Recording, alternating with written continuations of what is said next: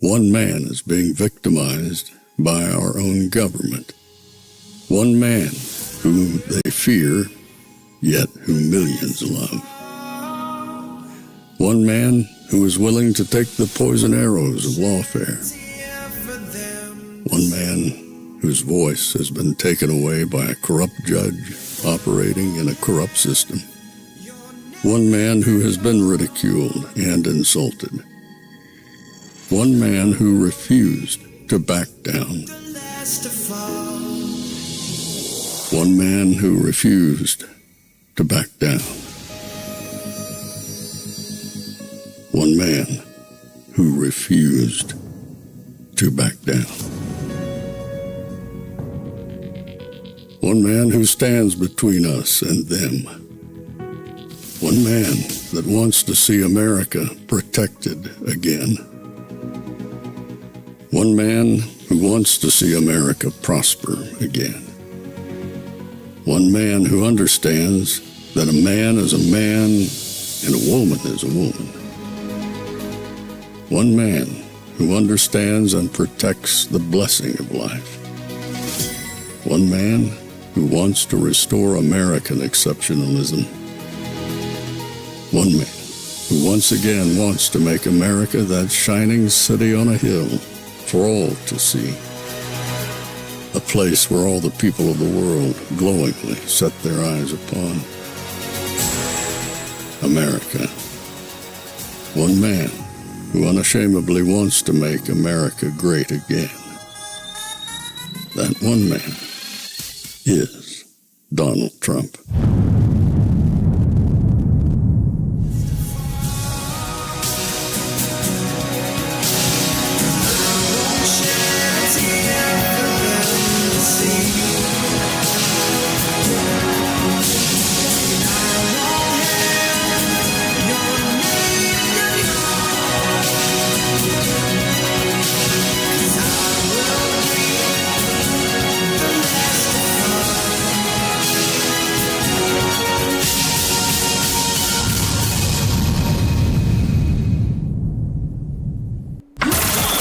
This is Fanfare with Barry Cunningham. What's up, my fellow night owls? Today is especially going to be a late night for some of us because, well, first of all, I got to take my grandson to the airport very early, but in following President Trump, there's a whole host of activities that are happening while most of America is sleeping. I want to bring that to you, that schedule, so you guys can see it. Unlikely we'll be live at these times, but this is what's going on. The actual schedule converted to American timeline. So at 12, where are we? We're down here on Sunday. Here we go.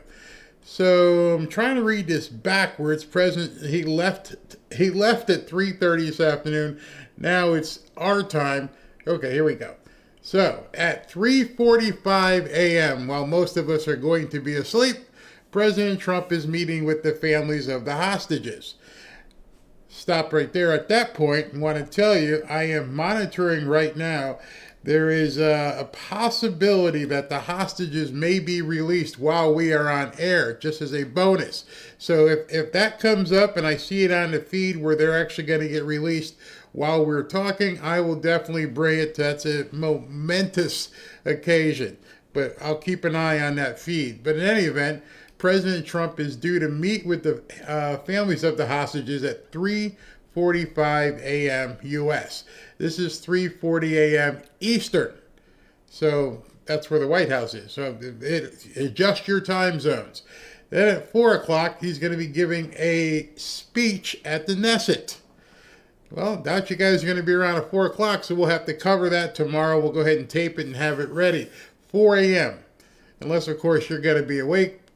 But I will be, but I will be driving to the airport. At 6 a.m., President Trump is leaving Tel Aviv, Israel, going to Sharm el-Sheikh in Egypt. Then at 6:45, President arrives at Sharm el-Sheikh, Egypt. Then at 7:30, he participates in a Middle East peace ceremony. Then at 10 o'clock, he departs there to go back to the White House to get all the way back home in a whirlwind trip. Left at 3:30, and then we'll do all this while everybody's sleeping, and then head back to the United States. Whew, that's a lot of mileage. A lot of mileage he's going to be putting on Air Force One in the span of under 24 hours. So that's what we got going on there. I am going to continue to monitor the screen and see if the hostages indeed get released during the show. Okay, that's where we are now. Hope you guys had a great weekend, especially a great Sunday today. As you know, my grandson is in town. We went to go see the Miami Dolphins choke. Absolutely choke. They snatched defeat from the jaws of victory. They were right there. Right there. Couldn't close it out. Exciting game nonetheless, but they just couldn't close it out. I was so ticked off. It was so exciting at the end, and they just couldn't pull it out whatsoever. Before we begin, I want to tell you this particular segment is sponsored by Qualia. I want to ask you a few questions. Can you remember a moment when your body just didn't heal like it used to? Maybe after getting sick or pushing yourself physically? What went through your mind? Well, I recently had that as I was doing some squats and some leg presses, and I went, this isn't healing the way I thought it would heal. What's one thing you've noticed about your body changing as you've gotten older, as we all do? How has that affected your approach to health or recovery? You see, it turns out that the secret to healing, recovery, and resilience isn't just luck. It's stem cells. They're your body's built-in repair crew, but as we age, that system slows down. Fewer cells, weaker signals, slower recovery. That's exactly why Qualia Stem Cell was created. Your cells are powerful. Make sure they stay that way with Qualia's innovative new stem cell formula. And don't get all freaked out about stem cell. We're not talking about those kind of stem cells, if you know what I mean. Think of stem cells as your body's repair crew, and Qualia stem cells help them do their job better. Crafted with nature's most powerful healers like sea buckthorn and royal jelly, so you're ready to take on what you have to take on the next day. You don't have to accept slowing down. That's something I always want to tell you with the supplements I'm taking. Don't accept aging. Help your body renew itself by reactivating the systems that help keep you moving, healing, and thriving with Qualia's stem cell formula. You only need to take it 4 days a month, preserving your body's regenerative capacity over time. So if you ever feel like your body doesn't bounce back like it used to, maybe just doing some gardening around the house, whether it's after a tough workout, getting sick, or just the wear and tear of life, this is for you. Qualia Stem Cell was designed to support your body's natural repair systems, helping you heal, recover, and keep going strong. And right now, you can try it for up to 50% off at qualialife.com/Barry. And here's a bonus. With code Barry, you get an additional 15% off your order. That's Qualia, QUALIA.com/Barry. Thanks to the people at Qualia for everything they're doing to help out the channel. Remember, your body's built to repair itself. Qualia just helps it do it that much better. And a big thanks to them and others who have sponsored this episode. All right, so again, that is qualialife.com/Barry. You'll get 50% off and save an extra 15% with the code Barry. All right, thank you. Now we're going to get to the show. You know, there's so much going on a Sunday where President Trump is traveling all around the world. J.D. Vance was slaying liberal hosts today. It was amazing. But I'm going to start with President Trump and the gaggle that he held on Air Force One as he was heading to the Middle East. A gaggle is when, and you've seen it sometimes, where he stops and talks to the people in the back of the plane. Wake them up, we got to go talk. And he starts taking their questions. So I got this gaggle put together. Let's see, where is it here? Wait 1 second. Let me just pull it in. I thought I pulled it in before we began, but I guess I did not. Boy, oh boy, oh boy, oh boy. I thought I pulled it in. Where the heck did it go? What happened? Wait a second, guys. Where is it? It was here, and now it's not here. I will have to find it. Well, in the interim, well, I'll put up J.D. Vance, and then I'll try to bring in President Trump. Wait a second. I know where it is. One second here. My bad. It's a late night. I've been busy out there with the grandson. Where did I do it? Okay. Hold on one second.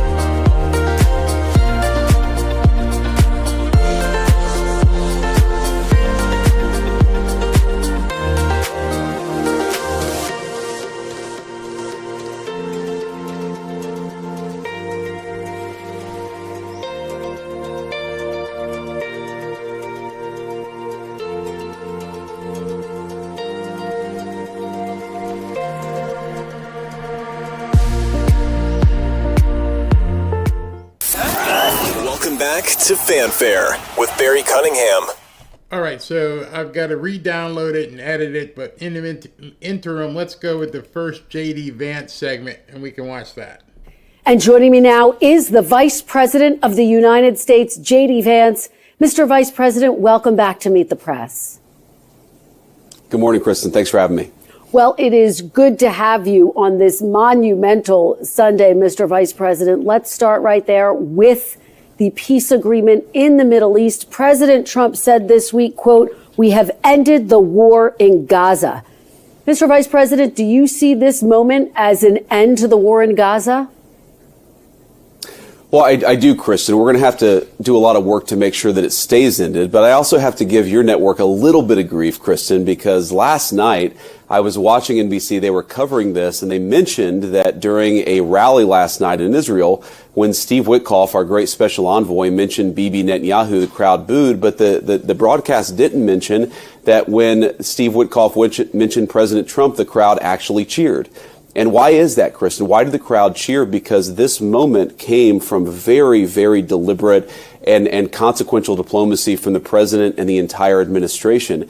The reason why we are at this moment, Kristen, is because the president of the United States, he gave unusual authorities to people who had never been in diplomacy before. He actually broke the mold. Instead of doing diplomacy the same old way that it had failed for the past 30 or 40 years, he gave Steve Witkoff and Jared Kushner a remarkable amount of authority to go and get a peace deal done. And he worked hard on everybody from the Israelis to the Gulf Arab states to make this happen. This was very hard. This is a long time coming. It required a lot of work. But yes, I believe that we are on the cusp of peace in Gaza for the first time, not just in a couple of years, but really in a very long time, because the President of the United States has done something that no other world leader has been able to do: unite the Israelis with the Gulf Arab states for a common objective, and that is to bring the hostages home, to stop the war, and to build the kind of long-term settlement that we really do believe can lead to a lasting peace. And of course, we have covered every twist and turn of these negotiations extensively. I do want to ask you about this historic next step, Mr. Vice President, that we are anticipating, the release of the hostages. Can you tell me exactly when are the hostages going to be released? When will we see them?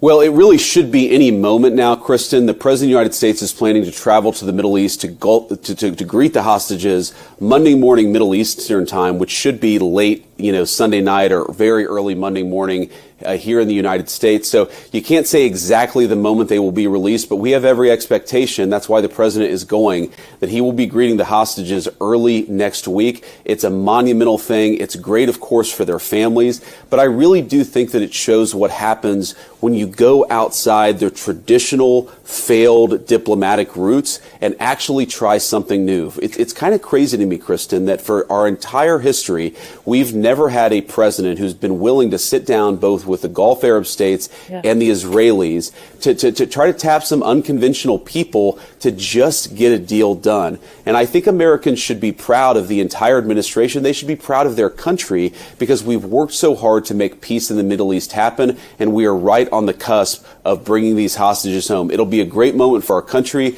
a great moment for the world, but I really do think the lesson here is that Donald Trump refused to go down the failed traditional diplomatic pathway. He cut his own Trump diplomatic pathway, and because of that, it was successful. Let me ask you about what we can anticipate from the United States. NBC News is reporting that the U.S. military is preparing options to deploy as many as 200 troops to... So if you notice right there, she was so ready to jump on whenever she could find a break, because and you're going to see this theme over the next two interviews if you haven't seen it yet.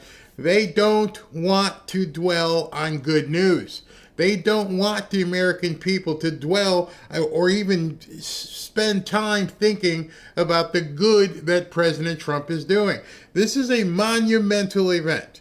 These hostages, after 2 years in captivity, some of them died, some of them yet still alive, have no idea what these people went through for 2 years. These people are getting released imminently, maybe even while we're on broadcast, and she couldn't wait to get off the subject. The liberal media, as you're going to see here, are just evil propagandists. That's it.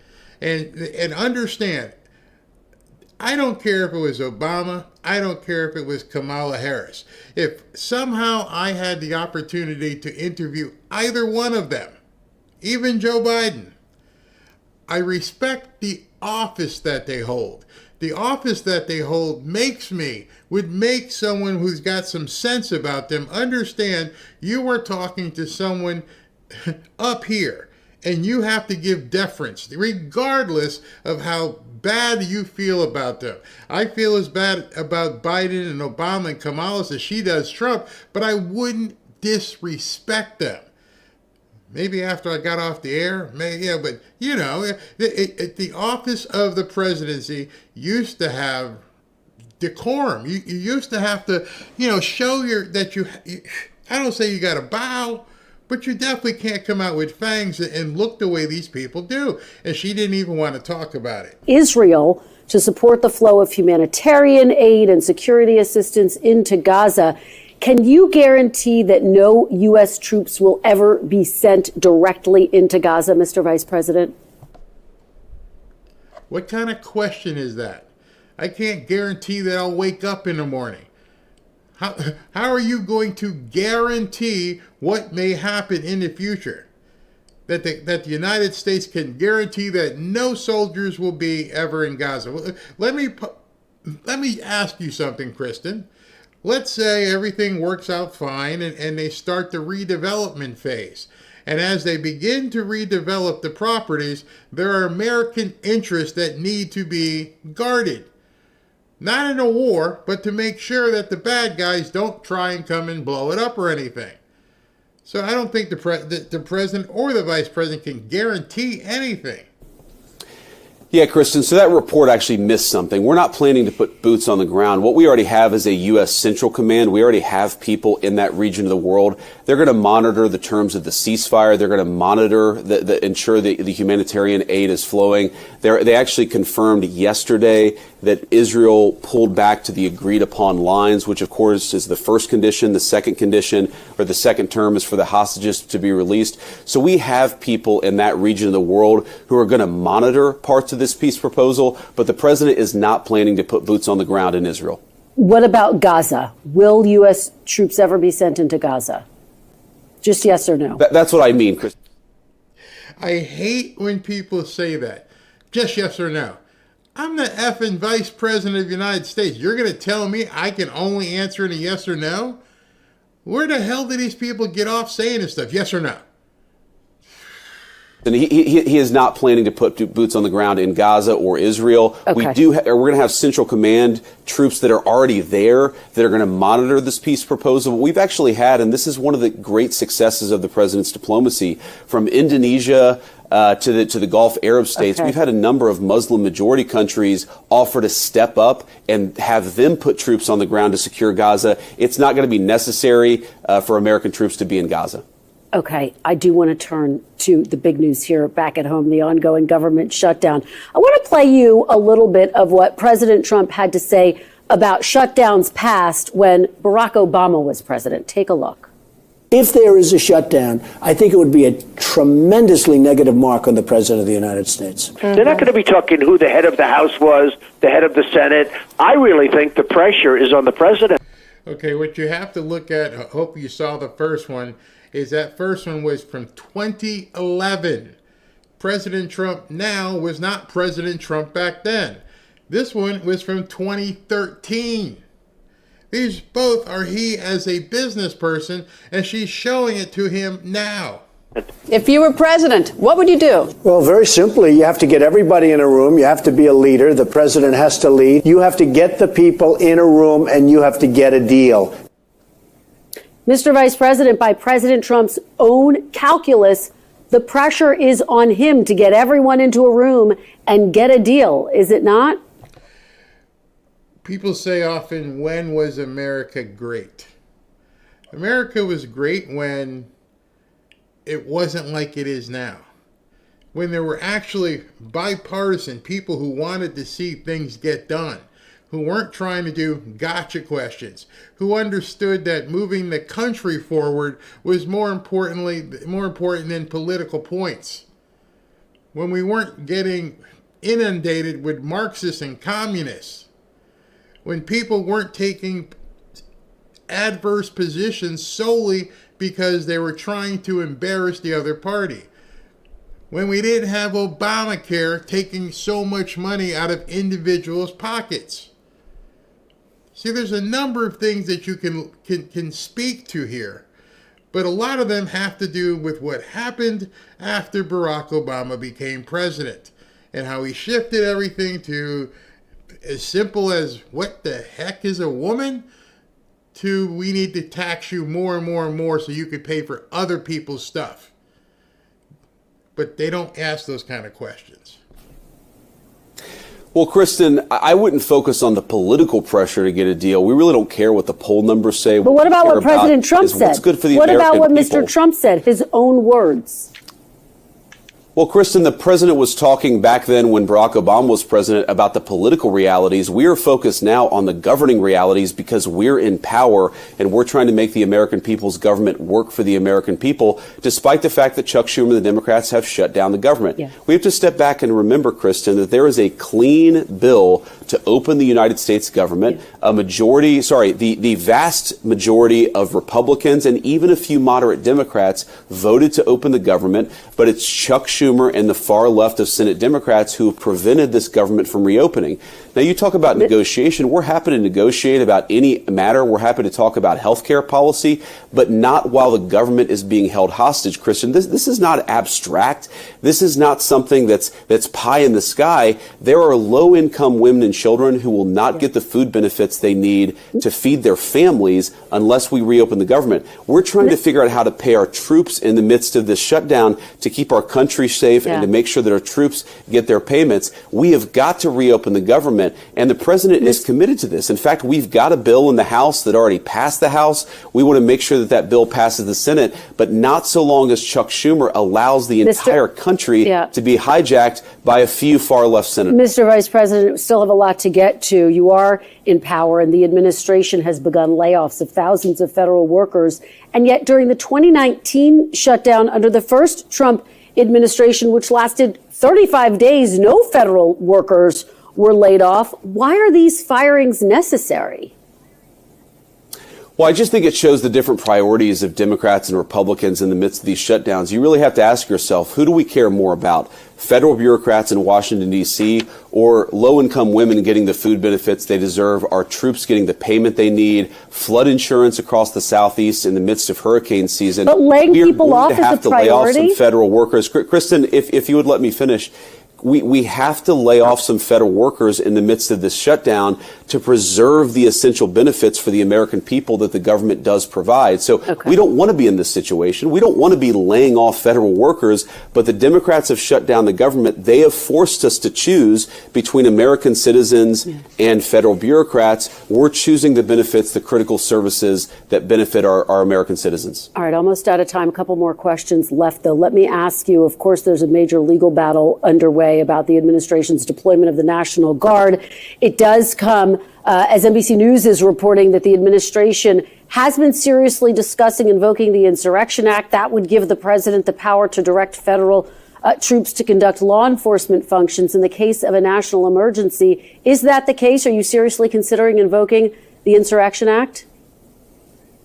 Well, the president's looking at all of his options. Right now, he hasn't felt he needed to, but we have to remember, why are we talking about this, Kristen? Because crime has gotten out of control in our cities, because our ICE agents, the people who are enforcing our immigration laws, have faced a 1,000% increase in violent attacks against them. We have people right now who are going out there, who are doing the job the president asked them to do, who are enforcing our immigration laws. They're being assaulted, they're being beaten, they're being shot at. The problem here is not the Insurrection Act or whether we actually invoke it or not. The problem is the fact that the entire media in this country, cheered on by a few far-left lunatics, have made it okay to tee off on American law enforcement. We cannot accept that in the United States of America. We want everybody, black or white, rich or poor, to be safe in the United States of America. But to do that, we have to empower our law enforcement agents to keep us safe. That's what we're talking about doing. Couple of points here. Didn't like that answer, because that answer that he gave wasn't a no.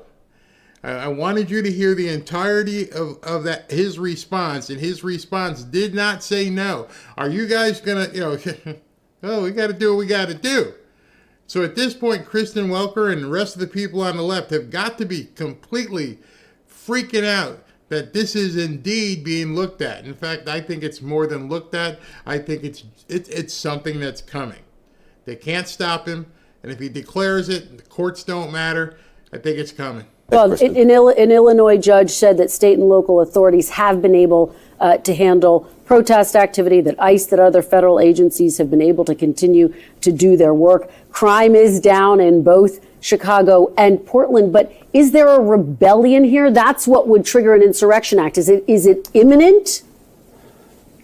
Kristen, crime is down in Chicago and Portland often because they're so overwhelmed at the local level, they're not even keeping the statistics properly.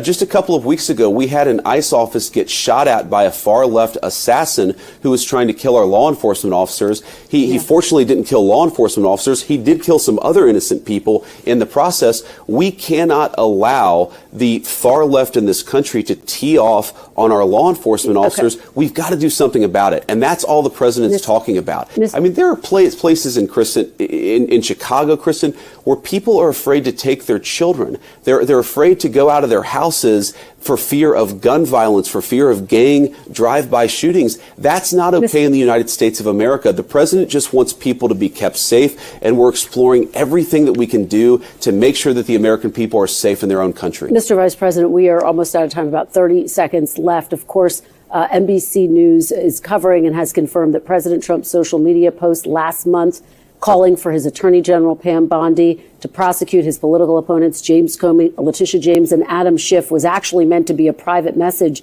Both Comey and James have now been indicted. Is the Department of Justice acting on orders from the president to prosecute his political opponents? With the final 30 seconds we have left.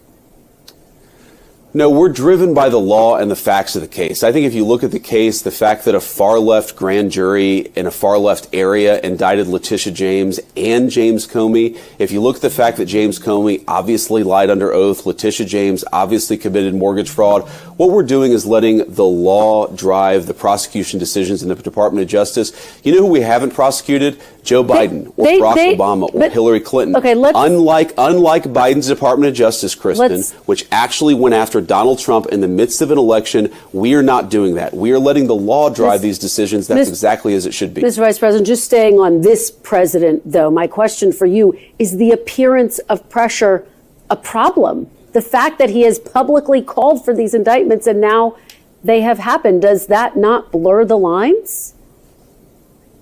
No, Kristen, I think that we continue to allow the law to drive these decisions. If the law didn't necessitate an investigation and a prosecution in this case, it wouldn't happen. Of course, the president is allowed to have opinions about the law enforcement of the federal government. He is the chief executive officer of the federal government. Him having opinions doesn't mean that we prosecute people unless we have the legal justification to do so. That is the guiding light of the Trump administration's Department of Justice. Did somebody break the law? If so, we're going to prosecute them. All right, we covered a lot of ground today. Vice President J.D. Vance, thank you so much for joining us. We really appreciate it. Thanks, Kristen. Take care. All right, so as you watch that, you can see with bated breath, she couldn't wait to get off certain subjects, and then she tried to somehow thought she was going to be successful and backing him into a corner on a couple other ones. It was something that J.D. Vance said in that response to President Trump's post, which I wish he had gone a little bit further. When she said, "We have confirmed that the post that was put up on Truth Social was meant to be a private email or something." How? How would NBC News be able to confirm what President Trump was posting to Truth Social, or he meant to send it as an email? She just left that out there. We have confirmed. The second part is I love how J.D. Vance answered that question. And that question was, he's the president. If he wants people to look into something, are you saying that the president doesn't have the authority or the ability to formulate an opinion and say to you, hey, listen, I think there's something wrong here. Go check it out. See, that is more gaslighting and propaganda from the left. It's unbelievable. They think this guy should be able to do nothing in the office. He can't send National Guard in. He can't talk to the Department of Justice. What's he supposed to do? Just hang out with Melania and just do nothing? Maybe that's because you guys got used to how Joe Biden did things. If Joe Biden wasn't around to do anything, you've got a president actually showing up for work every single day. And yes, I would say go ahead and talk to Pam Bondi. What the hell is the problem? And one of the things that you have to begin noticing at this point, as you hear these people talking about various prosecutions and being, targeted because of political opponent and all that kind of crap, I guarantee you, if you listen when they end up talking about it on CNN, MSNBC, wherever, the question they don't ask, the question that they run from and obfuscate from is, could she be guilty? Any of your liberal friends, any of your liberal co-workers, Trump, could she be guilty?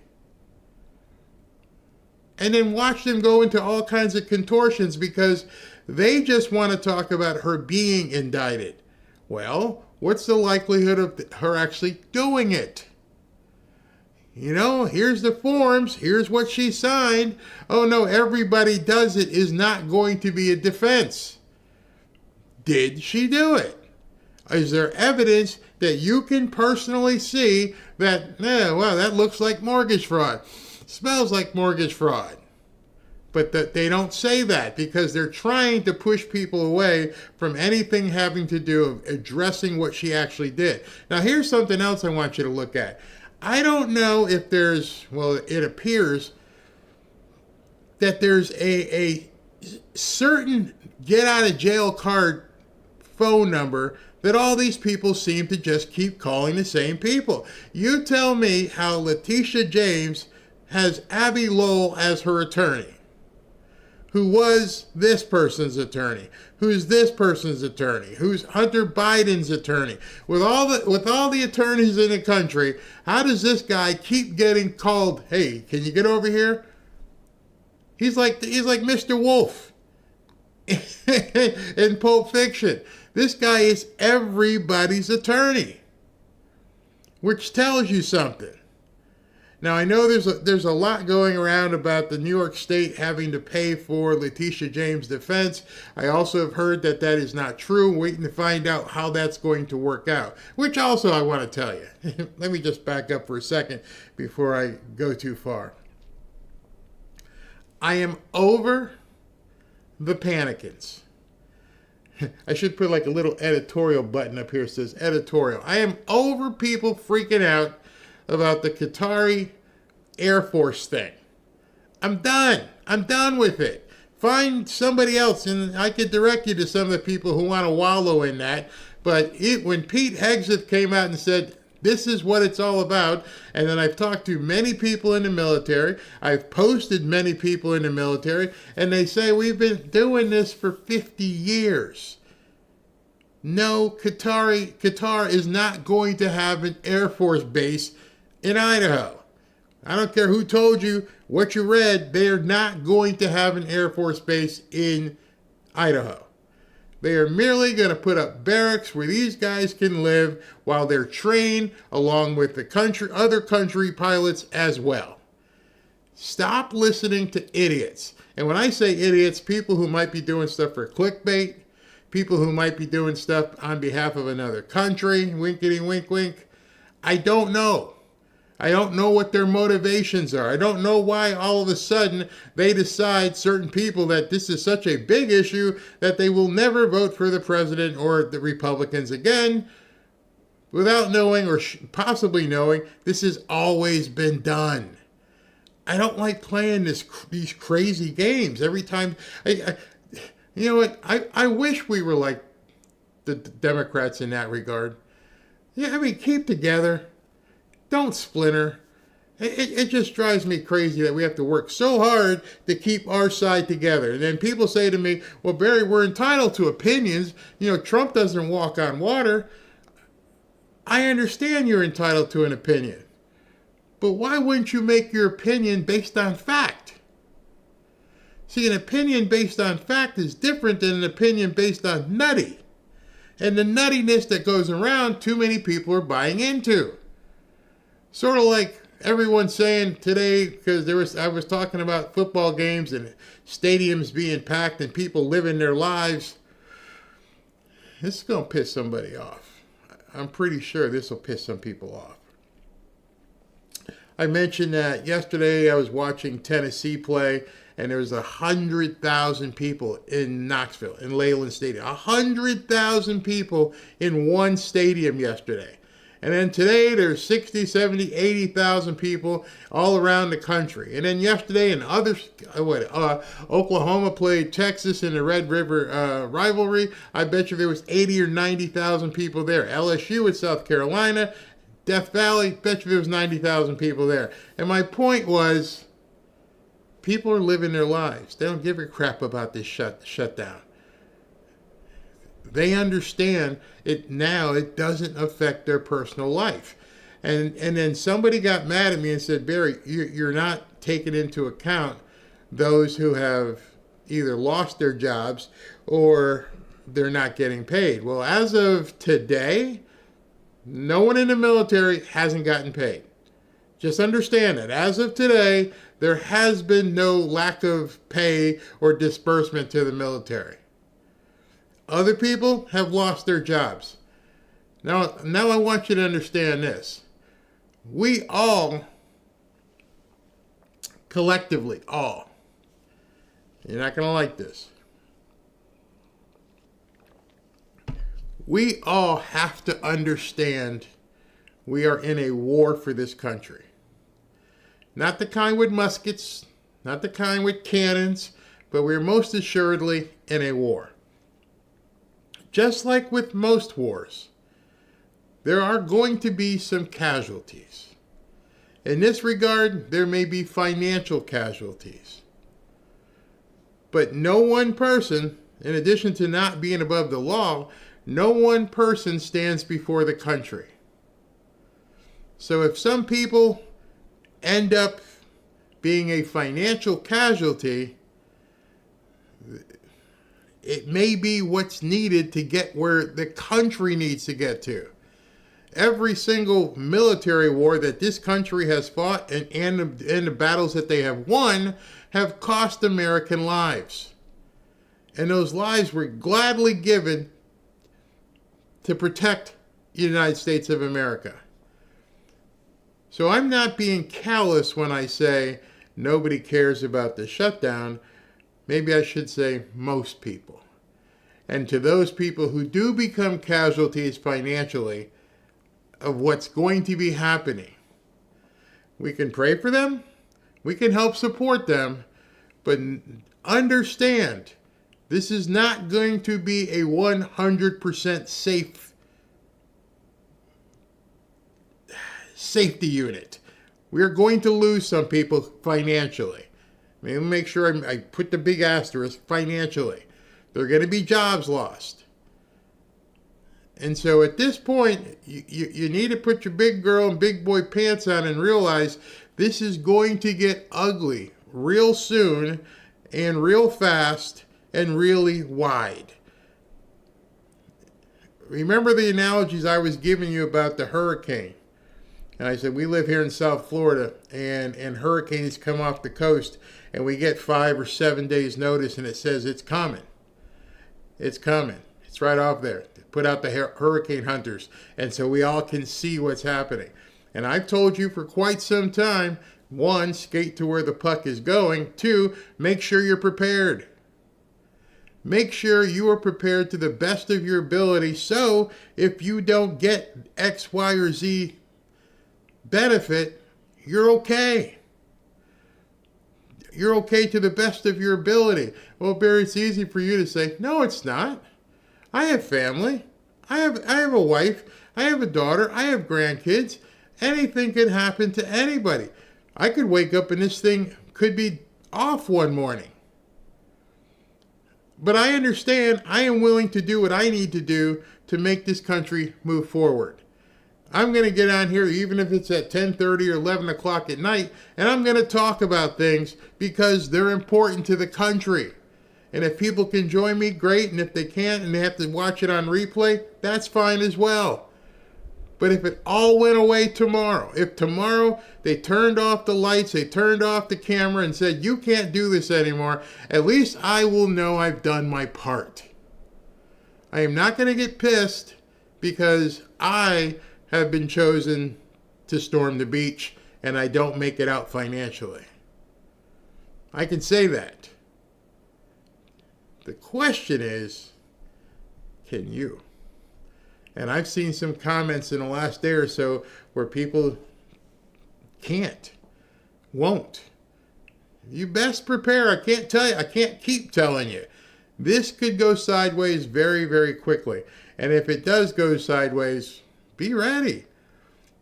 Be ready. Can some food. Put gas in your tank.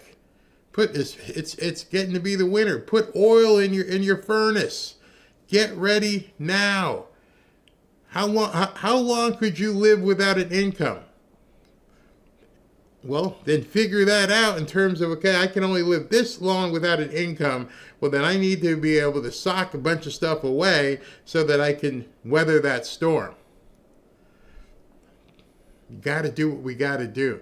And I don't think enough people are understanding what Antifa and the Democrats would be willing to do to bring this all down. So losing some jobs through attrition because of what Russ Vought's doing or because of the shutdown is basically this much compared to what the Democrats will do if they get in power. And you have to understand that. Unfortunately. Let me tell you guys real quick about bearskin. bearskin. As you see, I've got one on. It's a really warm hoodie. So you guys, have you ever heard of the bearskin hoodie? This thing is amazing. I'm doing my best Vanna White look here. It's one of the most warm hoodies you'd ever put on. Too warm for almost South Florida, but it's so comfortable and plush. Man, this thing is like military grade hoodie. Well, smart people are locking their winter gear now, because this is hands down the best time to prep for the coming winter. Bearskin is running, get this, a 60% off deal right now, but only if you get this hoodie early. This hoodie is built like a tank, 340 GSM micro fleece. It's very soft, very nice. 10 pockets everywhere in this thing, as you can see, with a clean, rugged fit that I think looks awesome. Yeah, I think it does. Plus, it zips right into the heavy storm rain jacket to become 100% waterproof. Here's the hoodie. Oh, it's really hot when you put this on. So when it turns cold, wet, and windy, you're not scrambling last minute. This is fully waterproof. You'll get free U.S. shipping, fast delivery, and you've locked in your winter gear already. That's a win-win. So do yourself a favor, text the word Barry to 36912 to lock in your 60% off. Again, text Barry to 36912. You'll get a link straight to your phone so you can check it out later if you're busy right now. And one more thing, when you support Bearskin, you're also supporting the Fallen Outdoors and the Hope for the Warriors Veterans Program. So you're not just buying great gear, you're backing a cause that matters. Don't wait until you're freezing or cold to realize your hoodie sucks. Get Bearskin right now while it's 60% off. Text Barry to 36912. All right, so let's roll into President Trump right now aboard Air Force. Well, not right now, but I found the video. Let's listen. Mr. President. This is a little bit more comfortable. It was a little wet out there. Hello. Hello, sir. Go ahead. So, President Trump, what's harder?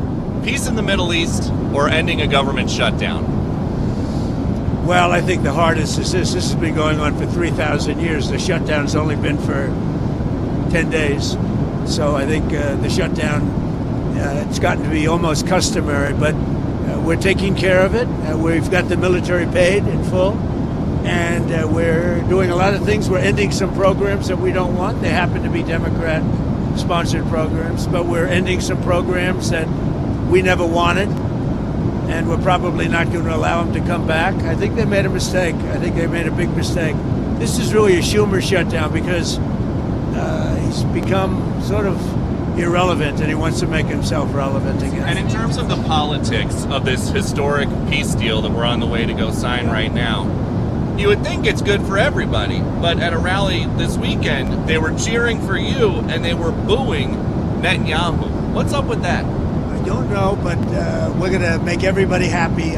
The one thing I can tell you is everybody is happy, whether it's Jewish or Muslim or the Arab countries. Every country is dancing in the streets, and it's a point in time. I don't think you'd ever see it again. They've never seen it for 3,000 years.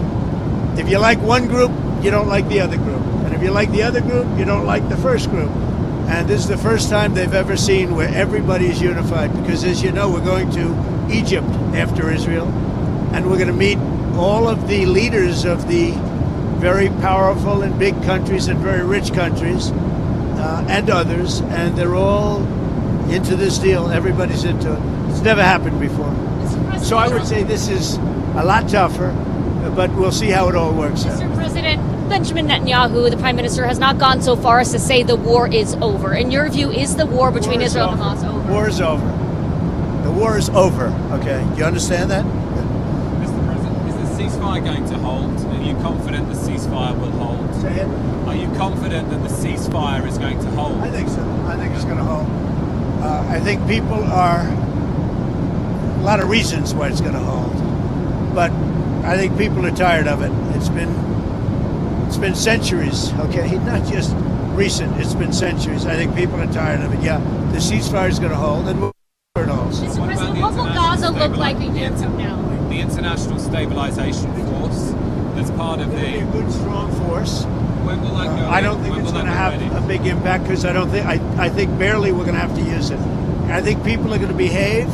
Everybody knows their place. It's going to be great for everybody. It's going to be great for the surrounding countries, Arab, Muslim, all of them. It's going to be great for Israel. Everybody is happy, and I think it's going to stay that way. Peter, And if the ceasefire does hold, how long until we get to the part of the 20-point peace plan where developers can go in and make Gaza the Riviera of the Middle East? well, I don't know about the Riviera for a while because you take a look at what you have. You have to get people taken care of first, but it's going to start really essentially immediately. I mean, they're going to have to start by removing a lot of the structures that you see that are down to the ground. I mean, it's blasted. This is like a demolition site. Almost the entire site is.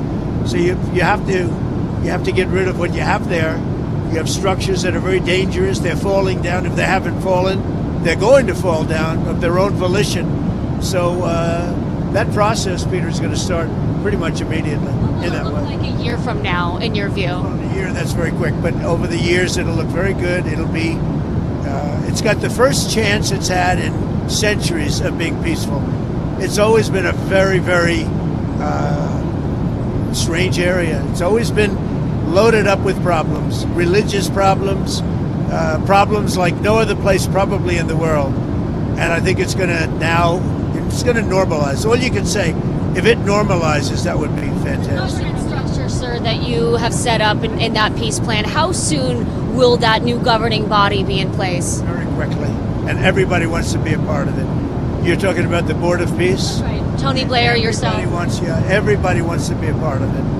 I've had calls from all of the leaders of countries. They all want to be a part. I mean, the leaders themselves, they're not going to send somebody. They want to be a part of it. Do you know who's going to be a part of it yet? I do. Can you share? No, not yet. It's a little Have you spoken to Tony Blair about it since the... You better take your ear things out. Have you spoken to Tony Blair about it? I want to find out that Tony would be popular with all, because I just don't know that.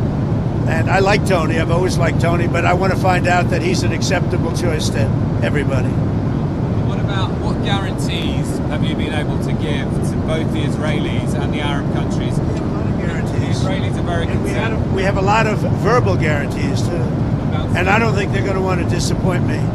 I have a lot of verbal guarantees that aren't down in writing, but they were given to me, and I believe they're going to be held very strongly. That's why I think it's going to be successful. Mr. President, you have to... Look who we have. Hi, Katie. Let me shake you. Good to see you, Mr. President. Good to see you.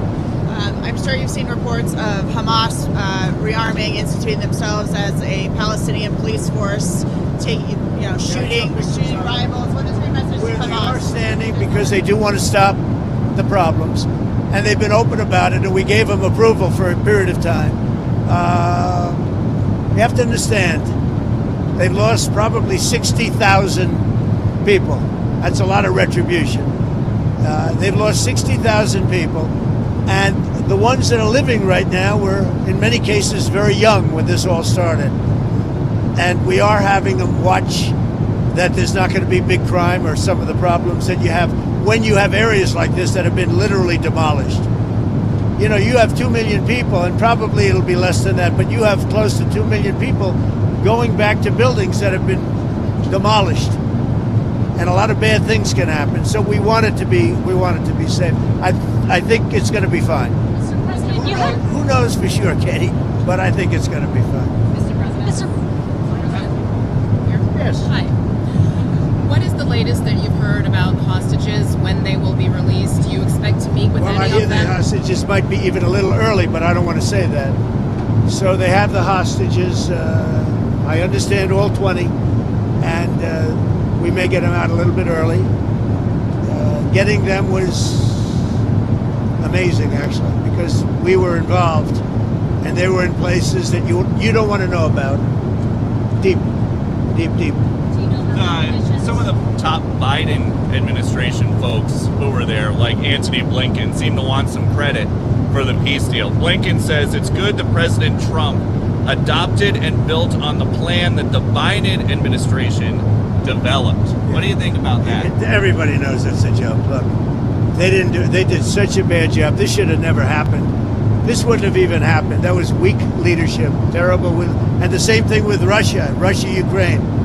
If just a decent president, not a great president like me, not a great president. If a decent president was in, you wouldn't have had the Russia-Ukraine. And this is, I would say, even more so. This was bad policy by Biden and by Obama. Remember when Bibi came and he begged that you not do what they were doing with Iran? You remember that, right? Begged them. And they wouldn't even listen to him. Everything they did was the opposite what you should have done. And it's nice that they try and take a little credit. That was years ago, and the mistakes were made years ago, and it was both by Biden and Obama.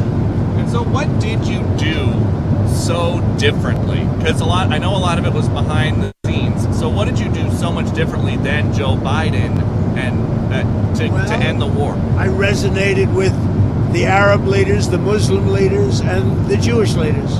For whatever reason, you tell me why. You know, he said that in my first news conference, I answered more questions of him than Biden did in 4 years. And I think that's pretty close to being true. No, there were no Pinocchios in the fact check. That's right. That's right. Your relationship with Prime Minister Netanyahu has been through some ups and downs. You had to get a little tough on him. Where is that relationship now, and can you tell us about it? It's very good. He just put me up for the Nobel Prize. So, you know, I don't know what it means with the Nobel Prize, but he put me up yesterday for the Nobel Prize that I should get it. So, I mean, I think it's very good. Has he made commitments to you personally about moving forward to the next phase of peace? Look, let me tell you. He's a wartime president. He did a very good job. I had some disputes with him, and they were quickly settled. I can tell you that. But as far as I'm concerned, I think he's done a great job. I think he was the right person at this time. You know, look, it's been this way for centuries. You know, we're not talking about for 10 years, for 5. It's been this way for centuries. And he did a great job. And working with me, he was fantastic. Now, working with Biden, no good. They didn't get along, and they had the opposite, because Biden and Obama backed Iran. And just so when you talk about a thing like that, if you think they were backing Iran, when you back Iran, this wouldn't have worked. And had we not taken out the Iran nuclear facility and we made the same deal, it would have a really dark cloud over it, and you wouldn't have people dancing in the streets, Katie. You would have people saying, oh, my, you know, you're making a deal, but we have a guy over there with nuclear weapons all over the place. He's going to knock the hell out of us. If we didn't take out the Iran nuclear when we did, because in 2 months they would have had a nuclear weapon, this deal, even if it were done the exact same way, would have had a dark cloud over it. And now, there's no dark clouds. There's nobody they have to worry about. Katie? Have you talked to the Qataris about their changing behavior in your first term? You talked about how they were funding terrorism. The Qataris, yeah. What are they doing differently in your eyes to make sure they're not funding really helped us with this deal. And the Emir is an amazing man who really helped us. You have to understand, his country is right in the middle of everything, more so than any other country, more so than UAE, where you have to fly an hour and a half to get there, more so than Saudi Arabia, where you have to fly an hour and a half to get there. His country, you walk across a line and you're there. So he's in the middle of this unbelievable hostile territory with people on all different sides of the, you know, of the opinion and the question. They were a tremendous help. Qatar was a tremendous help to getting this done. I hope people can realize that. And it was very tough and very dangerous for Qatar. They were very brave, and their leader, the Emir, was very, very brave. And Qatar should start getting some credit. And you have to understand, they lived in the middle of everything. So they can't just be like, you couldn't do it, I could. Nobody could do it. Say what? Have they changed their behavior from 2017 when you accused them of funding terrorism? I don't know. In 2017, I didn't really know them very well. You know, 2017, that was at the very beginning of my term. As I got to know them, I got to understand them, and I got to realize that they are right in the middle of everything. Other countries are there, but they're an hour and a half away, a big difference. They're literally, you walk over from Iran to Qatar. You can walk it in 1 second. You go boom, boom, and now you're in Qatar. That's tough territory. I think Qatar was amazing the way they helped us. Mr. President, another world leader.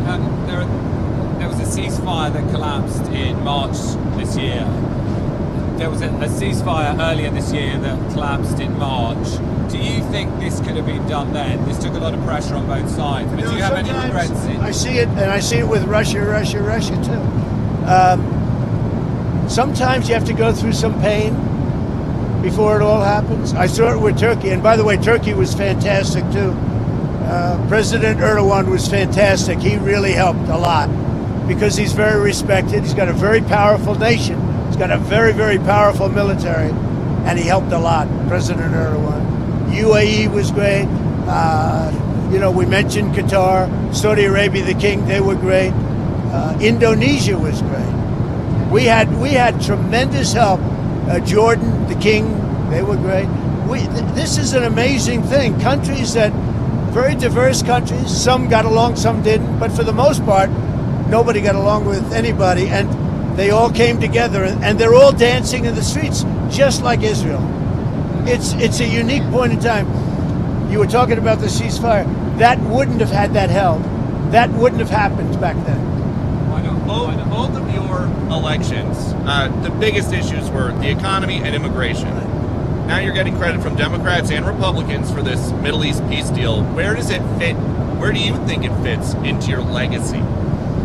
Well, look, this will be my 8th war that I've solved. And I hear there's a war now going between Pakistan and Afghanistan. I said, I'll have to wait till I get back. I'm doing another one because I'm good at solving wars. I'm good at making peace. And it's an honor to do it. I saved millions of lives. Millions of lives. Now, in all fairness to the Nobel Committee, it was for 2024.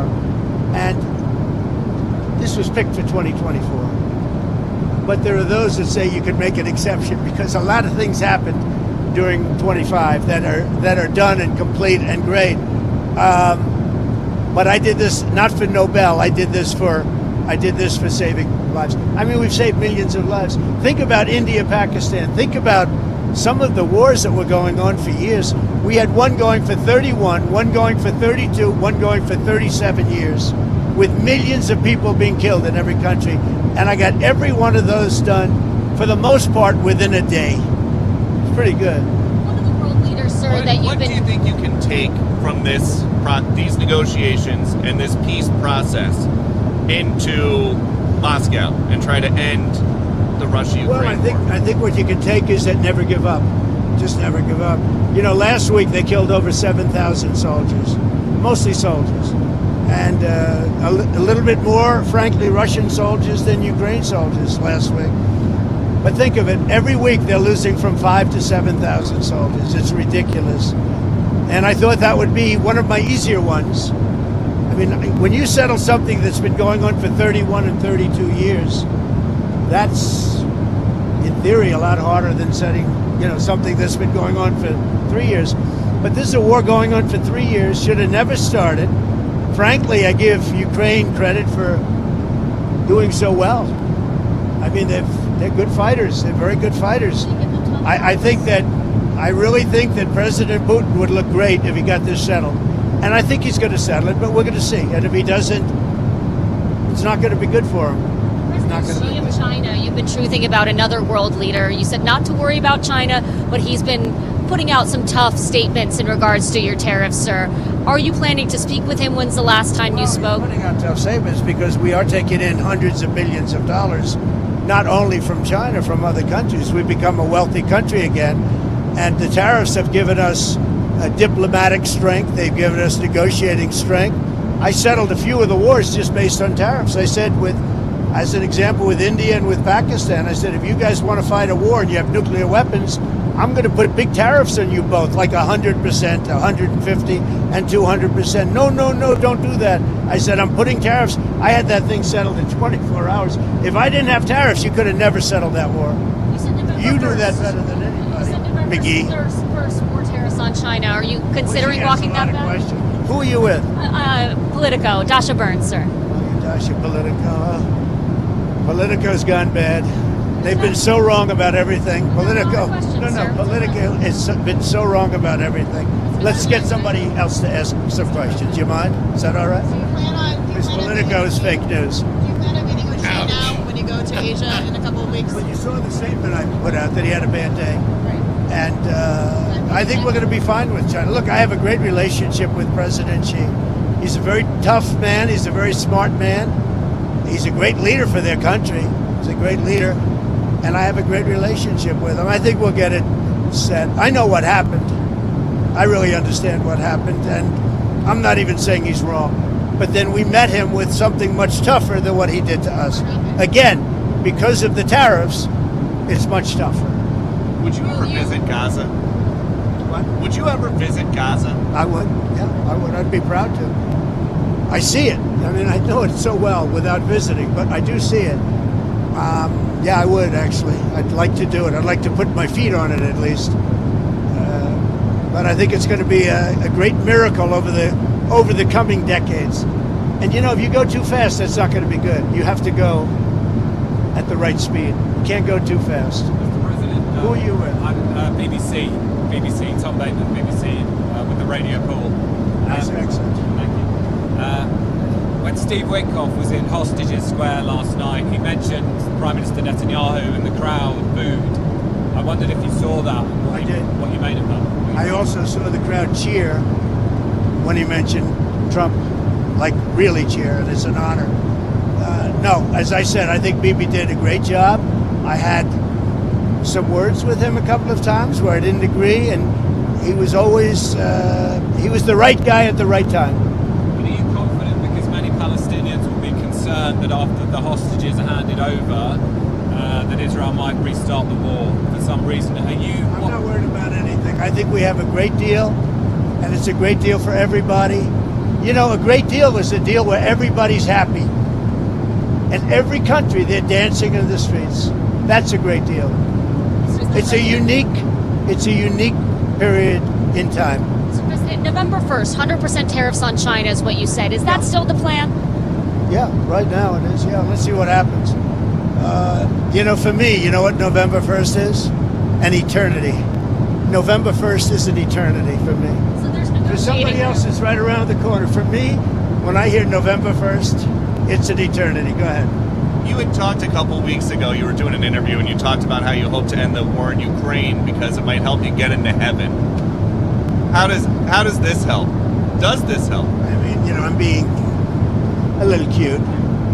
I don't think there's anything going to get me in heaven. Okay, I really don't. I think I'm not maybe heaven bound.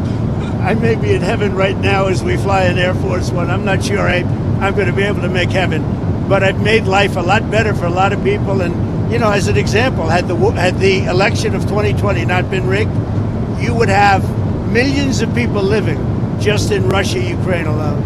That would have never happened, and it didn't happen for 4 years. And I knew Putin very well. It was the apple of his eye. All the things I've said would have never happened. We had an incompetent administration. We had an incompetent president. And because of a crooked election, millions of people are dead.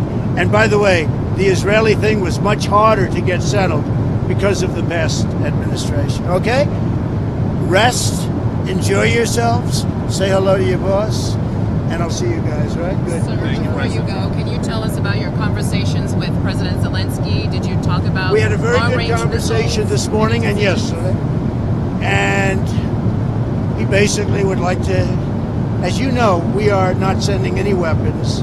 We're sending them to NATO, and NATO is paying, which is a big difference between Biden and Trump. Because Biden gave them $350 billion, and we didn't. We gave them nothing, but we gave them respect and some other things, frankly. So we talked about weapons, and the weapons are sent to NATO, and NATO then sends us a check. They pay for them in full, and they would need more weapons, and we're looking into doing that. We hope we're going to be able to provide them. You know, our country needs weapons too. We can't give so many weapons that we don't have weapons. You never know what's going to happen. Who knows what's going to happen? But NATO pays us 100% for the weapons, and then they send them into Ukraine. And we talked about the weapons they need, what kind of weapons. They need Patriots very badly. They'd like to have Tomahawks. That's a step up. They'd like to have Tomahawks. We talked about that. And so we'll see. Well, I don't know. I might have to speak to Russia, to be honest with you, about Tomahawks. Do they want to have Tomahawks going in their direction? I don't think so. I think I might speak to Russia about that, in all fairness. I told that to President Zelensky, because Tomahawks are a new step of aggression. Right? You understand that very well. Are you saying that you will speak to Putin first about Tomahawks? I might talk to him. I might say, look, if this war's not going to get settled, I'm going to send them Tomahawks. I may say that. The Tomahawk is an incredible weapon, very offensive weapon. And honestly, Russia does not need that. They don't need that. Yeah, I might tell them that if the war is not settled, that we may very well do it. We may not, but we may do it. I think it's appropriate to bring up. Yeah, I want to see the war settled. Thank you very much. Tell them to be honest and not honest. Hey, sir, talk to Caroline. She'll vouch for him. Okay. Thank you. Thanks, President. Thank you. My first time on the plane. Oh, really? Oh, yeah. What do you? He flies private. Yeah. He's doing pretty well, huh? So who's going to be the head anchor at CBS? Not Nora O'Donnell. I don't believe it. I don't believe it. You know, there's a story that they're going to. I don't believe it. What do you think of Well, I tell you Weiss? what, Larry Ellison is great, and his son David is great. They're friends of mine, they're big supporters of mine, and they'll do the right thing. They're going to make CBS. Hopefully, they called it the Tiffany Network, and it's got great potential. CBS has great potential. Thank you all. Thank you. Thanks, President. Thank you, sir. Now, I don't know who knows Paula White, but if anybody knows Paula White, they need to definitely get a hold of her, because if President Trump doesn't think he's going to heaven, then I would look to his pastor. And if Paula White is his pastoral advisor, she should know there's a key he can get. There's a real easy key that President Trump can obtain, and that key will get him to heaven. Those of you who don't believe, that's fine. But it's one simple key. Those of you here in the chat who are Christians, you know there's one key, and it comes free. It doesn't cost him a dime, and he will most assuredly know he's going to heaven. So that little interlude there kind of concerned me, because I'm wondering if Paula White rather, saw that and then said to herself, I've got to talk to President Trump. We need to have a discussion. Donald, you need to sit down, because that's a very easy, of all the wars you're stopping and everything you're doing, this is a very, well, I won't say easy. It's going to take a step. Every single one of you knows exactly what I mean. And then you're in. You're in. You get the ticket. You don't earn it. You accept it. That being said, it was really funny how that woman from Politico, and just to let you know, is Dasha. Dasha used to work with MSNBC, and I guess she decided finally to get off of MSNBC. So good for her. All right. So that being said, I'm not going to go into the whole thing about how he can get to heaven. Those of you who know, you know what I mean. All right. So I want to go into the second interview that J.D. Vance has. If you thought what Kristen Welker did was bad, this one was even worse. But before we do that, I want to show you guys something. There's quite the crowd in Israel. I don't want to freak anybody out. SV, if you see people freaking out and going to conniptions or whatever, this is the waiting party. They're waiting for the hostages to come back. And so if we're on while this happens, I will obviously cut to it, but there's a large throng of people just waiting for the hostages to be released. which would be an amazing thing. So anyway, let's get to this interview with George Stephanopoulos, which you're not going to believe. We're joined now by Vice President J.D. Vance. Mr. Vice President, thank you for joining us this morning. Let's start with the Middle East. The Wall Street Journal is reporting that Hamas has confirmed they are holding 20 living hostages, and that those hostages are going to be released in the next 24 hours, early as today, perhaps. Have 20 living hostages been confirmed? When do you expect to see them? Well, they've been confirmed, George. Of course, you don't know until you see these people alive, but thank God we expect to see them alive here in the next 24 hours, probably early tomorrow morning, U.S. time, which will be later in the day, of course, in Israel. But look, George, we have to remember this is a remarkable achievement from an administration that really chose a non-conventional path to diplomacy. And I think that's the major takeaway. The President of the United States instructed Marco Rubio, Jared Kushner, Steve Witkoff. He said, get a deal done. Talk to the Gulf Arab states. Talk to Israel, find where there's common ground here, and actually let's go and find a way to get it done. And because of that, we are on the cusp of true peace in the Middle East, really for the first time in my lifetime. Certainly, these 20 hostages are going to come home to their families, George. I think this is a great moment for our country. Our country should be proud of our diplomats who made this happen. It's really a great moment for the world, too, which is why the president's going to go over there and celebrate with these hostages. But it's a great thing, and I'm very excited about it. 200 U.S. troops are being sent to Israel to monitor the agreement. What exactly will they be doing? Will they actually go into Gaza? And are you concerned they could get caught in some crossfire? George, so that story is actually misreported. We already have troops at Central Command. We've had them for decades in this country. They are going to monitor the terms of the ceasefire. And that's everything from ensuring that the Israeli troops are at the agreed upon line, ensuring that Hamas is not attacking innocent Israelis, doing everything that they can to ensure the peace that we've created actually sustains and endures. But the idea that we're going to have troops on the ground in Gaza, in Israel, that is not our intention. That is not our plan. There was a bit of a misreporting there, but we are going to monitor this piece to ensure that it endures. The other piece of good news that's been underreported, I think, George, is that Indonesia and a number of other majority Muslim states, they've actually offered to send ground troops to Gaza to ensure the necessary peacekeeping takes place. That's not something the United States is going to be expected to do. That's something the Muslim world is going to step up and do. And that, again, is because of the Trump administration's diplomacy. The president has also pushed for National Guard deployments in several American cities, as you know. That's been questioned by several federal judges, including Trump appointees. Also, the Republican governor of Oklahoma and chairman of the National Governors Association, Kevin Stitt. Here's what Governor Stitt said. We believe in the federalist system that states' rights. Oklahomans would lose their mind if Pritzker and Illinois sent troops down to Oklahoma during the Biden administration. How do you respond to Governor Stitt? Well, I'd say to Governor Stitt, you have to look at what's happening on the ground in Chicago. And the reason why Illinois is a different case from Chicago is because Chicago has been given over to lawlessness and gangs for too long, George.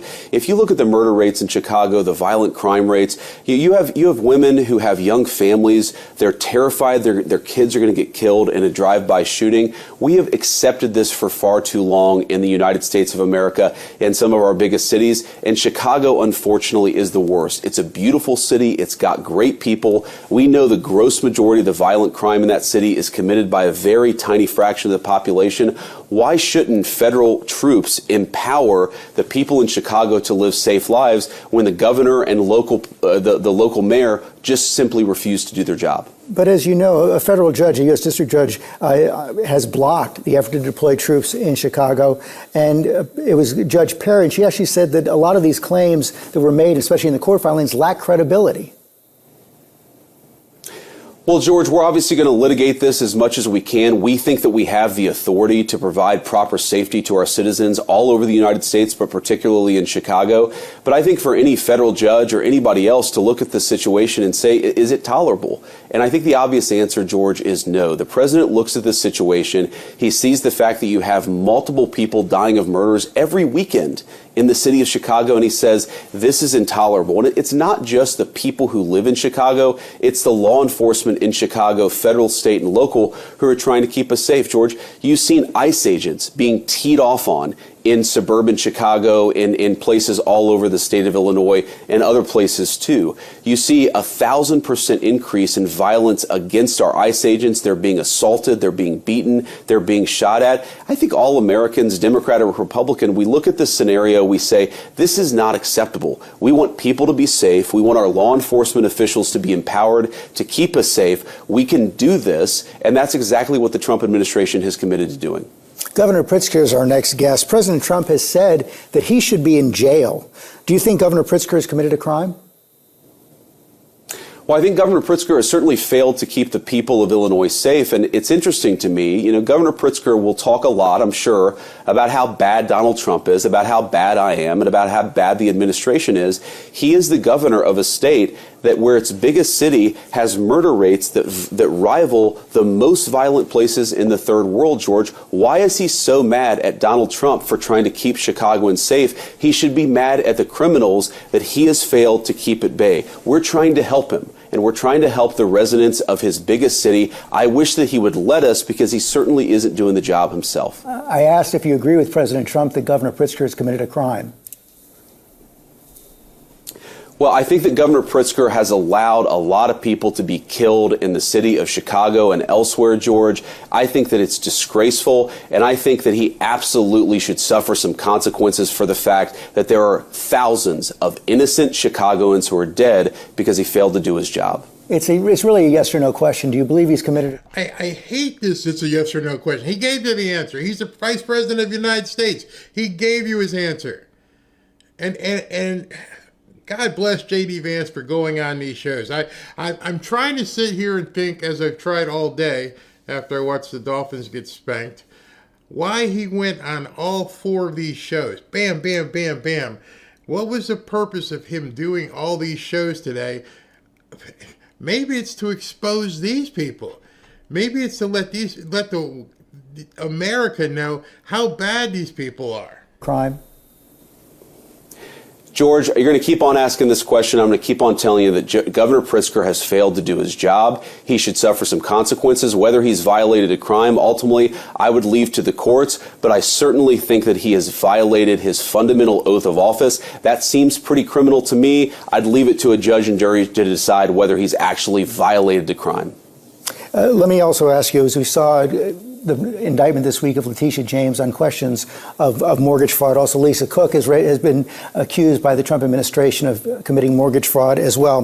The journalism outlet ProPublica has actually published a story, and I want to show it up on the screen right now, that says that several members of the Trump administration have faced similar questions.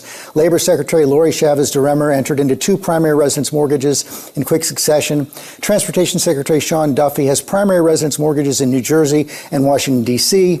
Lee Zeldin, the Environmental Protection Agency administrator, has 1 primary residence mortgage in Long Island and another in Washington, D.C. How do you respond to critics who say that the Trump administration is engaging in a double standard here? Well, I'd say 2 things, George. First of all, ProPublica is basically a left-wing blog. I'm not shocked that you found a left-wing blog that can attack members of the Trump administration. But second, and this is the most important, is what does the law say? Letitia James was indicted in a left-leaning part of our country, a part that voted very heavily against Donald J. Trump, for the crime of mortgage fraud. When I read the indictment, when I read the facts in the case, I see a person who committed mortgage fraud. Now, of course, the jury is going to decide whether she ultimately committed a crime. We don't try her. The administration doesn't try her. A judge tries the case, and a jury decides whether she's ultimately guilty. That is what is going to determine whether she goes to prison. I think we let the facts drive this. And, George, that's what we've tried to do in the administration's Department of Justice. We've asked ourselves, has a person violated the law? And if that person has violated the law, then we decide to prosecute him. That's what the Department of Justice should do. It didn't do that under Joe Biden's administration. It does under Donald Trump's. On the facts, do you dispute the facts that ProPublica reported? Do I dispute a far-left blog that I haven't read that you brought up in this interview? I have no idea, George. I have no idea what they actually said.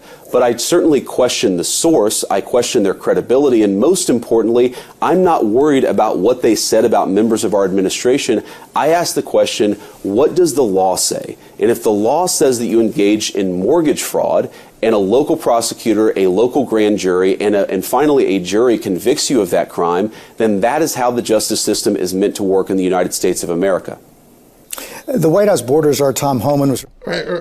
Okay, so two things. One, as I mentioned earlier, they will not address guilt. I won't say guilty, but does the evidence show that she did it? Not an article from some blog. Does the evidence as put forth in the indictment pretty much look like she did it? They don't want to talk about that. They don't want to talk about the aspect that she may indeed have committed mortgage fraud based on the actual documents, not an article. The actual documents. He didn't want to bring it up. So now we're going to segue into this Tom Homan thing. I want you to listen very closely, because there's something that's going to happen here, and it will prove to you that this network is a piece of crap. That ABC News should be absolutely ashamed of themselves. And you will also see that this network is trying to gaslight America in real time. Recorded on an FBI surveillance tape in September 2024, accepting $50,000 in cash. Did he keep that money or give it back? George, you've covered the story ad nauseum. Tom Homan did not take a bribe. It's a ridiculous smear. And the reason you guys are going after Tom Homan so aggressively is because he's doing the job of enforcing the law. I think it's really preposterous. I know Tom. I think that he's a good man. He gets death threats. He gets attacked. He gets constantly threatened by people because he has the audacity to want to enforce the country's immigration laws. I think that it would be a much more interesting story about why is it that Tom Homan, who is simply enforcing Americans' immigration laws, is getting constantly harassed and threatened to the point of death threats. That's a much more interesting question that I think journalists should focus on. We can agree to disagree on that question. Well, you said he didn't take a bribe, but I'm not sure you answered the question. Are you saying that he did not accept the $50,000?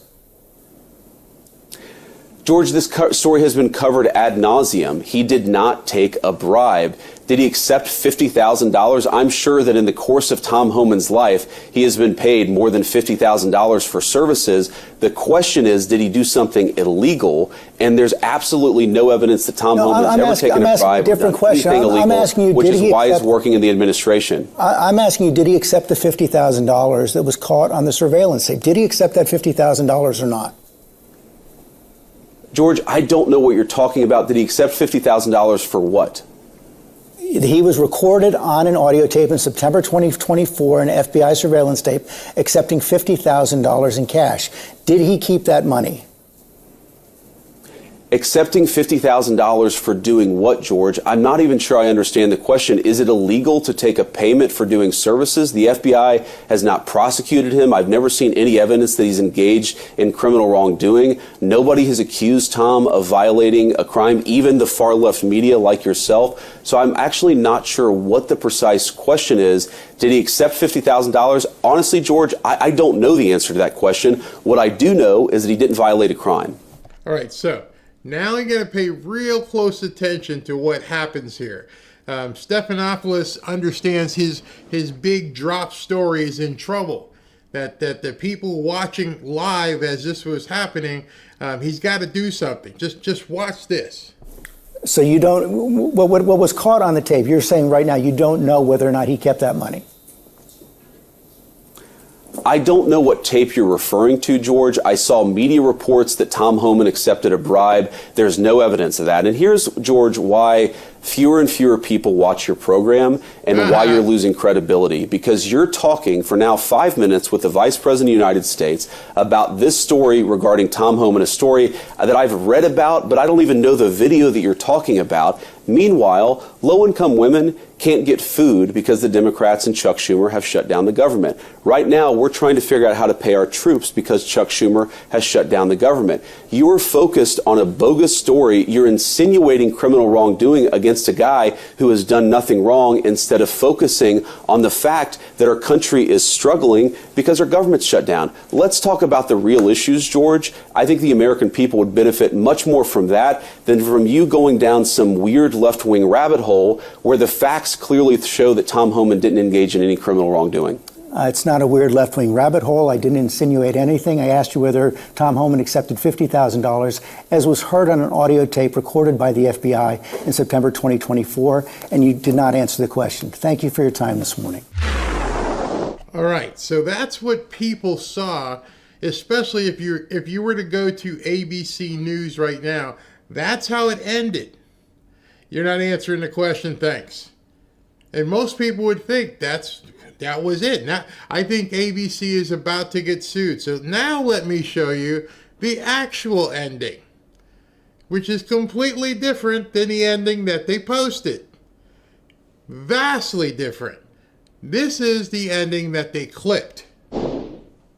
I don't know what tape you're referring to, George. I saw media reports that Tom Homan accepted a bribe. There's no evidence of that. And here's, George, why fewer and fewer people watch your program and why you're losing credibility. Because you're talking for now 5 minutes with the Vice President of the United States about this story regarding Tom Homan, a story that I've read about, but I don't even know the video that you're talking about. Meanwhile, low-income women can't get food because the Democrats and Chuck Schumer have shut down the government. Right now, we're trying to figure out how to pay our troops because Chuck Schumer has shut down the government. You are focused on a bogus story. You're insinuating criminal wrongdoing against a guy who has done nothing wrong instead of focusing on the fact that our country is struggling because our government's shut down. All right, wait for it. Here it comes. Here's the alternative ending that somehow got taken off of the broadcast. Let's talk about the real issues, George. I think the American people would benefit much more from that than from you going down some weird left-wing rabbit hole where the facts clearly show that Tom Homan didn't engage in any criminal wrongdoing. It's not a weird left-wing rabbit hole. I didn't insinuate anything. I asked you whether Tom Homan accepted $50,000, as was heard on an audio tape recorded by the FBI in September 2024, and you did not answer the question. Thank you for your time this morning.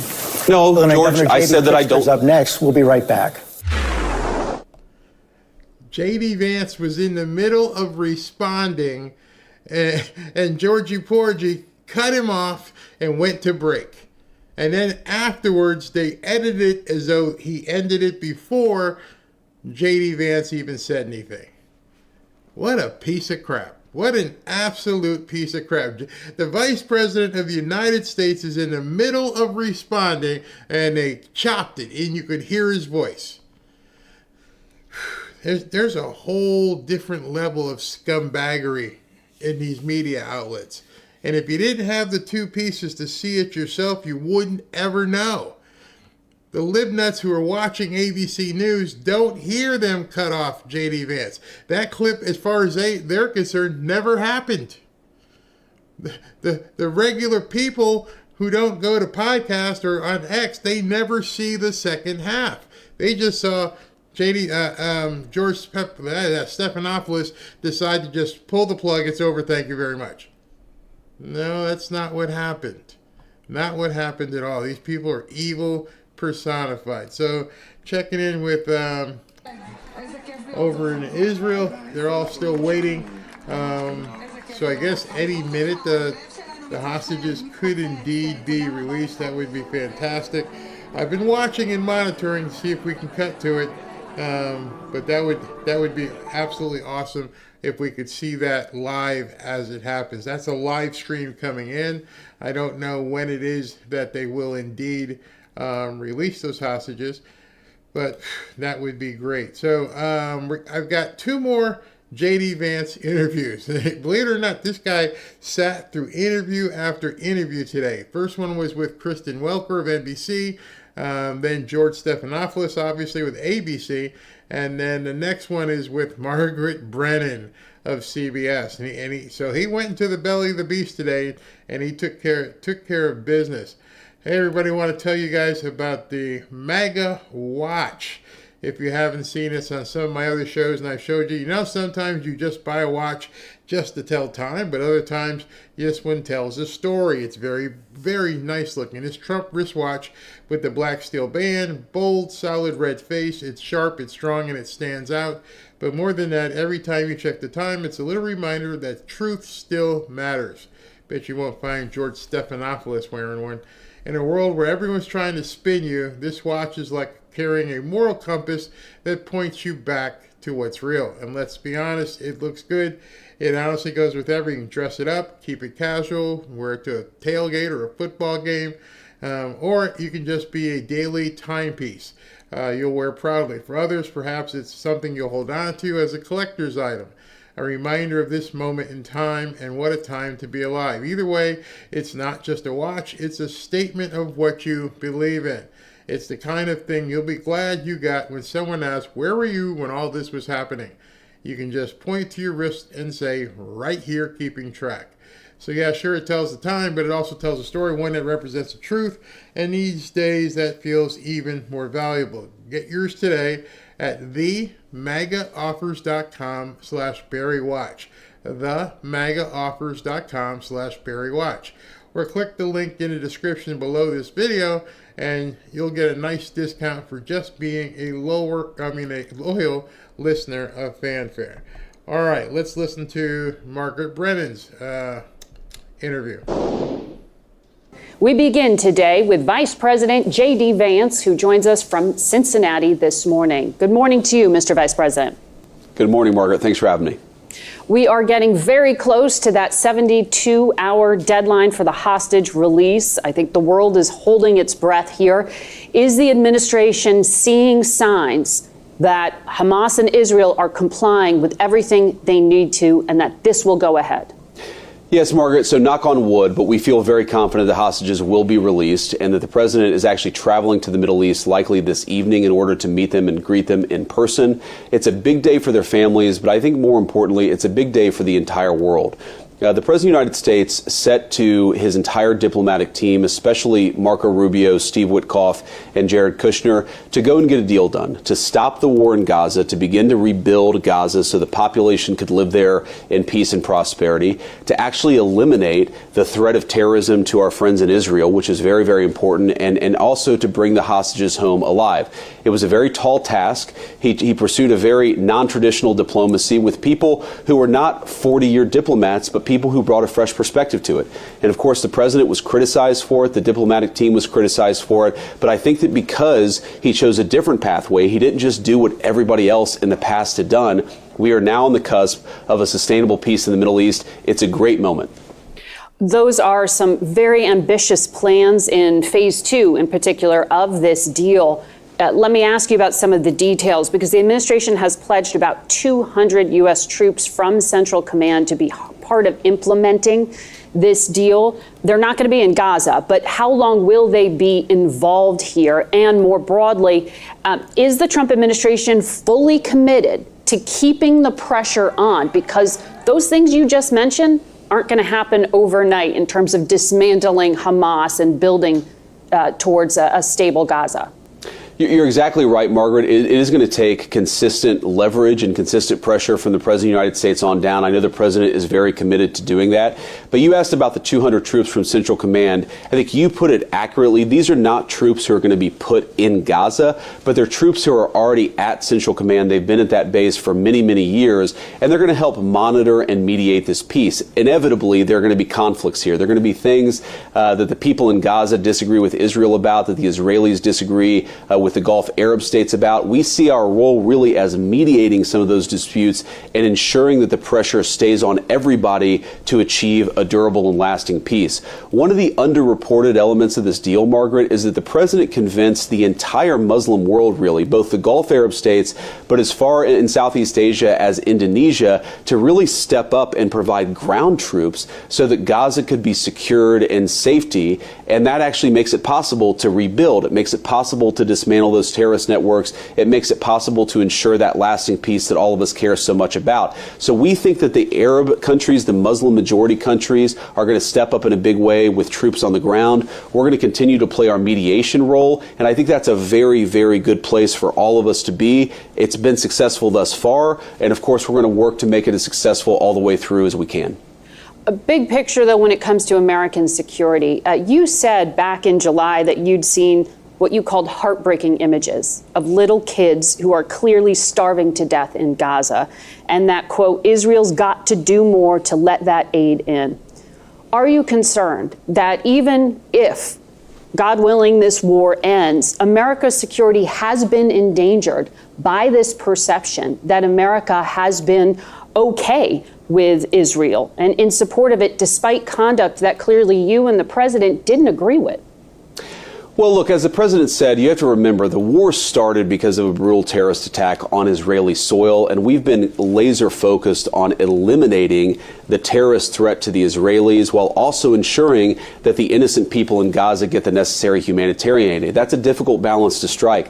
But I think if you look at the dancing in the street in Gaza, if you look at the way that the Gulf Arab states, really the entire Muslim world, but also you look at how the Israelis responded. They were cheering at the mention of President Trump's name yesterday in a massive rally in Israel. This is one of those peace deals where Muslims and Jews and Christians all seem unified, that it's a really good thing for the world, it's a really good thing for humanity, and it happened because of President Trump's leadership. So I actually think this peace deal will make us safer. I'm sure there are going to be some hard feelings from the last couple of years of war. There always are. But if we can build a sustainable peace, Margaret, I am 100% sure Americans will be safer because of it.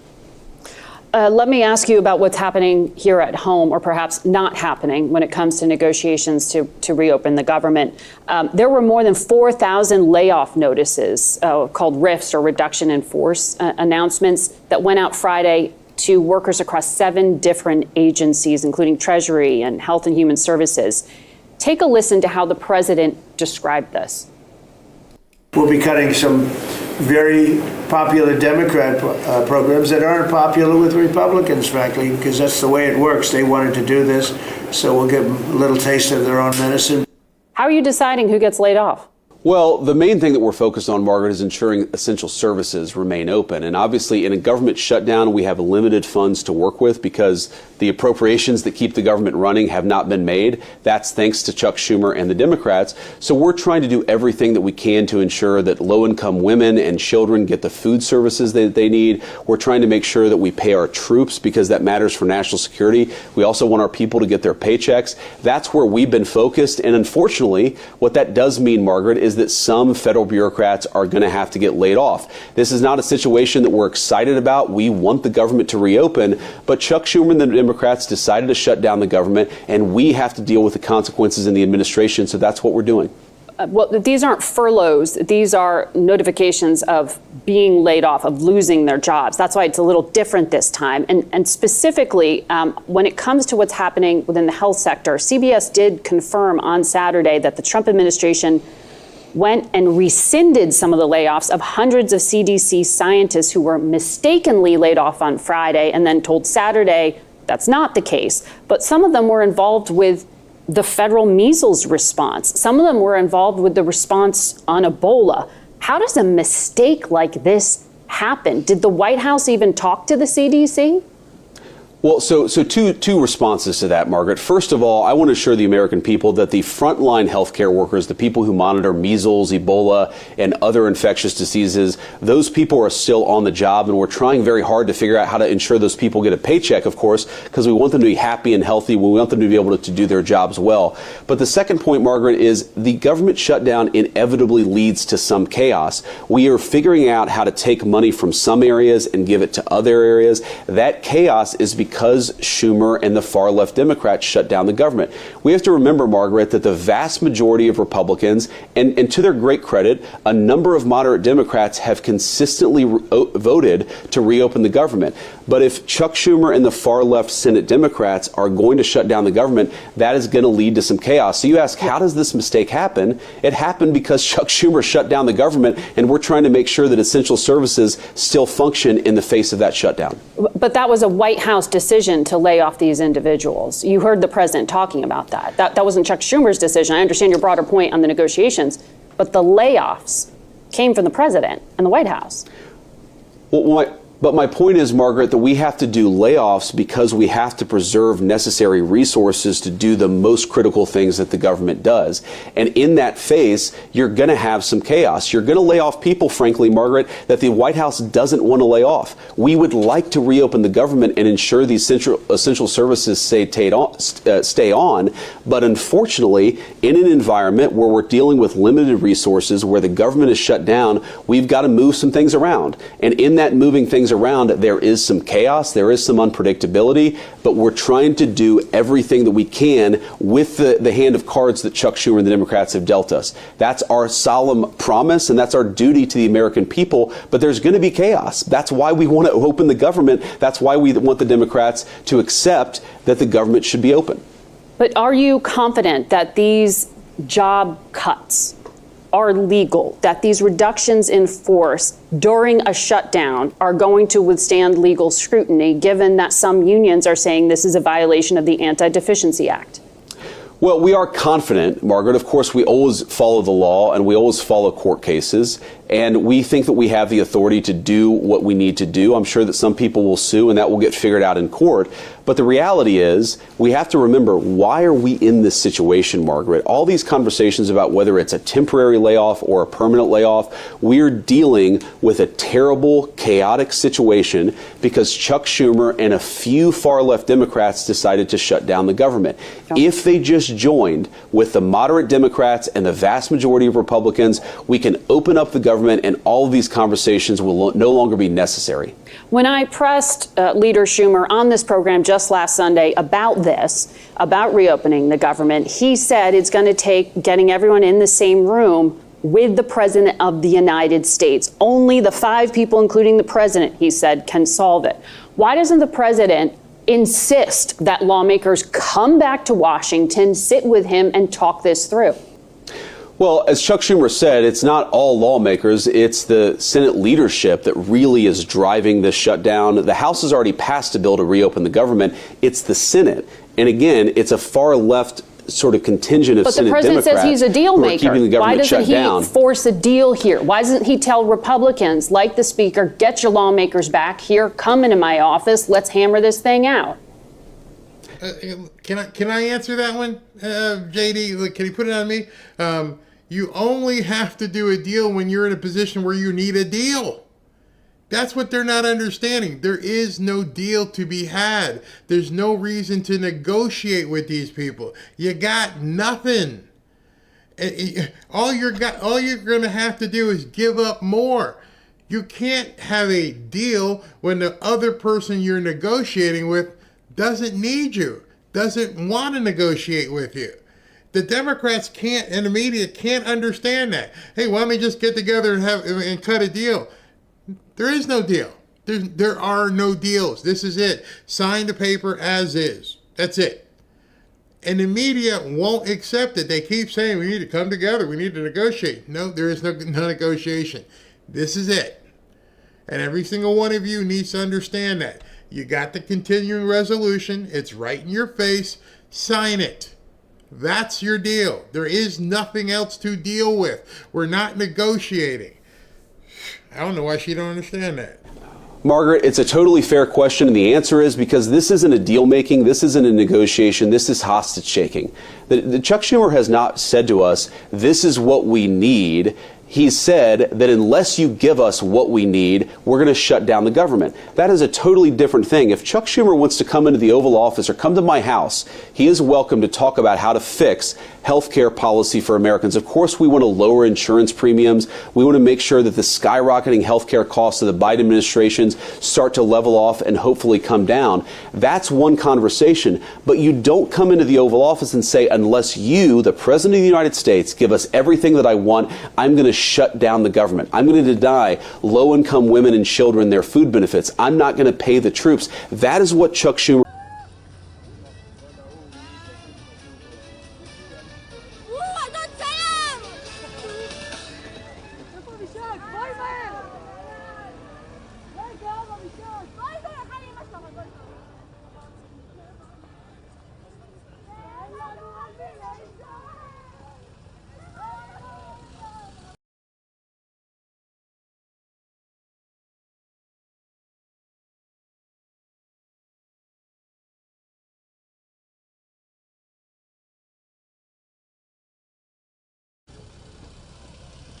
בדרך לחטופים לנקודת החבירה, אז אנחנו ממש מחכים לראות את זה ככה בלייב.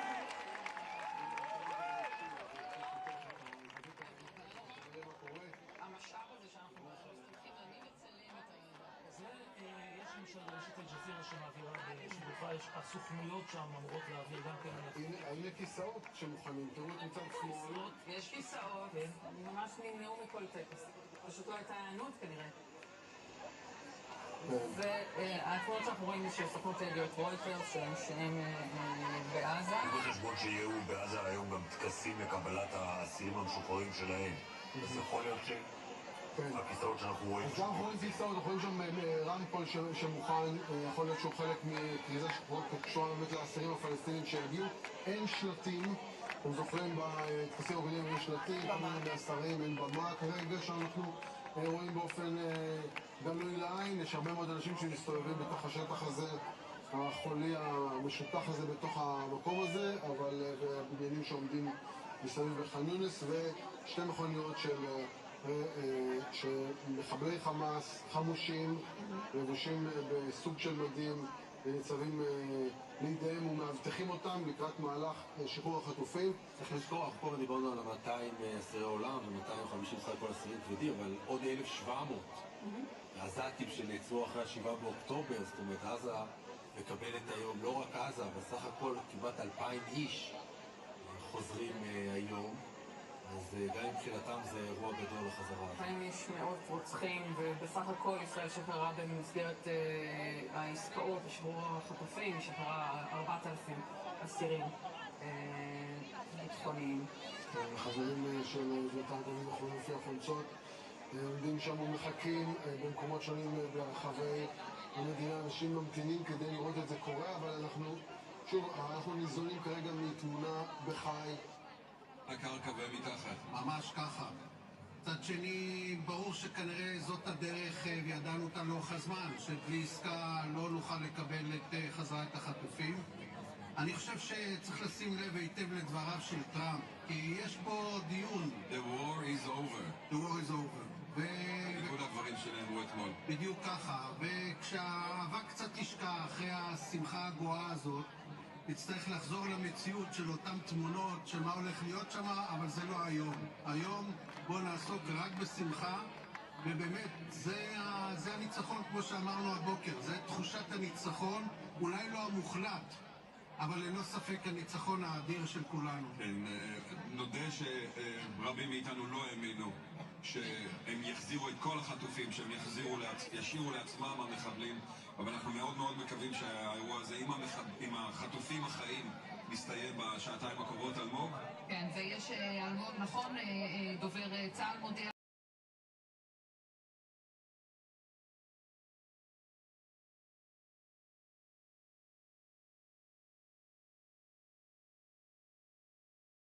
שהצלב האדום בדרכו לנקודת מפגש בצפון הרצועה. כן. אנחנו מחכים דרכו לנקודת המפגש בצפון הרצועה, בה יימסרו לידיו מספר חטופים. צה"ל, לפחות בשלב הזה, לא נוקט במספר החטופים. צה"ל ערוך לקליטת חטופים נוספים שעתידים לעבור לצלב האדום בהמשך. מעניין יהיה לראות האם אנחנו עדיין מדברים על שתי פעימות, או שאולי יותר מזה, בגלל העובדה שאנחנו מדברים על בין 6 ל-8 חטופים בפעימה הראשונה. אמרנו קודם לכן, חלק מהשמות אנחנו כבר יודעים, מתן אנגרסט, אלון רואל, איתן מור, גלי וזיוי ברמן ועומרי מירן, הם 6 מתוך ככל מה-8 שאמורים לשחרר ממש עניין של דקות עד שהצלב האדום חובר אל חמאס ומקבל מאותו רגע, הם בידיים בטוחות בדרך הביתה. חלקם לא ראינו אותם מהיום הראשון, קיבלנו מידעים כאלה ואחרים, אבל לא ראינו את הפנים, לא ראינו תמונות, לא יודעים שום דבר. פעם ראשונה נראה אותם בתקווה גדולה שכולם יעמדו על הרגליים. שיילי, ואתה שם לב לאיזשהו פרט מעניין שם בתמונות. כן. נכון שההסכם מול חמאס, שעדיין קיים גם 2 אחרי, ובכל זאת. נכון, ובכל זאת, מאז חתימת ההסכם לא ראינו אנשי חמאס עם מדים. הם מסתובבים בגדים אזרחיים, וטראמפ אמר היום, אנחנו נתנו להם לשלוט בינתיים כדי לעשות סדר, בקיצור כמו כוח שיטור או משהו בדומה לזה, שלא יהיו דברים פליליים, אבל בסך הכל אנחנו לא רואים את התמונות מהחזרות הקודמות, אנחנו לא רואים אף חמוש חמאסי. יוצאים מפה.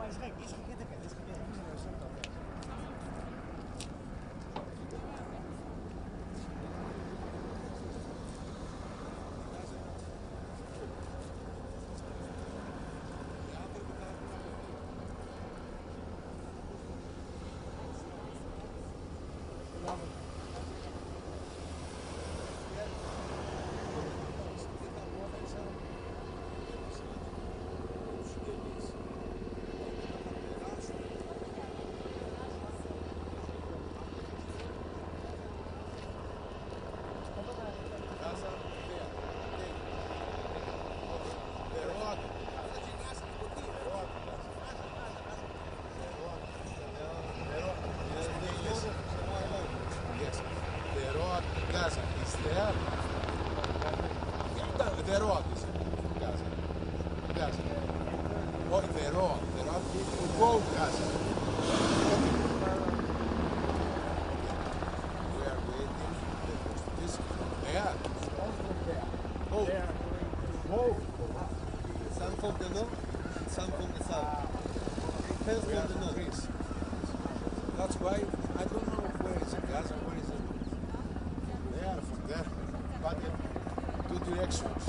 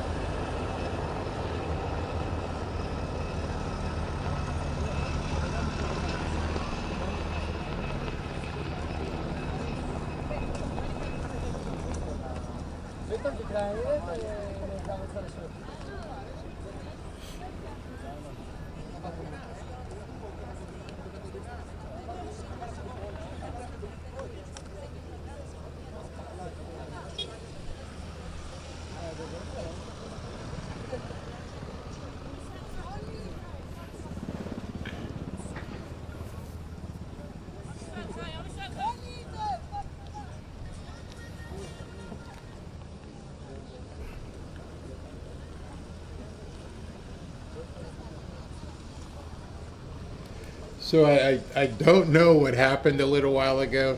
Maybe it's because there's a lot of people who don't want this shown. But I'm going to try and stick with it as long as I can. So what you're seeing on this screen is actually, it looks like the helicopter is bringing the hostages in. And on the other screen, it's the people at the reception area. So we shall see how this goes in terms of whether or not the feed gets cut again. Let me just explain now. If the feed goes down again, I apologize. I'm not sure. I'm sure there's a lot of forces out there who don't want this shown. But I'm going to go to a full screen so you guys can see everything. I'm splitting between the full screen of the delivery and the full screen of the people waiting. So I'm here watching it just like you guys are.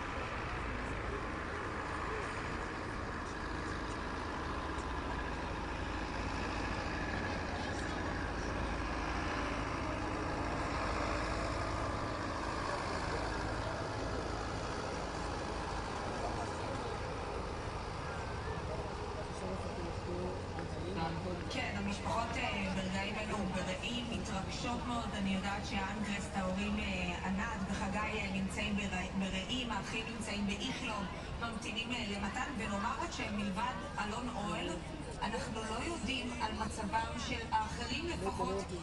אין תיעוד מעודכן שלהם מהחודשים האחרונים. יש כאלה שלא פורסם תיעוד בכלל בשנתיים האחרונות, לדוגמה כמו גלי גליבי או אלמור, שרק התקבלו אותות חיים מחטופים שחזרו. אז יש מתח וחשש מאוד גדול בקרב המשפחות לצד ההתרגשות, והמשפחות מקוות מאוד שהכל יהיה חלק. וגם מילה למשפחות שקיבלו עדכון שזה יהיה בפעימה השנייה. יש גם חשש מאוד גדול בקרב המשפחות הללו.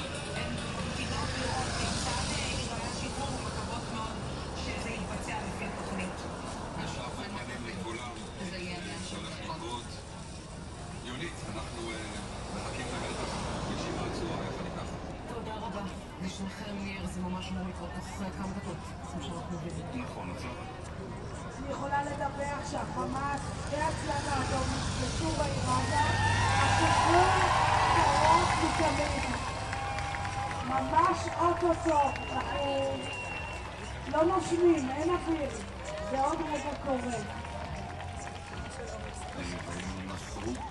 אנחנו נוכל גם להגיד אינדיקציה ראשונית למצבם של החטופים הישראלים. אנחנו עדיין לא יודעים לומר את זה. יש מודיעין, יש שמועות, יש הרבה מאוד דברים, אבל אנחנו לא יודעים לומר בוודאות, ואנחנו צריכים להמתין גם לנקודה הזו. והדבר השני שהוא חשוב, זה אנחנו לא יודעים מה יעשה חמאס בהיבטים של תמונות.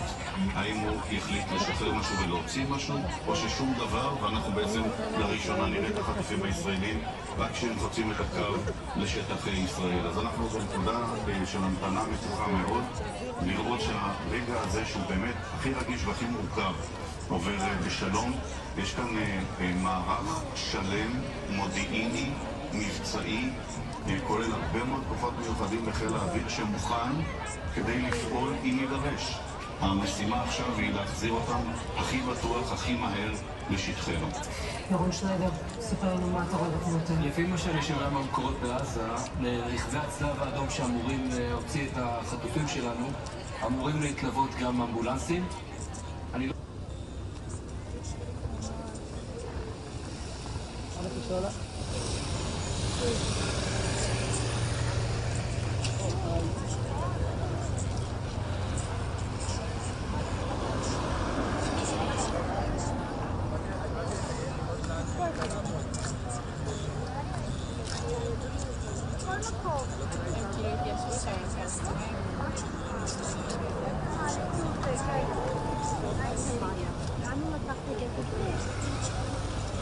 מה יעשה לי?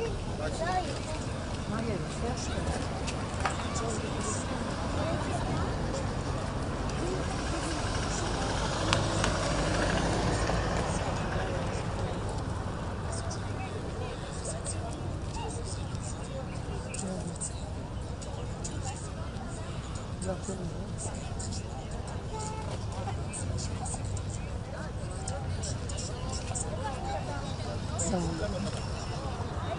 כל מיני חמולות, זה מה שמעסיק את עזה בימים. אתה אומר שאתה שראש הצלב האדום ילוו אמבולנסים, ירון? כן, לפי דיווח שאנחנו מקבלים. אתה זוכר אותה, ירון? כי אני לא זוכרת של ישראל. מודיע על זה כבר. זה לא נותן לנו איזושהי אינדיקציה לבשר הייתה דרישה של גלי של בתי המשוחררים הנהדרים שלכל פעימת שחרור יתווסף בנוסף לרכבים גם אמבולנס במקרה שיצטרכו לתת טיפול רפואי מיידי לאחד מהחטופים או ליותר מהם עד לנקודת החבירה. אם צה"ל בכל זאת יש נסיעה של 10 דקות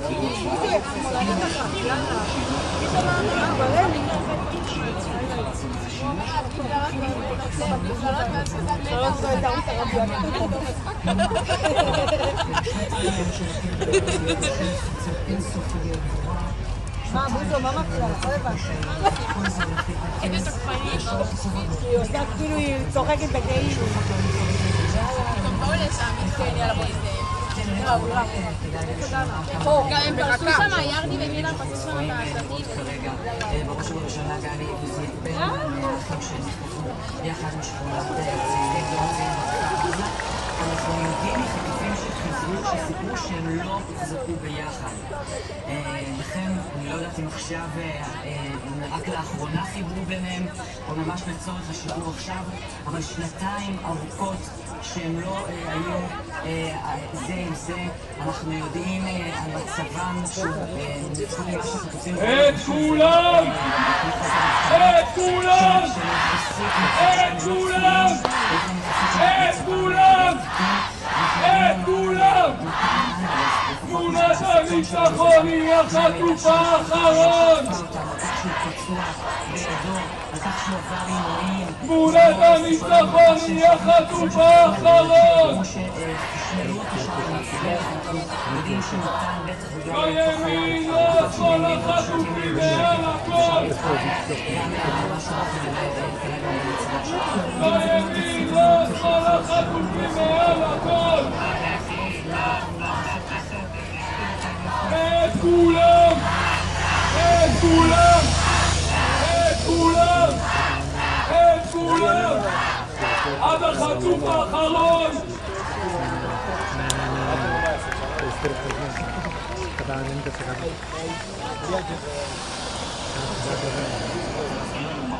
באוקטובר, בנובה, אנחנו יודעים שהוא הגיע, הוא איפה כבר אחת ככה. אני יכול להגיד לך הודעה שכתבתי אתמול לפרט, תרשה לי, לגבי הפעילות של איתן ומה שמסופר בספר בראשית על יוסף. שניהם התחילת הדרך הקשה שלהם בתוך בור. יוסף נקלע לתוך בור, שתפים לעזור אותו, איתן נקלע לתוך בור שהוא חמש התקופות של שניהם ישבו, שנתיים בדיוק, ויוסף במצרים, והיום ששניהם, יוסף כבר הגיע לגדולות, אני מאוד מקווה, איתן הגיע לגדולות, בזכות המקום הנמוך שהוא איתן בזכות מלכי הגורל, אנחנו רואים בוקר הזה שבעזרת השם הוא חוזר כאן לישראל, תודה רבה לך ברגעים המרגשים האלה. ואנחנו ממתינים פה בבית המשפחה, יש פה באמת נכדים, נכדות מכל הארץ, כולם הגיעו כאן לרגעים האלה, לא רגילים פה, לא בטלוויזיה, אבל כולם התכנסו כדי לראות באמת בפלא הגדול הזה, ואנחנו נחזיר את השידור הולך אל דני. תודה רבה חיים. אז בואו נחזור על הדיווח של הדקות האחרונות על פיהם, דיווח רשמי. הצלב האדום עצמו הודיע שהחל שחרור החטופים, החל הפעימה הראשונה של החטופים הישראלים, מה שאנחנו מבינים בהם 7. אנחנו כן יודעים על 6 שהמשפחות שנמצאות כבר ברעים יודעות שהן נמצאות בקבוצה הזו: מתן אנגרסט, גלי וזיו ברמן, אלון אוהל, איתן ועומרי מירן. התהליך הזה כבר החל, ובואו ננסה להבין בעזרתכם חברים, מהרגע שהפעימה הזאת מתרחשת בנקודת הזמן שהיא מתרחשת, כמה זמן עד שהם פוגשים את הכוח הישראלי הראשון. אז הצלב האדום קיבל לידיו את החטופים הראשונים, את גלי וזיו ברמן, את איתן מור, את מתן אנגרסט.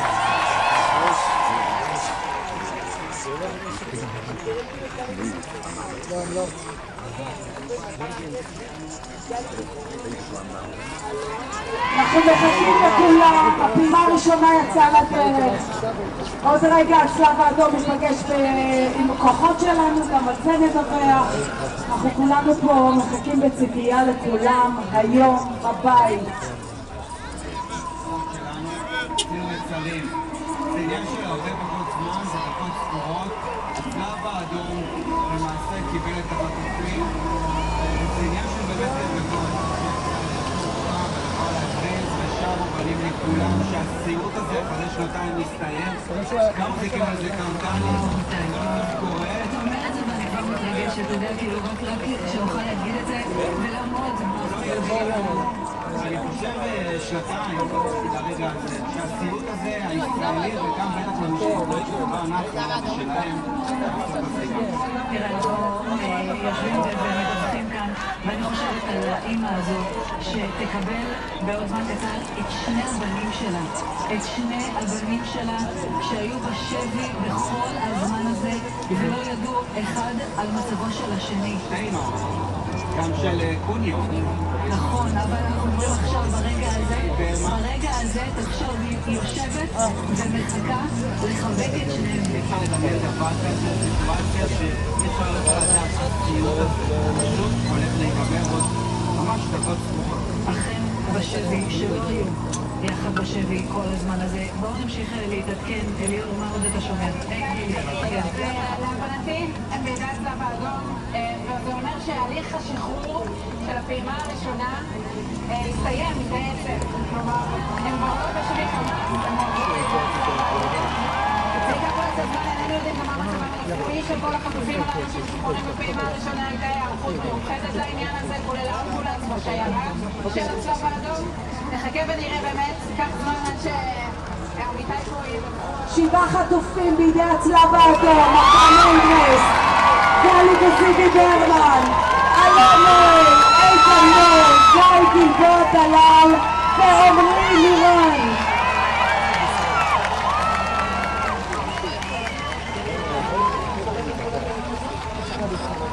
כל מה שאנחנו יודעים כרגע לומר זה שהמסירה נעשית בעיר עזה, כנראה שהיא תועבר דרך ציר נצרים שנמצא דרומית לעיר עזה, ולפי כל המקורות עוברים לידיים של הצלב האדום, ואחר כך לידיים ישראליות.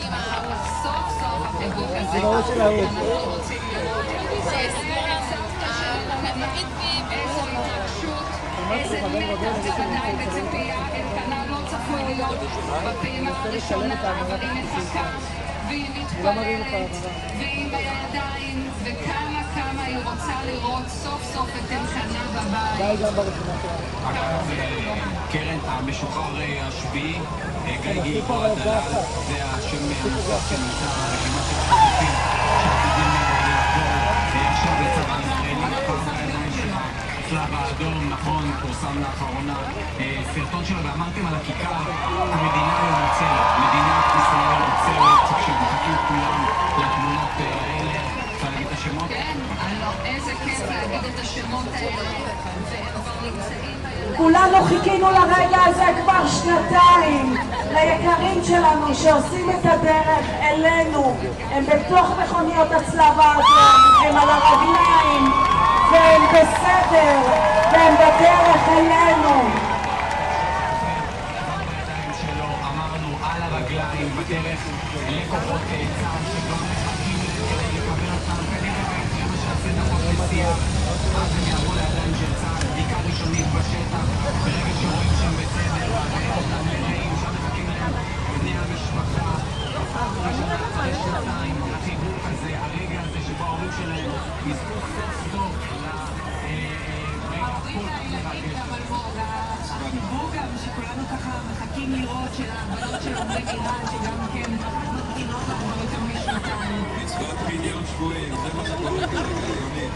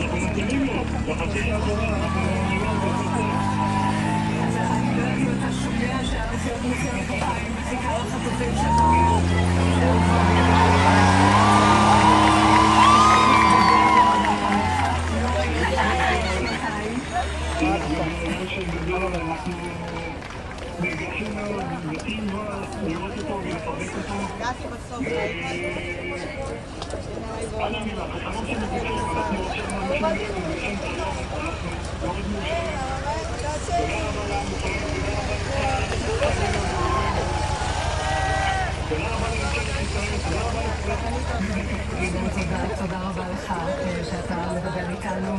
סיפרת למיכל פילנס ששנתיים לא ארוחות 60 ימי הולדת. אתם מחכים גם לגיא כדי לפרק את הסיכה, זה הדבר שהוא אמר לך לפני שהוא עשה למסיבה, נכון? חכה לי, אל תפרק את הסיכה. נכון, הסיכה עומדת בבית, אנחנו מעטים פירוט סיכה עם גיא, אני אגיד לך, אנחנו בכל, לא יודעים מה לעשות עם כל האושר הזה, באמת. מגיע לכם כל האושר הזה ביותר, וצריך לומר את זה, הבוקר 8:10, גיא גלבוע דלל כבר לא בידי חמאס.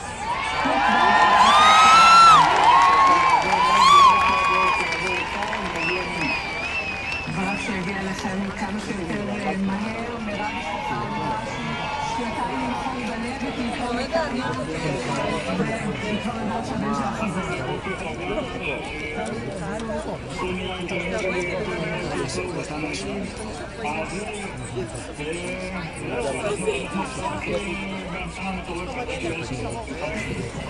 הנה, אנחנו איתכם בהמתנה הזאת, תודה שדיברת איתנו.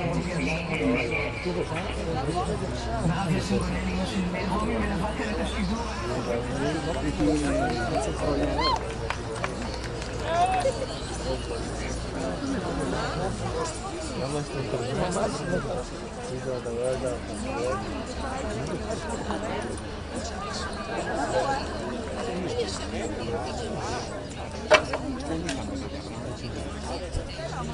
למה את נופלת?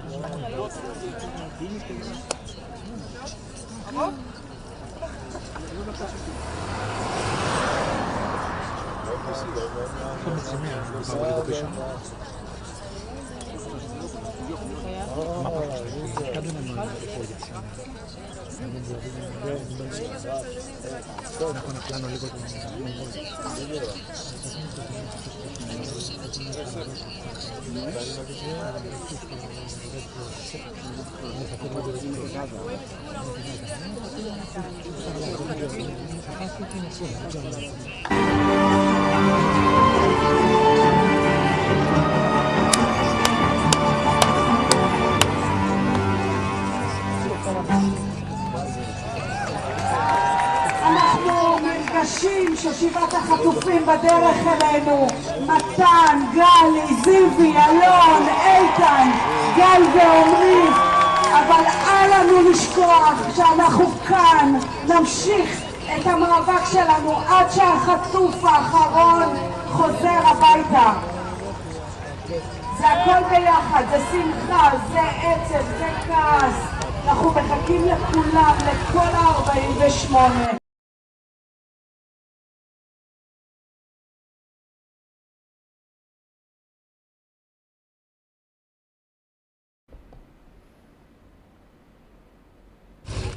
So once in a while, the feed freezes up. It's coming from Israel. So one feed may freeze up as they. Let me see which one is. This one's working right now.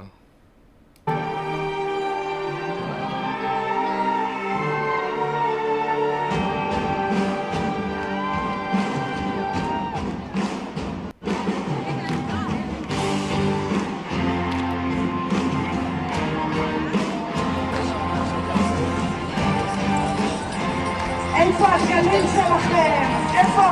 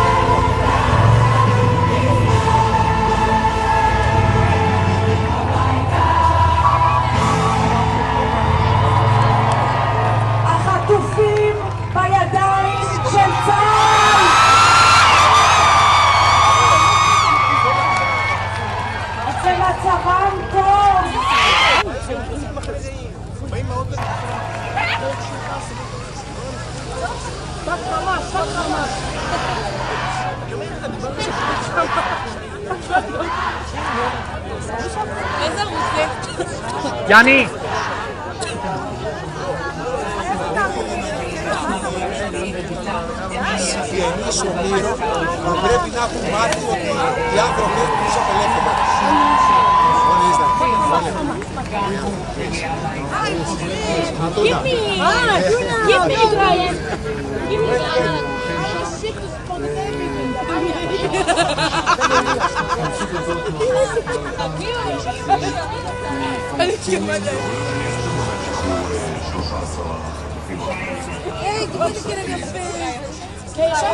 יש שם ג'זירה.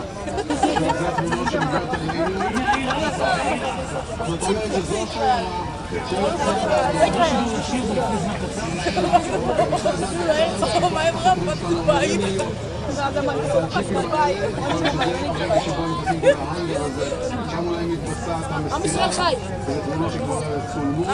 איזה ערוץ אתה מצלם? ישראל, is alive. אסור, תשאלי אותו איזה ערוץ. תשאלי אותו איזה ערוץ הוא מצלם. פליז, תשאלי אותו איזה ערוץ. We check, which country you picture?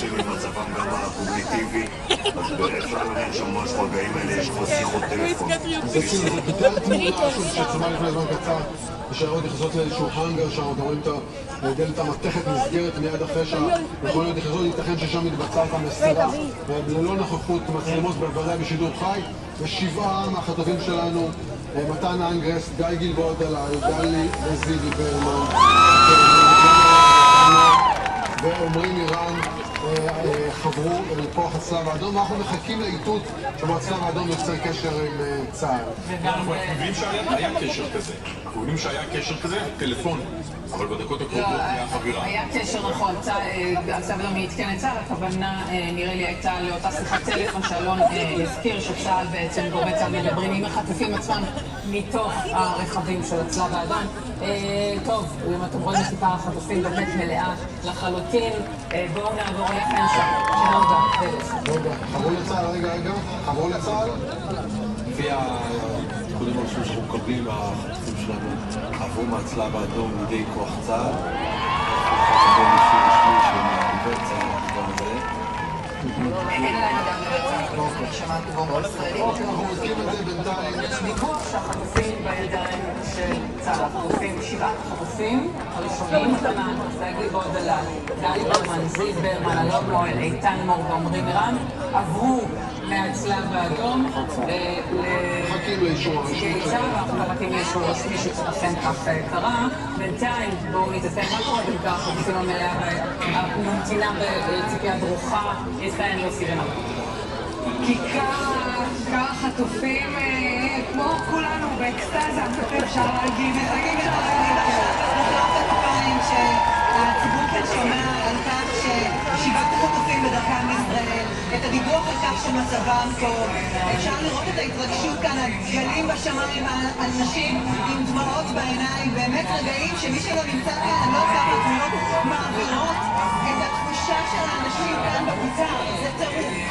אני דופק, אני ממש מתקשה לדבר, אני בקשר עם המשפחות ואני חושבת על רוני ואלמה, בנות שהיו בת חצי שנה ובת שנתיים, ומאז הם לא ראו את אבא שלהם שנחטף לנגד עיניהם, הם מחכות לו כבר בידיים של סבא וסבתא, ועוד מעט המשפחה תבשר להם באישור, כמובן שאבא היום חוזר להם לשעה הסתובבה בכל העולם בשנתיים האלה, ואמרה להם אמא הולכת להביא את אבא, והיום היא אומרת במילה שלה ותתקים מאוד מאוד גדולה. מה שמדהים, אני חושבת שהאירוע הזה הביא עלינו, בדיוק שמענו את אימא של ויקי כהן, אימא של נמרוד כהן, ואימהות לביאות.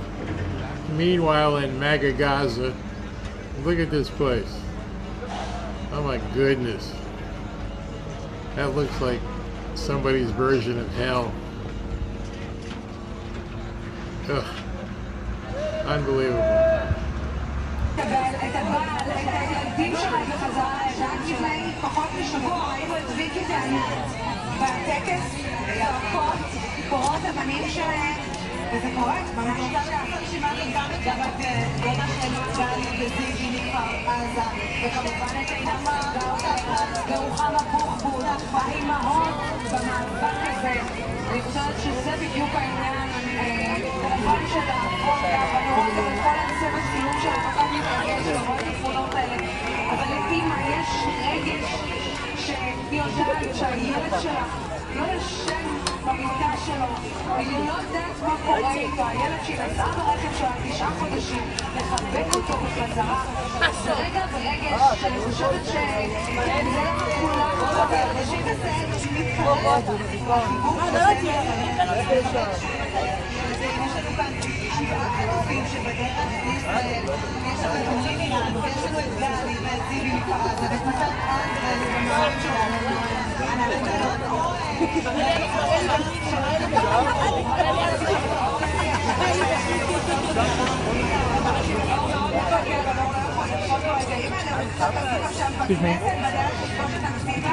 ביחד עם אליה ושגיא דקתכם, מאוד מאוד רצה לפגוש את השווים בביקור שלו במוזא, אבל אני גם חושבת על ההורים של מתן, שממש רק לפני יומיים סיפרו לי על הרגע של יש הורים, והבת שלהם הסתכלה עליהם ואמרה להם, מי אתם? זאת לא משפחה שמחה שהיינו, בואו נהיה כאלה ורק ככה נחזיר את מתן, וכמה הם שמחים עכשיו לשמוע שהוא חזר, הוא חבר לידיים שיצא. ולראות תסתכלו ביחד איתנו עם כל הצופים על התמונות של הכיכר הזאת. הכיכר שבמשך 2 ידע כל כך הרבה דמעות ועצב, וגם שמחה. אם שומעים את ההליקופטר בדרך עם החינקה לבית החולים איכילוב שממש נמצא לא רחוק מאיתנו, כולנו מחכים לרעש של התרגום הזה של השווים שלנו שמגיעים אל הרופאים הישראלים שצריכים כמו מחכים לו 8:30, אני רק חושבת שאנחנו גם נשים לו 8:30 בבוקר, תמונת הרחפן משדרת כאן הכל. עם ישראל אמר במשך חודשים מה הוא רוצה, מה הוא מבקש, למה הוא משווה, וזאת התמונה 8:30 בבוקר, הכיכר מלאה וממשיכה להתמלא ואנשים מגיעים לכאן כדי פשוט לשמוח ביחד ברגע הישראלי הזה. לא הפסקנו להגיד במשך חודשים, במשך שנים, בשנתיים האחרונות, שהחברה הישראלית לא תוכל להירפא, לא תוכל להתאחד, לא תוכל להפחות את הפצעים, לא תוכל להמשיך הלאה עד שכולם יחזרו הביתה. אני שבסופו של דבר היא באמת כאן הבוקר, לא ימין, לא שמאל, מעל הכל. אפשר לעשות תמיד ששלחתי לא ימין, לא שמאל, ישר. אז אני חושבת שזה מה שמאחד את התמונות כאן מהכיכר. לא משנה אם אתה חילוני או דתי, או מוסלמי, או נוצרי, או יהודי, או ישראלי. ואישה כולם כאן מאוחדים ברגע הזה, בציפייה לראות את 20 החטופים.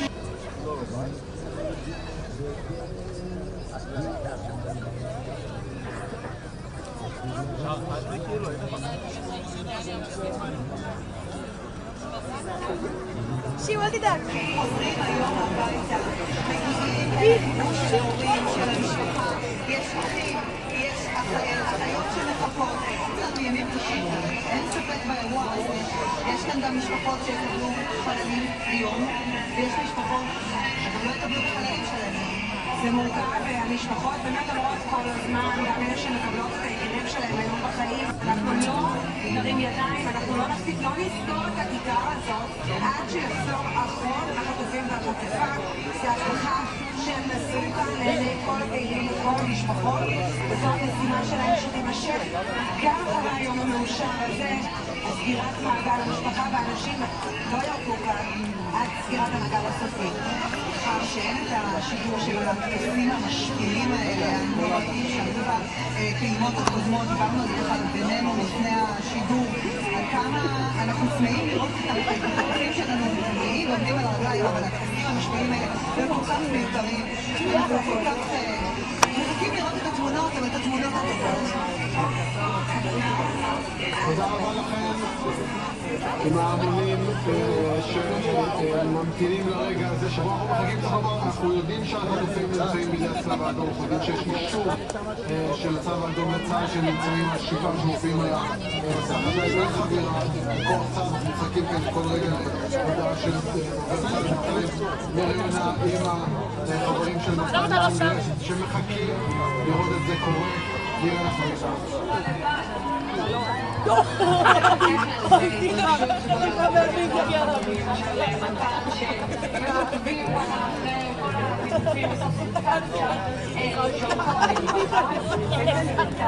חבר ילדות של מתן, גרתם ביחד, ואתה בין האנשים האחרונים בעצם שהוא נסעתם לדרום, שניכם משרתים בבסיס בדרום.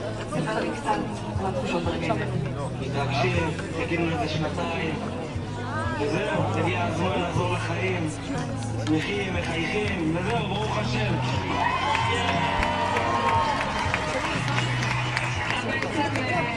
אחד האחרונים שהוא ראה, לפני האירוע הקשה הזה שהוא בעצם נכתב.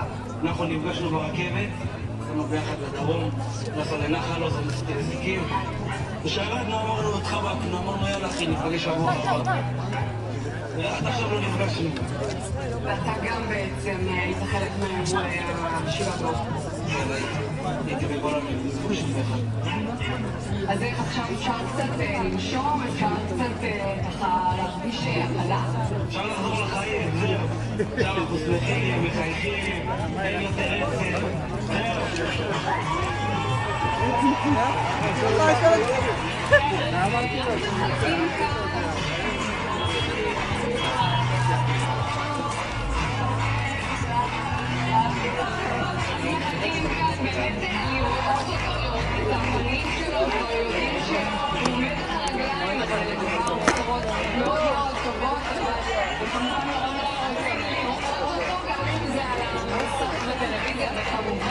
שברגע שיתאפשר לראות אותו פיזית ולחבק אותו את החיבוק שברשות.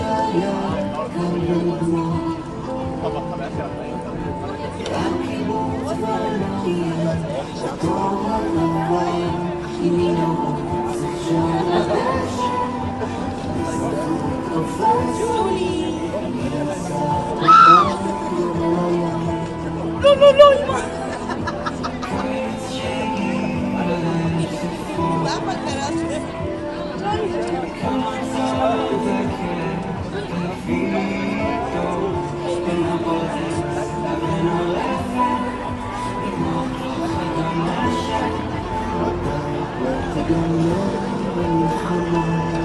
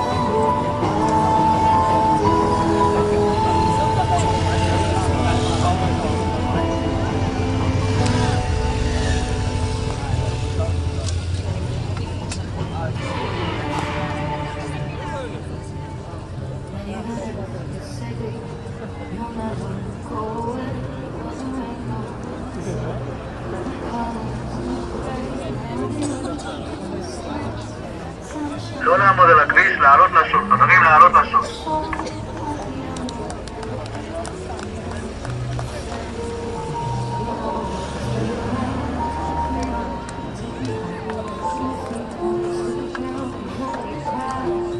אני לא חושבת בצד השני.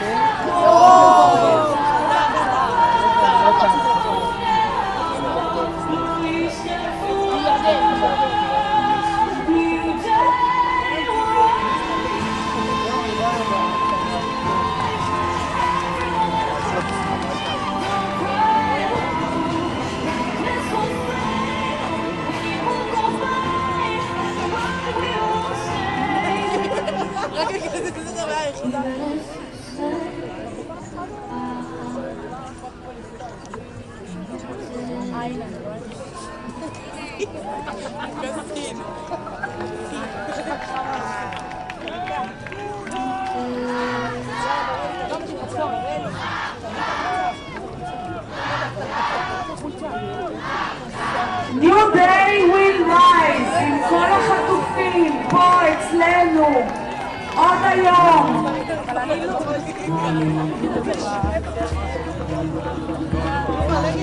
בואו נצעק לעולם שהם בדרך הביתה.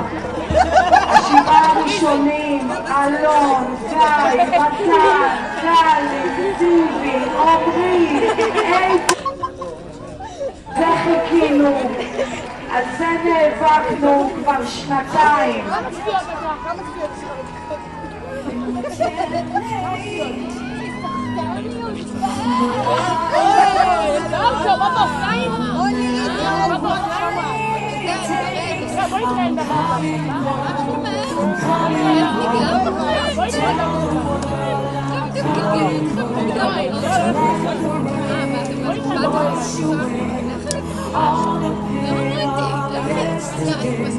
I know my kingdom awaits, and they're fighting for my sake.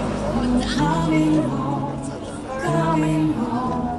Tell the world I'm coming home.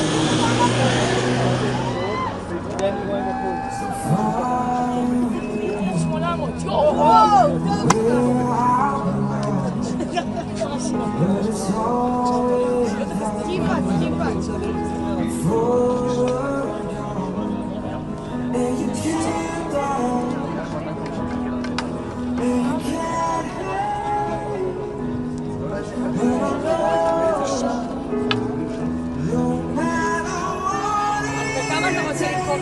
אתה מדבר על זה להדריך אותי? וכמה אתה מוכר? זה שאתה כבר זה 35 שקל. תרשום מה? חפיצה כזאת עולה 40 שקל. כזאת קופצה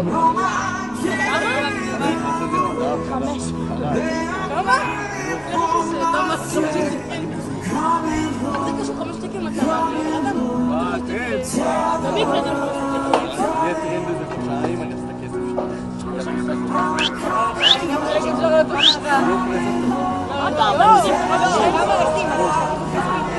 אני אהיה משקיעה, אני משקיעה, יש לי 240,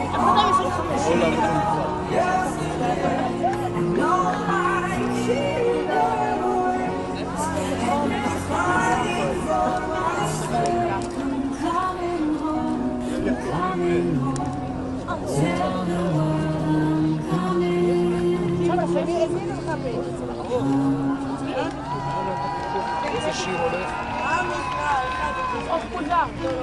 לרדת מהכביש, תעבור מאחורי השול בבקשה.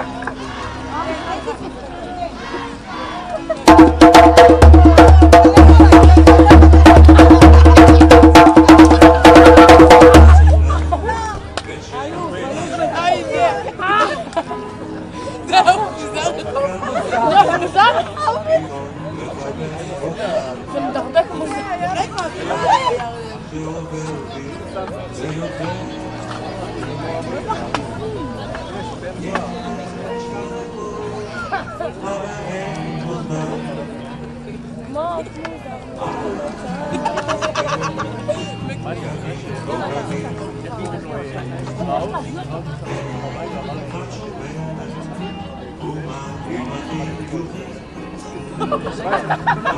הוא נשאר בבית שלו.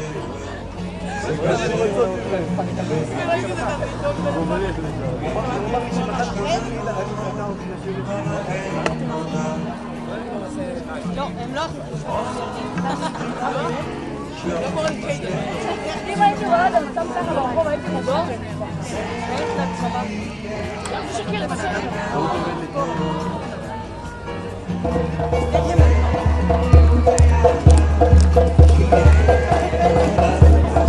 למה להם עוד יותר רוב?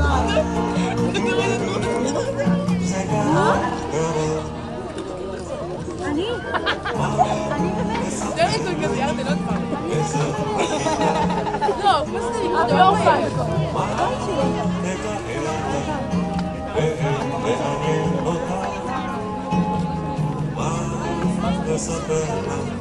לא מוצא או, די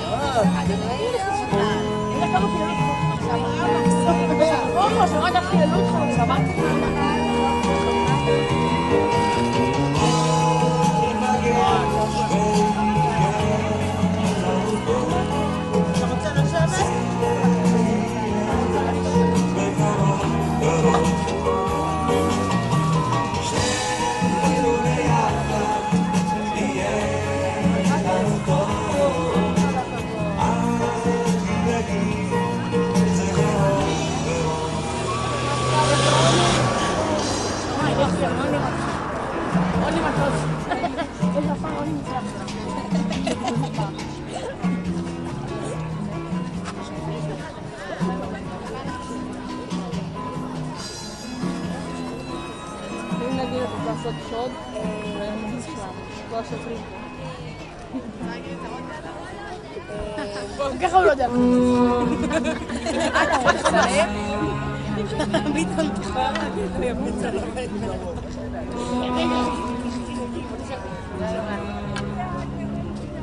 וואו. מה, אם הייתי מכבדת הייתי משלמת? מה נשמע? רק אל תעלו רחפנים, אוקיי?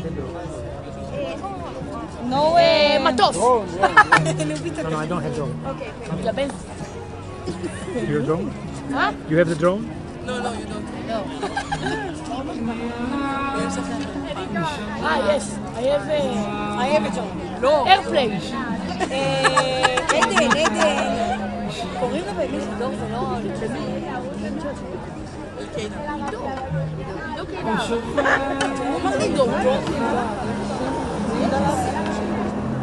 אני גם לא ידעתי שקוראים לו עידו. עד שלא ראיתי שהוא מתקשר לאמא, לא ידעתי שקוראים לו עידו. לא תיארתי שיש משה. שהחטופים אצלנו בארץ, זה עוד לא קרה, ובהשנה ואנחנו יכולים רק לראות את אריאל קוניו ולצפות שהוא יחזור והוא יחבק את ארבל הנה אבינתן שיחבק את ליצה וכן הלאה כל החטופים 20 שבדרך אלינו לפי הרשימה ששיפרו אלינו מעזה. אז הנה בר קופרשטיין שאבא שלו יעמוד וידבר ויחבק ודוד ששרון ובנותיו נחטפו איתו חזרו בעסקה ראשונה והוא יחזור היום. היה לנו אמרו להם פאק יזרעאל ועומר איתן רור פאק יו בעסקה האחרונה לפגוש את אבא ואמא ועמוס מישהו אמר לנו שהוא בסדר כאילו אלקנה בוכבוק בדרך אלינו שיקבל חיבוק מרבקה ומרוחמה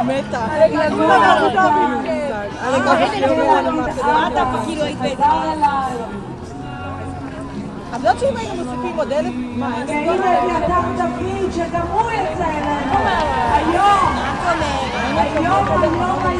לאמא גליה ולאבא אבישי ולאילי ויעלה כולנו נרגשים לרגעים הקסומים האלה, חיכינו להם שנתיים וזה יקרה. שמה בדיוק 3 לילות מקסים הרקי יצא אלינו. היינו חייבים חדר... כן, אתם יכולים. וכמובן מתן סנגלקר שאמא תפסיק לצעוק, די! והוא יגיע ויקבל חיבוק ויחבור לאילנה. לא נראה לי. יש פה כבר מיניבוס שחור. מה קורה? הנה נמרוד כהן, יצא לוויקי וליהודה וליותם. כולנו מחכים לרגעים האלה לראות אותם. אז אנחנו בהמתנה. בינתיים נהנה מקצת מוזיקה והשמש יצא.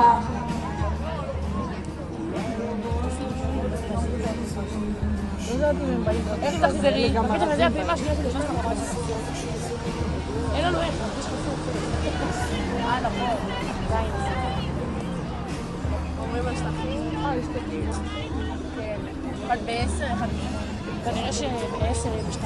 כן. נראה לי הכי טוב לראות בטלוויזיה. אבל זה לא פעימה שלך, לא. למה פעימה?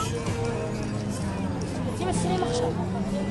איזה 20? עכשיו יש רק 7. כולם באותו יום. כולם היום.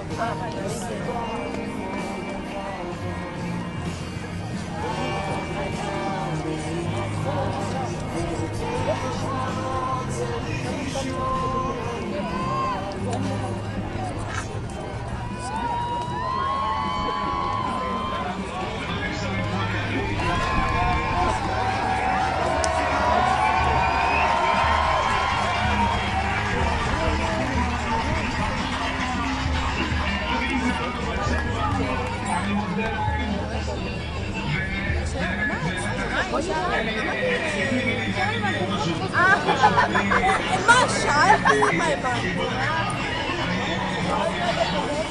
כולנו מתרגשים איתך כאן מרחוק, כל המשפחה, כל החברים, כולם כאן, ומחכים לרגע הגדול, לראות את יוסף חיים אוחנה, מחבק אותך חיבוק גדול, תודה שדיברת איתנו, להתראות חבר, מחזיקים אצבעות.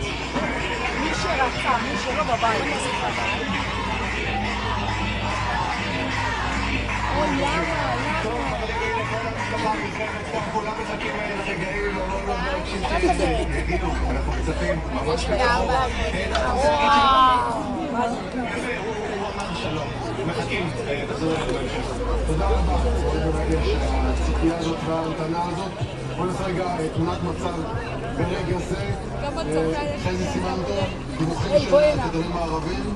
הדיווחים של הכתבים הערבים ברצועת עזה מדברים על כך ש7 חטופים ישראלים נמצאו לידי הצלב האדום בעיר עזה. פעולת המסירה הסתיימה, הצלב האדום עזב את המקום. המחבלים של חמאס הלכו למקום אחר, וכעת אותם שיירה או זה ג'יפים של הצלב האדום עושים את דרכם יחד עם החטופים הישראלים בידיהם לכיוון חבירה עם כוחות צה"ל. יש לך חישור היום גם מצה"ל, נכון? כן, הצבא ממתין, אני מניח שאנחנו בדקות הקרובות נשמע על חבירה של רכבי הצבא האדום לצה"ל והעברת אבל בכל אופן יש הודעה רשמית מצה"ל שהם הועברו לצלב האדום. ברשת אל-ג'זירה בתוך העיר עזה, מכיוון העיר עזה לכיוון חבירה לכוח צה"ל בתוך שטח הרצועה. בצה"ל תוך כרבע שעה 20 דקות חבירה לצה"ל, מחכים להם כוח צה"ל, כוח שב"כ, לתוך אזור ציר נצרים, במקום שבו צה"ל עדיין נמצא בשטח רצועת עזה, וזה נקודה מאוד רגישה, כי אתם רואים, הצלב האדום נוסע, כמובן ללא שמירה, ללא שהם חמושים עליו, כן עזתים מסתובבים בהריסות של העיר עזה, אז אני מקווה שתוך רבע שעה בערך, זו הערכה, נוכל לדווח על החבירה כוח צה"ל, אבל באמת הבשורה הטובה היא שהם על הרגליים, יש גם חלק מהתיאורים שהם מחויכים לראותם את אנשי הצלב האדום, מן הסתם כבר יש קשר ראשוני בתוך הג'יפים של הצלב האדום עם צה"ל כדי לוודא גם את זהותם, גם את בריאותם של 7 החטופים המשוחררים. האישור הרשמי הוא לכך שהגיעו לצלב האדום בדרך לכוח צה"ל עדיין אין חבירה.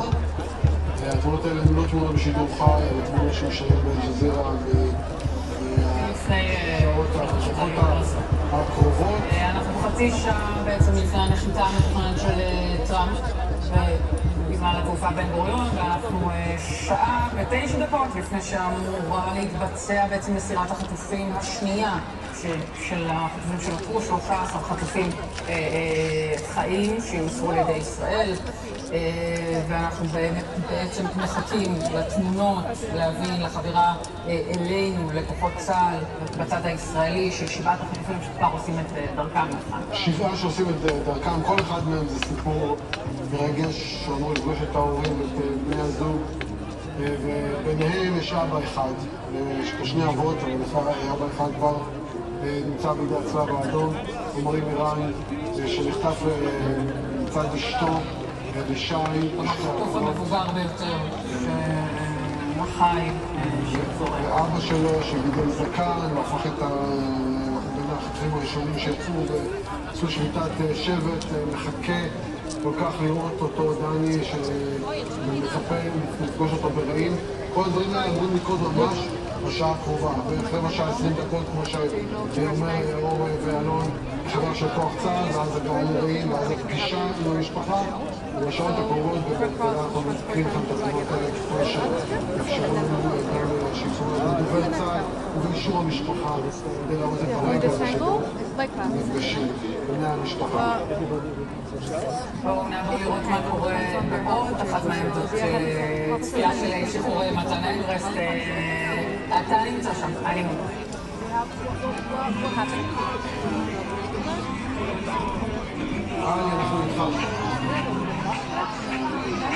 כן, אנחנו עכשיו נמצאים כאן בבנצ'ה, ואפשר לראות מאחוריי את החיוך, את השמחה, את הכיף כולנו, כולם שמחים בחזרת מתן חזר.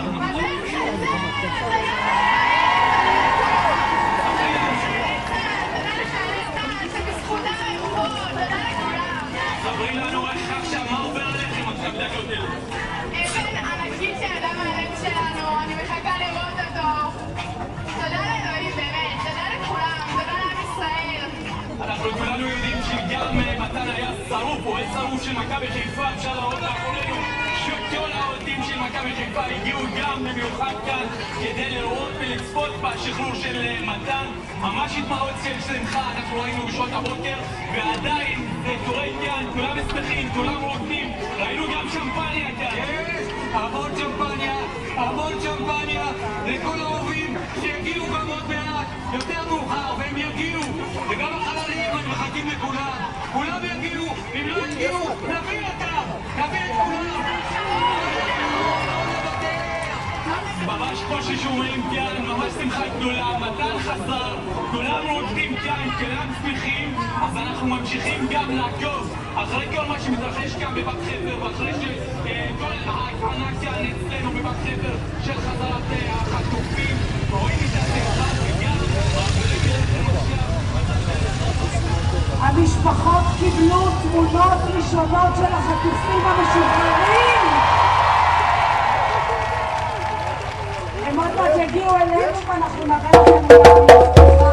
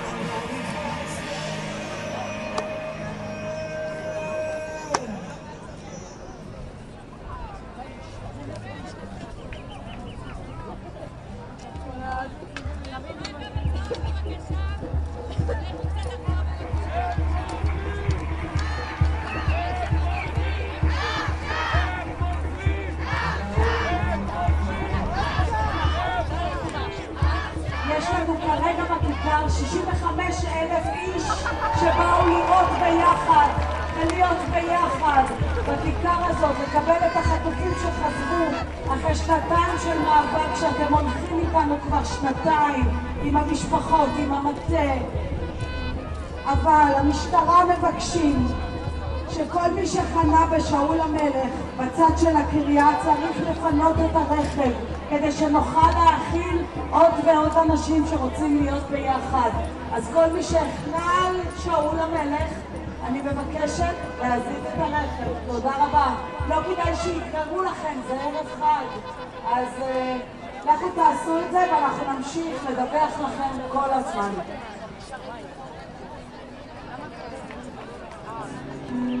מודעה אחת.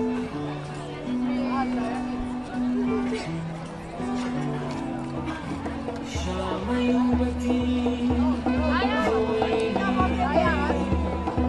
שם ילדותי אני ילדת וזה חוזר את מבינה חוזר אליי בחדר כל שיר הוא זיכרון בלתי נמנע שם היו בתים דומים בלילה איתי ולפעמים משם באים אליי עוד ילדים אולי לא ילדים 7 החטופים בידי צה"ל הם בבית מתן, גלי, זיוי, אלון, איתן, גיא ועומרי אצלנו בידיים מחבקות ובטוחות אפשר רגע לנשום אבל אנחנו עדיין מחכים לעוד חבורה שצריכה לצאת היום ולעוד ועוד חטופים שיצאו 48 במספר עד החטוף האחרון אנחנו רוצים את כולם בבית עכשיו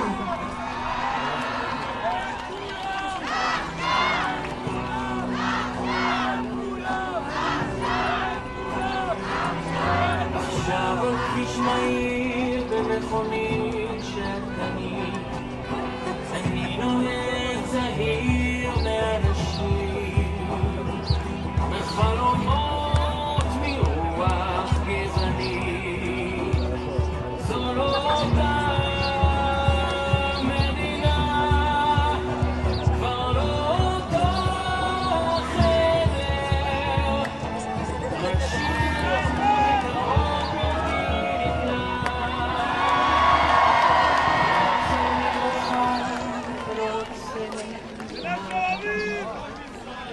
רוצה לסכנה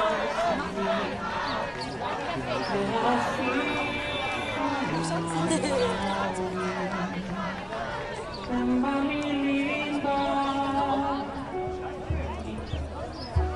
זה לא אותו החדר כל שיר הוא זיכרון בלתי נמנע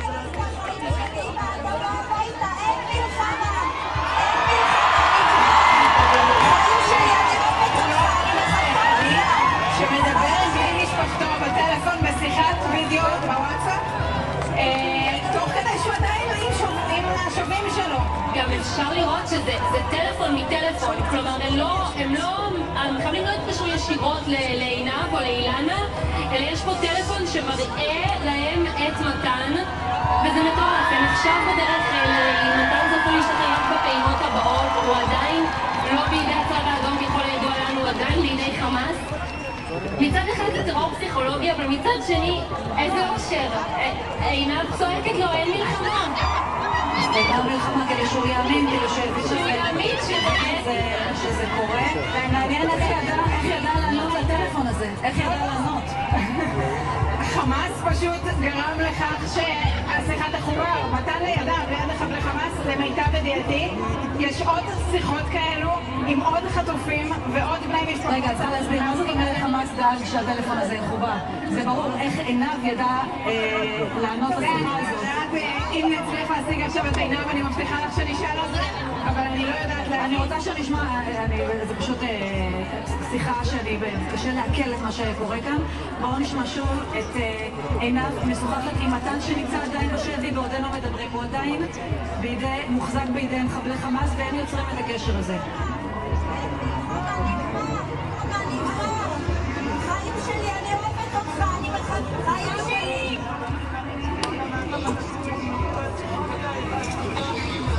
גדול מתן, אתה חוזר הביתה, כולכם חוזרים הביתה, אני אוהבת אותך. חיים שלי, תודה לאל, נגמרה המלחמה, נגמרה המלחמה, אין מלחמה. אתה בא הביתה, חיים שלי, אתה בא הביתה, אין מלחמה. אין מלחמה, נגמר. חיים שלי, אני אוהבת אותך, אני מחכה לך. חיים שלי.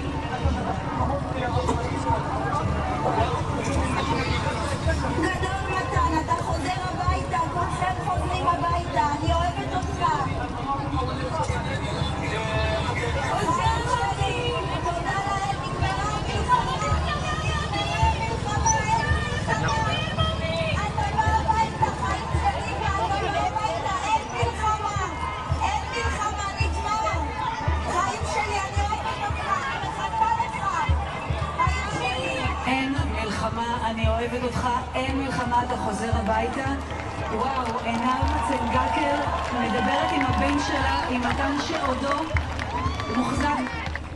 גם ברגעים קשים, היא לא נשברה לרגע. והיום היא אומרת לבן שלה, אין מלחמה, אתה חוזר הביתה. דני וקרן בכיתה. מרגיש בתוך חלום, מה לא עבר על האישה הזאת, מה לא אמרו עליה, מה לא הטיחו בה, אבל היא אמרה, אני רוצה את הבן שלי ואימא, והתמונות האלה מאוד התרגשות גדולה. אתה אומר מה לא עבר על עינב צנגאוקר ומה עובר עכשיו בכיכר כשמקרינים כאן על המסכים את השיחה הזאת של עינב צנגאוקר. והנה זה משודר שוב ושוב, רואים את זה כאן ויש כאן מחיאות כפיים וצריך להגיד דני שההמונים ממשיכים להגיע. אתם רואים את התמונות, הכיכר ממשיכה להתמלא עד כדי כך. על הבמה אמרו שיש 65,000 איש ברגע, יש פה רבבות. עד כדי כך שמבקשים מכל מי שחונה ברחובות הסמוכים לפנות את המכוניות, כי ממשיכים להגיע אנשים ורוצים לפנות את הרחובות הסמוכים. מאוד מאוד עמוס כאן הערב, אבל איזה כיף ואיזה שמחה ואיזו הקלה שאנחנו כבר מתחילים לראות ולשמוע את השיחות האלה. הנה עכשיו שוב ומקבלים את השיחות שלנו ואת השיחה של עינב צנגאוקר. מעניין לדעת איך התקיימה השיחה הזאת, כי חמאס אמרו שהם יצלמו שיחות. אז להגיד זה לא בפעימה הראשונה, ויכול מאוד להיות אולי מדובר בשיחה שחמאס למעשה מחבר בין...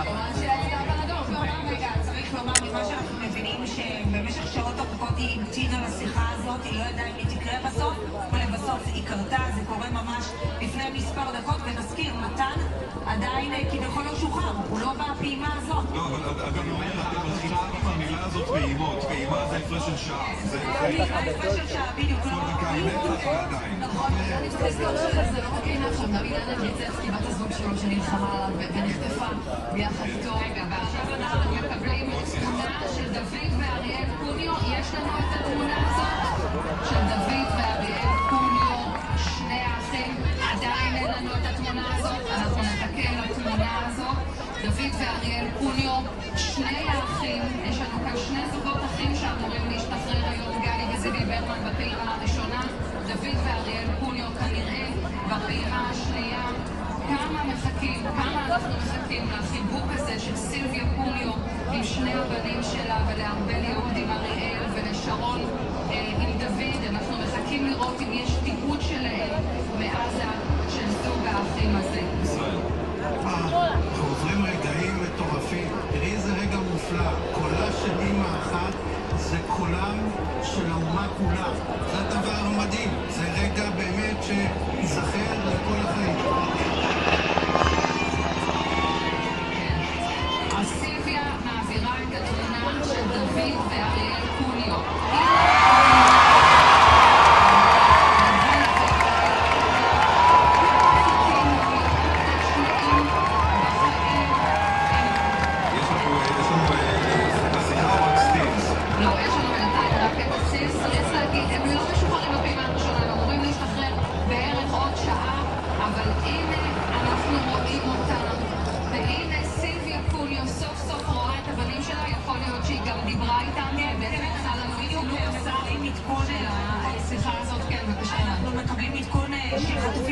שעדיין נמצאים בשבי, דיברו עם המשפחות שלהם בשיחות וידאו, זאת אומרת שעדיין הם לא נמצאים בשחרור הבא, בשחרור של רגע. בואו נשמעתם את הקהל, זה הקהל, שומעים אותם.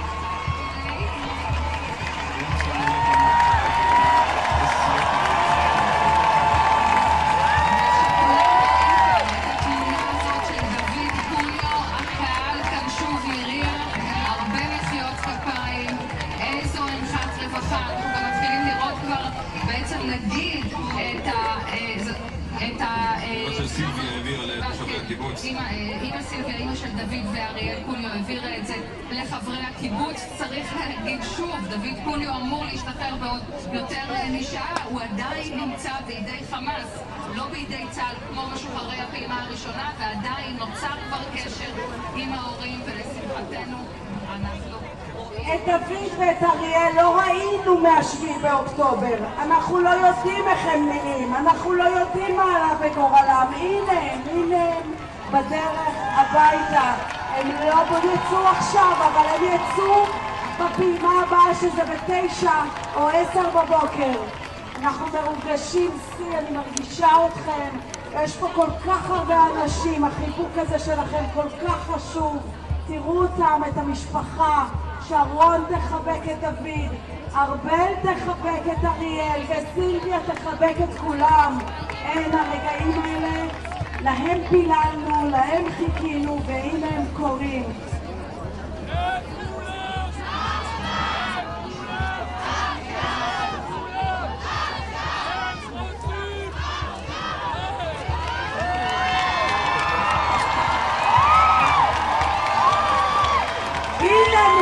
כהן, עוד תמונה של עוד חטוף שיוצא היום הביתה.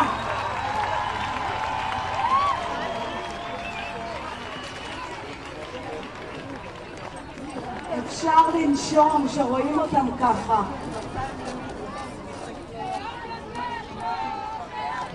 שריונר, כמה חיכו לו, כמה חששו כשהוא יישאר רק לשלב הסוף.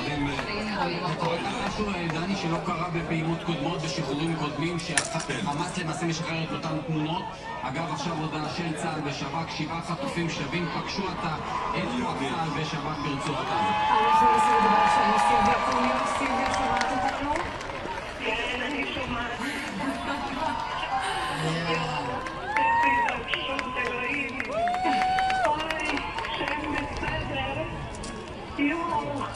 אני לא מאמינה. איזה חמודים. דוד בוכה. יואו. אני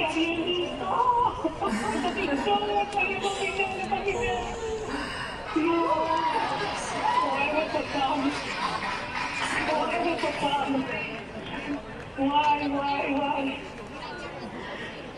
סילביה, ספרי על השיחה, מה הצלחת לשמוע מהם? לא שמעתי כלום. היה כל כך הרבה בלגן פה, אבל ראיתי אותם והספיק לי. ואיך הם נראים לך? לא ראיתי אותם שנתיים, אפילו לא בסרטון, ואיך הם נראים לך? בסדר גמור. קצתי אותנו עבד בסכן, דוד, אבל בסדר. יואו, איזה כיף.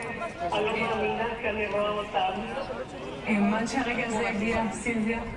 כן, עוד מעט. הם פה. וואו. תודה, תודה. הצלחת להגיד להם משהו בשיחה? שאני אוהבת אותם. את כל הקיבוץ שם, וואו. וואו, וואו, וואו. יואו. קיבוץ שלם, קיבוץ שלם, עם שלם, כולם. ולמי התקשרו? ואני דחיתי את הטלפון, בהתחלה דחיתי את השיחה, כי לא הכרתי את הטלפון. אבל הם התעקשו לדבר איתה. כן, לא, אבל בסדר. סיביה, תודה רבה שאת מדברת איתנו. חינוך גדול מאוד על הפנים שלנו. יותם כהן, אח של נמרוד כהן, על קו הטלפון. יותם, מה נשמע אצלך? ספר לנו קצת, מה הצלחת לראות? הרבה זמן הוא עשה טוב. ראינו את נמרוד, חתיך מתמיד. איזה גבר, שרד שנתיים שבי, ועוד שנייה חוזר הביתה. יאללה. הצלחת לשמוע ממנו משהו, להגיד לו משהו? זה היה בדיוק שיחה של כמה שניות, הוא אמר שהוא בסדר, שהוא אוהב אותנו, ורק רצינו לראות אותו, רצה לראות אותנו, ואנחנו באמת עוד שנייה נחבק אותו, ולא יודע מה נעשה. והחיוך הגדול הזה על הפנים שלו, אנחנו רואים את זה גם כאן. יאללה, וואו. אתם נושמים קצת לרווחה אחרי שראיתם אותו? כן, החזקנו את הנשימה בזה וצבועה זה התקשר, ובאמת בפעם הראשונה אנחנו מסוגלים לנשום כמו שצריך, אבל עוד שנייה בבית, רק את באמת בפעם ראשונה לצאת. כן, ספר לנו קצת על ההורים קצת, על ויקי ויהודה, איך הם הגיבו כשהם ראו אותו? רואים אותנו, האמת, בשיחת וידאו, בצד, כולנו התרגשנו וקפצנו ושמחנו, שיראו אותנו שאנחנו בסדר, וחיכינו לו, וכל המשפחה בבית, וכל החברים בסדר, ושיחזור, מחכים לו בבית, אוהבים אותו, ועוד שנייה בחיבוק של אמא. יותם, אח שלי מאוד תודה רבה. תודה רבה. ברגעים האלה, בוא נסביר... אנחנו באמת מתרגשים על כל חטוף שיוצא על הרגליים, אבל אנחנו לא שוכחים שיש לנו חטופים, חללים, שאמורים לחזור גם הם למשפחות שלהם, לילדים שלהם, להורים שלהם. הכיכר הזאת ידעה שמחות ויודעת להכיל את זה, אבל גם יודעת כאב ועצב ודמעה, וגם זה יקרה עוד היום ובימים הקרובים, ואנחנו כולנו כאן עד החטוף האחרון.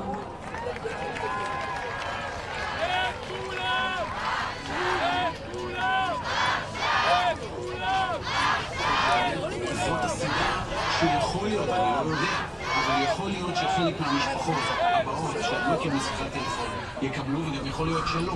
זה קורה שוב נגיד, שיחת טלפון של אנשי הזרוע הצבאית של חמאס עם מהשבי. היו יכולים בכל רגע לאפשר את השיחה הזו, בשבועיים ובששה ימים האחרונים, ובאחזרות שלא אפשרו את זה. מתקשרים לאבא של דוד ואריאל, המשפחה מדברת עם דוד ואריאל, רואים שהם בסדר, מעבירים את הטלפון למתן שמדבר עם עינה ואילנה, ואז לנמרוד שמדבר עם הוריו. אירוע מטורלל לחלוטין, אבל לפחות המשפחות רואות שהם בסדר, וזה שבעת החטופים פגשו את כוח צה"ל ואת השב"כ ברצועה. הם עושים את דרכם לשטח ישראל. שבעת החטופים מלווים על ידי הכוח, והם נפגשו את הצוות הרפואי להערכה ראשונית. מפקדי צה"ל וחיילי צה"ל מצדיעים ומחבקים את השבים בדרכם ארצה. צה"ל ערוך לקליטת החטופים הנוספים שיצאו בפעימה נוספת בשעה הקרובה, וגם אנחנו כאן מחכים להם. אז אנחנו רוצים את כולם הביתה היום, ערב חג שמחת תורה. בשמחת תורה הם נחטפו, ובשמחת תורה הם חוזרים.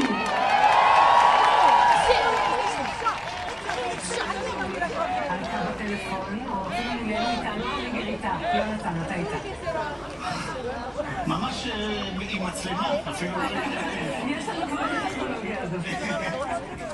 ממש כך. דניאל אלוני, את רואה את דוד פוניו, הגיס שלך ואת אריאל. מה את מרגישה? אני שומעים במיקרופון את הפעימות לב שלי, נראה לי. אנחנו פה בהתרגשות מטורפת, תמונות שכל כך חיכינו להם שנתיים, לא ידענו מה קורה, לא ידענו אם הם יודעים אחד על השני. זה פשוט חזון אחרית הימים, זה מטורף. דיברת עם שרון אחותך עכשיו מראים שהיא ביחד עם ארבל קוניו שמחכה לאריאל ושרון שלכם. אבל יהוד, נכון? אולי מה היא אומרת? שרון? באמת שאנחנו בעיקר צרחנו, אז אני לא יודעת אם היא אמרה משהו, אבל היא שמחה נורא לראות את כולם כאן מחכים, וכל החברים והמשפחה, והיא מאוד מתרגשת, היא בקושי הצליחה לדבר, היא פשוט התרגשות שיא שאי אפשר בכלל להסביר אותו. עכשיו התאומות הן ביולי לא שם, הן מחכות פה ליד. נכון, ברגע שנקבל את האות, לכשהם יחזרו והם ייפגשו והוא יעבור את הבדיקות שהוא צריך ונקבל אישור שזה בסדר, אנחנו בעיקרון טסות לבית חולים. את זוכרת את הרגע בטח אחרי 52 יום שאת יוצאת ועכשיו דוד ואריאל יוצאים. את יכולה רגע להתחבר לרגע הזה, מה הם עוברים? אתה יודע, הכל היה כזה מאוד מעורפל. אני זוכרת את השיבה שלנו בצורה מאוד מעורפלת, אבל פתאום להיות מהצד השני זה להבין את השמחה הזאת של האנשים שהיו כאן, השמחה הזאת שלנו בכלל לצאת משם, להבין ששוחררנו, יצאנו ממש מהחושך אל האור.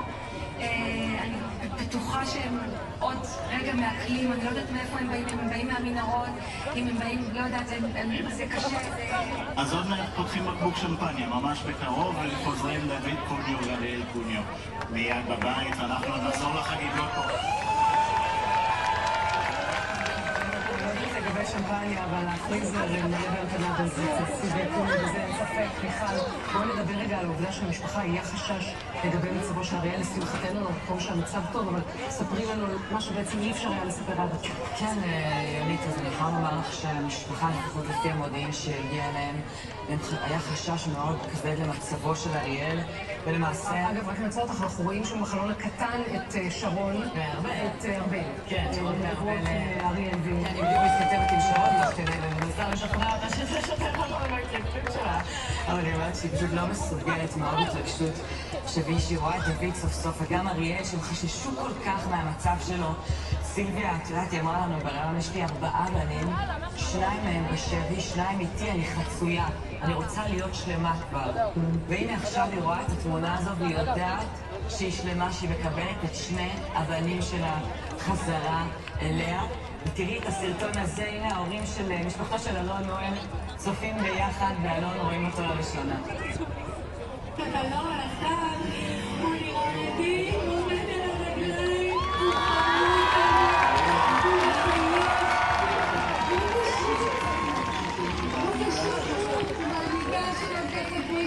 הוא מתוק, אתה לא מבינים?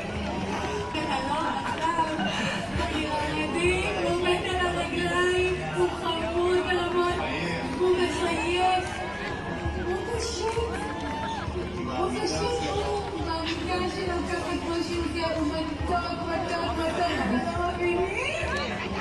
אלון, עכשיו. גם את זה אנחנו מוכנים לראות לנצח, איזה חשש גדול היה למשפחה הזו להתמודד על המצב של אלון. והם רואים את הרגליים, זה מדהים, אבל יש איזה רגע שנחתכו להם הילדים, אז ידידית, אנחנו לא ראינו מעולם מחייכת ומאושרת ככה. את רואה אישה שהפנים שלה מוארות, שהיא ראתה את הבן שלה, והיא יודעת שהיא מקבלת אותו חי, שהיא מקבלת אותו על הרגליים. איך אפשר בכלל לתאר? כן, נחזור עוד לעניין של אריאל, עוד נגיד מילה על זה מיכל, כי היה באמת חשש, אבל הוא בסדר. כמו שאנחנו רואים, כן, אריאל, שוב, המשפחה כן קיבלה מודיעין על כך שהוא נפצע באיזשהו שלב לאחרונה, והם לא ידעו אם הוא קיבל את הטיפול או לא קיבל את הטיפול, ומה מצבו, ולכן היה פחד מאוד גדול. מה הולך לקרות היום? ידעו שהוא ברשימת החיים, אבל הם לא ידעו מה מצבו. בעצם כשהם רואים אותו כך, גם ארבל וגם סיליה, שהן רואות אותו ככה, הן יודעות לפחות שאפשר לנשום לרווחה, הוא חוזר, הוא על הרגליים, בסוף סוף יכול להתחבק כולם. כן, אנחנו שומעים כאן טלוויזיה, אבל זה ממש מרגיש כאילו קרן שמש גדולה נכנסה לכאן מהירה על כולנו בבוקר הזה. אנחנו איתכם, דני וקרן. איך אמרו רבים, אנחנו נוכל להחלים רק שהאנשים האלו יהיו בבית, ואני חושב באמת ברגע הזה שיש אנשים כביכול נאורים בעולם שחושבים שהמחבלים, הרוצחים האלו הם לוחמי חופש, זה בלתי נתפס. נכון, ויונית, דיברת על קרן שמש גדולה שנכנסה אלינו ככה בשעה האחרונה, והשמש כאן לגמרי זורחת והגיעה לכיכר החטופים, ואיזו שמחה יש כשאנחנו... בבוקר הזה אנחנו איתכם, דני וקרן. איך אמרו רבים, אנחנו נוכל להחלים רק שהאנשים האלו יהיו בבית, ואני חושב באמת ברגע הזה שיש אנשים כביכול נאורים בעולם שחושבים שהמחבלים, הרוצחים האלו הם לוחמי חופש, זה בלתי נתפס. נכון, ויונית, דיברת על קרן שמש גדולה שנכנסה אלינו ככה בשעה האחרונה, והשמש כאן לגמרי זורחת והגיעה לכיכר החטופים, ואיזו שמחה יש כשאנחנו רואים את האירוע המדהים הזה, שלא ראינו אותו בשחרורים קודמים, שיוצרים בעצם קשר בין אנשי החמאס, מאפשרים לחטופים ליצור קשר עם בני המשפחות שלהם כשהם עדיין נמצאים בידי חמאס. התמונה המרגשת הזאת של דוד קוניו והתמונה המרגשת של נמרוד כהן, ישראל, הנה קיבלנו עוד צ'ופר על הבוקר. לא, את יודעת, הסיפור הוא פה מאחורינו. עם ישראל שהתעקש להחזיר אותם. העניין של האנשים, זה לא עניין של הקשורות. יש לחטופים האלה אלפי הורים, עשרות אלפי הורים, באיזה שמחה כנה, באיזה דמעות. אין דבר יותר אותנטי, אין דבר יותר חזק בעם שלנו, מהעם הזה, מהאנשים האלה, מהציפייה הזאת, מהשמחה הזאת. איזה רגע מרגש, אני נזכר במיעוט קיצוני שאמר לוותר על האנשים האלו. כמה זה מרחיב את הלב שהאחים שלנו חוזרים הביתה, שאנחנו החזרנו אותם. דני, כמה הם זניחים. אני אפילו, אני אומר לך, מתבייש להזכיר אותם ביום הזה. זה הדבר האמיתי. מישהו רוצה לראות את עם ישראל? זה כאן מאחורינו. שהיו בשבי כל הזמן, שראו את התמונות האלה, את האנשים האלה שליוו אותם,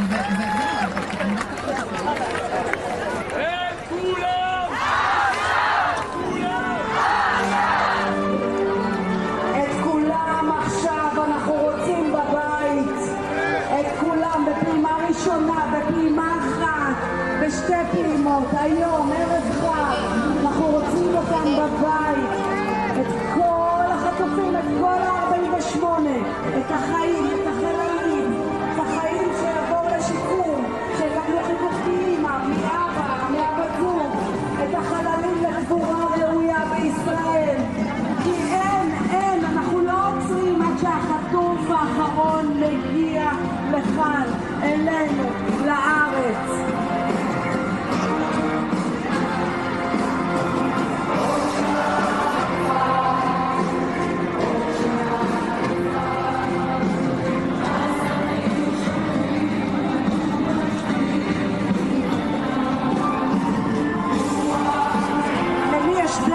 למי יש פוסטר, תרימו אותם למעלה, שיראו אתכם.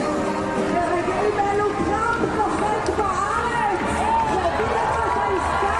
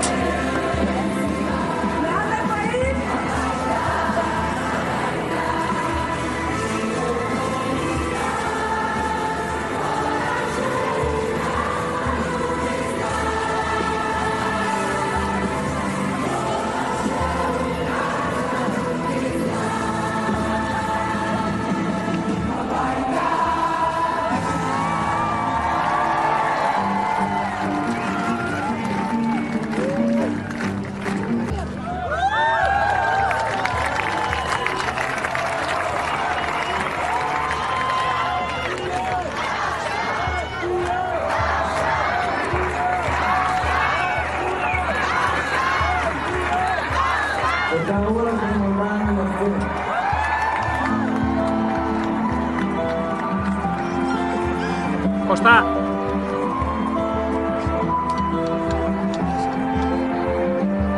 תתארו לכם עולם יפה, פחות עצוב ממשהו ככה, ואנחנו שם הולכים, עם שמש בכיסים, ומלגבות בכוכבים. בעוד 10 דקות המטוס של טראמפ, Air Force 1, יעבור מעל הכיכר כדי לראות אתכם, פה, בכיכר החטופים, הכיכר שהרימה לו, שמשחת גלים, שעברה תודה פרזידנט. אז אנחנו בעוד 10 דקות נראה אותו עובר מעל השמיים כאן בכיכר, ונוכל להגיד שלום. של עצל ושמחה, ותארו לכם לארץ היום יפה, שמיים עליכם, אהבה איתכם, כן ככה זה קרה, לפתע היא אמרה, אני עוד זוכר אותה, כמו בסערה, תתארו לכם אותי נופל, לתוך זאת הרע.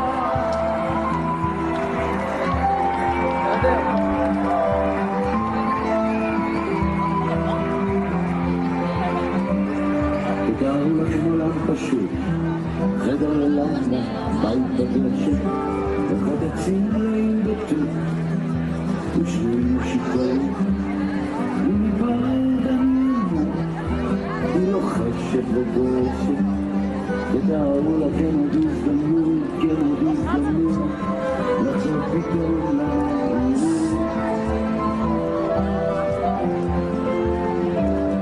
תתארו לכם את החיים שלנו זזים אחורה וקדימה, מה שחסר לנו שום מתמלא, מה שהיה פתאום ישיר, ואני מביט לתוך עיניה, ונגנב בכוח פנים. תתארו לכם אותנו, את כולנו מגשימים את כל החלומות. תתארו לכם באמצע יום יפה, רק שמיים עליכם, ואהבה איתכם, כן ככה זה קרה, כשלפתע היא אמרה, איך אני עוד זוכר אותה, כן מאוד בסערה, תתארו לכם אותי נופל, לתוך זאת הרע. תכף 7 חטופים שהגיעו לישראל ייפלו ישר לתוך הזרועות של הילדים שלהם, של המשפחות שלהם, שנלחמו בשבילם 738 ימים. וכן, תכף קורה, והמטוס של טראמפ תכף יעבור פה. הנה הוא, תכף יעבור פה. תתארו לכם עולם יפה, הנה בתוך החושך, עולם פשוט. תתארו לכם קצת חושך, עולם יפה, הנה בתוך החושך, עולם פשוט. תתארו לכם קצת חושך, עולם יפה, הנה בתוך החושך, עולם פשוט. תתארו לכם קצת חושך, עולם יפה, הנה בתוך החושך, עולם פשוט. תתארו לכם קצת חושך.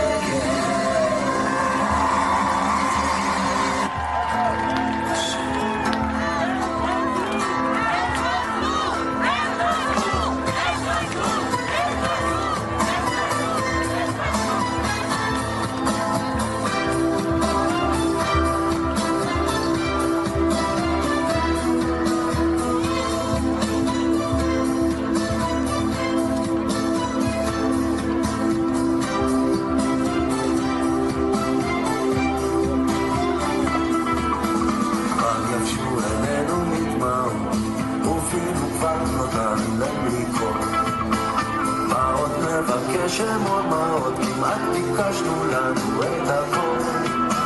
את הגשם תנבא איתו ובאביב בזה זרעים פרחים ותן שיחזור שוב לביתו יותר מזה אנחנו לא צריכים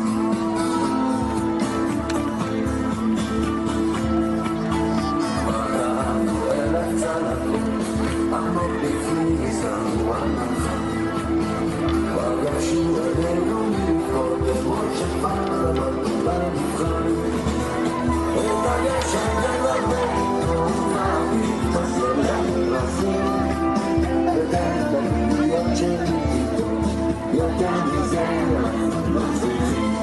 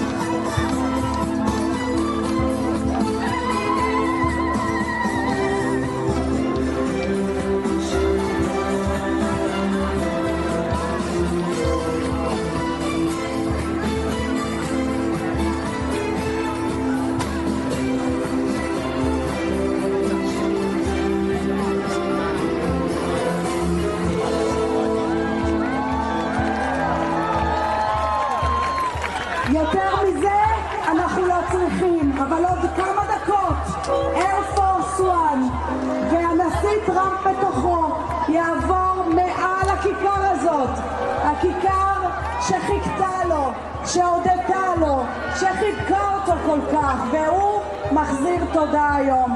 אז אנחנו נחכה לו, אני אגיד לכם מתי, ונרים את הראש למעלה וננופף דגלים ונשמח ביחד על הרגע הכל כך קסום הזה שחיכינו לו. 738 ימים, שנתיים שלמות.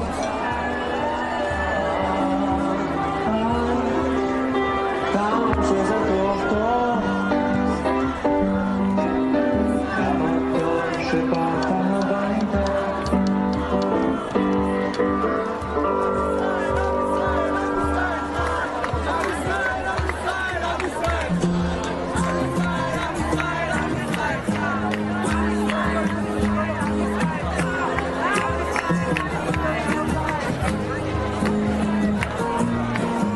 למצוא את הרגע שלי לברוח, לנסוע יום יומיים לעבר את היממות.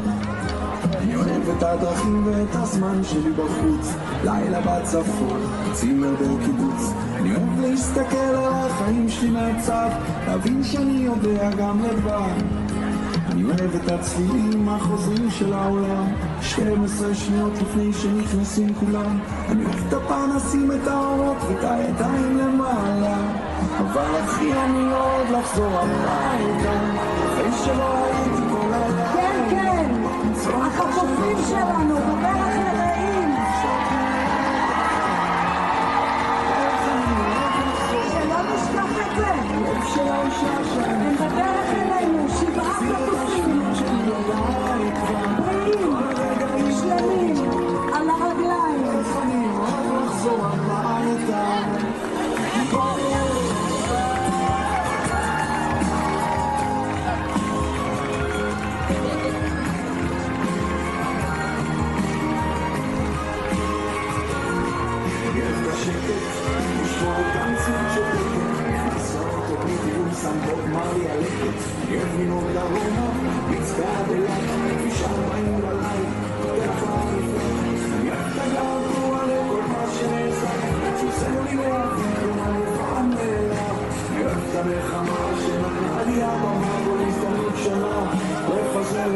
חמה, אני אוהב את האנשים למשקעות, אוהב את זה לעלה, אבל אחי אני אוהב לחזור הביתה, שלא ראיתי כל הלילה, למצוא את השלווה שאני חי בה, לפשוט מעליי את החיים, איך אני אוהב לחזור הביתה, ללב של האישה שאני חי בה, להחזיר את השפיות שלי אליי בה, את כל הרגעים הרגילים, איך אני אוהב לחזור הביתה.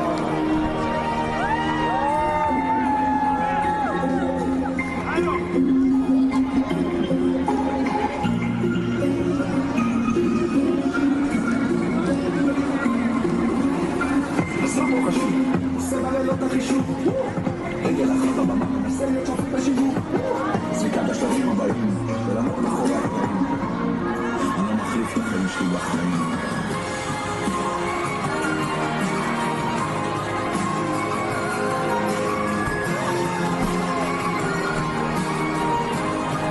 אבל אחי אני אוהב לחזור הביתה, שלא הייתי כל הלילה, למצוא את השלווה שאני חי בה, לפשוט מעליי את החיים, איך אני אוהב לחזור הביתה, ללב של האישה שאני חי בה, להחזיר את השפיות שלי אליי בה, את כל הרגעים הרגילים, איך אני אוהב לחזור הביתה.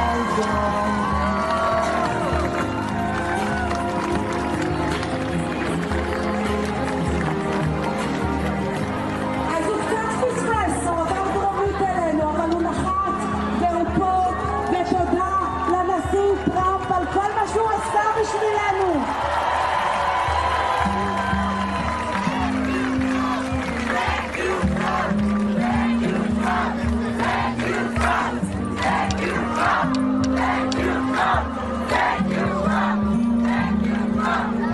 במשפחה, חברים, צוות לבילויים, שיחות עמוקות, שיחות של הנפש בלילה, להתמודד עם שינויים, גלים או עם שנים, הנשמה במלחמה עם הקרמה, עוד יבוא ימים טובים, אני בקטריה,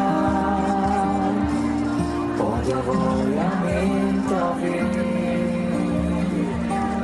גם בשעות החשוכות של הלילה, תמיד יהיה כוכב קטן שיעיר לך את עצמך, את הדרך הביתה, תמיד צורכים, חשוך לפני הסליחה, מיון הכבוד. ונוחת כאן, התזמורת מואב כבר התחילה לנגן.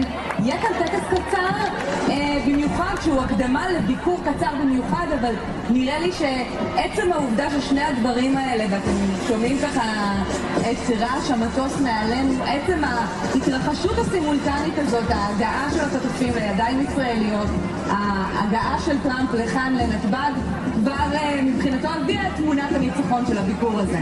כן, קודם כל ראש הממשלה יצאותך בן גוריון. הנשיא טראמפ בא בעצם להשלים פה את המשימה שהוא התחיל בינואר, להחזיר את כל החטופים וללכת לכיוון של מזרח תיכון אחר. זה יהיה המסר שנשמע עכשיו, זה השלב הראשון, אבל בוודאי לא האחרון. כלומר, זה ההישג הדיפלומטי הגדול ביותר שלו. ונראה לי שכדאי להגיד במרב שלפות. רואים את התמונות האלה. כל אדם שחושב... כן, זה התמונות שהוא רואה שם את חוף הים בתל אביב. כל אדם שחושב שהוא לא יכול לשנות, שהוא לא יכול לקום ולשנות את המציאות. האנשים שליוו אתכם, אתם, המאבק שלכם, המאבק הציבורי להחזרת החטופים, כל זה היה מול עיניו של נשיא ארצות הברית. ממש ככה. אני אפילו אקח אותנו רגע להתחלה. אני מזכירה שביום השלישי למלחמה, ב10/10, היו 5 מטרות. אף אחת מהן לא כללה את החזרת החטופים. ולקח עוד כמה ימים, כבר מאבק שלנו, פגישה עם ראש הממשלה, השתנו מטרות המלחמה, שמנו את זה על המפה, שמנו את זה על השולחן, יש שם החטופים, צריך להחזיר אותם. ואנחנו רואים לכל אורך הדרך, בכל כך הרבה צורות, כי אנחנו רואים את הכיכר ורואים כל כך... יש שאלה, והנה טראמפ, הנשיא האמריקאי, הוא זה שמביא את ההישג הזה בזמן שחטופינו חוזרים, הוא נוחת כאן מאחורינו. כן, בואו ננסה לתאר מה קורה פה. פורטואן עכשיו ממש בעוד 100 מטר יעצר מול השטיח. אתה יודע, זה אנדרסטייטמנט להגיד שהם הכינו את הקרקע, הם היו במגע בלתי אמצעי עם הציבור הישראלי ונעמו בכיכר ונפגשו עם המשפחות ובאמת, אתה יודע, לקחו את השליחות הזאת במובן הכי אישי שיש וגם בסוף הצליחו to seal the deal. נכון, אנחנו רואים עכשיו את התמונות עם נתניהו עם האקבי, השגריר האמריקני, האקבי, מינוי של טראמפ כנגד ישראל גדול. ואת יודעת, לטראמפ יש פה ביקור שהוא גם ביקור תדמיתי, ציבורי, כמי שרוצה באמת שהסיפור הזה ייחתם על שמו גם בהיסטוריה, אבל יש לו גם פרקטיקה לביקור הזה, מעבר לנאומים, כי ההסכם הזה הוא בינתיים רק שלב א', טראמפ לא רוצה שהמלחמה תתחדש, נתניהו לא רוצה שחמאס תישאר בשלטון, איך אפשר לכלול את שני הדברים האלה יחד? על זה טראמפ יצטרך לעבוד גם פה וגם בשארם א-שייח לשם הוא ימריא, אנחנו רואים עכשיו את ראש הממשלה. זו השאלה, תקן אותי אם אני טועה, אבל כאן יהיה החלק הסמלי והחלק המרגש והתמונות היפות וגזירת הסרטים המטאפוריים, והעבודה הקשה באמת תהיה בשארם, לבדוק את כל המשתתפים, גם למשהו שהוא בר קיימא בשלבים הבאים. כן, זה גם את המסך המפוצל שאנחנו רואים עכשיו, הוא באמת כאילו תסריטאי בסרט קולנוע, תסרט את זה בעוד הרכבים, עושים את דרכם עם חטופינו שמשתחררים אחרי שנתיים, נוחת נשיא המעצמה הגדולה שכנראה בלעדיה ובלעדיו כל זה לא היה מתרחש. אנחנו שומעים עכשיו את ראש מסדר. כן, ראש הממשלה ורעייתו והבכירים עומדים וממתינים בקצה השטיח האדום שכבר נפרס כאן לפני שעות ארוכות והיו הרבה חזרות. עכשיו מגיע רגע האמת. נעמדים עכשיו מאחורי השגריר. איתנו טראמפ, איתו שם, כן, איוונקה וג'ארד קושנר וסטיב ויטקוף שלוחצים ידיים לשגריר האקבי. זה התמונות שגם אתם רואים, שבמקביל, את יודעת, באמת הסמליות היא לפעמים קיץ', אבל לפעמים הקלישאות הם אכן המציאות, ולא צריך לעשות יותר מדי, פשוט יותר להתבונן בתמונות האלה. אתה יודע, אם היינו רואים את זה באיזשהו סרט, זה היה נראה כמו משהו שאיזשהו תסריטאי קצת הגזים כשהוא תזמן את שני הרגעים האלה ככה במקביל, את הנחיתה הזאת של האיירפורס 1 ואת השיבה של חטופינו לידיים ישראליות. זו מציאות חיינו, מואב, ממש רגע שמתרחש כעת. באופן סימולטני, נשיא ארצות הברית נוחת כאן, חטופינו שבים לישראל, וכל זה בערב שמחת תורה, שנתיים אחרי האסון הגדול ביותר שחווינו. הדלת נפתחת, מסדר עובר לנוח, הדלת כבר פתוחה.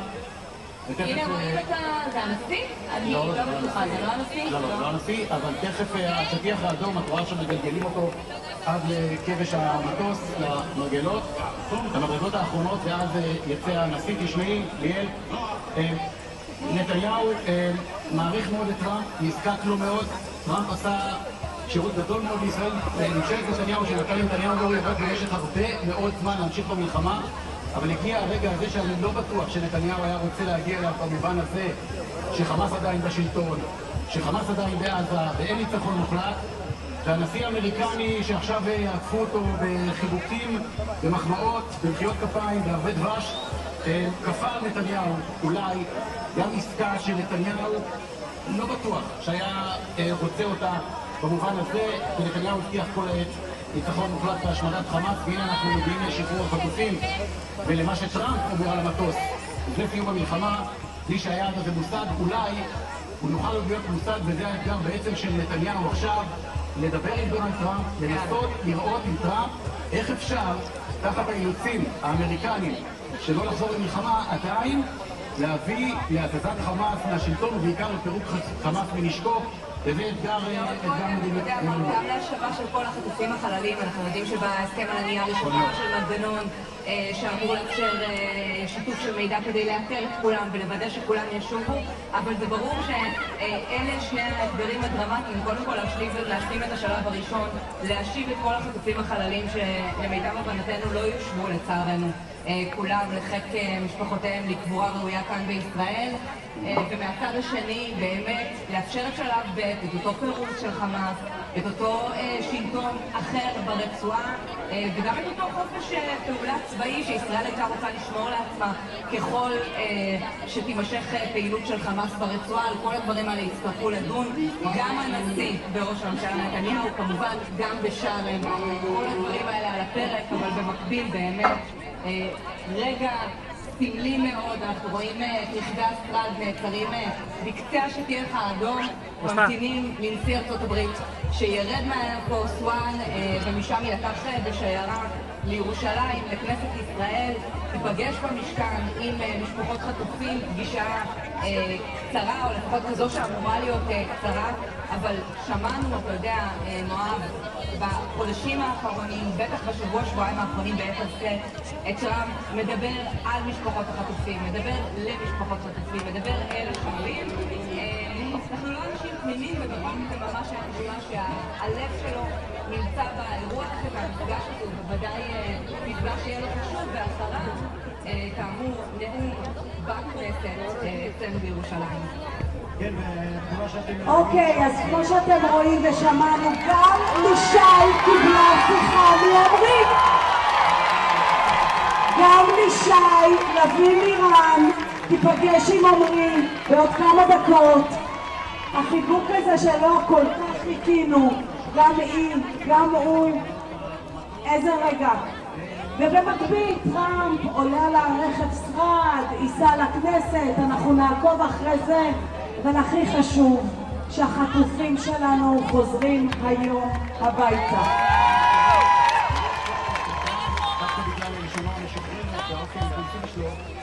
שמענו דברים מעניינים נאמרים למרגלות מטוסים על ידי הנשיא האמריקני ללא ספק. הנה, איציק, אנחנו אליך. איציק זוארץ שם ברגע. אנחנו רואים את התמונות של השיירה בדרך לרעים, ואנחנו ממתינים לאיציק זוארץ שידבר על הנעשה שם, כאשר אנחנו ממתינים בכל שנייה לראות את נשיא ארצות הברית דונלד טראמפ יורד כאן לביקור המיוחד הזה בישראל. אתה יודע מה, בכל אירוע אחר היינו אומרים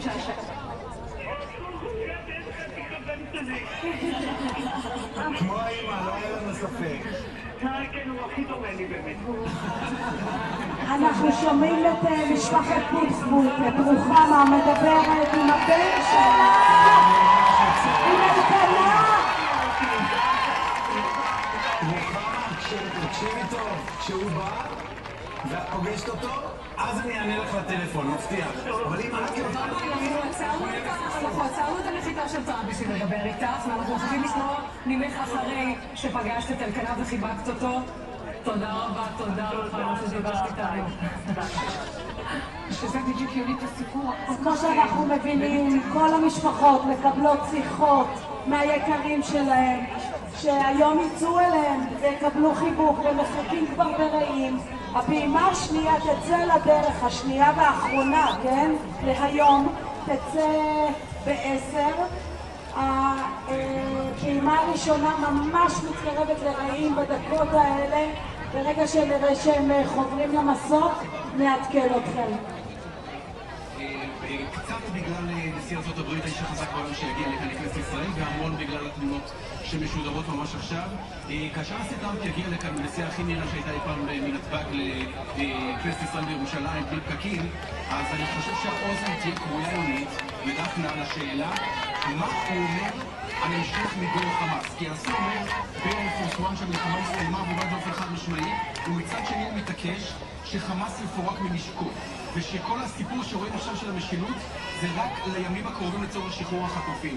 איך מתכוון הנשיא ליישם את ההבטחה הזאת? האם הוא יחזור להתחייבות ממסיבת העיתונאים עם נתניהו שנראית כמו לפני שנתיים, הייתה כולה לפני שבועיים, שהוא יאפשר לישראל to finish the job? חמאס ב-7 באוקטובר, עכשיו אנחנו בימים אחרים, בימים סמוכים, הם חוזרים והם צפויים לעבור כאן ממש בדקות הקרובות. אנשים פה מצפים, קצרי רוח, ואנחנו גם כאן ממתינים לרגע כל כך מרגש הזה. מורן וניאל בינתיים בחזרה אליכם. כן, איציק, דונלד טראמפ נשיא ארצות הברית ממש בשניות אלה מסיים את הירידה בכבש המדרגות מהאיירפורס 1, לוחץ את היד לנתניהו. אז הנשיא טראמפ יורד במדרגות ונחת בארץ ואנחנו נעשה לו את הכבוד, ובמקביל אנחנו רואים את הבנים הישראלים עם החטופים שלנו בדרך לחיבוק של המשפחות שלהם. Thank you, Mr. President. Thank you, Trump.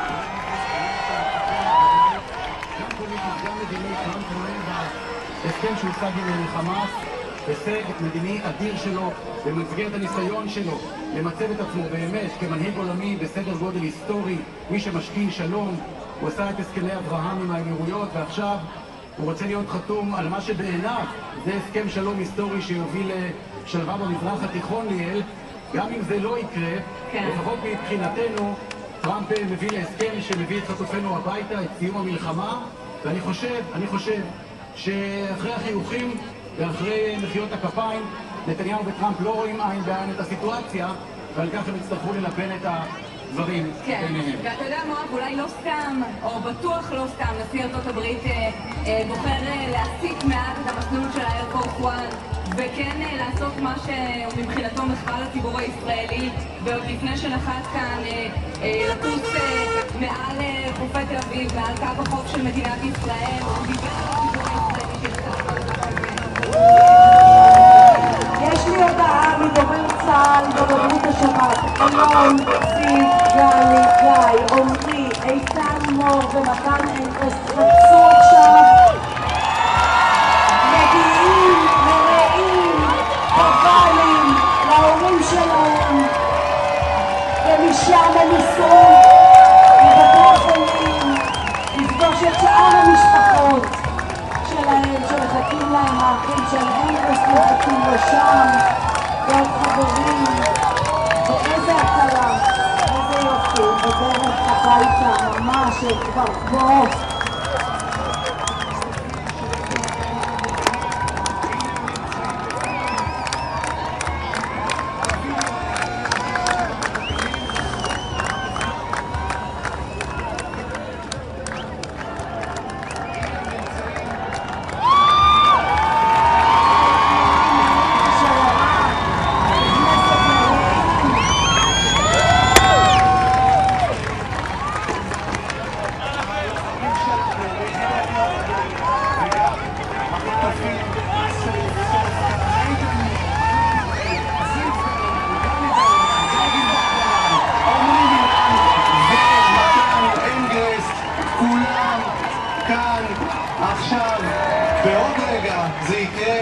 המפגש הכל כך מרגש עם בני המשפחות שלהם.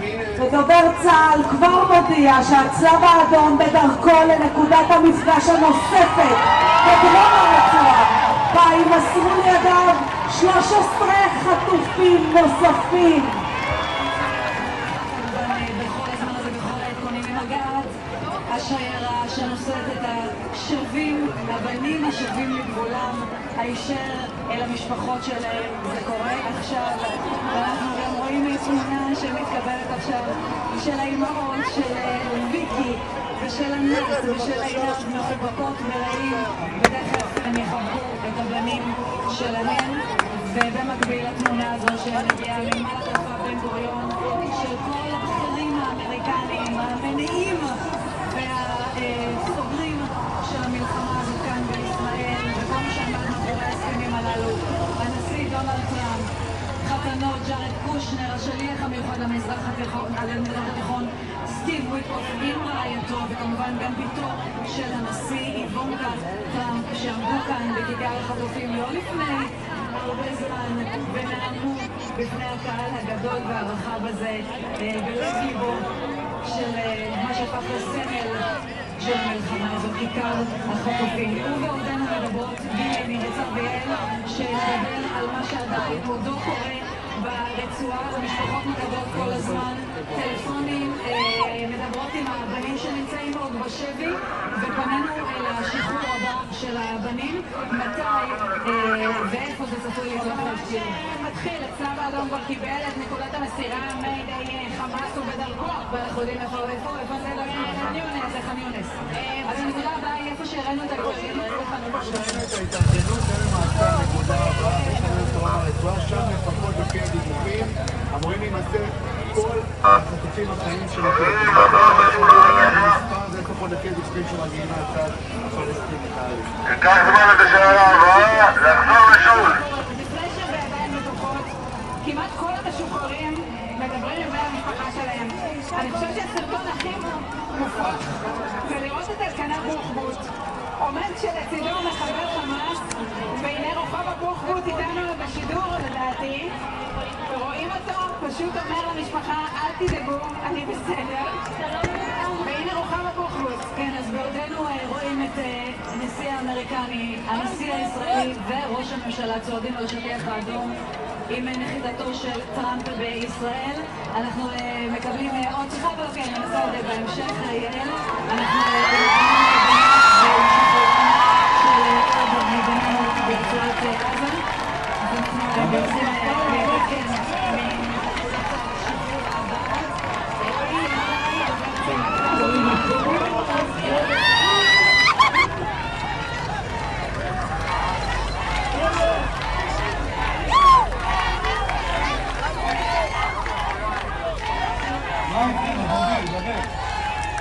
דבר כפרה עליך, דבר כפרה עליך, אלקנה בוחבוט!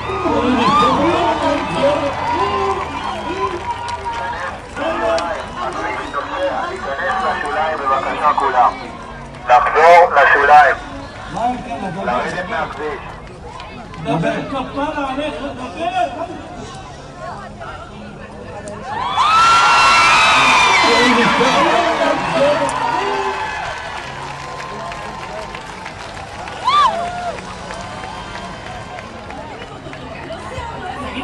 הנה גם ג'ולי קופרשטיין, תראה שיחה מדם שלה.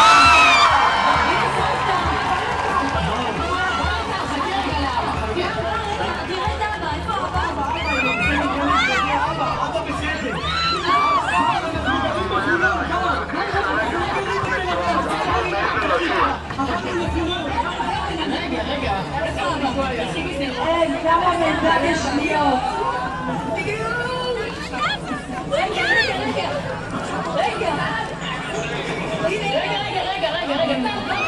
אני יוזמת השיחה הזאת למשפחתו, והמשפחה באמת לא יודעת כזה אושר, ורואים גם על בר את החיוך הזה, לא מאמין שהוא מדבר ככה עם המשפחה שלו, ואולי מתחיל להאמין ולהבין.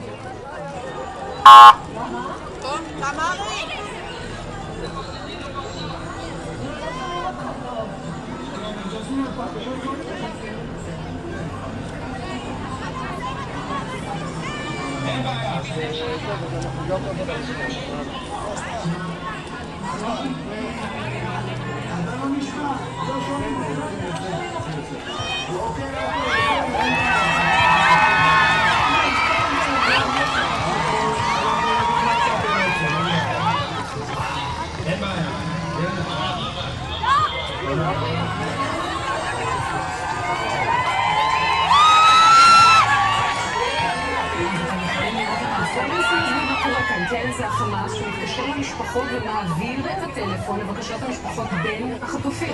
הצלחנו לראות, זו סמירה שהייתה למעשה בכלל למשפחת קון, ונכנסה המשפחה של לראות קון, וביקשו לראות גם את דינק. ופשוט נכנסו משפחות זו אחר זו, וניסו לבקש לדבר עם היקירים שלהם, ופשוט רואה את התור הזה שם ברעים, איך מנהלים איתם פייסטיים עם המחבלים שמעבירים אותם בשיחה באחד לאחד. לא שומעת גם את בן המשפחה אומר, אין בעיה, נגיד מה שאתם רוצים, והוא מדבר אליהם בעברית, מבחיון מקבלים את זה באמת. אומרים שמה, נגיד מה שאתם רוצים, בגלל שאתם מבינים שחמאס יוצאים פה, מביים אבל הדבר הכי חשוב, כן, המשפחה רואה אותם. אגב, הצלחנו, ג'ולי, אמא של בר, כמו שסיפרה שלמרות מקסימטים, אנחנו לא הצלחנו, אבל אמרה שהוא נראה בסדר. נראה לי שגם ראינו בחטף את רוסלבסקי אפילו, וגם הוא נראה בסדר. אביתר דוד מדווחים השתנו, כל התמונה המחרידות שלנו, עם כל החשש לחייו, וצריך להבין את המצב שאנחנו נמצאים בו, עם כל הטרור הפסיכולוגי של חמאס פה שמתקשר להם, לפחות אנחנו יכולים עוד לפני שהם הגיעו לכאן לראות שהם בסדר ולנשום את בימים נורמליים. היינו רק מתארים את התמונה הזו בנתב"ג של נשיא ארצות הברית וראש ממשלת ישראל, ואלה כמו שאתם מבינים, לא רגילים בשום צורה. דני וקרן בכיכר. כן, תכף נהיה מה שקורה כאן. אז הנה מיסטר פרזידנט. We want to tell you, thank you, Mr. President!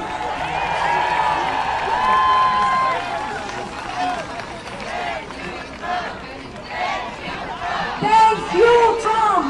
Thank you, Trump! Thank you!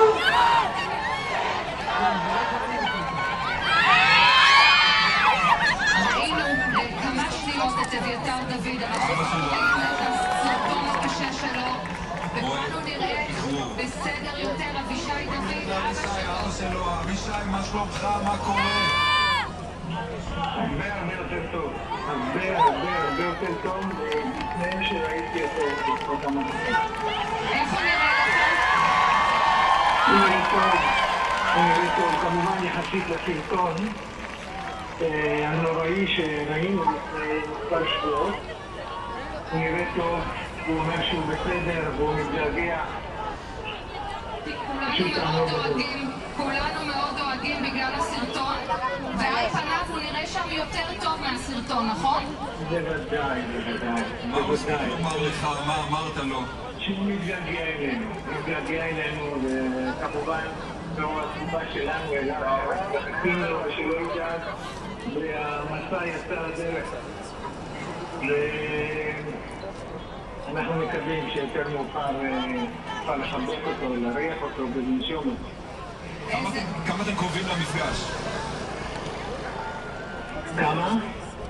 מתי זה אמור לקרות? מתי אתה אמור לראות אותו? מה אתה יודע? תכף אנחנו יוצאים, קודם כל לראות אותם עוברים, כן, שאנחנו רואים אותם עוברים דרך חלונות שקופים, ואחר כך אנחנו מתקדמים הלאה.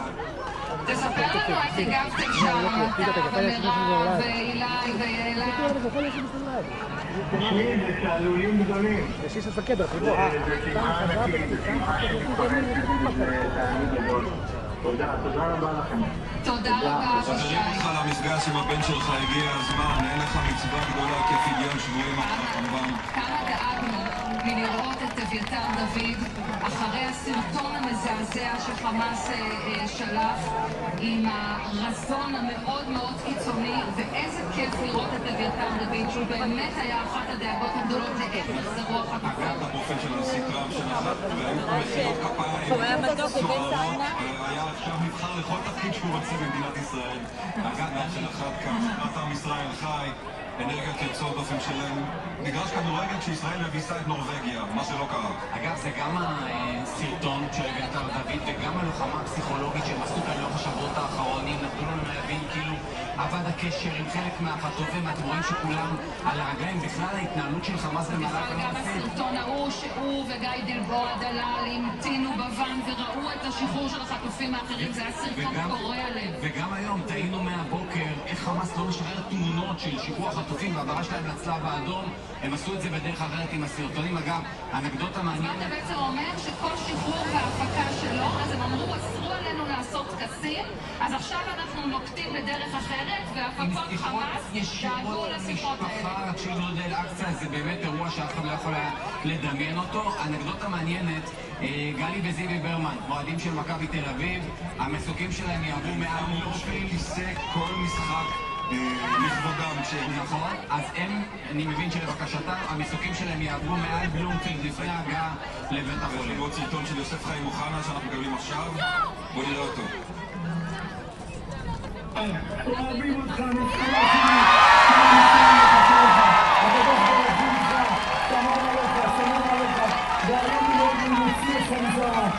תודה רבה לסר, אלוהים שומר אותך, אלוהים מגן עליך, אלוהים אוהב אותך, כל עם ישראל מתפעל עליך. אנחנו מחכים לך בקוצר.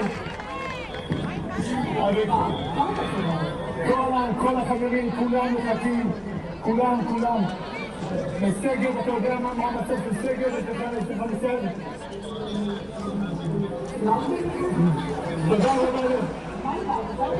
תודה רבה לאלוהים. מה עם סגר? אתה יודע מה עם סגר?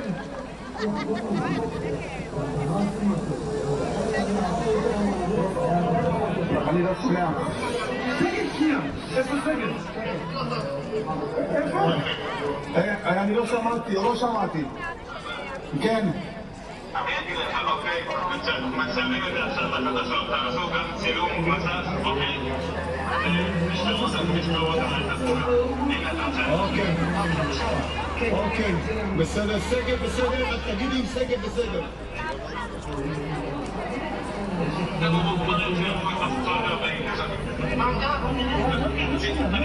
כן, להעלות את זה לחדשות. לעלות לחדשות? אני לא שומע. יאללה, יוסף, אבי, אתה איתנו בשידור? ואיתכם. אבי, הוא נראה בסדר, נכון? הוא נראה בסדר גמור, ברוך השם, ברוך השם. איזה הוא כיף, נראה ממש טוב. היה קצת רעשים סביבי, אז קצת לא שמעתי אותו, שהוא לא שמעתי, אבל זה לא משנה. כרגע, ברוך השם, הוא נראה ממש טוב, גם חיצונית, גם האור הפנים שלו נראה טוב. אחרי כמעט שנתיים הוא היה שנה וחצי במנהרה, ואני רואה את החיוך שלו, אני נזכר בחיוך שלפני שנתיים, בחיוך הזה, כל כך התגעגעתי לחיוך הזה שלו, והוא מדבר בסדר, והגוף שלו נראה בסדר. זה מה שקיווינו, זה מה שציפינו, זה מה שרצינו, והנה, ושאפשר היום לברך שהחיינו וקיימנו והגיענו לזמן הזה. אנחנו מרגישים פה ומרגישים, כל המשפחות פה ברעים, אנחנו פשוט מרגישים בתוך איזה חלום, או ממש כאילו חלום שאנחנו עומדים להתעורר ממנו, אבל חלום טוב שחיכינו לו שנתיים לחלום הזה, שהוא היום מתגשם. המחבל עדיין מאחוריו, אבל עוד מעט אתה תחבק אותו, ויש פה עשרות אלפים בכיכר שרואים אותו ושומעים אותך. מה אתה רוצה לומר גם לאנשים כאן מאחורינו שבאו לחגוג יחד איתך את הרגע הזה? תודה, אין מילה יותר חזקה מתודה. תודה רבה על כל מה שעשו וכל מי שעשה וטרח באמת כדי שנגיע ליום הזה ונלחם, וכמובן על החיילים שלנו, על גיבורים והחזקים שמסרו את נפשם כדי שנגיע לרגע הזה, החיילים הקדושים שלנו, ולכל עם ישראל שעצב אותנו, לא עצב אותנו לשנייה אחת, את המשפחות, כולם עצבו אותנו יום ולילה, זה עם ישראל. אני אומר תודה לכולם, ואני אומר לכם, זה מה שאני אבי אוחנה, אני לא יודעת אם אתה שומע, אבל כל הכיכר כאן שומעת אותך אומר להם תודה, וכולם מגיעים לך כאן, ואיזה כיף סוף סוף לראות את יוסף חיים על הרגליים, מדבר איתכם, ובריא, וטוב טוב טוב שראיתם אותו, ואנחנו מחכים כבר לחיבוקים שלכם. חג שמח, אבי, חג שמח. תודה, חג שמח. היום זה חג כפול לעם ישראל, חג שמחת תורה וחג היום ושבו בנים לגבולם. תודה רבה לכולכם. אחרי שבים לגבולם, יונית חוזרים עלייך. כן, עוד ועוד תמונות שאנחנו מקבלים שני החטופים, גם מדברים עם בני המשפחות שלהם וגם תמונות שלהם. עכשיו אנחנו חושבים שיש לנו גם תמונה של איתן הון.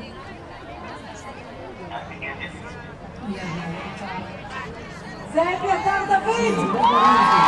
זה אביתר דוד! הוא מדבר עם המשפחה שלו. של משפחתו. אפשר לנשום, אני אומרת לכם, אחד אחרי השני, המשפחות קיבלו את השיחות האלה. החמאס עשה את התרגיל הכי whatever, שהמשפחות קיבלו הודעות במקום טקסים, אוקיי? אז הנה אנחנו רואים אותם אחד אחרי השני, נושמים לרווחה, מחכים להם ברעים, לחיבוק הגדול של אמא, של אבא. הנה הם. הנה רוב ברסלבסקי.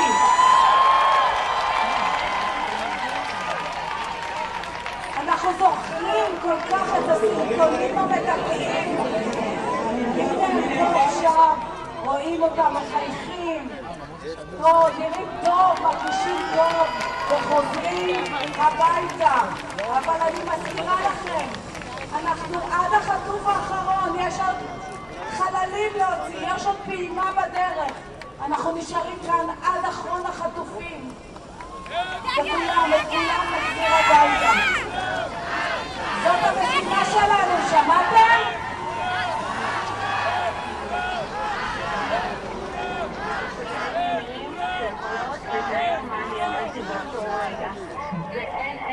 אין מילים, באמת, זה כאילו... זה נס. ואני מחכה לנס, לראות אותו חי בריא ושלם, וברוך השם, אני רואה אותו והוא נראה בסדר. הוא נראה בסדר, ברוך השם, הוא חייך, הוא מדבר, והוא עומד על הרגליים, ואני רק מחכה לראות אותו, רק מחכה לחבק אותו, לחיבוק הזה המיוחד, אני מחכה רק לחבק את הילד שלי, לתת לו את האהבה שאני כל כך יש לי בלב, להוציא אותו, להוציא את כל האהבה אליו, להעביר אותה אליו. תמי, אם את יכולה להיות איתנו... כן. אם את יכולה להיות איתנו, כי אני רוצה... לא, אנחנו רוצים שתישארי לכמה, יש לנו את החומר הזה, את התמונות שלך, מדברת איתו, אז רק שנייה להראות את זה, ואז להמשיך את השיחה אם אפשר. הנה זה. כך נשמע השיחה.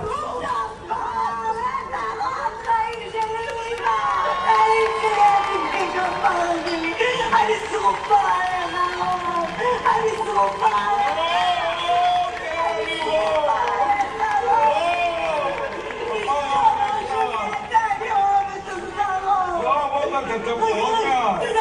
תגיד משהו. תירגעי, אני בסדר, הכל בסדר.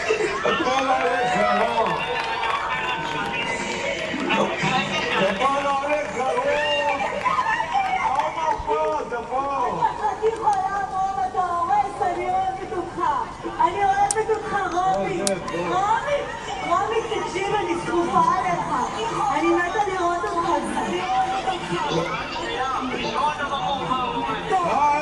איך כיף אלרום?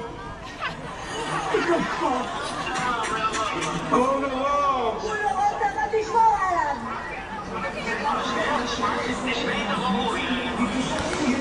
רגע, מה אומר? יאללה, עכשיו כל הקהל מברך שהחיינו. מוכנים? ברוך אתה אדוני אלוהינו מלך העולם שהחיינו וקיימנו והגיענו לזמן הזה.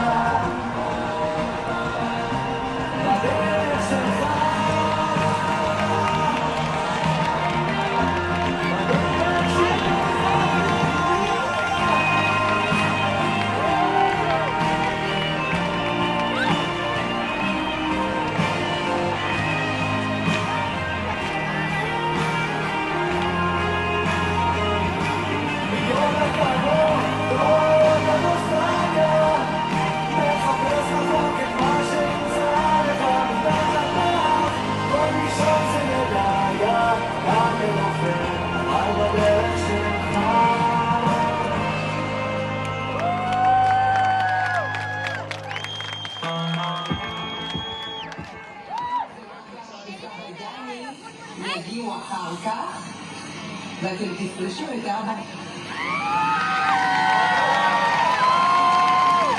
אלמונת אוי נתן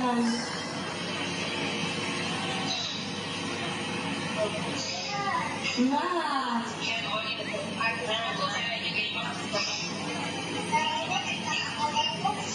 גם אני.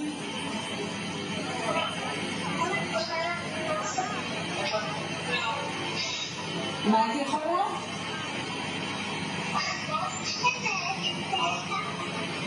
עברנו נושא. מעולות אתן. מחוקות שלי. עוד מעט, ממש עוד כמה שעות, אבא ייתן לכם חיבוק אם תרצו, ונשיקה אם תרצו, ואתם תוכלו להראות לו את הציורים, כן, מלא נשיקות אלמה, ככה, מלא נשיקות תתני לו, ואתם תוכלו להראות לו את הציורים, ואתם זוכרות את הסרטון שאני הראיתי לכם אתמול? זו אישה שמדברת עם הבנות שלה לפני שהיא פוגשת את בעלה. אומרי שנמצא כרגע בדרך לראי ועוד רגע המפגש של המשפחות. בינתיים תמי, אמא של רום ברסלבסקי, איתנו על הקו. שלום תמי. שלום. דיברת איתו?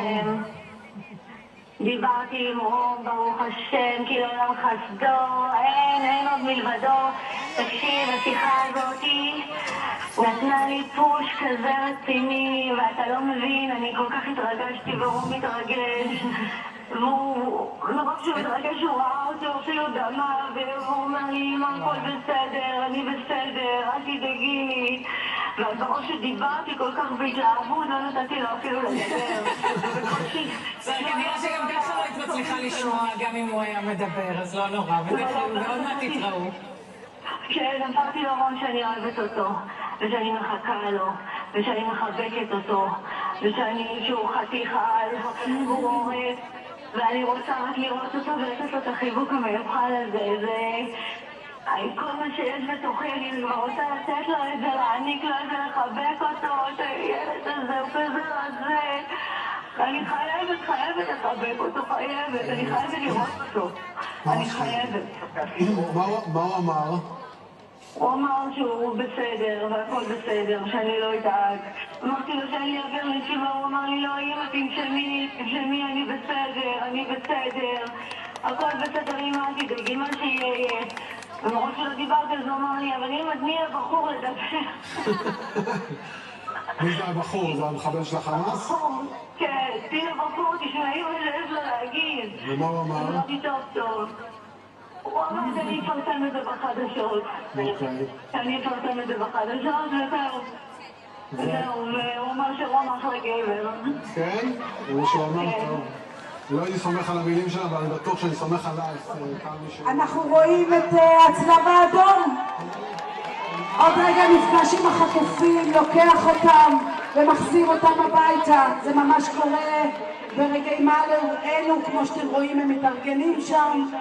אני מקווה שלא יהיה דוחק ולחץ כמו שאנחנו מכירים משחרורים קודמים, אבל זה קורה, הכל קורה במקביל, יום מסעיר, עמוס, טראמפ בדרך לכנסת, החטופים פעימה ראשונה ברעים, החטופים משלים עוד שנייה מגיעים, מדברים עם ההורים, באמת, איזה יופי, ממש, הלב לא יכול להכיל את זה, לא יודעת איך אתם, אני מוצפת, איזה כיף.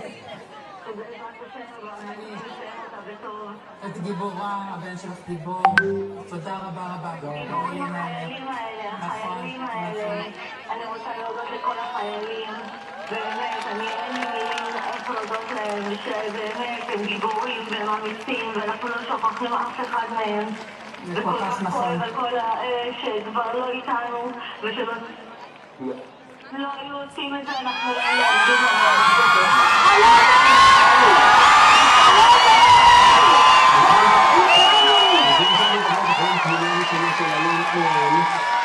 נעמדים במתחם של ישראל, רואים אותו, אנחנו מחכים גם לראות תמונה של רום שלך מגיע לארץ. אמן. תודה רבה, בקרוב, כאן חיבוק גדול.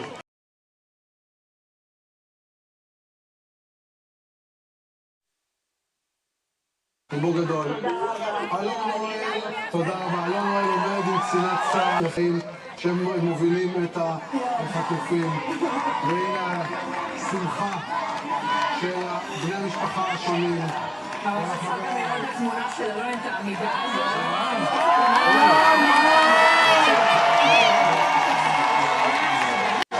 יש 738 ימים שזה הביתה בידיים של צה"ל.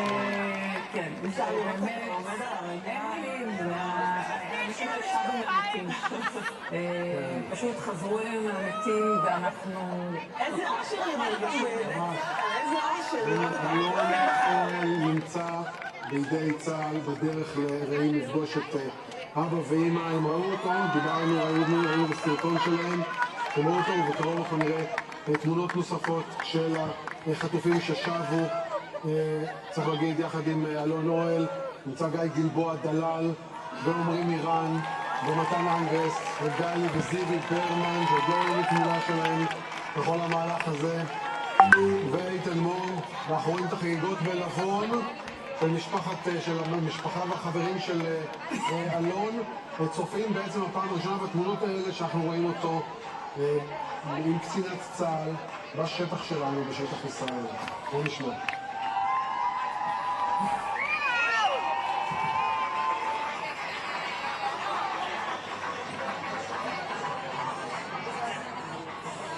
כאן התרגשות גדולה שרואים את החטופים הראשונים שלנו בשטח של ישראל. לפני כן ראינו תמונה, אנחנו צריכים לחזור אליה רגע, של הג'יפים של הצלב האדום מגיעים כנראה לאזור בית החולים נאסר. יש התנועה כבר, אנחנו מצפים כל רגע להודעה על חבירה של הצלב האדום לחמאס בבית החולים נאסר בח'אן יונס, כאמור מקום שצה"ל פעל בו, היה בו, כמובן יצא ממנו. השאלה אם פה יש רשימה כבר של 13 חטופים. אנחנו לא יודעים. צה"ל אומר, תתבצע העברת חטופים. על המסך בערבית כתוב 13, נכון? נכון מאוד, נכון מאוד, ולפי דיווחים גם בתקשורת הערבית, 4 רכבים של הצלב האדום אמורים להגיע לכיוון דרום רצועת עזה כדי לגבש 13 חטופים ישראלים חיים, ועוד מדווחים בתקשורת הערבית שחמאס ימסור גם חטופים חללים, לא ברור מתי, גם היום, בשתי פעימות, גם בערב וגם או עכשיו או בצהריים. אז הפעימה השנייה יוצאת לדרך, 13 חטופים ישראלים אמורים להימסר לידי הצלב האדום בתוך זמן קצר, אחרי ש7 חטופים כבר נמצאים בישראל. אגב, המקום הזה, בית חולים נאסר, הוא המקום שבו רבים מהחטופים התחילו את מסע השבי שלהם. כלומר, רוב החטופים מניר עוז, נירים, הובאו קודם כל לבית החולים נאסר, שהו שם מתחת לבית החולים. רעיון בזה שכולם כאן. ואני אומר שעם כל ההתרגשות והשמחה יחזרו גם חללים, ואני מדבר גם שיחות מהורים שכולים. משפחות שכולות. ראובן יבלונקה ששכל את הבן שלו. גיא ברמן, בידיים שלנו של צה"ל, ברעים, בישראל ובבית, ממש כמה קילומטרים מכפר עזה, הבית שלו, שממנו הוא נחטף, ממגורי הצעירים, והנה הוא, שרון שרעבי. אחיו מעלה אותו, רואה אלי את התמונות של אלון.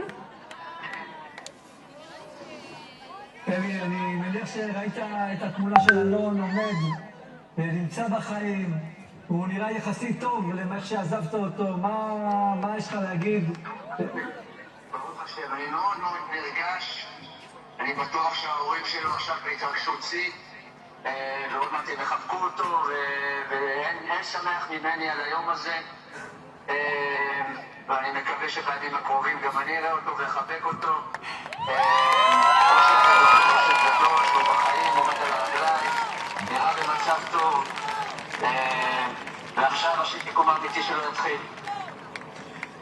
אני מקווה שבאמת בקרוב אלי אתה תוכל גם לחבק אותו פיזית, ובאמת את כל הגעגועים האלה שהיית לו ממש כמו אבא ודאגת לו, והכלים שנתת לו כדי להמשיך לשרוד בלעדיכם, השארתם אותו שם לבד, והנה זה באמת ניצחון גדול, גם בשביל אלון עצמו, אבל גם של כל השורדים שהיו איתו. ואני חושב שעשיתם עבודה פשוט מצוינת, ואני בטוח שההורים של אלון גאים בכם, שנתתם לו את כל מה שהוא צריך כדי לעמוד על הרגליים ולחזור באמת אחרי 738 ימים. פשוט הישג אדיר, ועל זה אני חושב גם עם ישראל כולו שמח. ובעזרת השם שיהיו בשורות טובות. מילה אחרונה, אלי, שלך. קודם כל אני אומר שוב, הגיבור האמיתי הוא אלון, הוא עשה עבודה מדהימה, הוא הביא מה צריך כדי לשרוד. אין גאה ממני באמת בדבר הזה, ואלון הוא פשוט ילד מדהים, שאני רק רוצה לחבק אותו עכשיו, אני רוצה שהוא יבכה ככה, יוציא טוב טוב את כל הבכי שלו, את כל השבי הזה, ישאיר את כל הטראומה מאחוריו. אני מקווה שזה יקרה ככה תוך כמה חודשים בשיקום טוב, ויתחיל בחיים אמיתיים כמו שהוא רוצה, שיעשה המון מוזיקה כמו שהוא אוהב. אני מחכה לזה מאוד. תודה אחי היקר, אני גם אוהב אותך ואתה גיבור בשבילי, אדיר. תודה רבה. תודה לי שדיברת איתנו, תודה שרון. ברשותך עדכון אחד, הצלב האדום מגיע לנקודת החבירה עם חמאס במרכז הרצועה, ולמעשה בדקות הקרובות נערכים להתחיל את העברה של 13 החטופים הישראלים האחרונים החיים שאפשר יהיה להושיב לנו. זה מה שצפוי לנו ממש עוד מעט. עכשיו על קו הטלפון גדי סבול, סבא של גלי וזיוי. אנחנו ראינו את גלי בפעם הראשונה. ספר לנו מה עובר למשפחה. אחרי שנתיים של התרגשות אינסופית ופחד ותקווה, ראינו סוף סוף את גלי, עוד מעט נראה גם את זיוי, וההתרגשות פה היא מעל ומעבר, אי אפשר לתאר את זה בכלל. תחושת הקלה אחרי כל כך הרבה זמן, וכולנו תודה, אנחנו יודעים למי להודות. וזאת ההתרגשות העיקרית. אנחנו פה בחברת המשפחה, כולנו פה עם החברים, וכולנו חוגגים עם דמעות בעיניים, דמעות של אושר. מחכים, כי אני רוצה כבר לחבק אותה, פיזית. אני זוכרת שמכבית הדודה שלהם אמרה אחרי השחרור הקודם שהיא מאוד שמחה על השחרור, אבל היא מאוד מקנה. ואני מניחה שהתחושות האלה ליוו אתכם, ועכשיו יש, אתה אומר קודם כל הקלה. בוא נגיד ככה, יש הקלה מרגשת מאוד. ראינו אותם בריאים, שלמים, מחייכים, ידענו שנמצא איתם חזקים מאוד, ועכשיו אנחנו מתרגשים רק לפגוש אותם פיזית כבר. טלי, האמא כבר פגשה אותם, הבנים פגישו אותם, מכבית וניל, ואנחנו כולנו מחכים. תודה רבה לך שדיברת איתנו. תודה.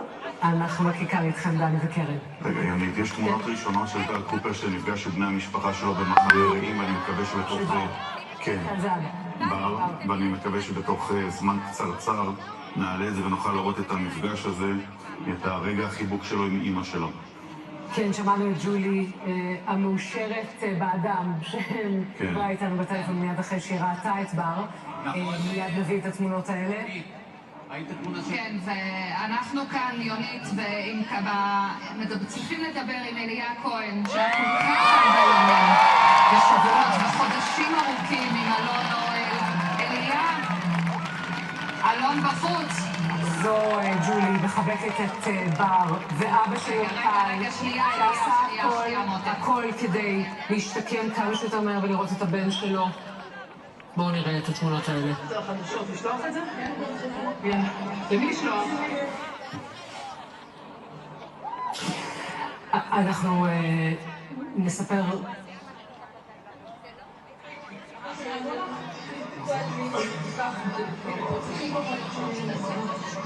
הוא ביקש לשלוח את זה לחדשות, לשלוח את זה? זה עוד לא בר, זה ג'ולי שרואה אותו בטלפון באח שלו ואבא שלו טל שיושב על כיסא גלגלים, הוא עבר אירוע מוחי והוא ליווינו אותו גם בתהליך השיקום שלו כדי לראות את הבן שלו בפעם הראשונה ולעמוד על הרגליים.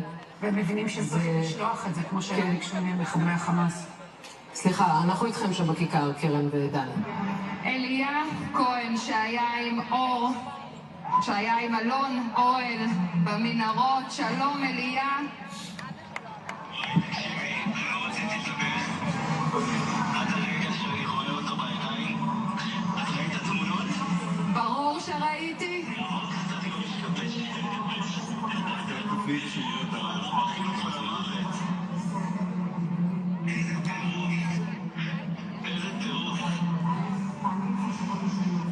איך הוא נראה לך ביחס לאיך שאתה זוכר אותו?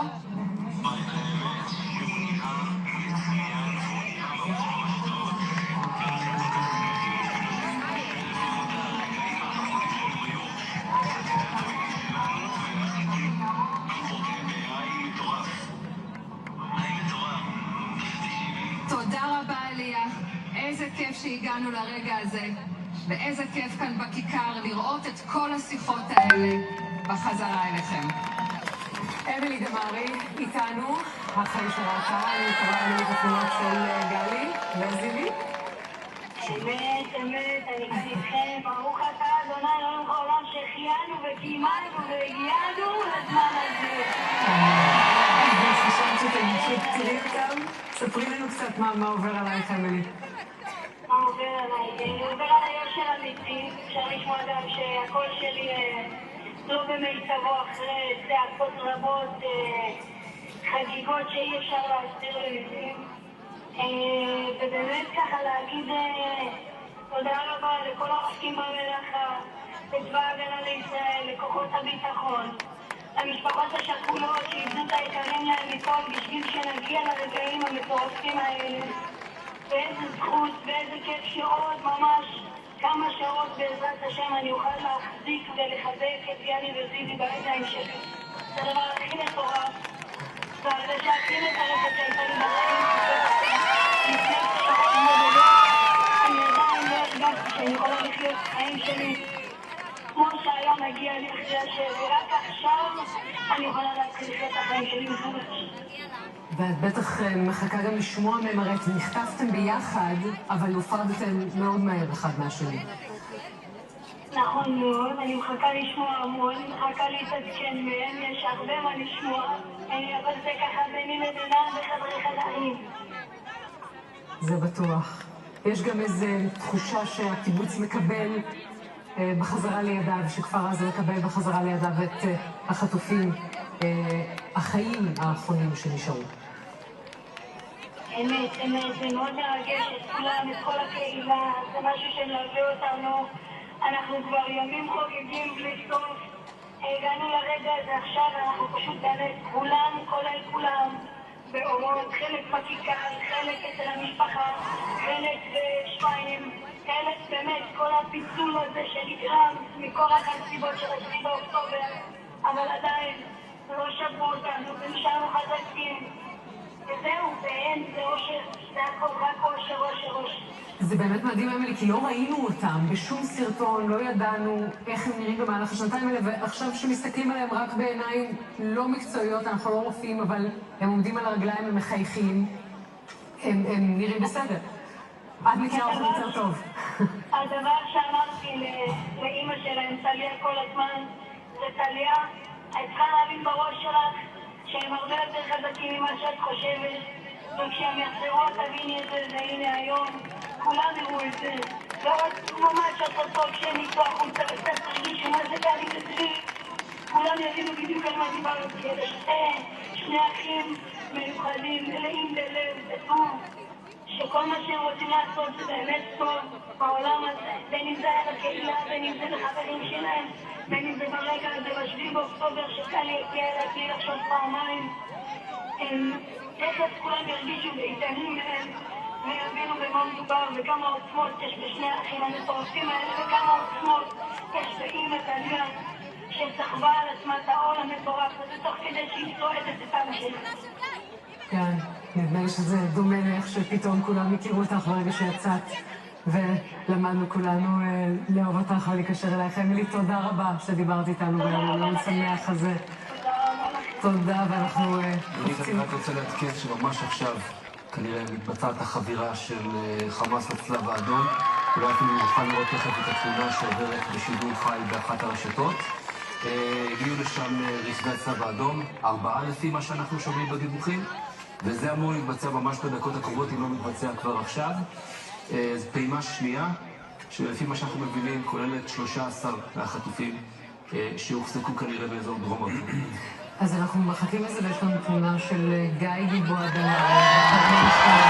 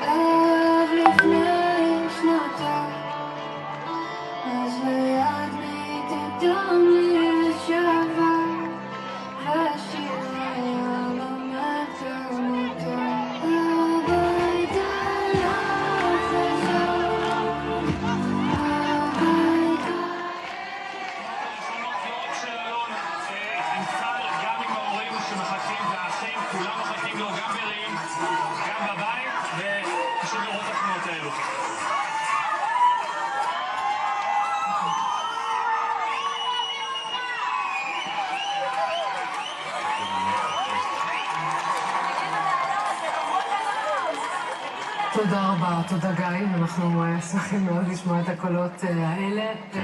כל החטופים, 13 במספר. אני רוצה להגיד לכם שהחמאס מוסר שהוא מסר את 13 החטופים שלנו לצלב האדום. זהו, הם בטוחים, הם בידיים בטוחות. הסיוט שלהם נגמר, ובדרך אלינו לרעים, למשפחות שלהם. אבל אנחנו נקבל עוד חללים, ואנחנו מחכים לכולם, כי אנחנו רוצים את כל 48 החטופים כאן, בבית. אחרי שנתיים מגיע להם ולנו שהסיפור הזה ייגמר. אנחנו כאן עד החטוף האחרון, כולם הביתה, עכשיו!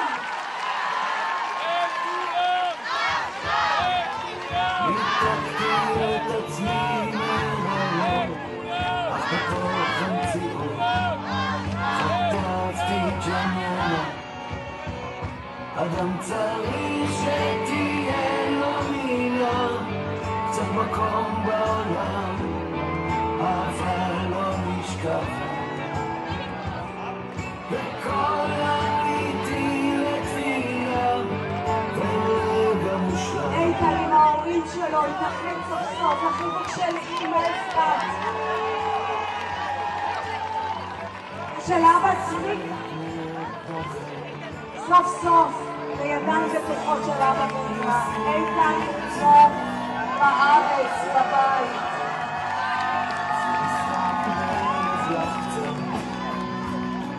מציפור שוב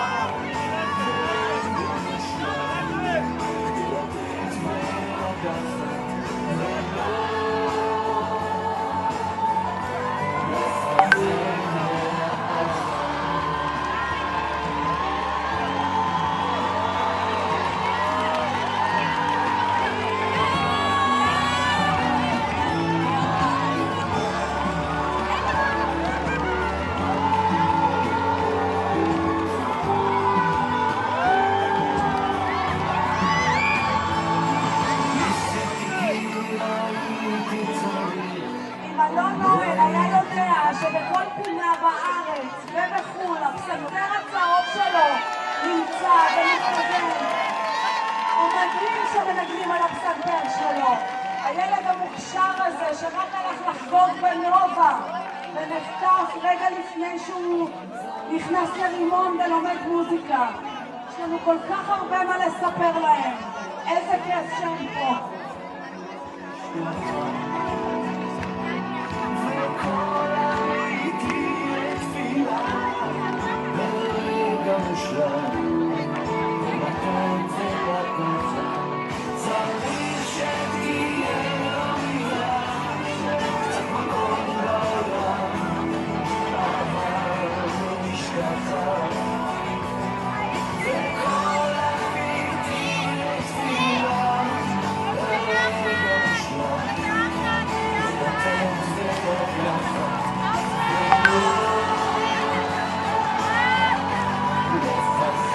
כמה טוב שבאת הביתה, לא נועל?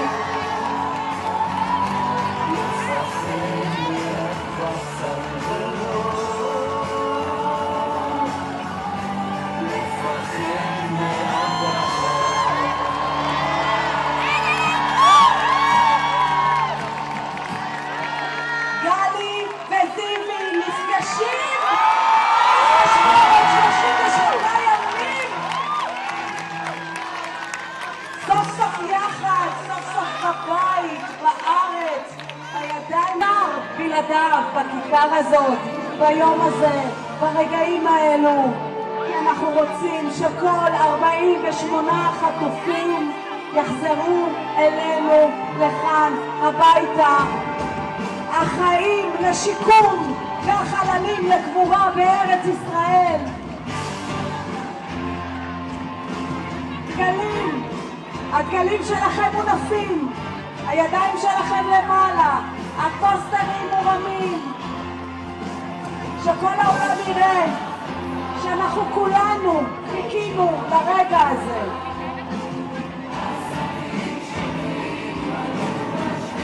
אין עליכם, איזה קהל אתם, שנתיים חיכיתם לזה, הנה זה הגיע, זה פה, מגיע לכם.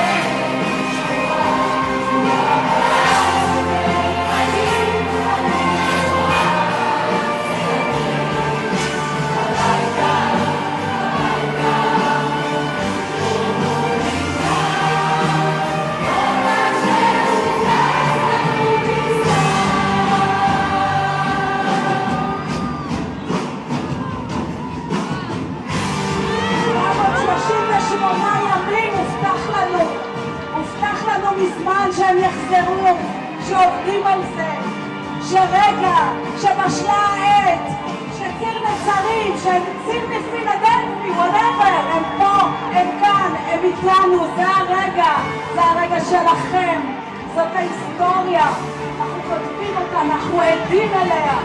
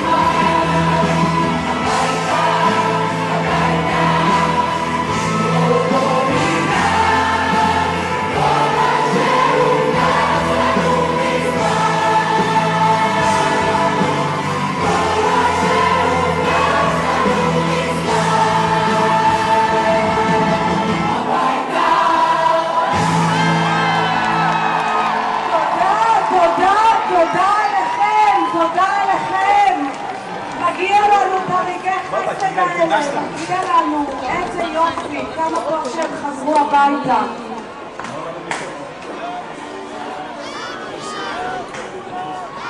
כל החטופים החיים שוחררו, זהו!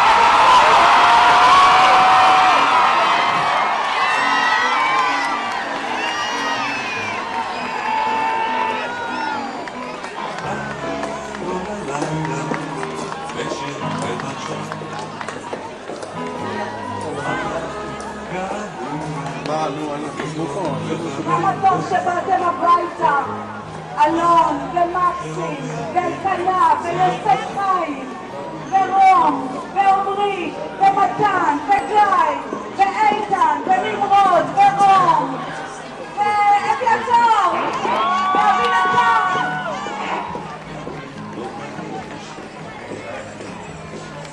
וסגל ודוד ואריאל וזימי וגלי, כמה טוב שבאתם הביתה.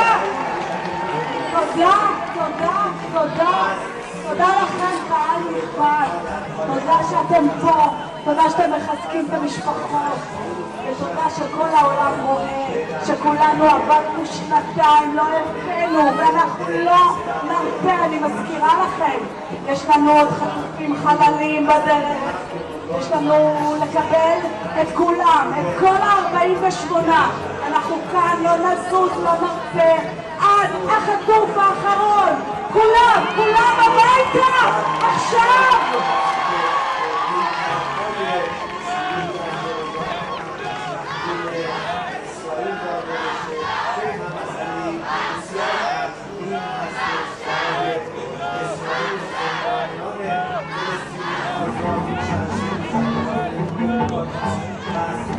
כפיים! תודה לכם!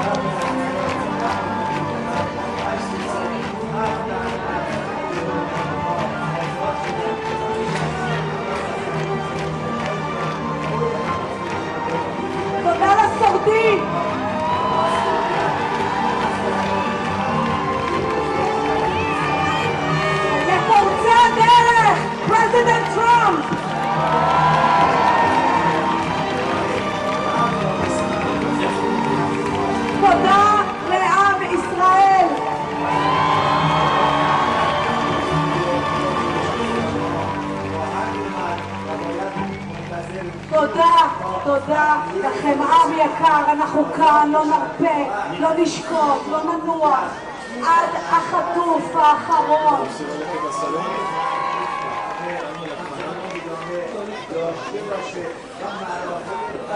הנה גיא, גלבוע, גלעד.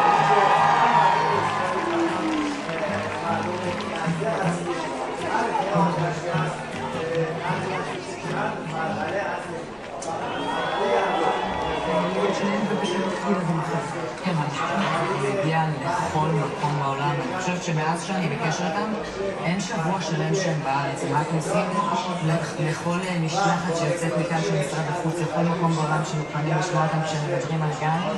אני שומעת את אימא מדברת אחרת, ובאמת, צהריים אנשים בבית שומעים את זה בגוון הקול שלו, את האושר הזה. הוא היה אדם שבור, הוא היה אבא שבור, וכל שבת שפגשנו אותו בכיכר, הוא באמת היה כל כך עצוב, העצב בעיניים שלו, ואפשר פשוט לשמוע את ההתרגשות שלו. במקביל לכל זה, הנשיא טראמפ בדרכו לכנסת, שם מימון. אנחנו איתכם, מעמית ודפנה. יש לנו מה להגיד עכשיו נשיא ארצות הברית טראמפ עומד להיכנס עם השטיח האדום משמר הכנסת שרואים כבר דפנה?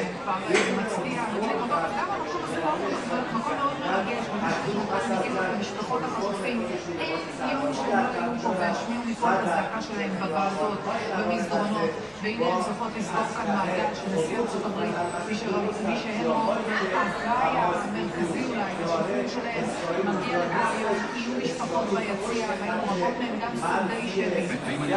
אם אני יכול להגיד משהו על האחרים, טראמפ צחר, נתניהו צחר, שהמאזינים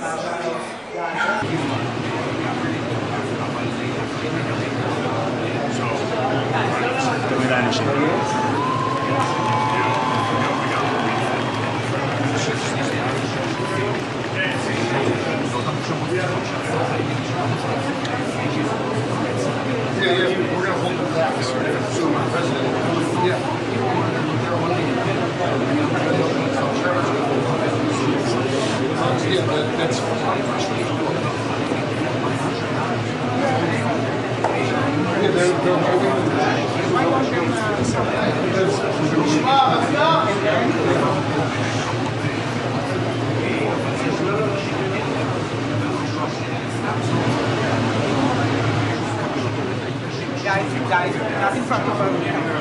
Not in front of the camera.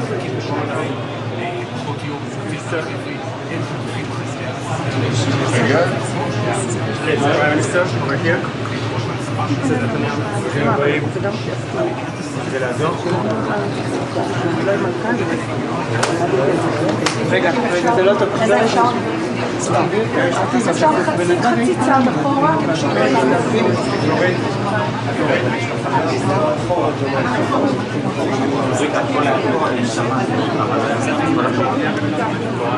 לעבור צד.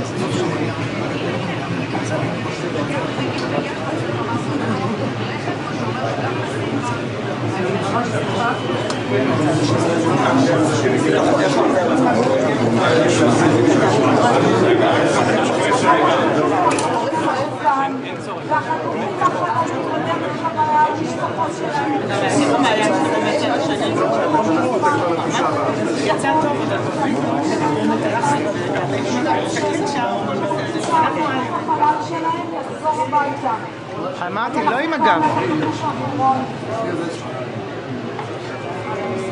אני מגיעה למעיין, אני מתייחדת עם ריי, אני מדברת אליו, ובסוף הוא שומע אותי. אני מדברת לחווה, לדעת שוב אליה מגיעה למקום הזה. אין לי מקום אחר להליכת אליו. בגלל, לבית של הערים ולמסתן, ואני נשאלת על זה שם, כמה ילדים ששחקים על 10, כמה שלי יושב, ובדרך כולנו מגיעה כאן. הבית שלו נמצא כל כמה למות, והזיכרונות האחרונים, נושא לנו כאן לחלצים, שזה המקום שלי לא נמצא. אני מאוד קוראת שזה הבית שלי, האחרון שלי, אבל זה שמענו, חובש, יגיע בקרוב. בסדר, הוא יבוא, הוא יבוא. צריך חובש בבקשה ליד הבמה, ליד הקונסולה.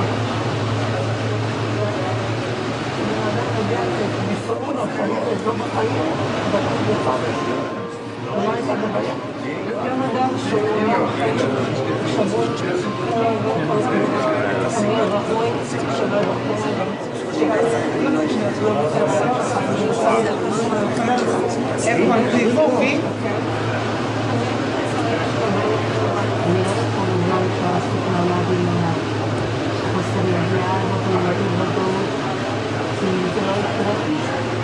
בסופו של דבר אנחנו נמות ובסוד שיש לנו קשה לבקנה ושמרה לי שחודש נמצא נבוא שאני אומרת לה עכשיו כל הכל זה נגמר ועוד כמו כותל הרב בוא גם נדברים נגמר אנחנו עדיין אפשר ואני צנוע לא לטבע ולסבור ולמה אנחנו נשאר שם אל תשאלו, הכל בסדר, לא יכול לשכה. קצת פרנס.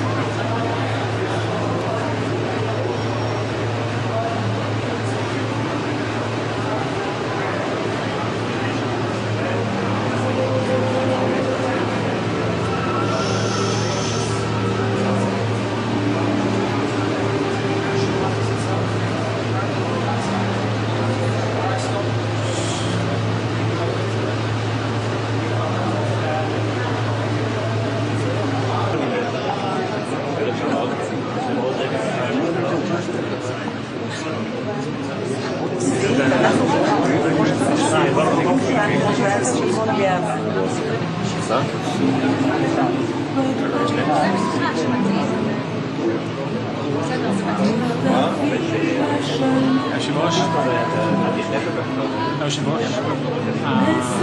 זה קצת יוצא מצד שני, לא מצד שני, זה קצת שני, קצת שני.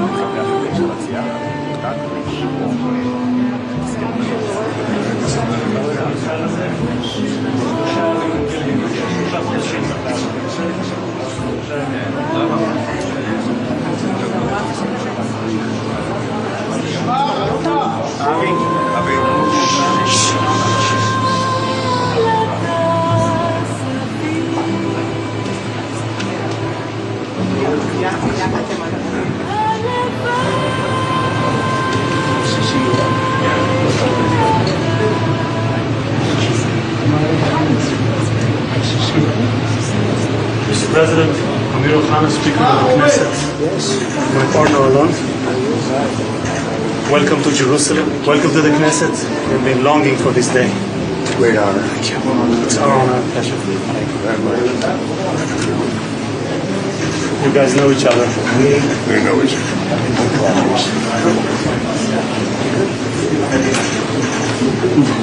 Good. Yes, please. This way, Mr. President.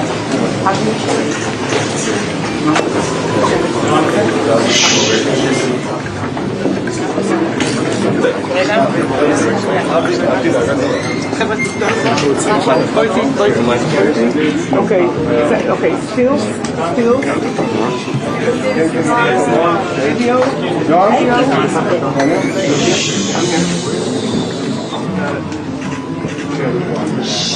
Let's start with one here. Let's look here first. Then here.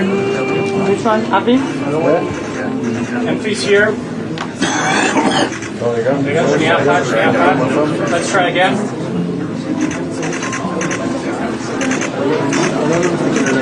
Alon. Now here, please, to Avi, everyone. And White House photographer, please. אוקיי, עכשיו על הספר? רגע, הראש מותק. נסתכל על הספר. נסתכל על הספר. נועם טיפה את היבשת. כן.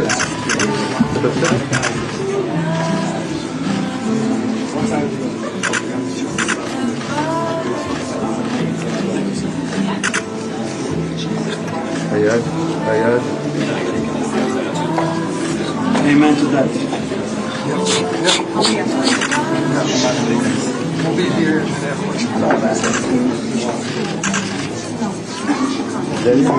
I'm perfect.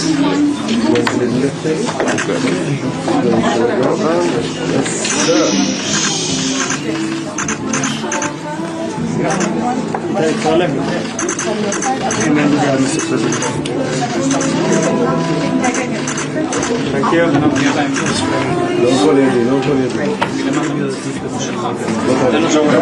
כמה. תודה רבה. אתה מלחיץ פה את כולם. אל תתערב.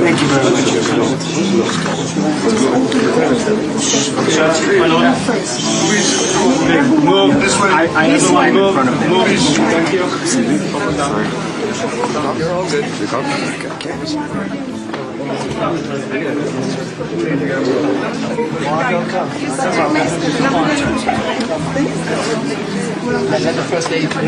Daniel, White House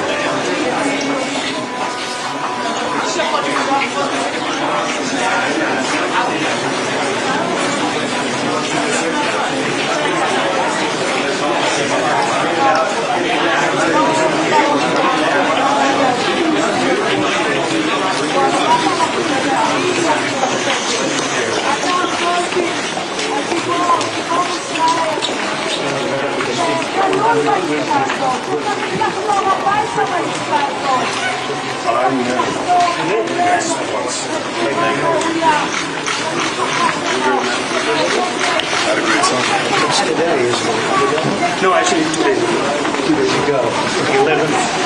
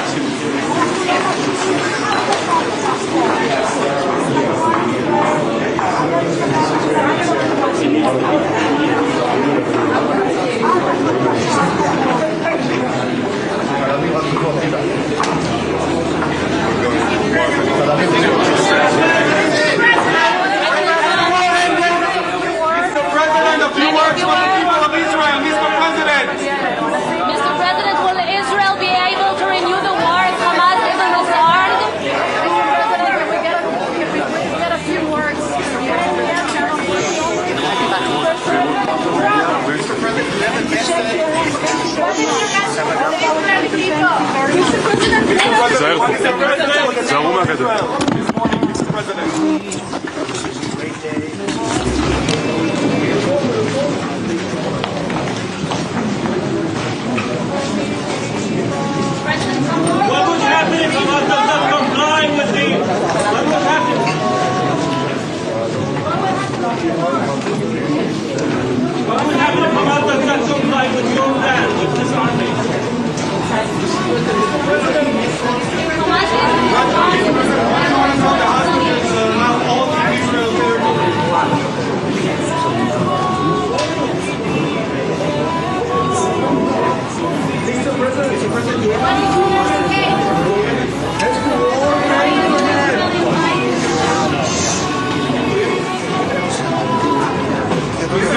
Is the war now officially over?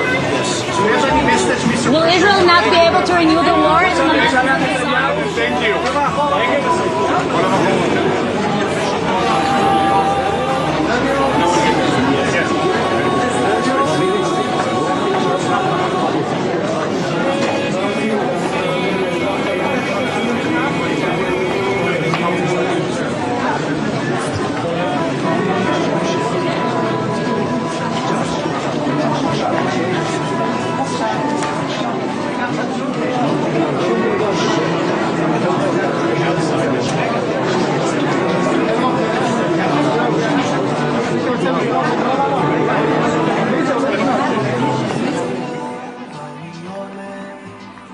היו רבים כבר לפניי, השאירו שביל, השאירו עץ, השאירו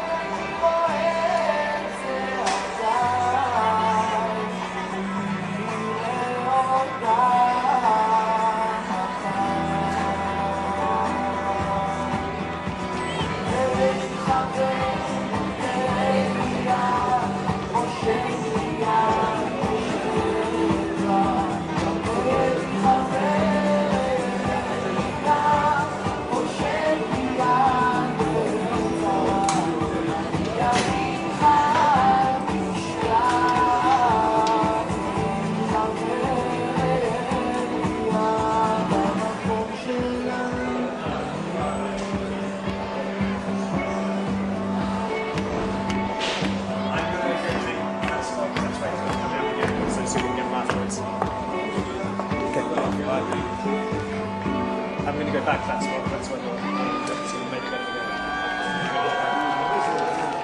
So what happened is everyone was trying to pass the table. There's a barrier. No, I don't think anything else.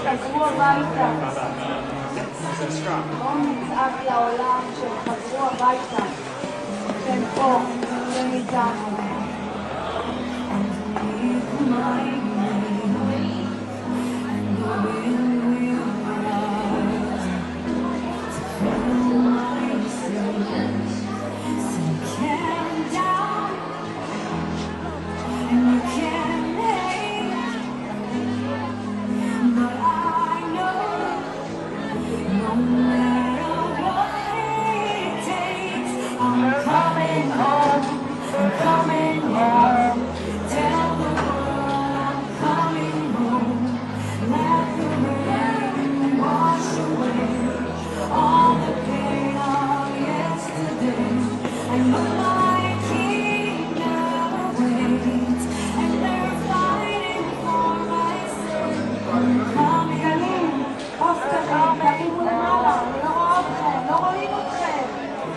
בכל הערוצים מראים את הכיכר הזה, אפילו באל-ג'זירה.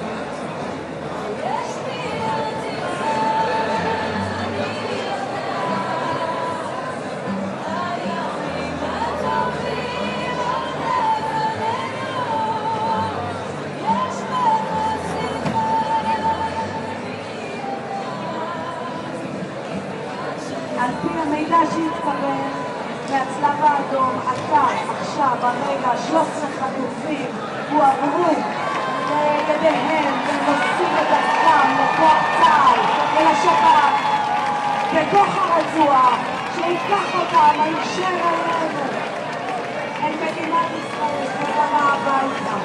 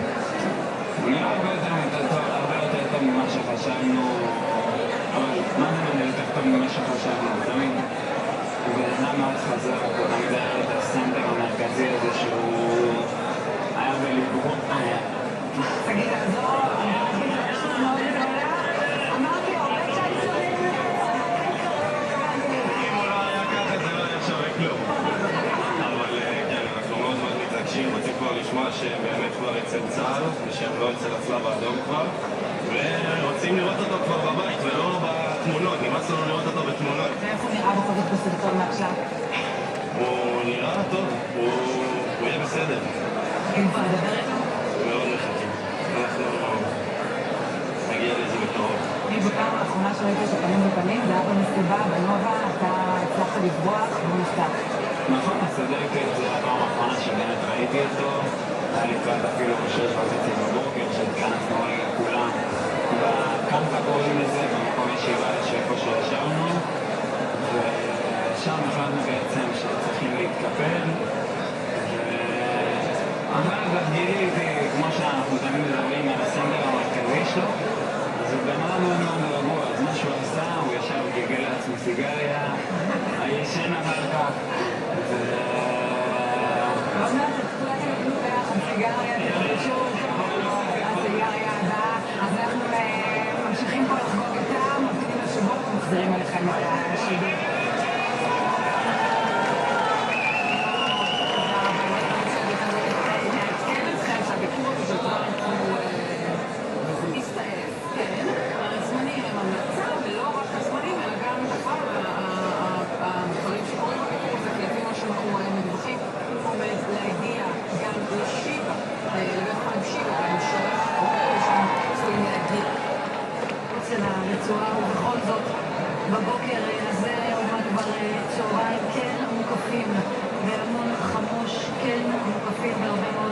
אנשים, מה שלא היה מעולם. אחרי שאנחנו רואים הרבה מאוד רכבים, ויכולים להבין מכמות הרכבים הזה של הצלב האדום, שחטופינו נמצאים בתוך השיירה הזו.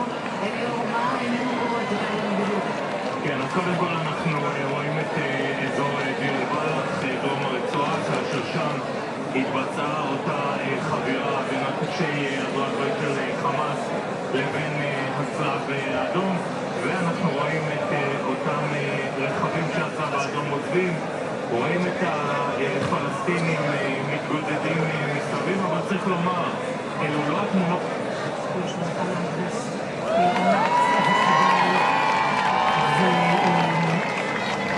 הם רואים את התמונות שלו ומבינים שעוד רגע יפגשו בתוך בסיסים שהמשפחות צופות בפעם הראשונה בחזרה של החטופים המשוחררים לידיים של אנשי כוחות הביטחון. הם רואים את זה בלייב ובעצם עומדים בפעם הראשונה על מצבם ורואים אותם ומתרשמים מהם באופן בלתי מצוין. זה מתואר כפי שאנחנו רואים.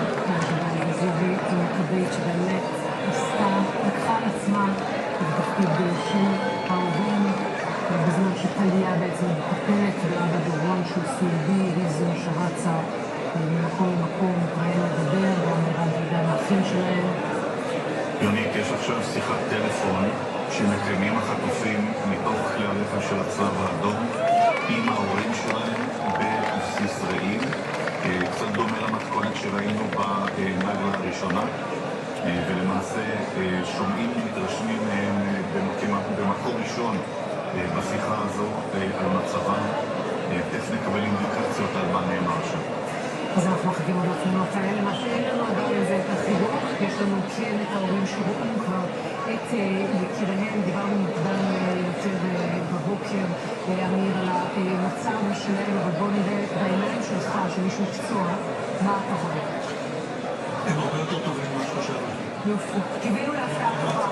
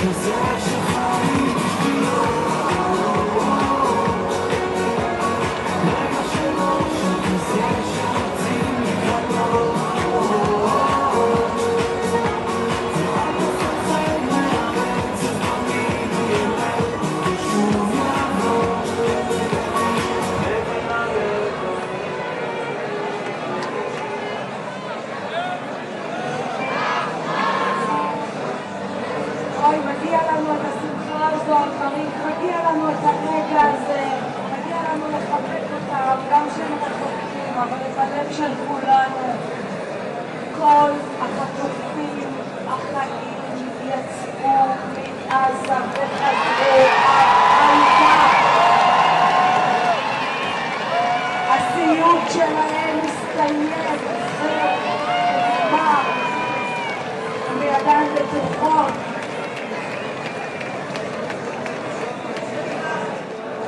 אלון ומקסים ויוסף אוחנה ורום ועומרי ומתן וגיא ואיתן ואלקנה ונמרוד ודוד ואריאל ועוד איתן ואביתר ורום ומתן ואבינתן וגל וזיבי וסגל כלפון, הם בבית! ובשמחת תורה הם נחטפו. אחרי שנתיים בשמחת תורה הם חוזרים. אין סגירת מעגל יותר מהדבר הזה. מגיע לנו רגע של אושר ורגע של שמחה ותודה שאתם איתנו את כל הזמן הזה. אני בטוחה שלא תעצרו עד שאחרון החללים יגיע לקבורה פה במדינה הזאת שלנו.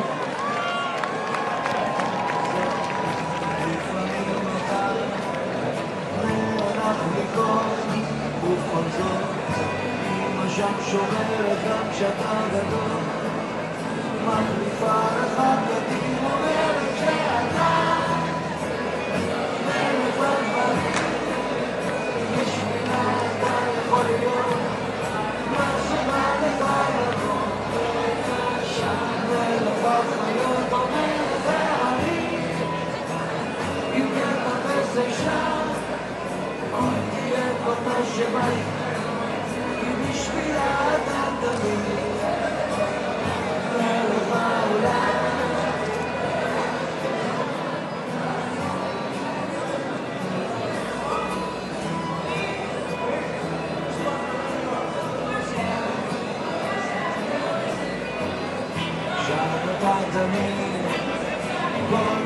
מכבי תל אביב מחכה לגלי וזיו שכבר לבושים בחולצות שלהם, שביקשו לעבור עם המסוק דרך בלומפילד, להגיד תודה לכל מי שהיה איתם לצידם, למשפחות של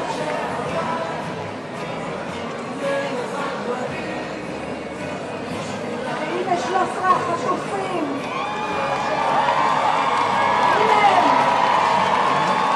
בדרך אלינו.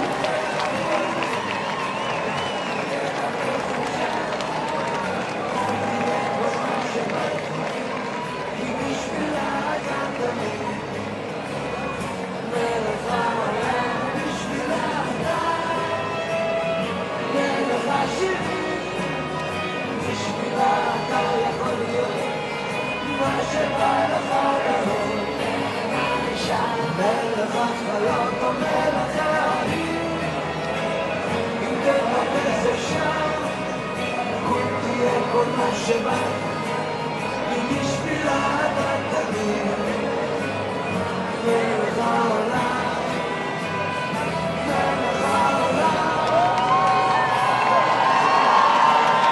מלכי העולם, גלי וזיו ברמן ביחד.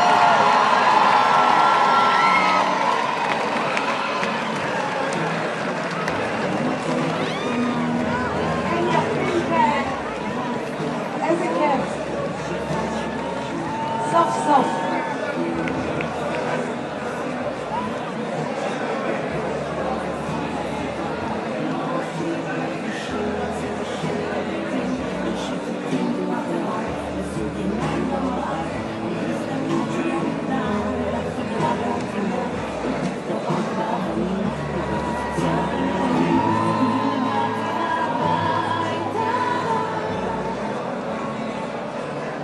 הם באים הביתה, תכף יעלו על המסוק ויבואו הביתה.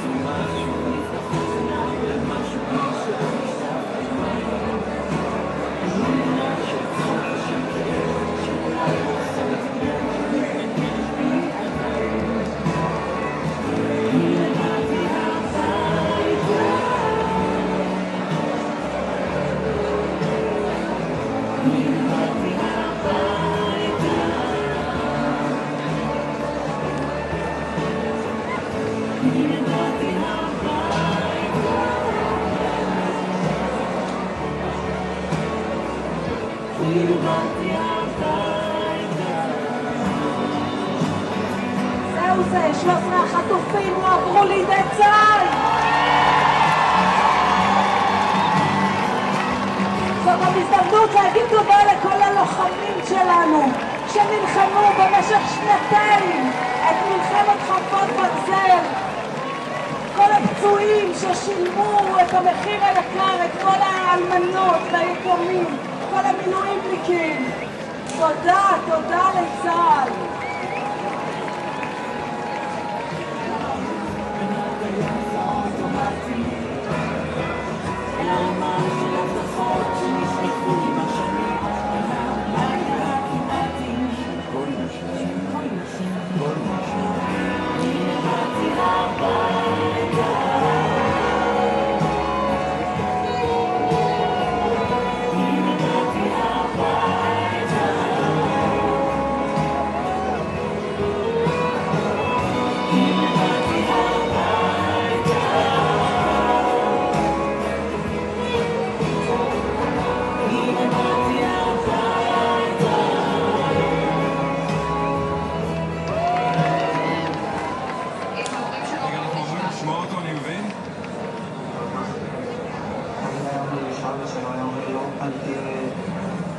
אתה צודק דרך אחד. הרבה פעמים שם היית צריך להיות חכם. זה לא קשור. אני שבצתי שם תמיד להורים שלי על החינוך הטוב שם. זה גם משפט מבריאק, זכרונו לברכה. תמיד היה אומר לי שאבא שלו היה אומר לו, אל תהיה צודק, תהיה חכם. הרבה פעמים שם היית צריך להיות חכם. זה לא קשור. איתן מור מודה להורים שלו, מספר על הכאב, על הלקחים, ולראות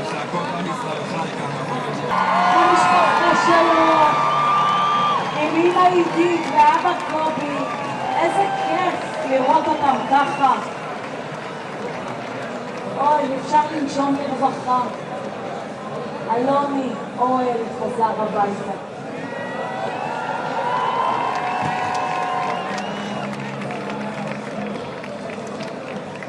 החטופים, לא חטופים כבר, המשוחררים בישראל.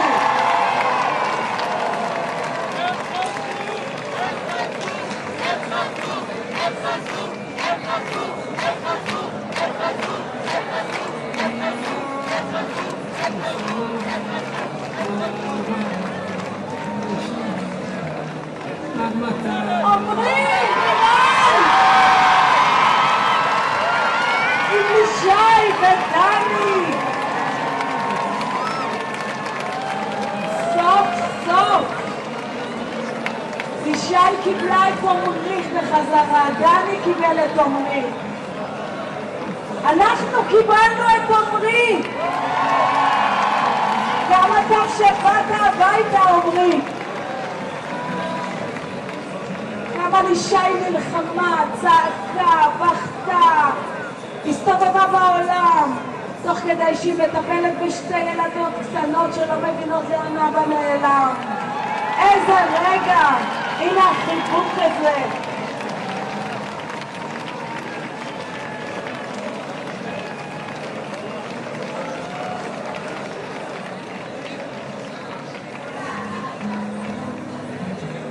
מי עולה בטוחה זו אהבה ישנה, מתי שתתעורר,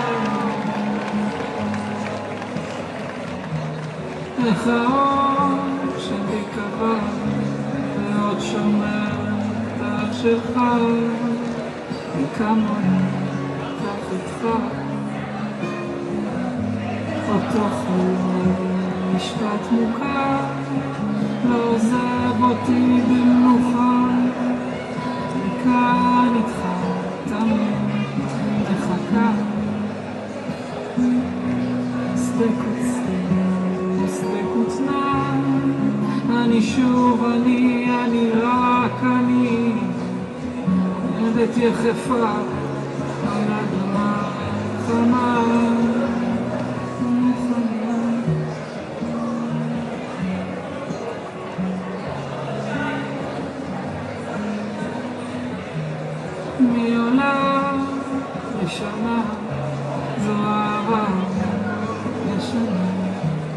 עד מתי שתורא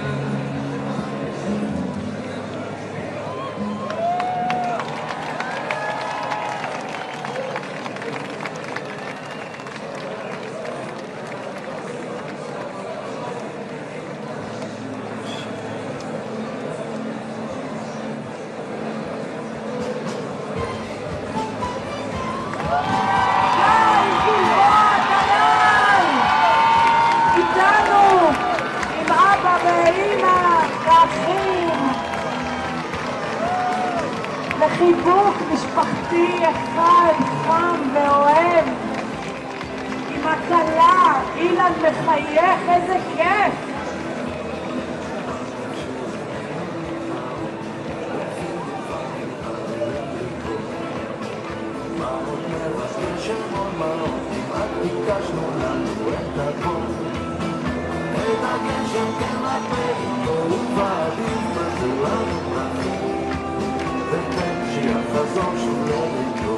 יותר מזה אנחנו לא צריכים, רק את זה. 48 חטופים חוזרים הביתה.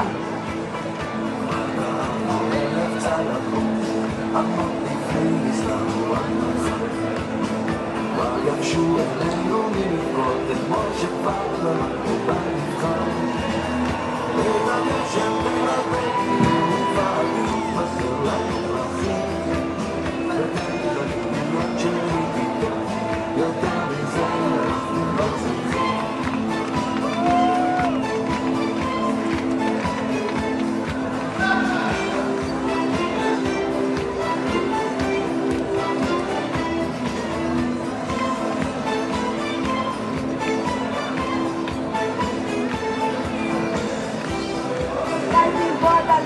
פוגש את האח שלו גיא, שגם היה במסיבת הנובה והצליח לברוח ושרד את התופת.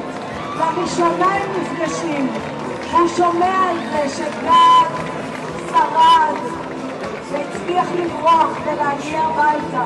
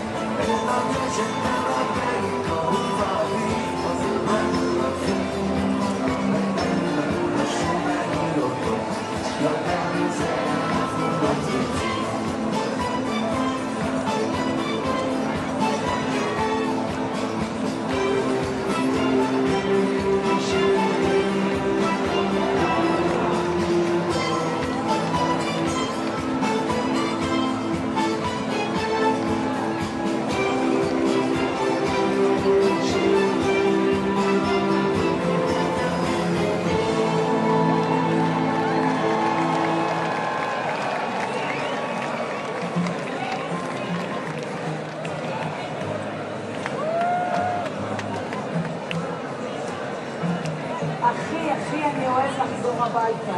זה מה שאני הכי אוהב. זה מה שאני הכי רוצה. זו היום יומה, אבל יותר נתמנות. אוהבת הדרכים ואת הזמן של בחוץ. לילה בצפון, יוצאים בקיבוץ. אני אוהב להסתכל על החיים של מרצח. להבין שאני יודע גם לבד. אני אוהב את הצלילים החוזרים של העולם. איפה אתם? 65,000 איש! איפה הדגלים שלכם? איפה הפוסטרים שלכם? אני אוהב לחזור הביתה ושלא הייתי כל הלילה זו את השנה שאני חי לפשוט מעלי את החיים איך אני אוהב לחזור הביתה לב של השעה שאני חי להחזיר את השנות שלי הלילה את כל הרגעים רגילים איך אני אוהב לחזור הביתה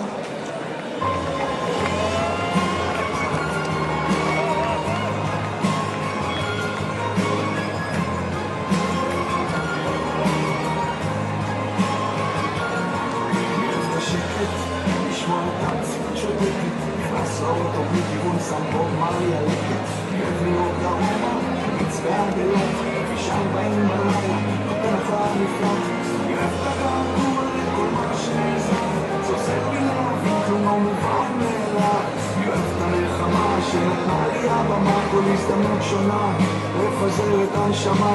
אני אוהב את האנשים, גם ההשקעות, אוהב את זה לאללה, אבל אחי אני אוהב לחזור הביתה אחרי שלא הייתי כל הלילה, למצוא את השלווה שאני חי בה, לפשוט מעליי את החיים.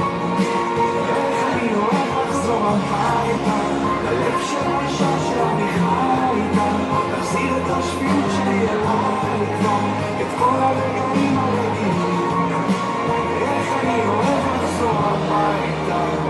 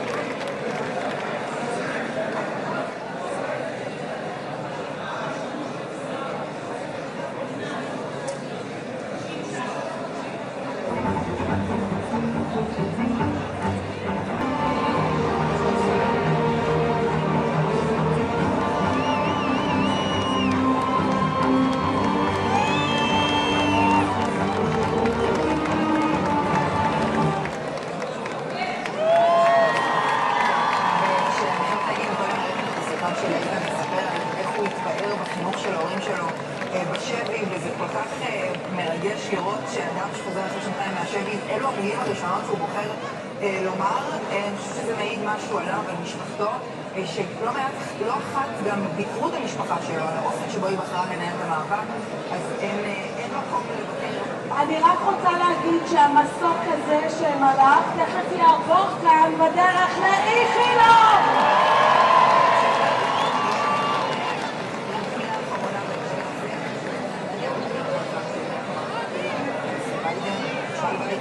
יש נשיא אחד שהוא לא ממש יודע להגיד. בלונים כחול לבן מופרחים בשמי הארץ עם התמונה הזאת של איתן מור במסוק שוף או מסוק בלקור שנמצא סליחה, הוא לא יעבור פה. טעות שלי. הוא בבלינסון. סליחה.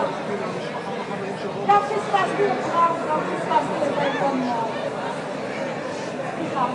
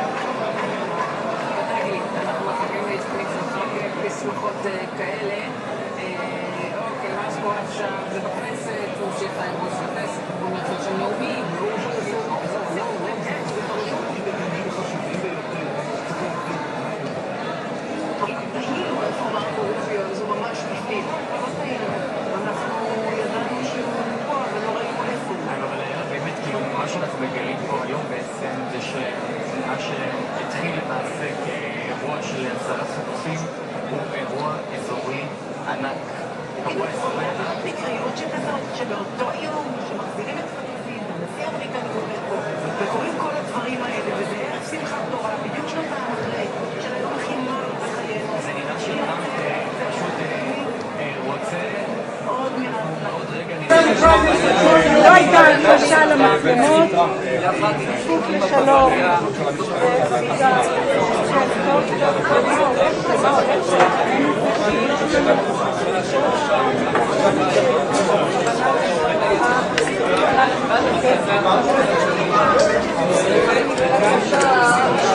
לא, רבותיי, הייתה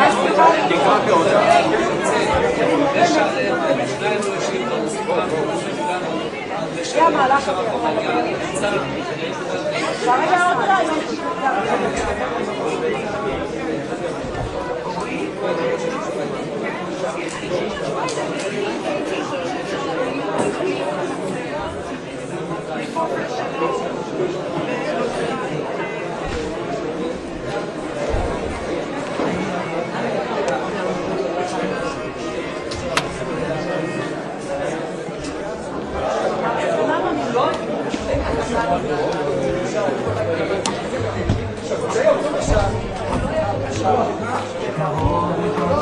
הנה יופי של עבודה, יופי של עבודה.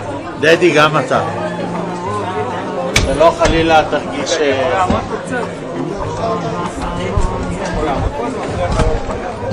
למה? מה יש לך לעשות פה?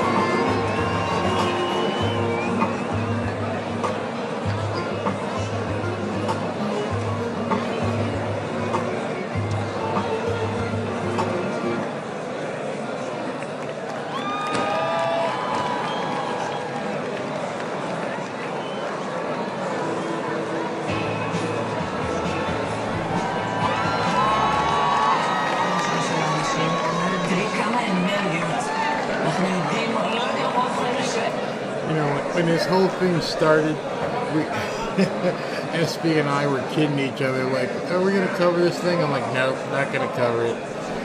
But we covered it. So, hope you guys are doing okay. It's 5:15 a.m. on the east coast of the United States. I'm exhausted. I'm hungry.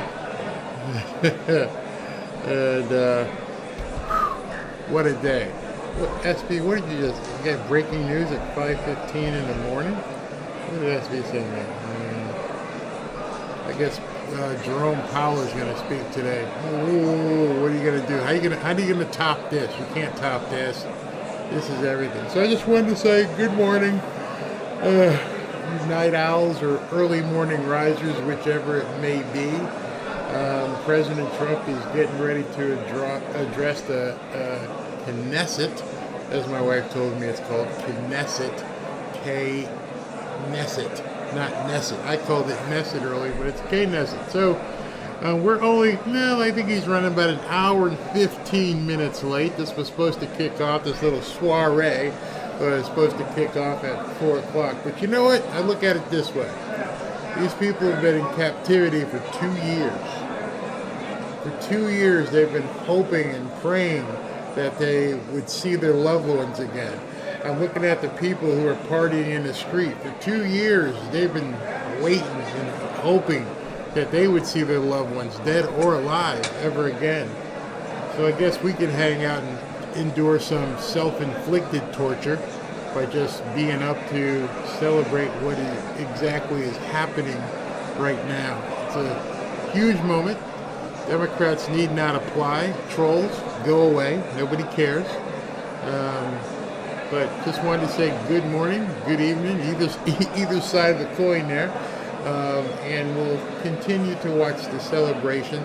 But I just wanted to say hi and thank you for hanging out if you guys have been here most of the night. All 20 hostages that were alive have been returned. Not sure about the other ones. But I'll be here watching along with you. כן, החגיגה הגדולה בכיכר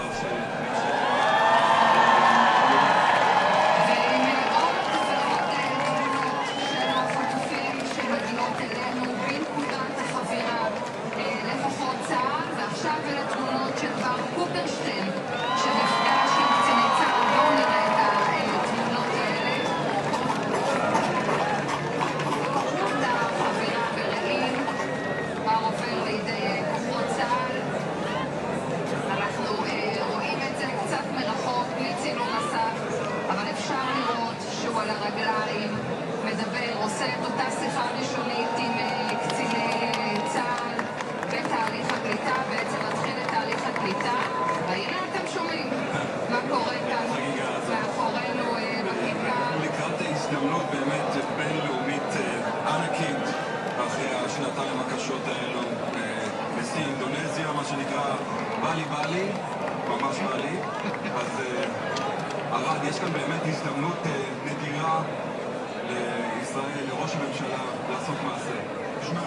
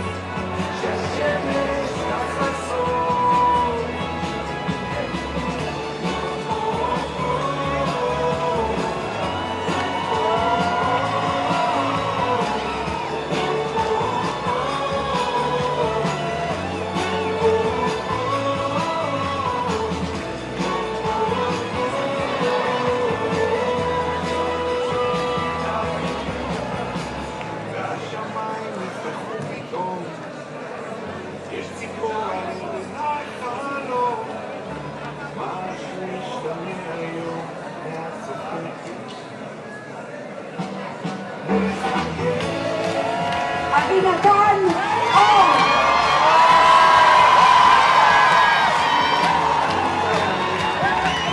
תמונה ראשונה שלו אצלנו, אצל צה"ל.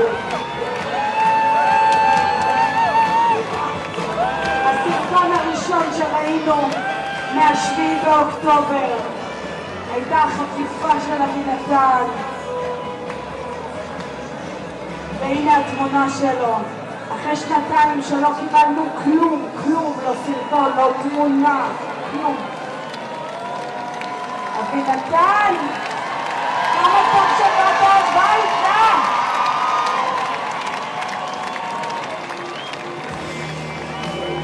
כולנו זוכרים את אבינתן נחטף עם נוער גמני בת הזוג שלו שחולצה לימים, וכמה עבודה היא עושה, והמשפחה. והנה אבינתן שוב איתנו. איזה כיף, איזה יופי. כמה טוב שבאת הביתה.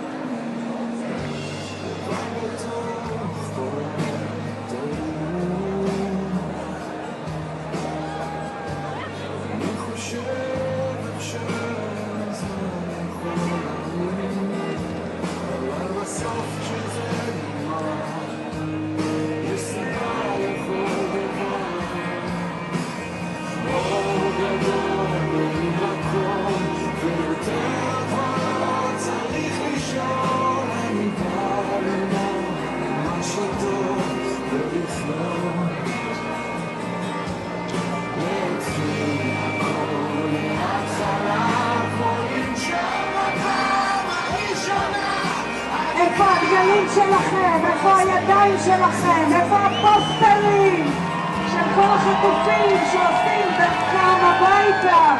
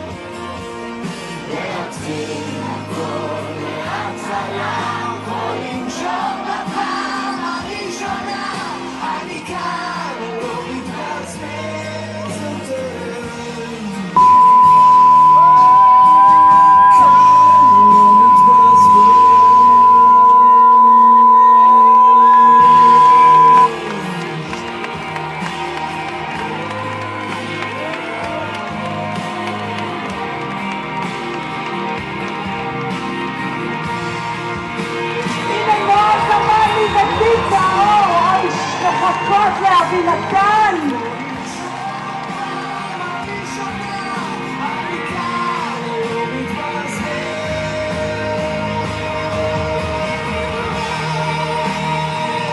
היום זה יקרה, היום הן תחבקנה אותו. היום הם ייפגשו שוב אחרי 738 ימים של גיהנום.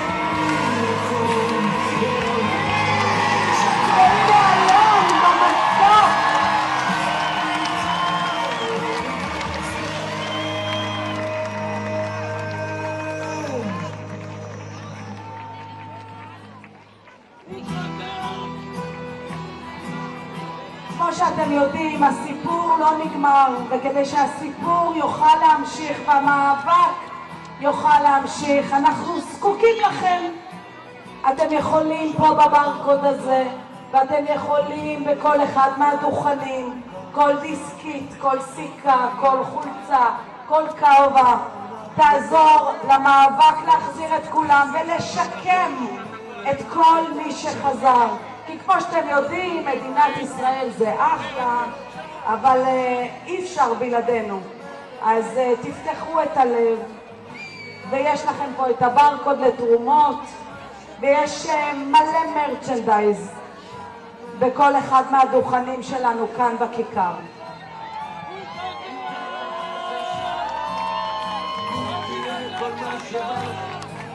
כי בשבילה אתה תמיד מלך העולם.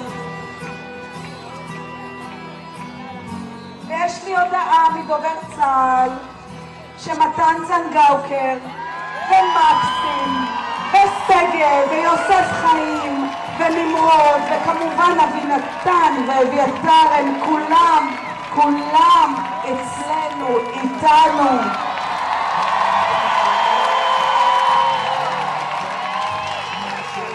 איזה רגע שיא, 20 חטופים חזרו הביתה, 20 החטופים החיים חזרו הביתה. מאבק של שנתיים, והנה זה קורה, ואנחנו פה ברקע ההיסטורי הזה, כמעט כמו הצהרת המדינה ההיא של פעם. איזה כיף, איזה יופי. כי בשבילה אתה תמיד מלך העולם, בשבילה אתה מלך השירים, בשבילה אתה יכול להיות מה שבא לך לראות, מלך החיות או מלך העמים, אם תתפס אפשר. הנה אנחנו רואים בחימש המטוס יורד את הצוות האווירי, מחכה לאותם השבים. בדרך כלל אנחנו רואים אותם גם דרך החלונות, אולי אנחנו נצליח לראות את גלי וזיוי שצפויים לצאת מכבש המטוס ממש בשניות הקרובות. בפעם הראשונה בבית החולים שיבא, לפגוש את המשפחה המורחבת. יש כאן הרבה מאוד חברים שהגיעו לראות אותם, אוהדי מכבי תל אביב. צריך להגיד שבדרך לכאן המסוק עשה את דרכו ועבר דרך בלומפילד, ראה את מה את המיצג הענק שהאוהדים הכינו להם, וכמובן שחקני קבוצת מכבי תל אביב הרי הם אוהדים שרופים. אנחנו כבר כולנו כל כך מרגישים שאנחנו מכירים אותם, ויש פה בלונים צהובים שהופרחו לאוויר ממש עוד מהדגלי ישראל. הרבה מאוד אזרחים שהרגישו שהיום הם לא יושבים בבית, הם באים לחלוק להם כבוד, להריע להם, לקבל אותם בחום שהם כל כך היו זקוקים לו במשך שנתיים. והנה אנחנו רואים כרגע צוות האווירי ירד, מסמן גם לטייס, והנה עוד מעט אנחנו נראה אותם יוצאים. כרגע מלווים אותם גם בני משפחה. צריך להגיד שבמטוס הזה, במסוק הזה, נמצאים גלי וזיוי, הם השבים הראשונים שיגיעו למחלקה, שיקבלו את פניהם, כמובן הצוות הרפואי שמחכה להם כאן. יש פה הרבה צוותי תקשורת, גם ישראלים וגם לאומית.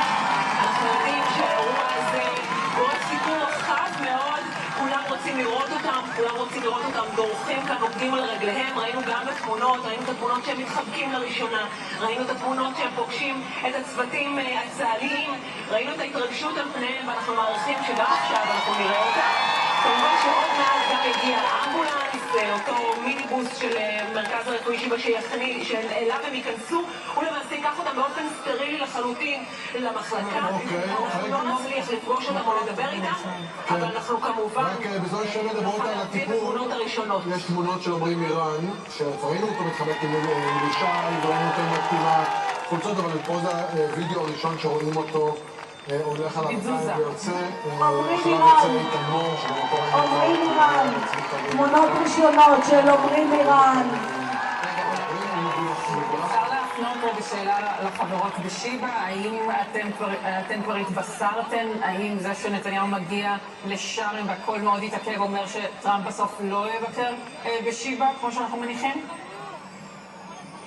אנחנו דווקא ראינו צוות השירות החשאי... אלון על המסוק עם המשפחה שלו בדרך לבלינסון כותב כי שירי הוא משב ברוח, חלוני הפתוח, מעיין כוחי, צחוק ובכי, קץ לייסוריי, אני בבית.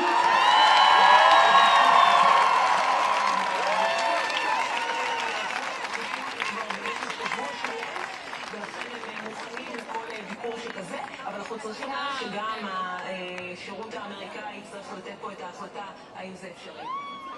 הסכמה על האפשרות שבעצם ישיב לנו נציגים של טראמפ, וויטקוף או קושנר וטראמפ ימריא לשם. כן, אלה תמונות מדהימות, התמונות של אישה, וואו. קופצת שרואה לראשונה יחד עם ההורים של אלון נועל את התיעוד של אומרים הגיע לנקודת החבירה, זה דברים שהביאו להם שידור חי. הנה השיר הזה, שיר ללא שם, של אלון נועל, השיר האחרון שהוא ניגן לפני שהוא יצא לנובה, השיר שהחזיק אותו במנהרות, ושזה יהיה השיר הראשון שהוא ינגן כשהוא יחזור. אנחנו רואים את לישי, רואה את עומרי, אין, הכל מתערבב עם הכל. כי שירי הוא הנידף השחוע הוא האור הרע הנפגע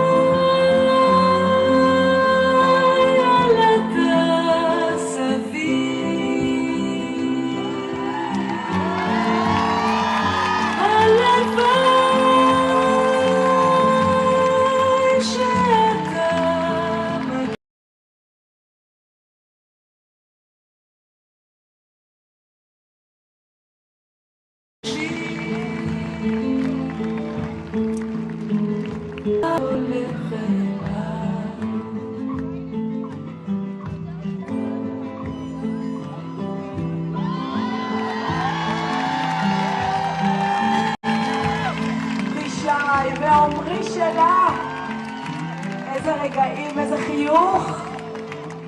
738 ימים.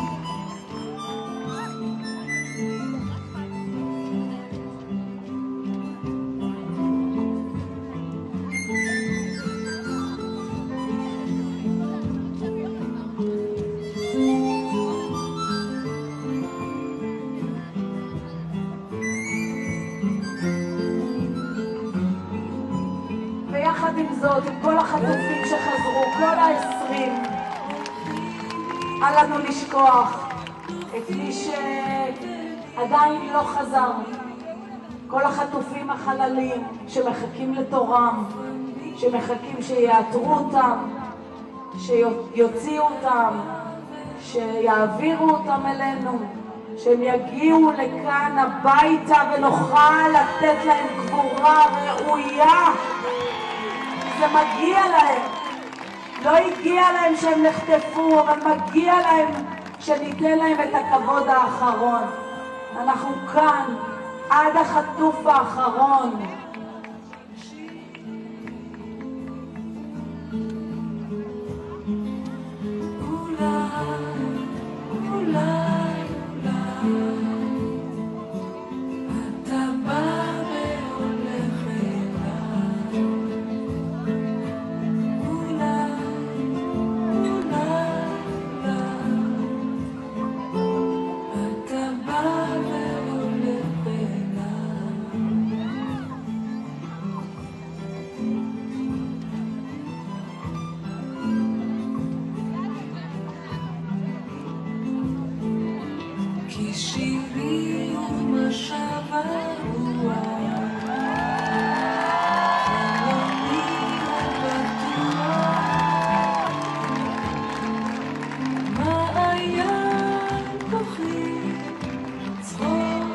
גלי וזיבי!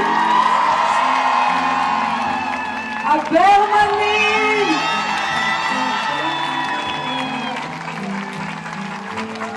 איזה יופי לראות אתכם ביחד!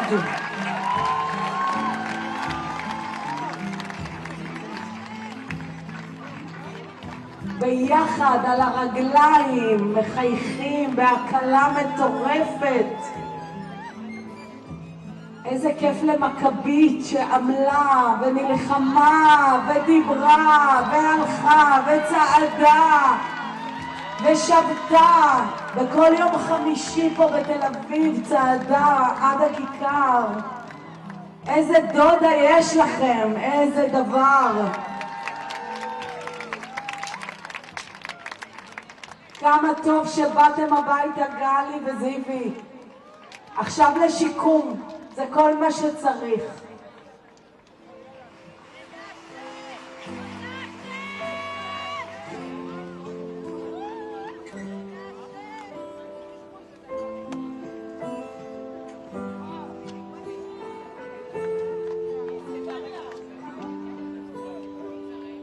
זוכרת דברים שאמרת, כמו ים שזוכר את החוף, גלים מגלים את הרוח, כמו שהלב יגלה מחור. הלילה מאיר את הבוקר, שמאיר אותי ממיטתי, ואיך כבר אוכל עוד לברוח מזיכרונך. תודה לצה"ל, תודה לכל ישראל. חזרתי, עם ישראל חי. גיא גלבוע דלל, איזה חיוך, איזה כיף, כמה טוב שאתה פה.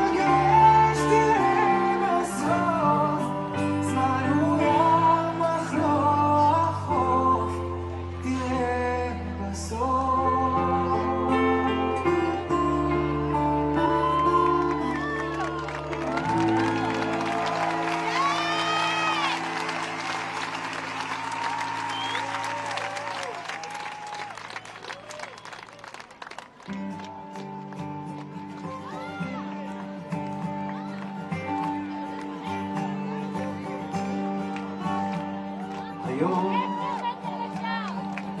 נעשה משהו בלתי נשכח שישאיר זיכרון של שמחה מבורך. היום יש לך יד ללטף את ראשך, היום אגרום לך סוף סוף לחייך. היום אגרש את העצב מעיניי, אעשה את היום למאושר בחיי. היום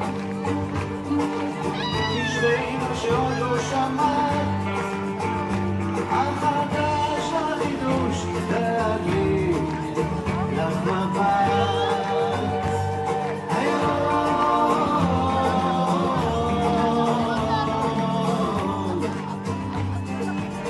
אבא שלך משהו טעים, אעשה את הכל שיהיה לך נעים. נכון, לא תמיד אני מראה אהבה, אבל היום אני מבקש את התקווה.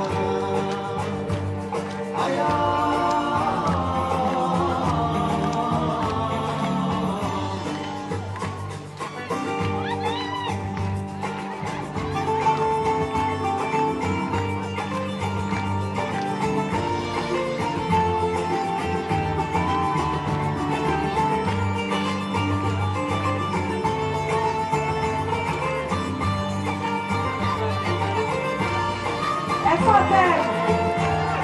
היום זה קורה בזכותכם. היום הם חוזרים.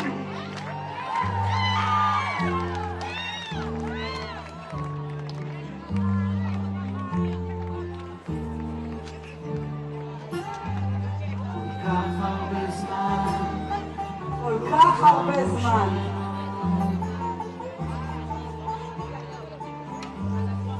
כל מה שעובר מעלינו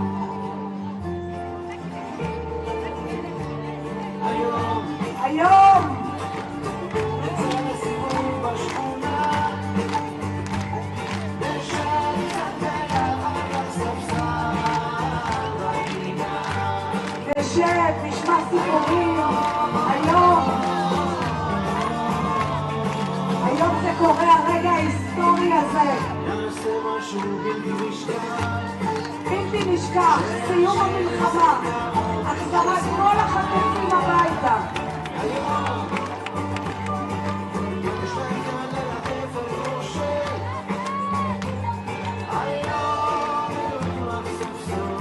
היום נחייך.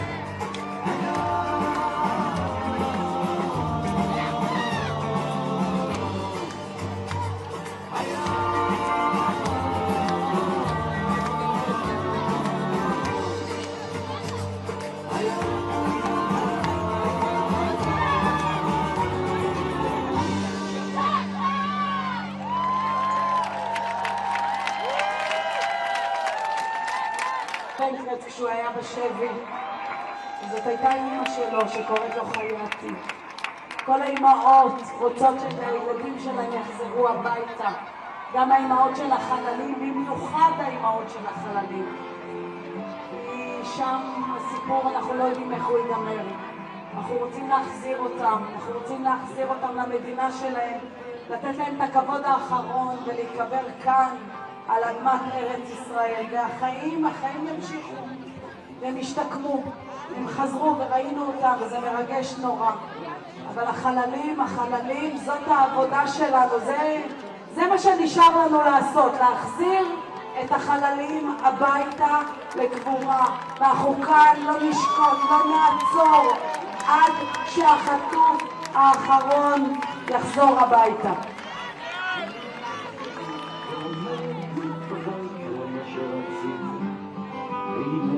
השתקפויות של עצב ושמחה. אז תדע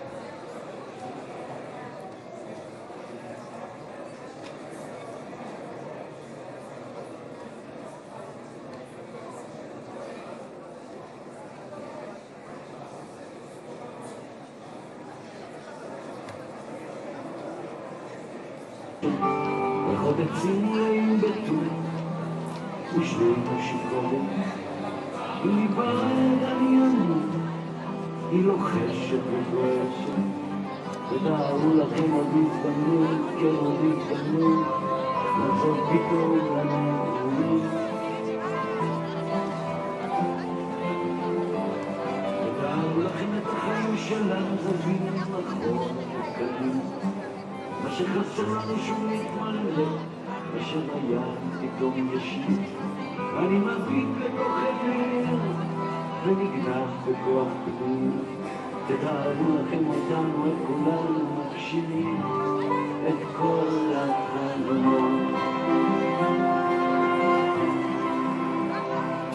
תתארו לכם באמצע יום יפה רק שמיים עליכם ואהבה איתכם כן ככה זה קרה שלפתע היא אמרה איך אני עוד זוכר אותה כמו בסערה תתארו לכם אותי נופל לתוך זרועותיה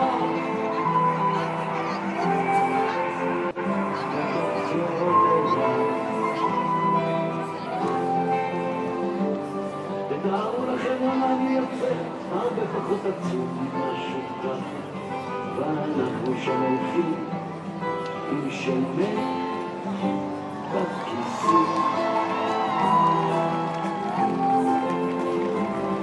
תתארו לכם עולם יפה עם בתוך החושך עולם פשוט תתארו לכם קצת אושר עולם יפה עם בתוך החושך עולם פשוט תתארו לכם קצת אושר עולם יפה עם בתוך החושך עולם פשוט תתארו לכם קצת אושר עולם יפה עם בתוך החושך עולם פשוט תתארו לכם הנה, ככה נראה אושר, משפחת הרקין. רואה את מקסים חוזר, ככה נראה אושר, אתם רואים על המסך.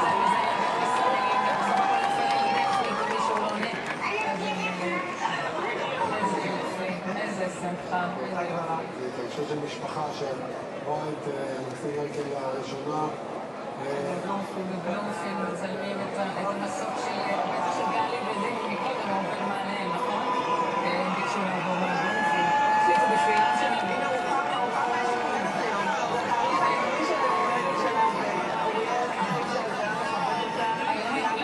היום ביום הולדת העברי שלנו גם לשמחת תורה ודוד האם אני משלהו בכל החטופים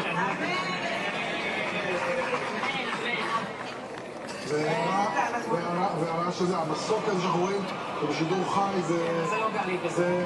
הנה בלומפילד, הנה מכבי תל אביב, האוהדים שכל כך חיכו לגלי וזיבי ושהם מחזירים להם במחווה והמסוק שלהם עובר מעל בלומפילד. איזה רגע. צהוב עולה אומרים לי, אז צהוב עולה. היה לנו לילה צהוב, יש לנו סיכה צהובה ובגד צהוב. צהוב עולה. לגלי וזיבי. הנה! הנה הם! הנה הם!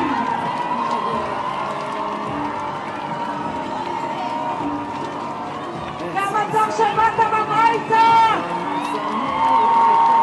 אנחנו אוהבים אתכם!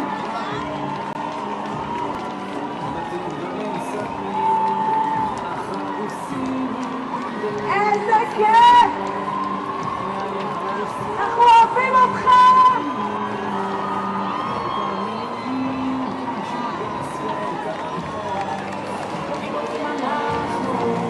הנה הוא עובר מעלינו, איזה יופי!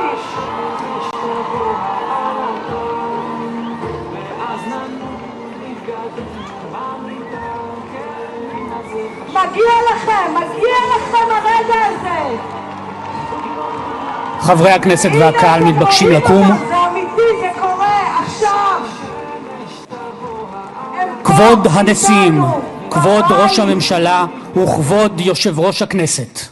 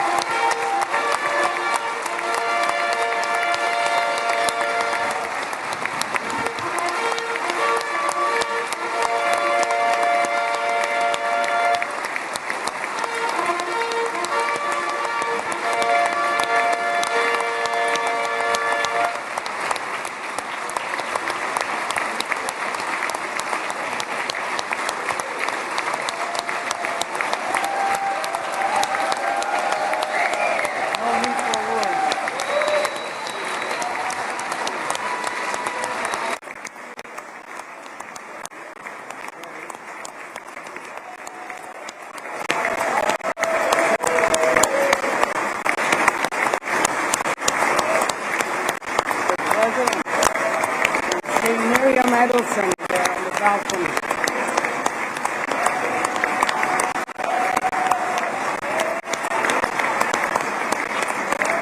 See Miriam Edelson there on the balcony.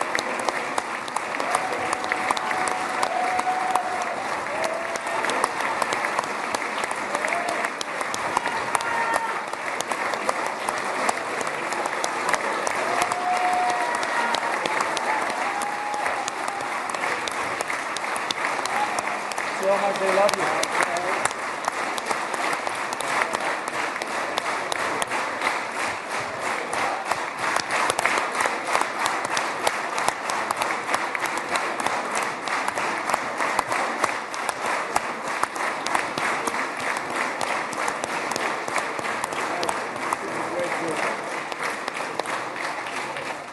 נא לשבת.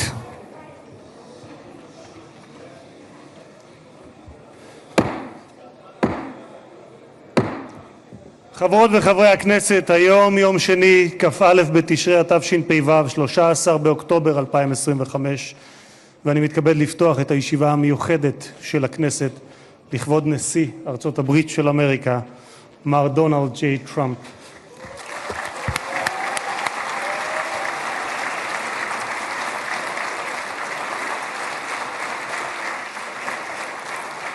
חברות וחברי הכנסת, בטרם נתחיל אני מזכיר שישיבה זו היא ישיבה מיוחדת ולכן לא יהיו בה הפרעות. מי שיפריע יוצא מאולם המליאה ולא יורשה לשוב אליה עד תום הישיבה. לא תהיינה אזהרות. בנוסף, ניתן יהיה למחוא כפיים בישיבה זו כפי שכבר ראיתם. כבוד נשיא המדינה יצחק הרצוג ורעייתו מיכל,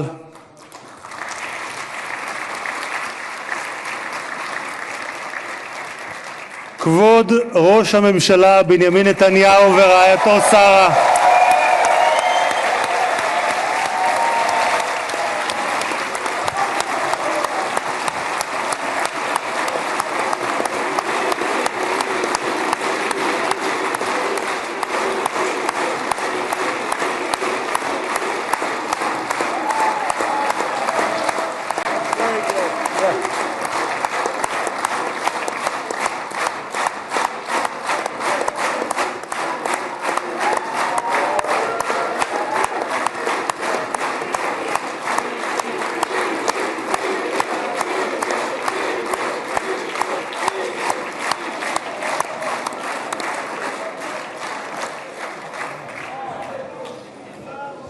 ראש האופוזיציה יאיר לפיד ורעייתו ליהי,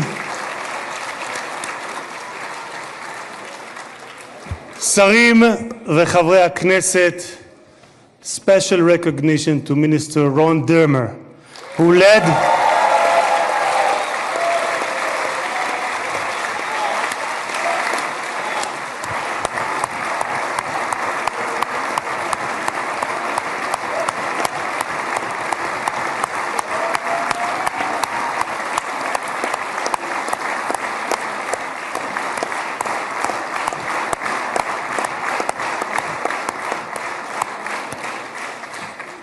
Special recognition to Minister Ron Dermer, who led the negotiation team on behalf of Israel. Thank you, Ron.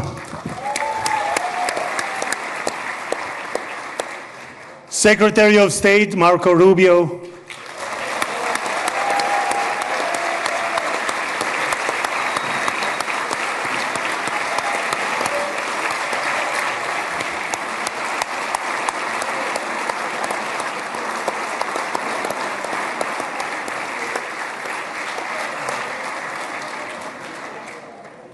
Secretary of War Pete Hegseth,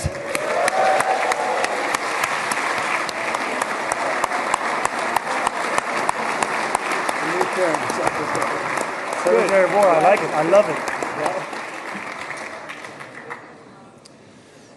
Chairman of the Joint Chiefs of Staff, General Dan Kane.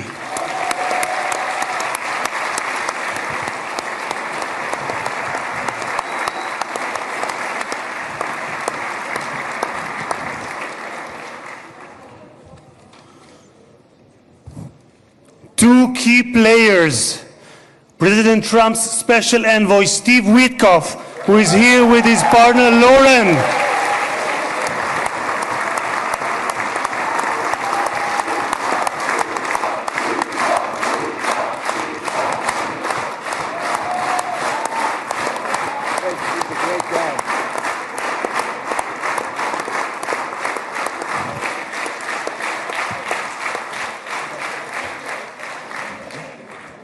And Jared Kushner, who is here with his wife Ivanka.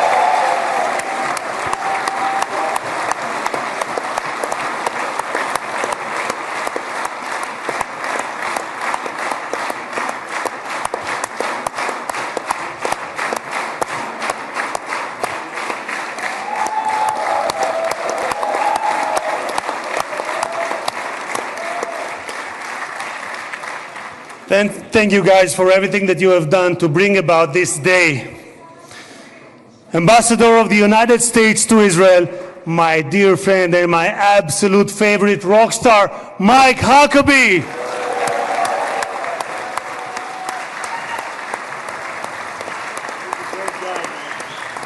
Do we have Janet? I don't see Janet. No, Janet's not in. Janet's not here. Okay. שגריר ישראל בארצות הברית, יחיאל לייטר.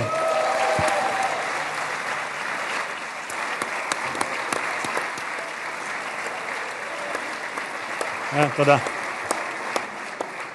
שגרירים וראשי משלחות זרות, ראש עיריית ירושלים משה ליאון ורעייתו סתווית, סגל א' של המדינה, ראשי גופי הביטחון, אלה שנמצאים איתנו ואלה שבשטח, הרמטכ"ל רב אלוף אייל זמיר,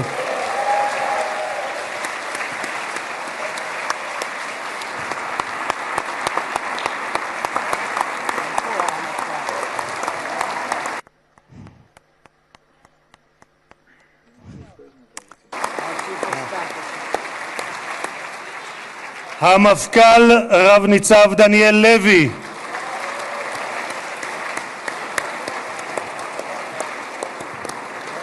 נציב שירות בתי הסוהר רב גונדר קובי יעקבי.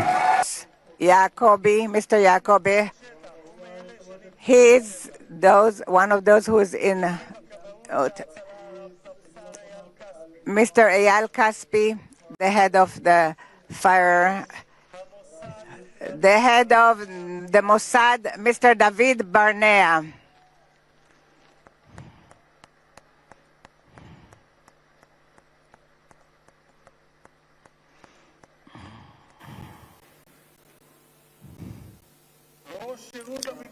The head of the General Zini, the head of the General Security. Great General Security. Great success to you.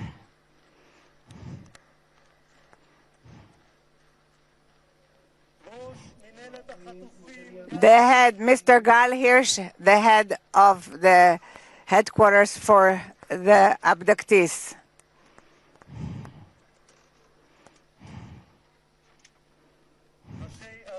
mayors and the local authorities, the chairman of the Knesset who brought about a visit in 3 days, which usually takes 3 months, Mr. Itzik Edry, the secretary of the Knesset, the legal counsel of the Knesset, and the head of the Knesset, members of the management of the Knesset, families of the bereaved, families of the abductees.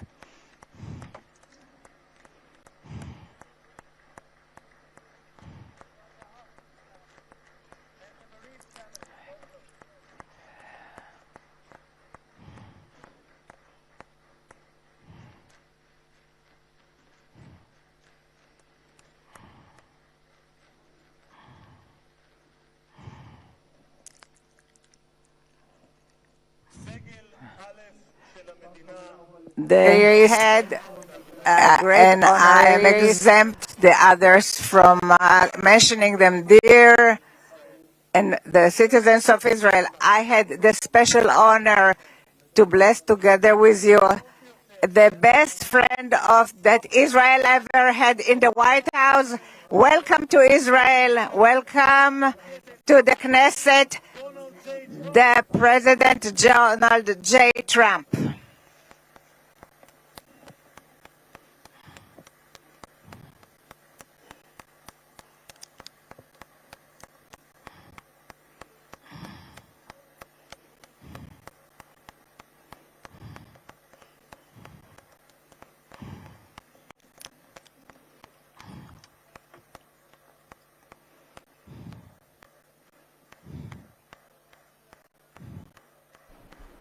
Just to let you know, I didn't mess with the sound. They switched it from live mics to narrator. So it's not me, it's the feed. And Mr. President, I would like to thank you that you granted the Knesset the honor that it is the first parliament that you are visiting in your present term. In the Jewish tradition, we are used to bless you, the one who gives us the honor. Thank you very much, Mr. President, President Trump. Honorary President, 2,000 years ago, we were exiled from our homeland, but in all the diaspora that we lived by, we never forgot Jerusalem, the beating heart of the Jewish people, since it's for which we prayed for year after year. And 7 years ago, it was you, President Trump, that in the name of the United States, you recognized Jerusalem as the capital of Jerusalem. You executed a promise that many other presidents promised. You transferred the embassy to Jerusalem. Thank you very much, President Trump. Thank you very much, President Trump.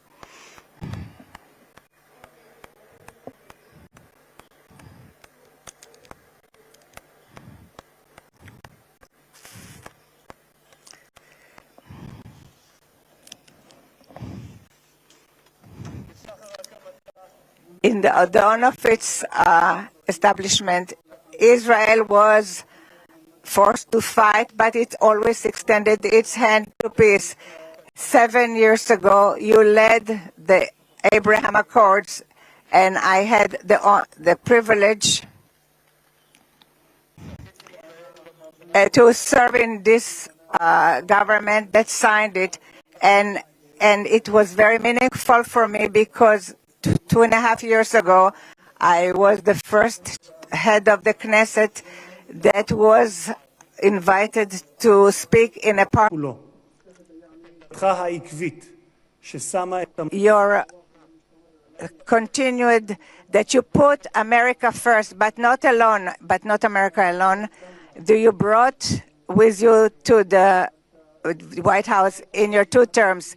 4 months ago, after Prime Minister started Rising Lion, you started the Midnight Hammer, which was a very brave action that there was nothing like it until you arrived at the White House.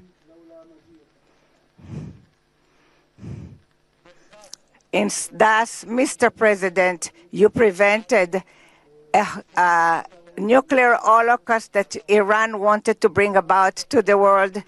A country in its parliament, its elected officials cry death to America and death to Israel. And today we can say to the Ayatollahs, rule in Iran will not have nuclear power. Thank you, President Trump.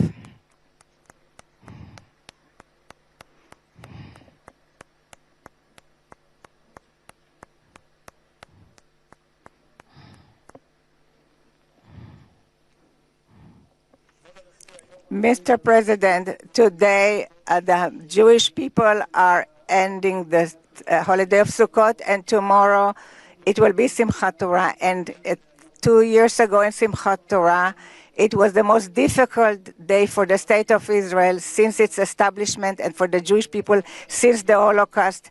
Many times I came with many visitors to the area of the slaughter, and I saw the horrors. And few weeks after the 7th of October, I accompanied Jared and Ivanka who came to those difficult areas. We saw what we were in Kfar Aza, and we saw what we hope that we will never see again, horrible sights of pogroms, children, men and women, the elderly, they are no longer there. Satan not only murdered and raped and many of our brothers and sisters, he also abducted the live and the dead. And since then, this has been the longest and the most just war. This wound of our brothers in prison has been, when all the nation of Israel has been in pain of the families of the abducted until this morning. For 2 years, in the gallery where the guests are sitting, we had photos of the hostages. But this morning, towards this historical day, we were able to remove the photos. And I will do something spontaneous, and I will remove the pin that I received from Tzvika Moore. I am removing it because a minute ago I spoke to Tzvika Moore's brother, and they are celebrating this unification. Thank you so much, President Trump. Thank you so much, President Trump.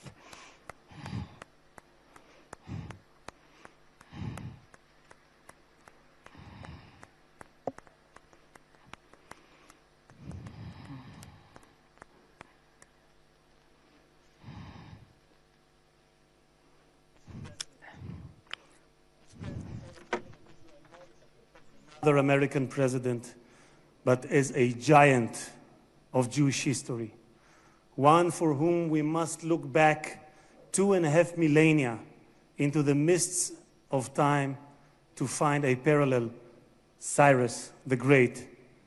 You, President Donald J. Trump, are a colossus who will be enshrined in the pantheon of history. Thousands of years from now, Mr. President, the Jewish people will remember you.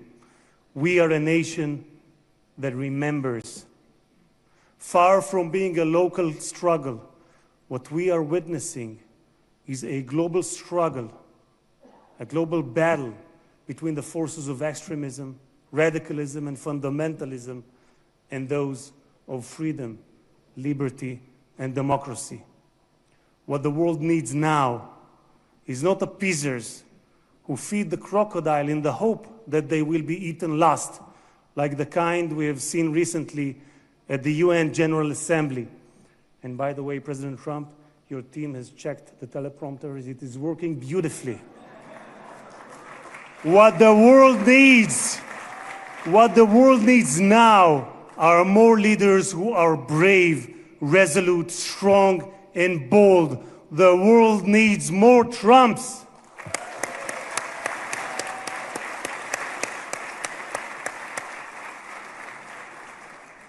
Mr. President, with your permission, I would like to take this moment to address Prime Minister Netanyahu.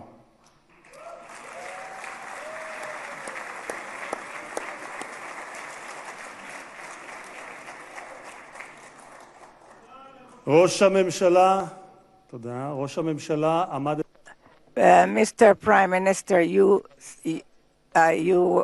the last few years, you faced great pressures. Steve Witkoff, the special envoy that fought along with you to return the hostages, said about you, the most difficult work was that of the Prime Minister. It was the Prime Minister who had to take hard decisions, how much we have to be hard towards Hamas and when we have to be more moderate. But the truth now that looking backwards, we wouldn't have reached this point if the Prime Minister Netanyahu wouldn't have acted the way he acted.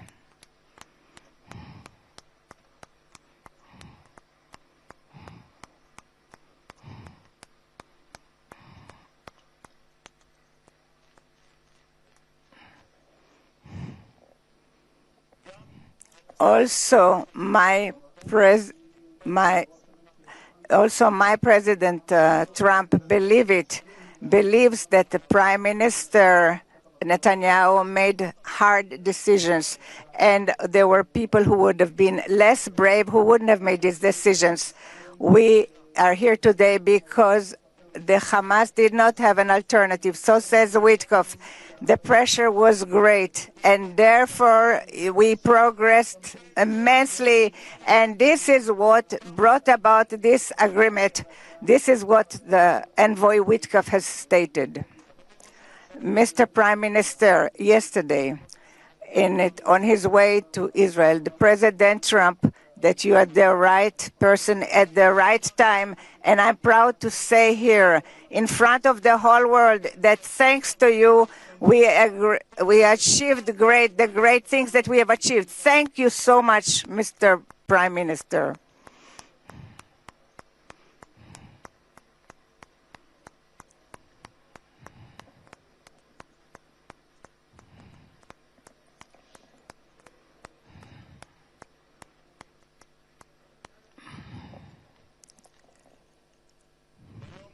This day, today, and we will thank from the depths of our heart to the brave soldiers of the IDF, of the Israeli Defense Forces,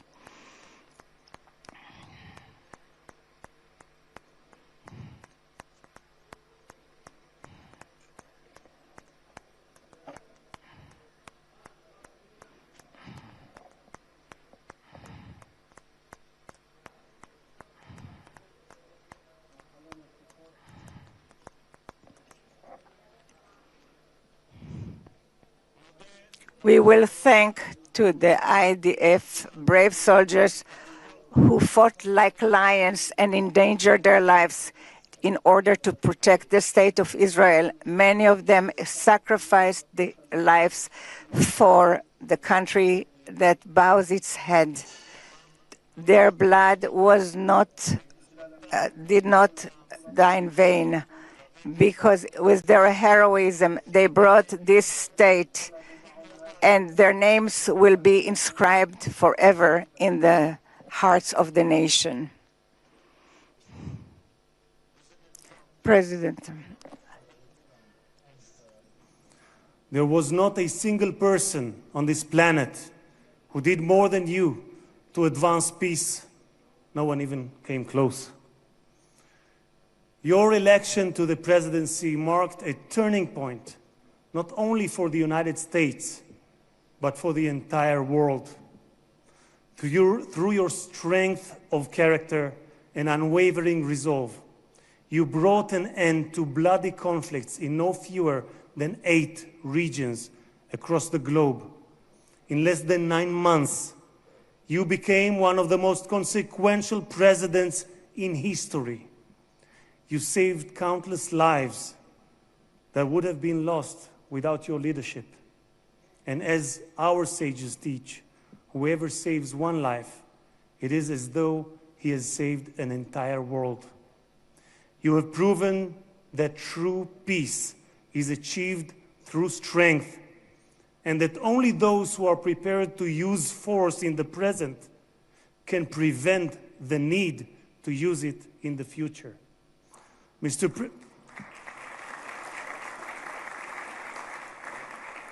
President, you, more than any other individual, are deserving of the highest recognition for your efforts in promoting peace.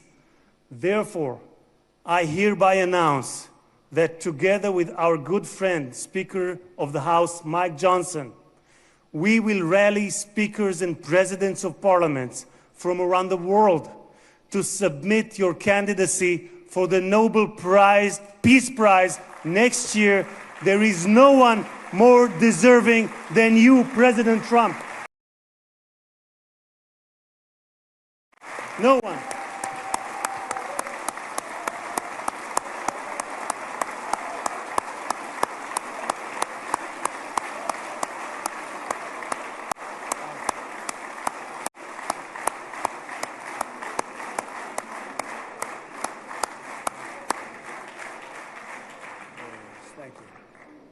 אדוני הנשיא, אנחנו ניצבים בפני ההיסטוריה ברגע... Mr. President, we are confronting history. It is a very exciting day for the citizens of Israel, a day that we all wished for. In the Jeremiah, it says that from when we hear your cry, there will be a wage for your and they will return from the country of the enemies, and the sons returned to their borders, to their land.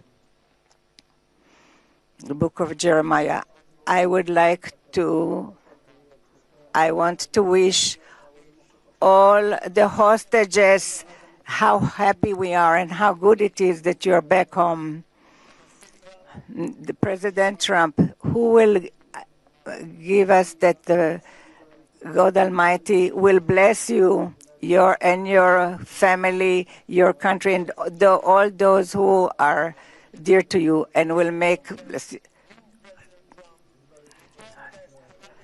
America. And may God bless the state of Israel.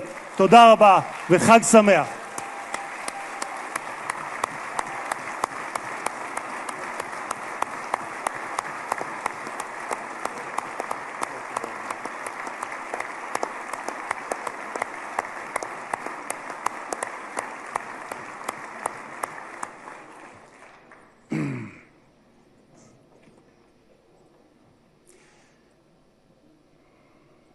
אני מתכבד להזמין כעת את ראש הממשלה.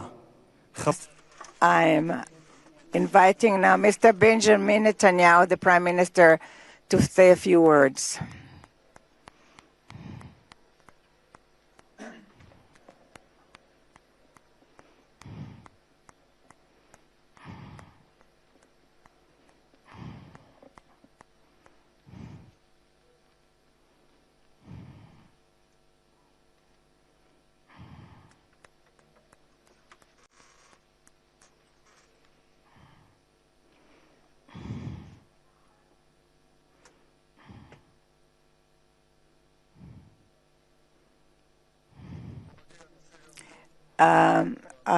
President Herzog and his wife Michal, and the great honorary guests, and headed by our great friend, the President of the United States, President Donald J. Trump.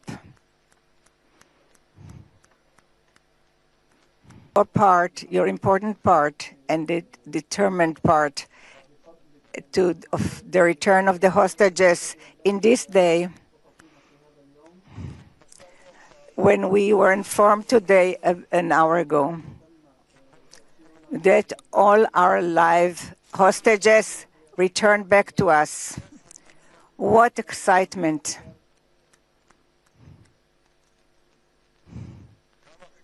How long we've waited for this moment, and we have committed to return everyone. And I want to thank you personally and on behalf of the whole nation. Thank you, Mr. President, President Trump. Thank you, Mr. President.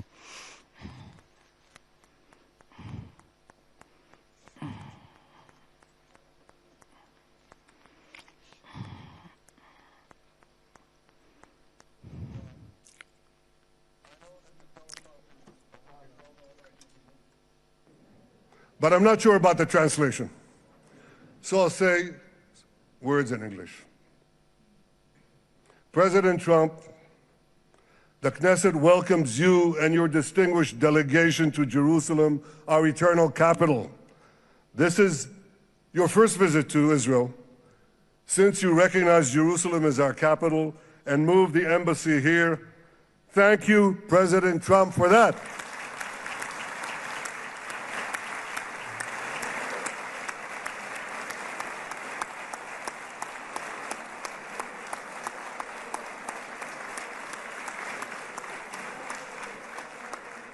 There are many other reasons to thank you since your last visit here. Thank you for recognizing Israeli sovereignty over Golan Heights.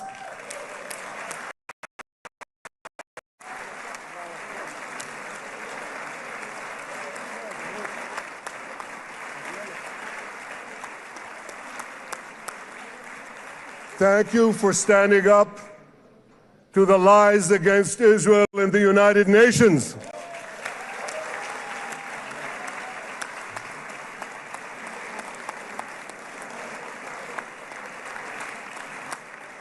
Thank you for recognizing in your 2020 peace plan our rights in Judea and Samaria, the ancestral homeland of the Jewish people.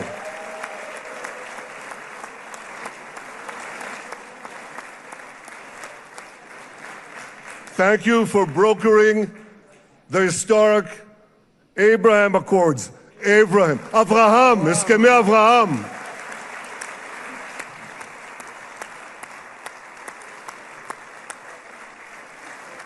Thank you for withdrawing from the disastrous Iran nuclear deal.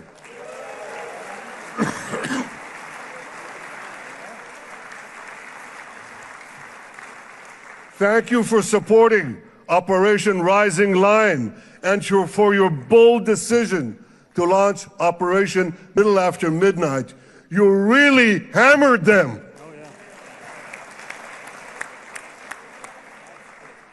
My friends, this is only a partial list, but it's enough to affirm what I've said time and again. Donald Trump is the greatest friend that the state of Israel has ever had in the White House.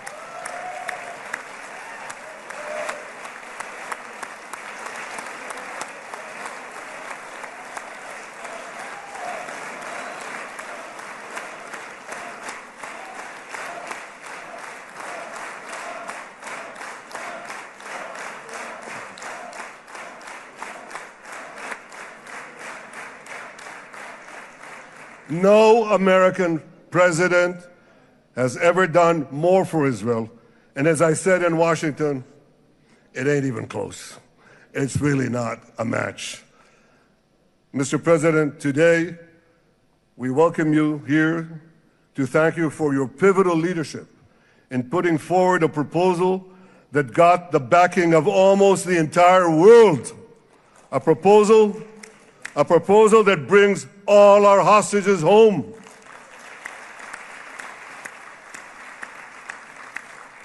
A proposal that ends the war by achieving all our objectives. A proposal that opens the door to an historic expansion of peace in our region and beyond our region. Mr. President, you are committed to this peace. I am committed to this peace, and together, Mr. President, we will achieve this peace. We've done it before. We've done it before in the Abraham Accords, and we'll do it again. Mr. President, today the Jewish calendar marks the end of 2 years of war. That war began on October 7th, on the Jewish festival of Simchat Torah. You always tell me, and you tell the world, remember October 7th. Mr. President, we remember. We remember the thousands of Hamas terrorists who stormed into our towns and kibbutzim. We remember the 1,200 people Hamas savagely slaughtered in cold blood, including dozens and dozens of Americans. We remember entire families burnt alive as they embraced each other. We remember the beautiful young Israelis brutally gunned down at the Nova Music Festival.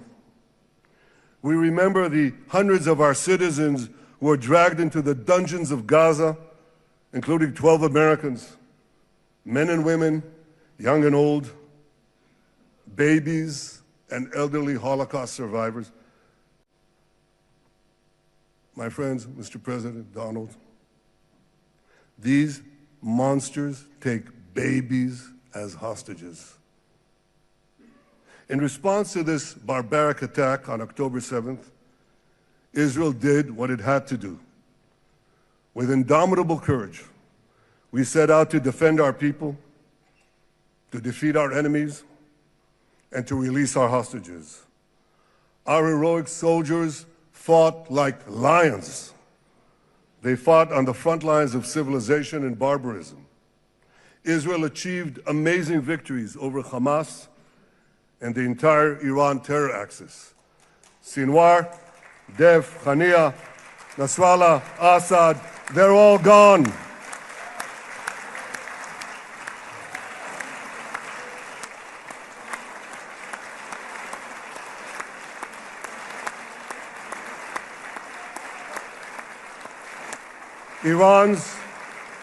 Iran's nuclear weapons and ballistic missile program, with your enormous help, Mr. President, rolled back. Half the Houthi leadership wiped out. But the price of this victory, the price of these victories, has been heavy.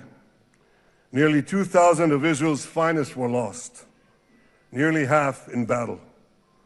They left behind parents, spouses, siblings, and children. Their love and laughter, their promise and potential were lost forever. To the families of our fallen fighters, many of them are here, I say, I know the depth of your pain.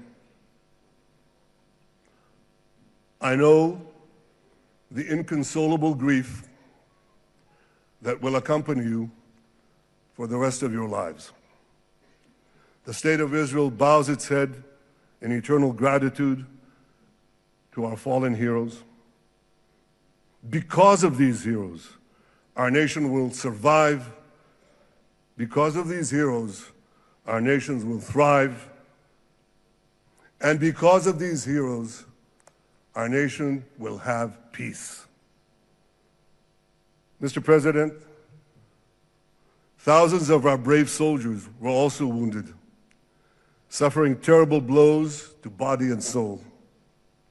Brave soldiers like Ari Spitz. Ari is an American.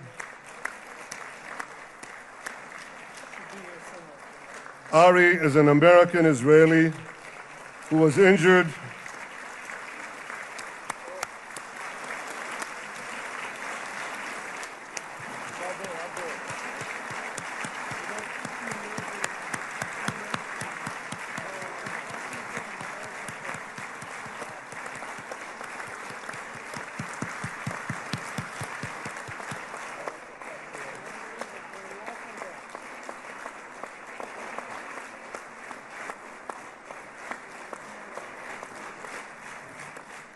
Ari is an American Israeli who was injured in Gaza while searching for Hamas terrorists and weapons. 2 of Ari's comrades were killed in this action, and 10 were injured. Ari was presumed dead, but made a miraculous recovery despite losing 3 limbs. Ari, stand up for a minute alone. Stand up. There you go. There. Ari, you are the spirit of Joshua. You are the spirit of David. You are the spirit of the Maccabees. You are the spirit of Israel. I salute you. We all salute you.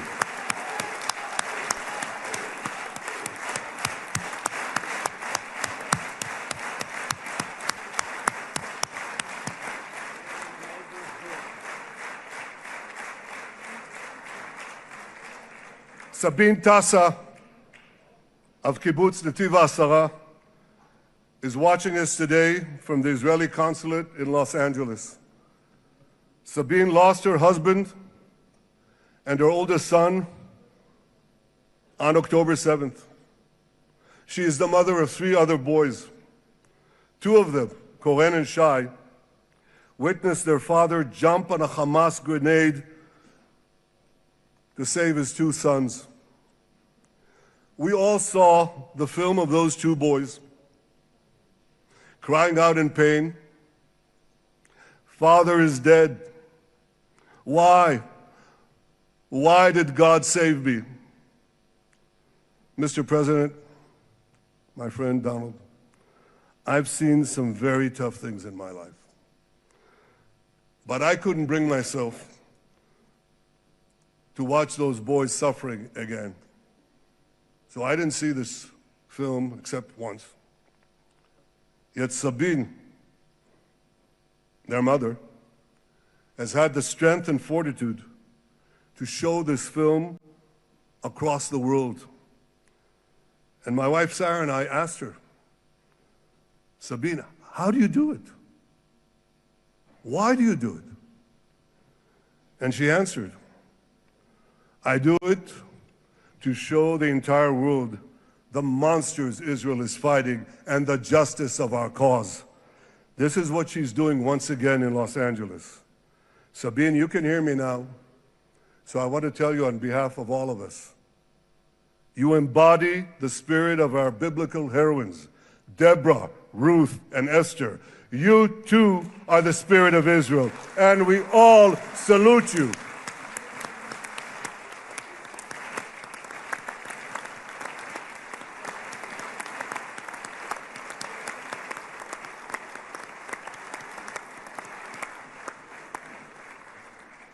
Mr. President, you asked me on our many conversations during the 12-day war with Iran, you asked me, how are the people holding up? And I said to you, our people are strong. Israelis are a nation of lions with unlimited resolve to defend our country and secure our future. The people give strength to our soldiers, and the people give strength to me and to my colleagues. The Jewish people have risen from the ashes time and again, but when we formed the State of Israel and the Army of Israel, we pledged never again would be defenseless against our enemies. And that resolute strength not only assures our survival, it assures our future, it assures peace. We have paid a high price for this war, but our enemies now understand just how powerful and just how determined Israel is.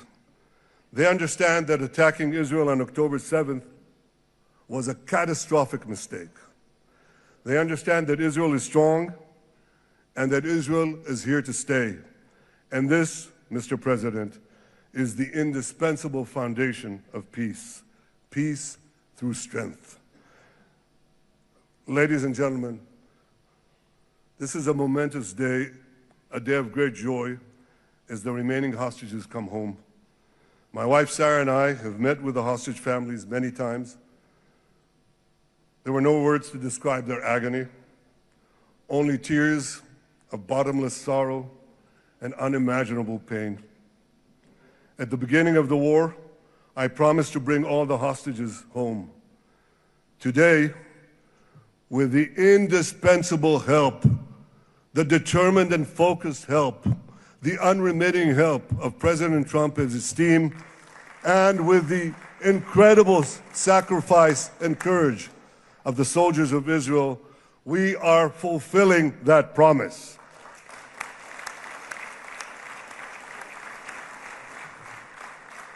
It has been a long journey to get here.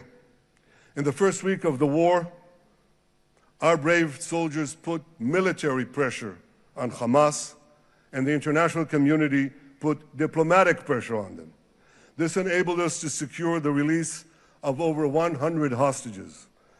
In heroic rescue attempts behind enemy lines, Israel's special forces rescued 8 live hostages and brought back the remains of dozens more. But as time went on, we all know what happened. The diplomatic pressure was turned on its head. More and more governments bought into Hamas's false propaganda. More and more governments succumbed to anti-Semitic mobs in their own countries. They just turned on Israel. They called for us to surrender to Hamas demands, just leave Gaza immediately, they said, end the war without committing to disarm Hamas, without committing to demilitarize Gaza. Had Israel succumbed to those demands, not only would Sinwar, Nasrallah, Assad, and Iran's missile and nuclear program remain intact. Not only that, because in no time, the Hamas killers would be back on the border fence, ready to repeat the horrors of October 7th again and again, as they vowed to do. But just at that point of maximum pressure on Israel, a man named Donald J. Trump was elected President of the United States.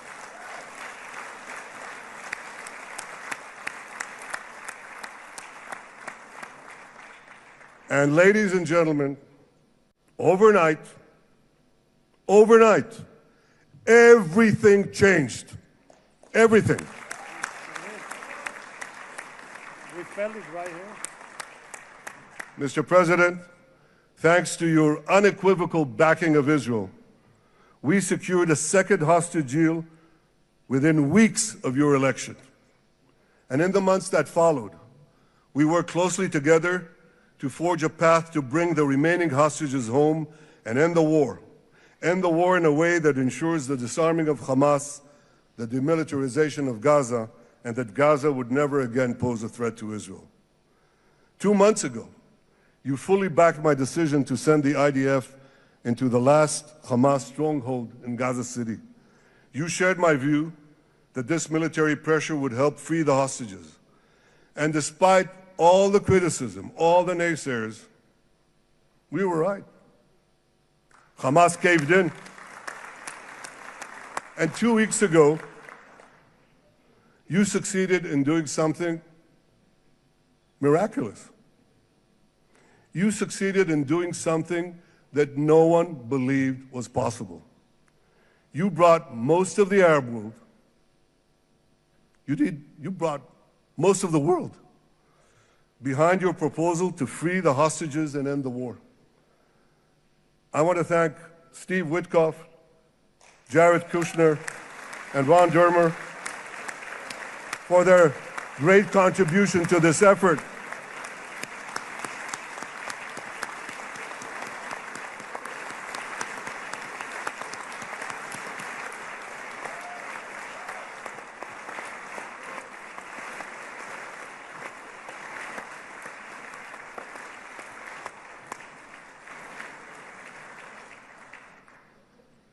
And I want to thank our negotiating team. I believe that the close cooperation between the two of us, between our two nations, combining Israel's military pressure and President Trump's unmatched global leadership. I have to tell you, I've seen a lot of American presidents. I've seen them all in the time that I've been here, and I've been here quite a lot of time.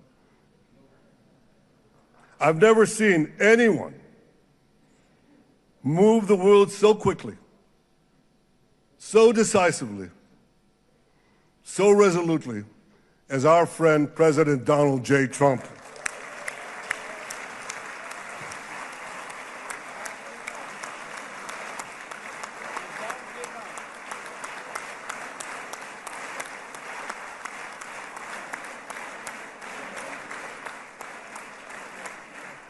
With our military pressure and President Trump's global leadership, we achieved this historic moment.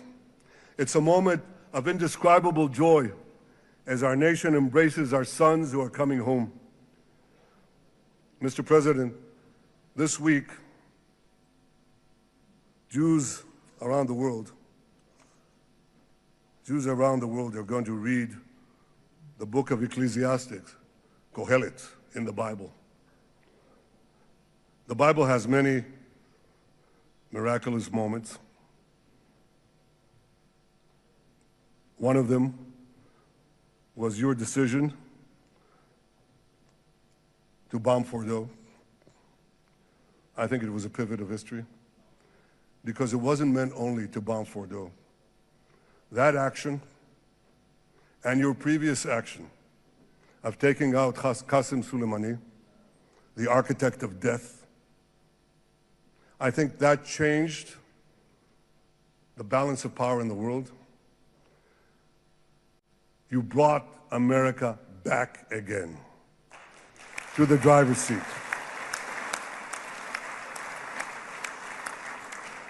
Now, I said that we're going to read this week the book of Ecclesiastes. It's not a book of action.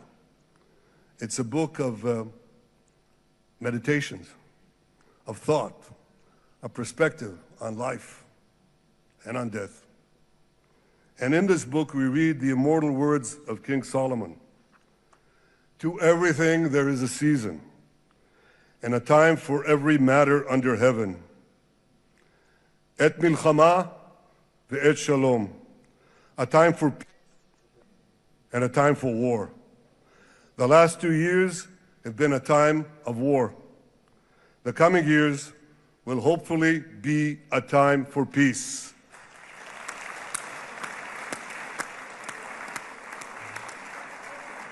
Peace inside Israel and peace outside Israel.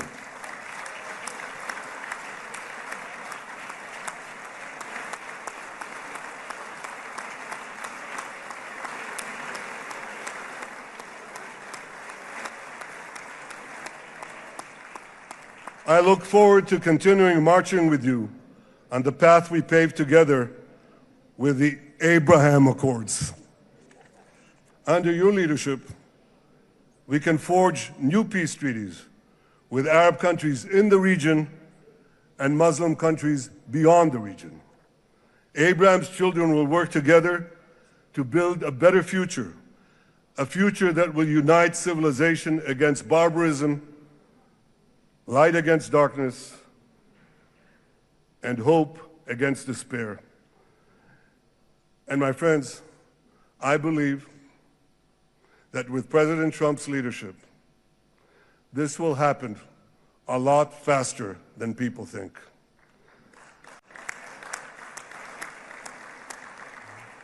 As Prime Minister of Israel, I extend my hand to hold those who seek peace with us.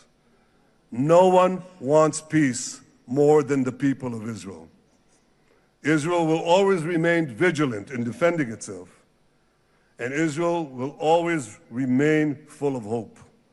Hope is our national anthem. Hope is our creed. Hope is our strength. It is time, my friends, to realize that hope and expand the circle of peace. Mr. President, thank you for all you have done for us.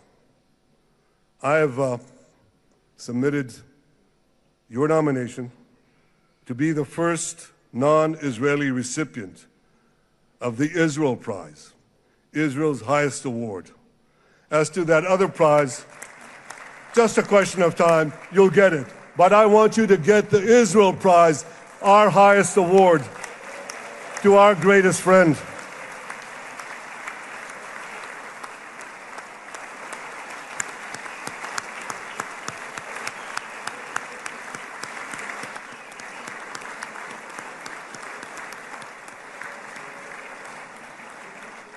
When others were weak, you were strong. When others were fearful, you were bold. When others abandoned us, you stood by our side. On behalf of the government and people of Israel, I thank you for your extraordinary friendship. Thank you for helping bring our hostages home. Thank you for supporting Israel's march to victory. Thank you for paving a path to peace. מכובדי נשיא ארצות הברית, ידידי דונלד. Honorary President, welcome to Israel.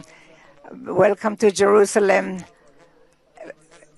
Welcome in this exciting day that brought us to this day.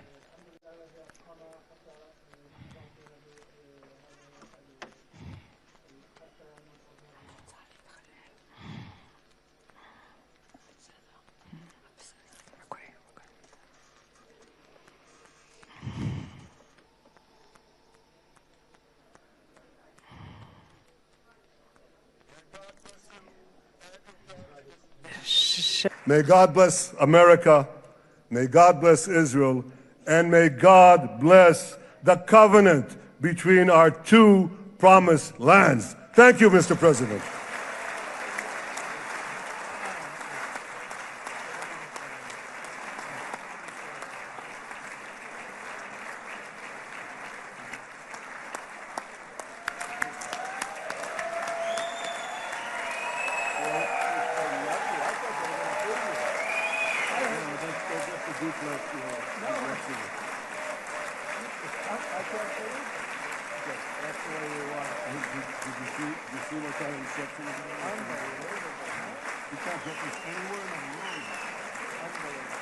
But you'll get it in the morning.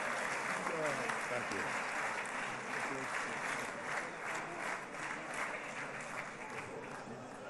The president. Where? Oh, you're the last speaker.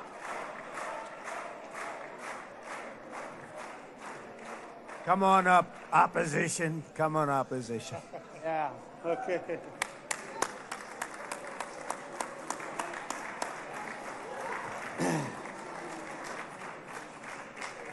אני מתכבד להזמין כעת את ראש האופוזיציה, חבר הכנסת יאיר לפיד.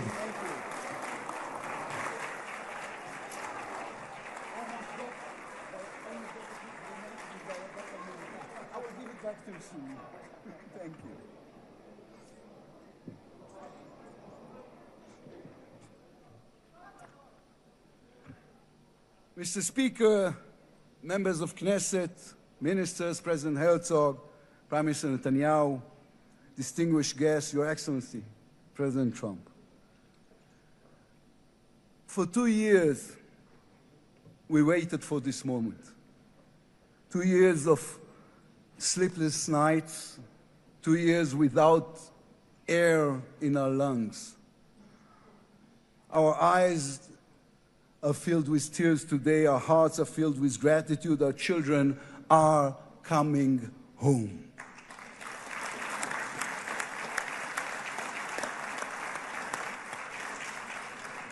In the Babylonian Talmud, a sacred book of the Jewish people, it is written, whoever destroys one life, it is as though he destroyed an entire world, and whoever saves one life, it is though as he has saved an entire world. Mr. President, you have saved the lives of our hostages.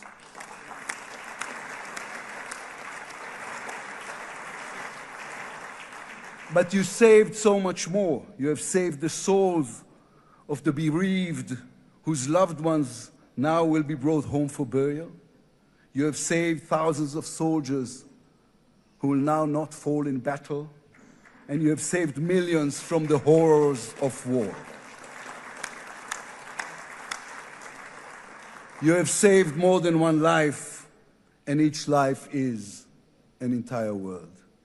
This is a historic moment and a reminder that history is shaped by people. It is shaped by those who know the past but have the vision to change the future.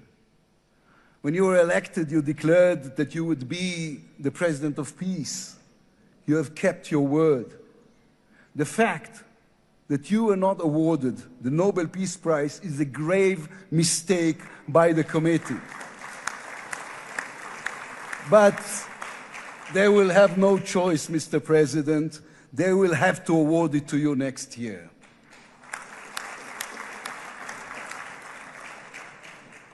Peace will not come by waiting. It will come by building, by reaching out, and by daring once again to believe. You, Mr. President, have done the unimaginable. We will be eternally grateful. But we also need to take responsibility. The destiny of Israel will always be written by the people of Israel. We must now prove ourselves worthy of what has been achieved. From its founding, Israel has said to the world that our strength, our power, rest upon our values. Israel is the strongest country in the Middle East because we are the only democracy in the Middle East. Because we believe in the principles laid in our Declaration of Independence, which says Israel will ensure complete equality of social and political rights to all its inhabitants, irrespective of religion, race, or sex.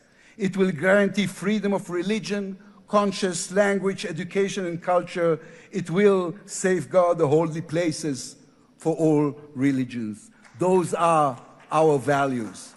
That is who we are as people, as a country. Our neighbors must understand one more thing about us. We are not going anywhere. The Middle East is our home. We are here to stay. Our story did not end in the Bible. It began there.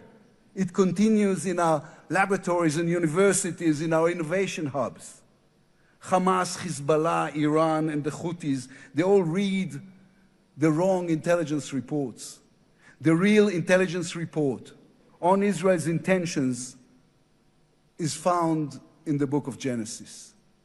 And I will give you and your descendants after you the land of Canaan for an everlasting possession. We call upon the nations of the Islamic world and all our neighbors, Saudi Arabia, Syria, others. We are here to stay. We can do great things together. Come and talk to us. Mr. President, you are the one who can make it happen as you did with the historic Abraham Accords. Then too, no one believed it was possible. Then too, you imposed your vision on everyone. While others spoke of difficulties, you created opportunity. You can be the one to bring the next wave of peace. The people of Israel support this. They want this. We are ready. And you can later today in Egypt with your unbelievably talented team, my friends, Steve Witkoff, Jared Kushner, Marco Rubio, Pete Hegseth, forge a regional alliance that will change not only the Middle East, but the entire world. After 2 years of war, the peoples of this region should look around and ask themselves, whose situation is better? Those who chose the path of peace or those who chose the path of war? Those who invested in their people, in the education of their children, in science and education and technology, or those who invested in hate and in violence? From here I say to all those who demonstrated against Israel these past 2 years, on the streets of London and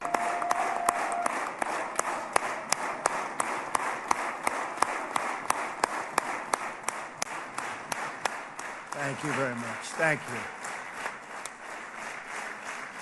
Thank you very much, everybody.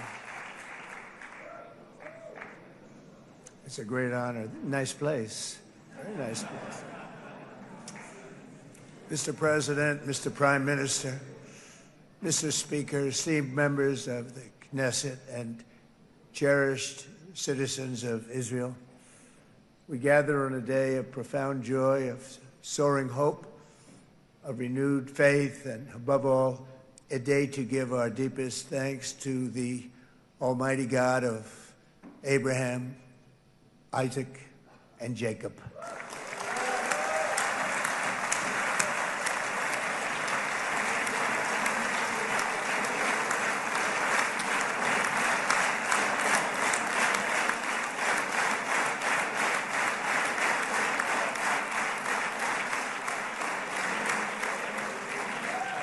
After 2 harrowing years in darkness and captivity, 20 courageous hostages are returning to the glorious embrace of their families, and it is glorious. 28 more precious loved ones are coming home at last to rest in this sacred soil for all of time. And after so many years of unceasing war and endless danger, today the skies are calm, the guns are silent, the sirens are still, and the sun rises on a holy land that is finally at peace, a land and a region that will live, God willing, in peace for all eternity.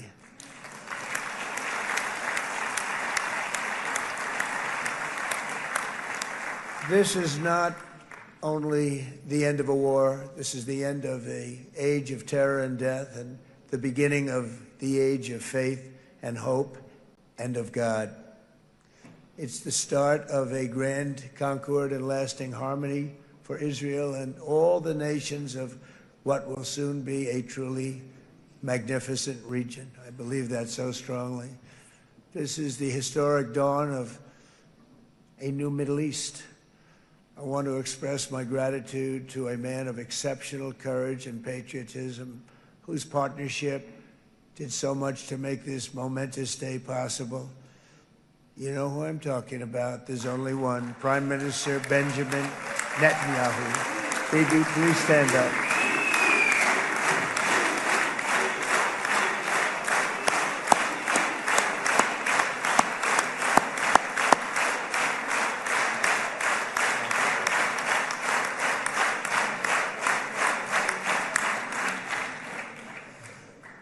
And he is not easy, I want to tell you. He's not the easiest guy to deal with, but that's what makes him great. That's what makes him great.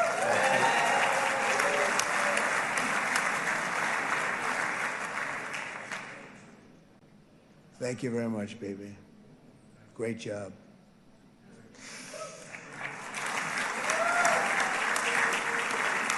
And let me also convey my tremendous appreciation for all of the nations of the Arab and Muslim world that came together to press Hamas to set the hostages free and to send them home. We had a lot of help. We had a lot of help from a lot of people that you wouldn't suspect, and I want to thank them very much for that.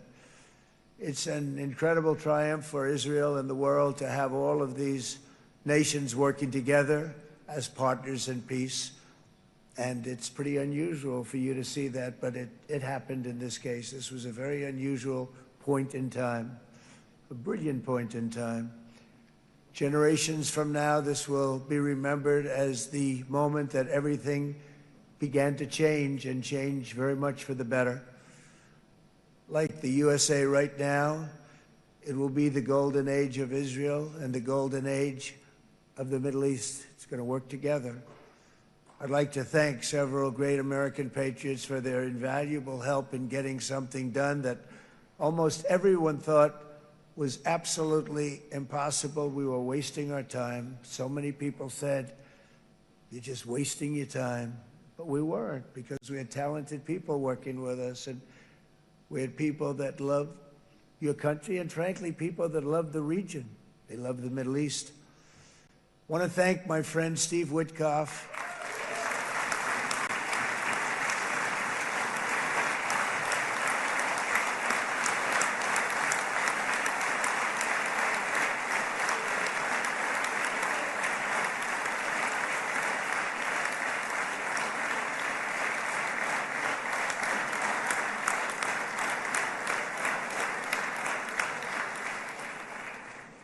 You know, Steve was chosen by me.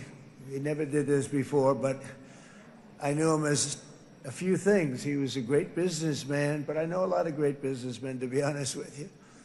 He had tremendous negotiating skills, but I know a lot of people that negotiate pretty well, although it is an art. But there are people that can negotiate pretty well. But most importantly with Steve, he's just a great guy. Everybody loved him. Everybody. I mean, I know some negotiators that are so good, but you wouldn't have had peace in the Middle East. Would be in World War III right now with some of these guys. Everybody loves Steve, and they respect him, and they somehow can relate to him. I've known him for many years, and I've seen it over and over again. להוציא את חבר הכנסת עודה, להוציא אותו מהאולם, להוציא אותו מיד, החוצה, החוצה. Please expel this Knesset member. Please expel this Knesset member. Please expel Knesset member Kasif out of the hall. Please expel him immediately.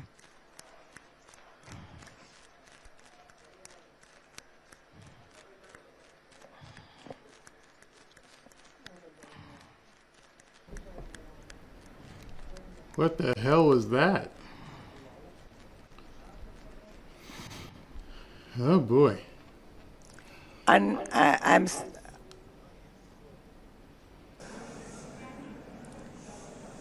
That was very efficient.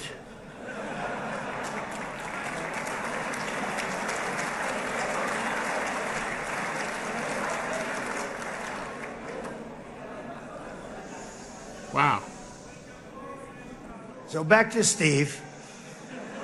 He's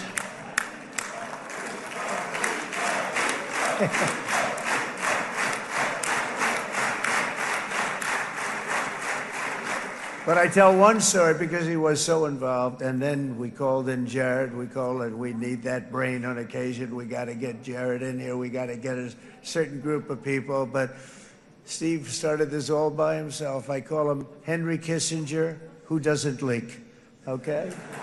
Henry is a big leaker. He leaked. Steve doesn't leak. Steve just wants to get the job done. He wants to do what's right. But I'll give you just a quick story because, as you know, he's working on the war with Russia and Ukraine, a war that would have never happened if I were president. A shame. 7,000 young soldiers a week are being killed. More than that this last week. It's a shame that it never happened. But it did happen, and we won the race, and I took over this horrible war that's been raging, and I thought it would be easily settled. I thought it was a hell of a lot easier than doing what we just did very successfully with Israel and a lot of other people.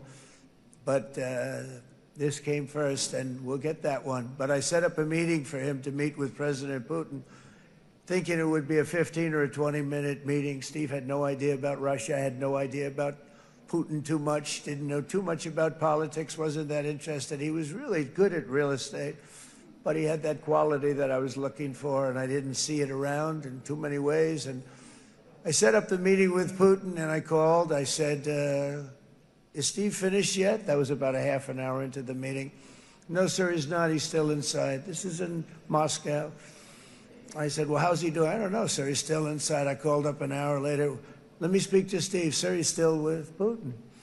He's with President Putin. I said, wow, that's a long meeting, 1 hour. I called up an hour later, he was still with Putin. 3 hours later, he was still with Putin. 4 hours later, he started to get the word that he was going to be coming out soon. And in 5 hours, he came out. I said, what the hell were you talking about for 5 hours?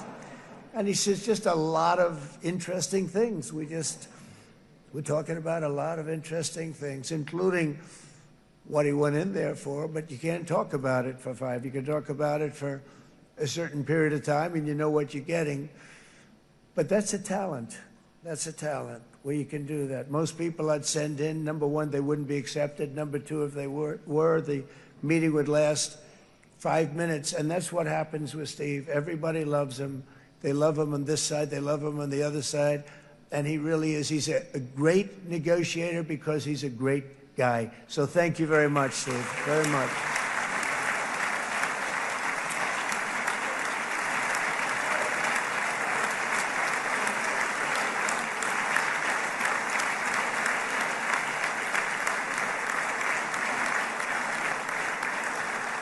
And let me also give a very special thanks to someone who truly loves Israel. In fact, loves it so much that my daughter converted.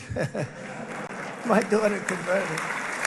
I didn't know this was going to happen. And Ivanka's here.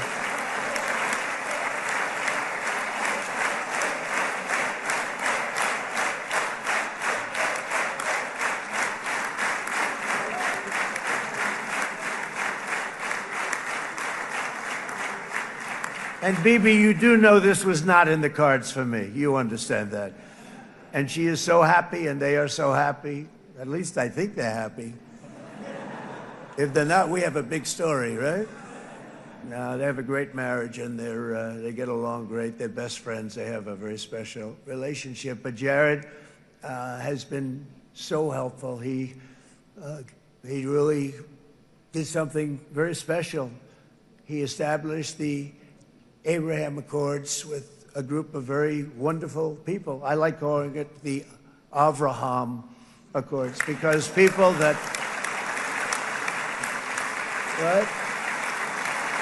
Avraham. It's so cool. It's so much sort of nicer, you know, the Abraham versus the Avraham.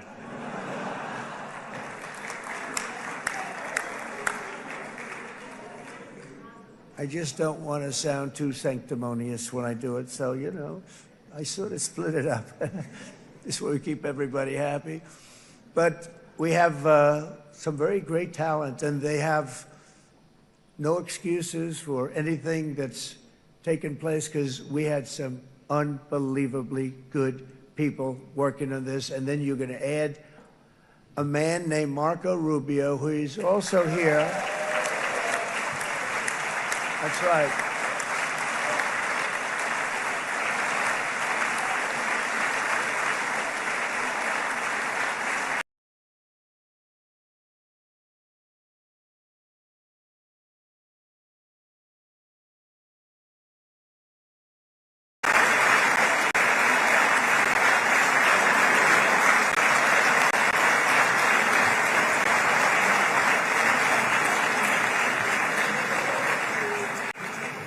And I have a prediction that Marco will go down, I mean this, as the greatest Secretary of State in the history of the United States. I believe that. I believe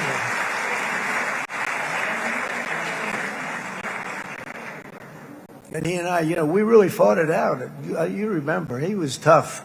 He was nasty. Who the hell thought this was going to happen, Marco, right? And now I'm saying he's going to go down as the greatest. He will. He was always smart and sharp, and people respect him. And then we have somebody who's young, but an unbelievable leader. I saw it a long time ago, and he's turned out to be even better than we thought. Right, Susie? I think even better. And that's Pete Hegseth, who is our Secretary of War, formerly Secretary of Defense.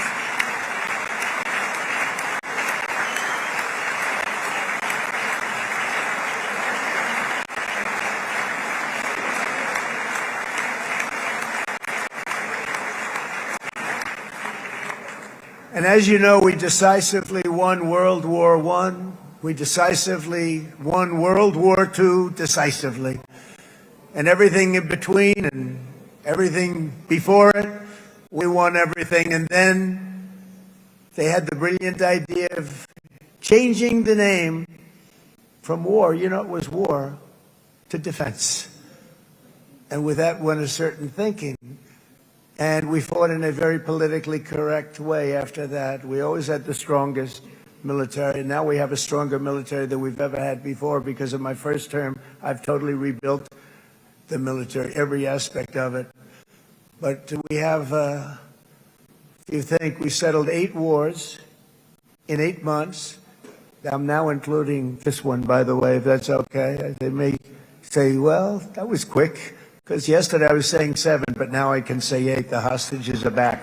The hostages are back.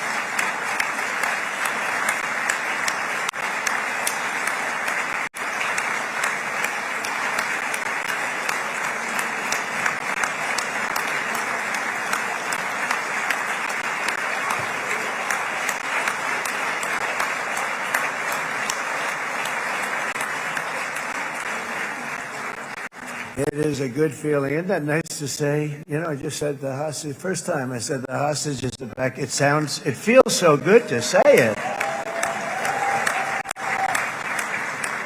But when you settle 8 wars in 8 months, that means you don't like war. Everyone thought I was going to be brutal. In fact, I remember Hillary Clinton during a debate, she said, look at him, he's going to go to war with everybody.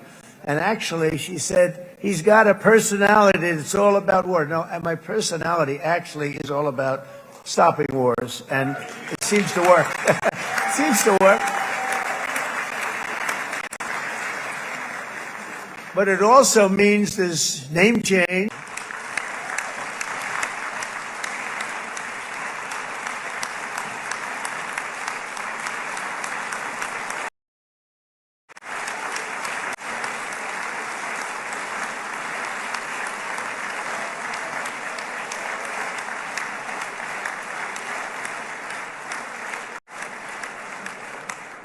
I mean, Bibi would call me so many times, can you get me this weapon, that weapon, that weapon? Some of them I never heard of, Bibi, and I made them. But we'd get them here, wouldn't we? And they are the best. They are the best. But you used them well. It also takes people that know how to use them. And you obviously used them very well. But so many that Israel became strong and powerful, which ultimately led to peace. That's what led to peace. So as we celebrate today, let us remember how this nightmare of depravity and death all began. 2 years ago, on the eve of the Simchat Torah holiday, thousands of innocent Israeli civilians were attacked by terrorists, and one of the most evil and heinous desecrations of innocent life the world has ever seen, the worst slaughter of Jews since the Holocaust. The cruelty of October 7th struck to the core of humanity itself. Nobody could believe what they were witnessing. The United States of America grieved alongside you, and we mourned for our own citizens who were so viciously taken that day. And to all the families whose lives were forever changed by the atrocities of that day, and all of the people of Israel, please know that America joins you in those 2 everlasting vows: never forget and never again.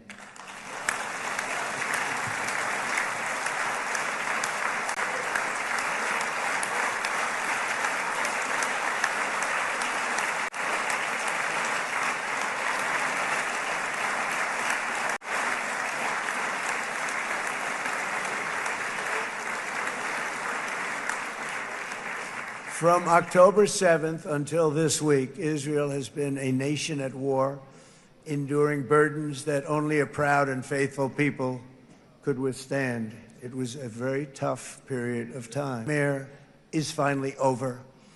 And as the dust settles, the smoke fades, the debris is removed, and the ashes cleaned from the air, the day that breaks on a region transformed, and a beautiful and much brighter future appears suddenly within your reach. This is now a very exciting time for Israel and for the entire Middle East, because all across the Middle East, the forces of chaos, terror, and ruin that have plagued the region for decades now stand weakened, isolated, and totally defeated.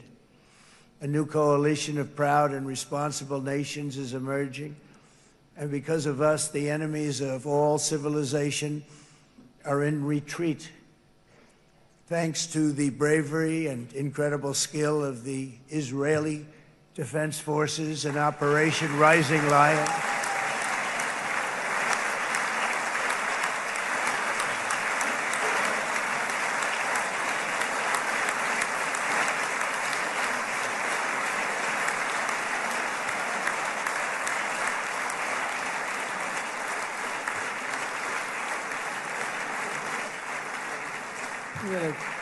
Guy's central casting. Let's put him in a movie. Look at him. Great job. And my people loved working with you. Loved it. They worked so well together. But many of Iran's top terrorists, including nuclear scientists and commanders, have been extinguished from this earth. And with Operation Midnight Hammer, boy, that's a great name for that, what we did. Last June, the United States military flew 7 of those beautiful B-2 bombers. They look so beautiful all of a sudden. They were always, I thought they were pretty planes. I had no idea they could do what they did. In fact, we just ordered 28 more of them. A little updated version. We ordered a whole pile of them. And almost 100 other planes went with them, including fighter jets. And we had 52 tankers, big, beautiful, brand new tankers that were loading them up 4 or 5 times. They've traveled 37 hours back and forth. Think of that. But we had tankers all over the sky for all the other planes. We had the F-22s, the F-35s, F-16s. We had a hell of a lot of planes.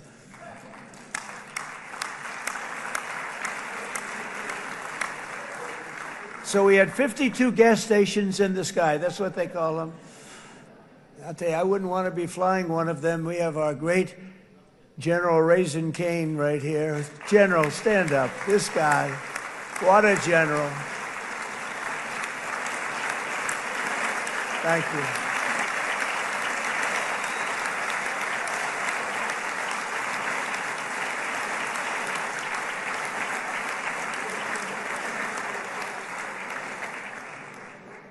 I asked General Cain, I said, you know, we're having problems with ISIS, and I was in Washington, and I asked, how long would it take to defeat ISIS? And my Washington generals told me, 3, 4, maybe 5 years, sir. I said, I don't get it. We got the best equipment in the world. Why? So I flew to Iraq, and I met with a man named Cain. He said, what's your first name? He said, they call me Raisin, sir. I said, wait a minute, your name is Raisin Cain? I've been looking for you for a long time. You gotta be kidding. So they told me 3, 4, 5 years to defeat ISIS. And I sit down with him and I say, why is it? I flew there in the dark of night. I landed, I'll never forget it. It was quite a trip. I'm glad I made it because I met him. I said, could I ask you, General? I come down. He said with another general and a sergeant. Everybody was like central casting. They could go into a movie right now. Between him and you guys over here, we could get rich making movies, okay? And they got along so great. That's the beautiful thing, that your military and our military, Bibi, got along so great. But in the other way around a long time ago, because he's the one the other way around a long time ago. Because he's the one that did Operation Hammer. It was flawless. It was flawless. It was absolutely flawless. And I said, so you really think you can do it in 4 weeks? Yes, sir, 100%. You have to do it differently than they were doing it. They were using one base, and it was hundreds of miles away. And he says, we have all these portable bases all over the Middle East. And they didn't want to use them because they didn't want to offend the country where the portable, they wouldn't have even known what the hell the planes were going up, right? They wouldn't have known, but he said, no, they didn't want to defend anybody, offend anybody, and but we can do it in 4 weeks. I said, you sure about that? I'm going to call you back. I'll call you back on Monday. I'm going back to Washington. But you think 4 weeks? Yes, sir, I think we can do it in 4 weeks. We'll have time left over. So I call him on Monday. I said, you think you can do it? 4 weeks. I said, go ahead and do it. He did it. I'll tell you, he did it in 4 weeks, less than 4 weeks. So, General, stand up, please. Again, this is a real general. This is not a television general. He doesn't want to go on television.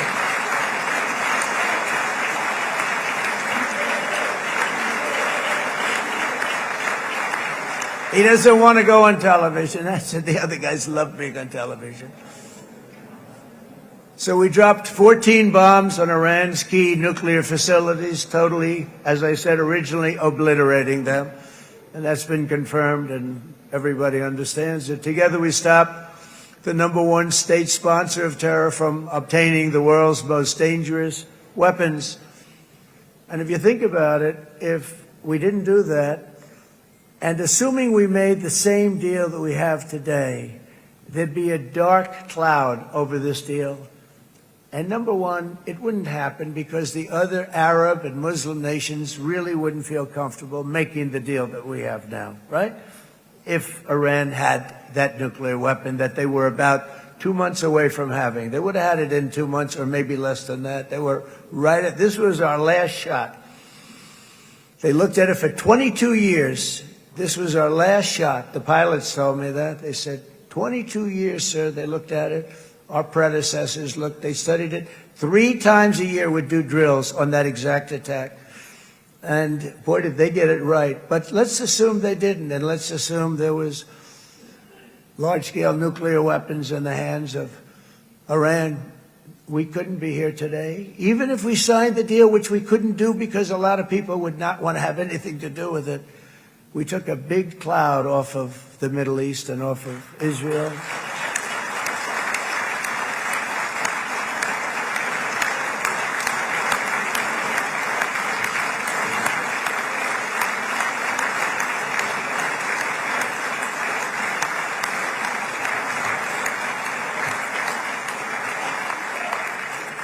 And it was my honor to help.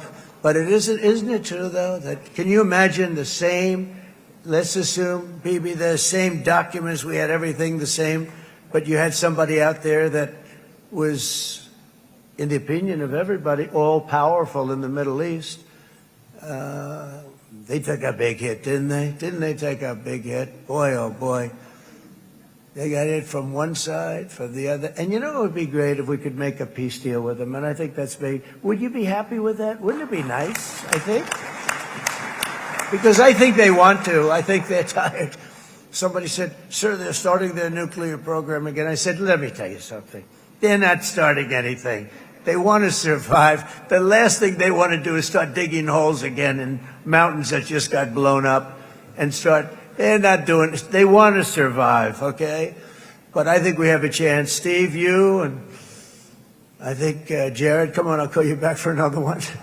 We always bring Jared when we want to get that deal closed. We bring Jared, but Steve, you and Jared and the General and Pete and Marco, you'll get that deal done easy. I think that'll be easy. But first we have to get Russia done. We got to get that one done. If you don't mind, Steve, let's focus on Russia first, all right? We'll get it done. In Lebanon, the dagger of Hezbollah, long aimed at Israel's throat, has been totally shattered. My administration is actively supporting the new president of Lebanon in his mission to permanently disarm Hezbollah's terror brigades. He's doing very well. And build a thriving state at peace with its neighbors. And you're very much in favor of that, I know. And good things are happening there, really good things. And with this week's ceasefire, we've achieved the most challenging breakthrough of them all. The most challenging breakthrough maybe ever. I mean, I've never seen anything like it. I've been involved in a lot of success. I have never seen anything like what's going on today all over the world. People are dancing in the streets, not just in Israel. They're dancing in the streets of countries that would have never danced in the street about what's happening today. They're dancing in those streets. So this long and difficult war has now ended. You know, some people say 3,000 years, some people say 500 years, whatever it is. It's the granddaddy of them all. And in an unprecedented achievement, virtually the entire region has endorsed the plan that Gaza will be immediately demilitarized, that Hamas will be disarmed, and Israel's security will no longer be threatened. in any way, shape, or form.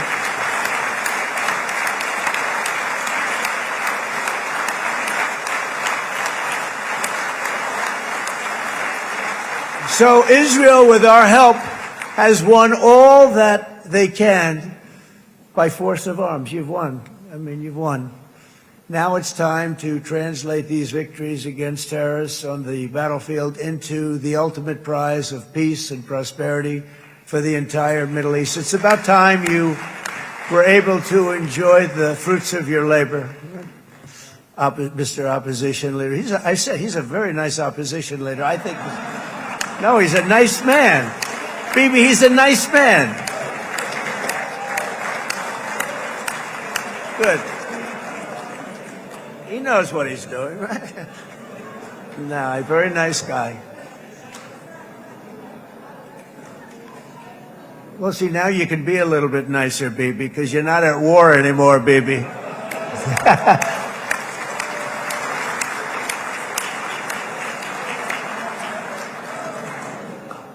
But only by embracing the opportunities of this moment can we achieve our goal of ensuring that the horrors of recent years will never happen again. You don't want to have to go through this again.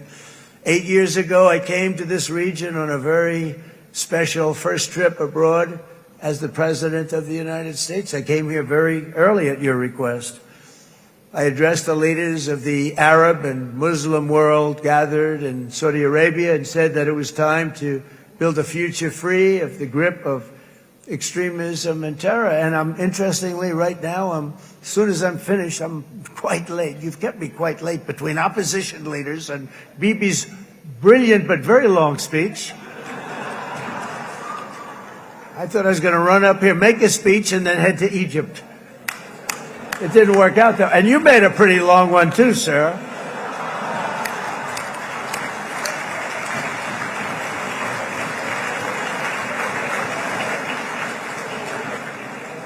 But I liked what you all said. It could be worse. Supposing on top of it, I didn't like what you said. That would be no good, Ron, would it? Ron, you did a great job, by the way, Ron.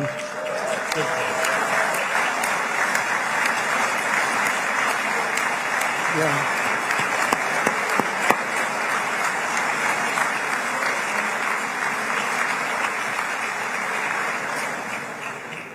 So I'm going to be meeting, actually, in a little while, I'm going to be meeting with the most powerful, the richest nations, really, in the world, although now, with the tariffs, the United States is by far the richest nation in the world, as you probably have been reading.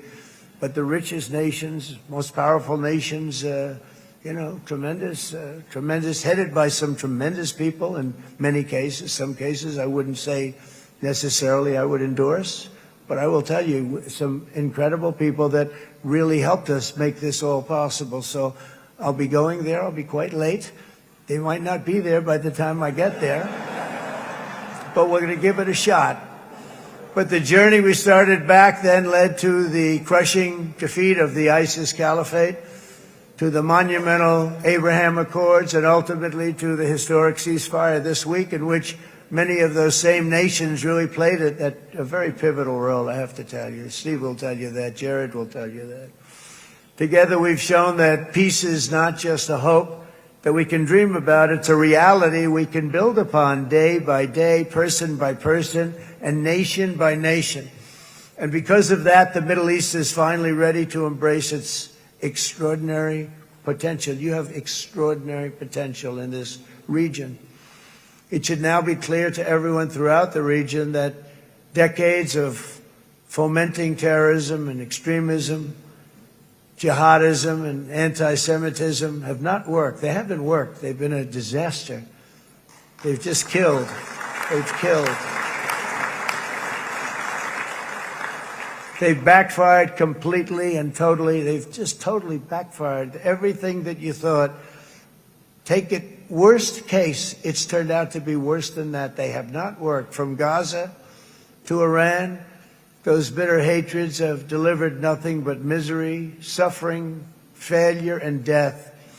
They've served not to weaken Israel, but to annihilate the very forces that did the most to foment this hatred. And it's really, I mean, everybody that's tried it has become irrelevant.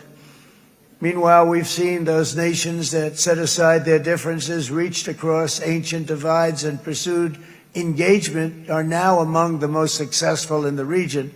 They're getting along with Israel, and they're doing great. And I can tell you the 4 nations that joined the Abraham Accords early on, and you'd all be doing me a favor, and I'm going to be saying this in a little while to some other friends, would love you all to, is this right, Jared? Join up in the Abraham Accords. We have to join up and get together. You can have that whole thing filled out. We had a very weak administration, worst president in the history of our country by far. And Barack Obama was not far behind, by the way.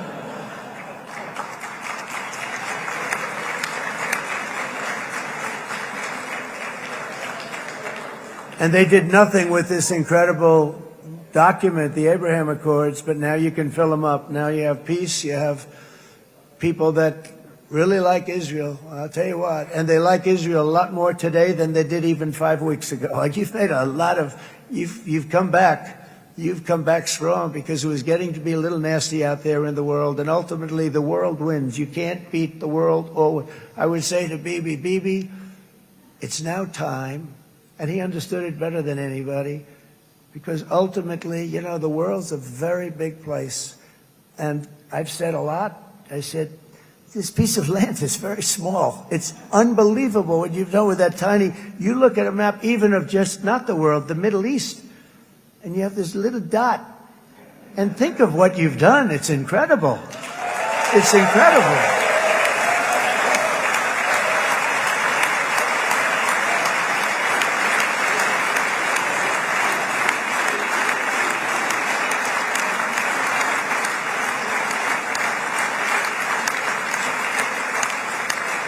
But the world is loving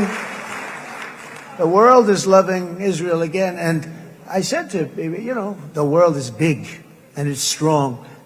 And Ron, ultimately the world wins. And we don't have to worry about that now. But there was getting to be a period of time over the last few months, you know, the world wanted peace and Israel wanted peace. Everybody did. Everybody did. And what a victory it's been, right? What a victory it's been. If you would have gone on for 3-4 more years, keep fighting, it was getting bad. It was getting heated.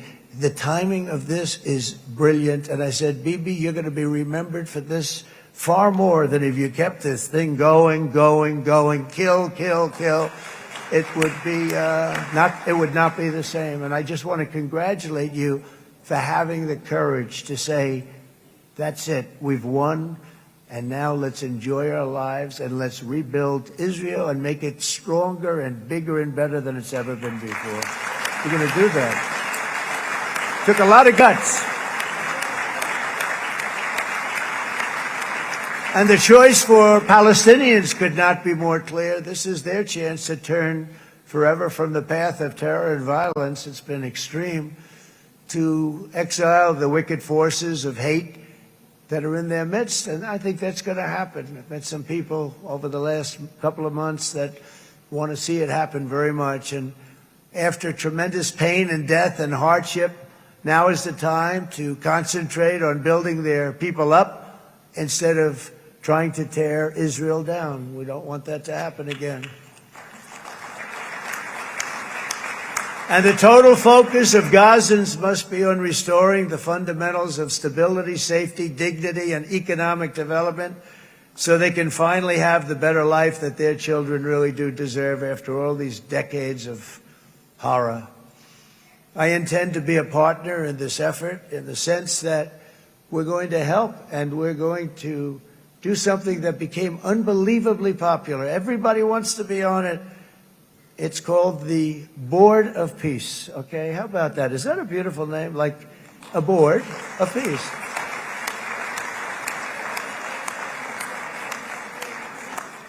The only bad thing from my standpoint, every single nation involved has asked me to be the chair, and I'll tell you, I'm very busy.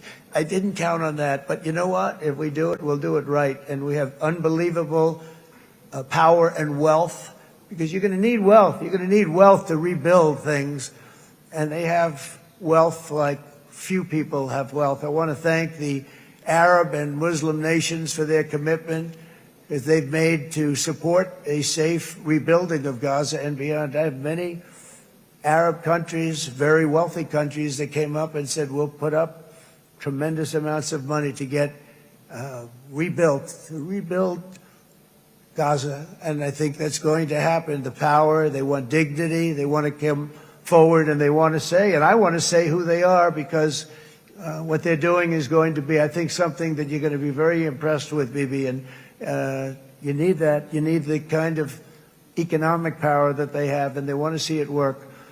And they want to see it be safe. And they want to see it be good for Israel, too. And as much money as it will be, and it's a lot, as you can see, it's a lot. For these countries, it's relatively little relative to their worth. It's really a lot of money like most people could never even conceive. But for these countries, it's not that much, especially because it ensures success and stability in the Middle East, which is what they want to see. So many of them will be with us in Egypt in a little while, I think. I'm not sure. They may be gone. They may have taken their Boeing 747s and left. I said, what kind of a plane do you fly? 747. I said, that's a large plane. No, they may have. Steve, do you think they've left on their their brand new Boeing 747s? Or I don't know. We're going to find out soon. It's going to be a big story. There'll be 2 people left, and they'll be the 2 poorest ones.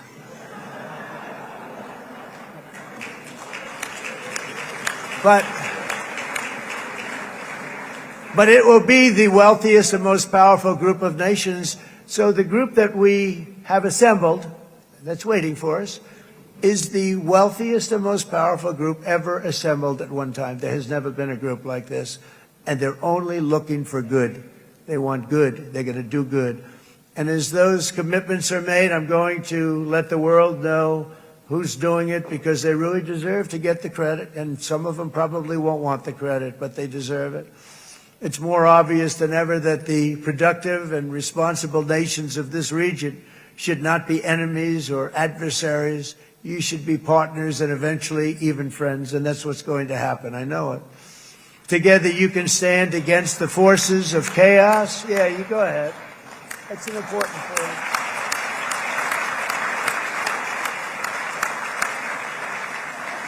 Because you can stand against the forces of chaos that threaten all of your interests, and it's always a big threat, and unleash incredible prosperity and opportunity for all the people of these lands. And that's what's going to happen. You're going to unleash numbers and success, the likes of which Israel has never been able to think of, because you're so firm, and you should be, and you've done the right thing in defending yourself.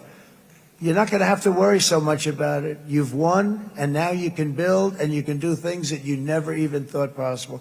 When you put that genius into doing something else, it's going to be something it's going to be a miracle. The miracle in the desert, it's going to be amazing. And it already is in a true sense.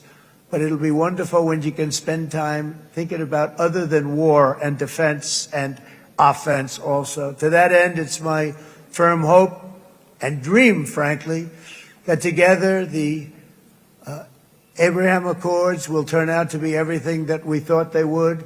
Those 4 countries were very, very brave in doing it. They did it at a very early point, and every single one of them benefits unbelievably financially.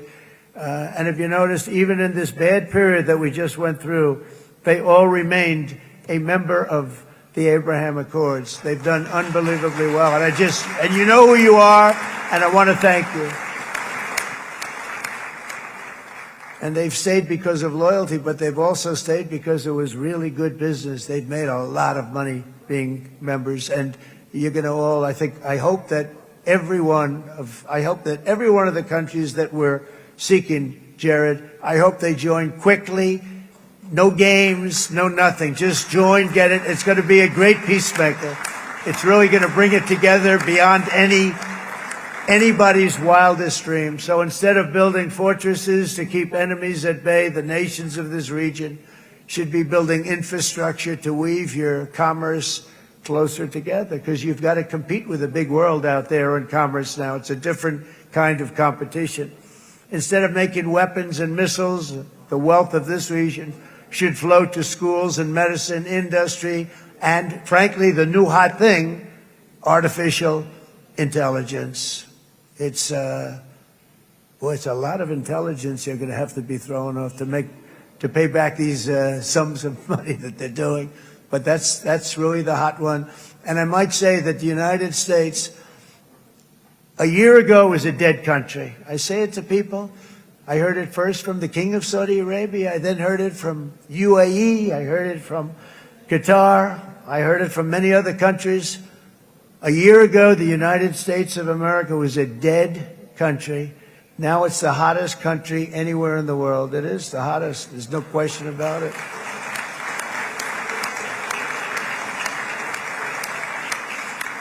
In fact, if you go back a year ago, before the election, although once we had November 5th, we became hot because people got it. I would say November 5th was a time that we became really hot. But once you go back a couple of years, if I were in charge and the country was doing what they, nobody was going to ask me to speak. Nobody asked Joe Biden to come up and speak, I guarantee you that. And if they did, he would have turned them down, I promise you. He didn't speak. He didn't speak, and he didn't speak well. But all of the countries in the Middle East, it could have, what we're doing now, it could have happened a long time ago, but it was strangled and set back almost irretrievably by the administrations of Barack Obama and then Joe Biden. It was, there was a hatred toward Israel. There was an absolute hatred. The setbacks really started when President Obama signed the Iran nuclear deal. This was a disaster for Israel, and it was a disaster for everyone. And I remember that Bibi Netanyahu came to the United States and worked so hard to try and get Obama not to do that deal.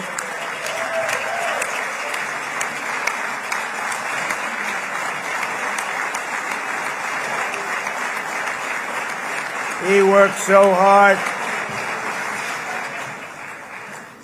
But it was like talking to a wall. I remember him telling me it was like talking to a wall. They wanted to go with Iran. They chose Iran, frankly, over a lot of other good nations, but specifically Israel. And that was the beginning of a very bad period of time. You had Obama go out, and the Iran nuclear deal turned out to be a disaster. And by the way, I terminated the Iran nuclear deal, and I was very proud to do it.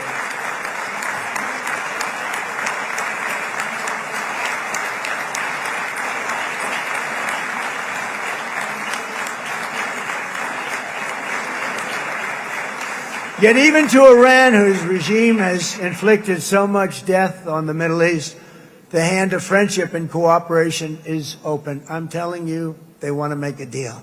That's all I do in my life. I make deals. I'm good at it. I've always been good at it. And I know when they want. Even if they said, we don't want to make a deal, I can tell you they want to make a deal. All right, they do. They want to make a deal, and we're going to see if we can do something, because this is crazy what's happening, and we're not going to have this anymore.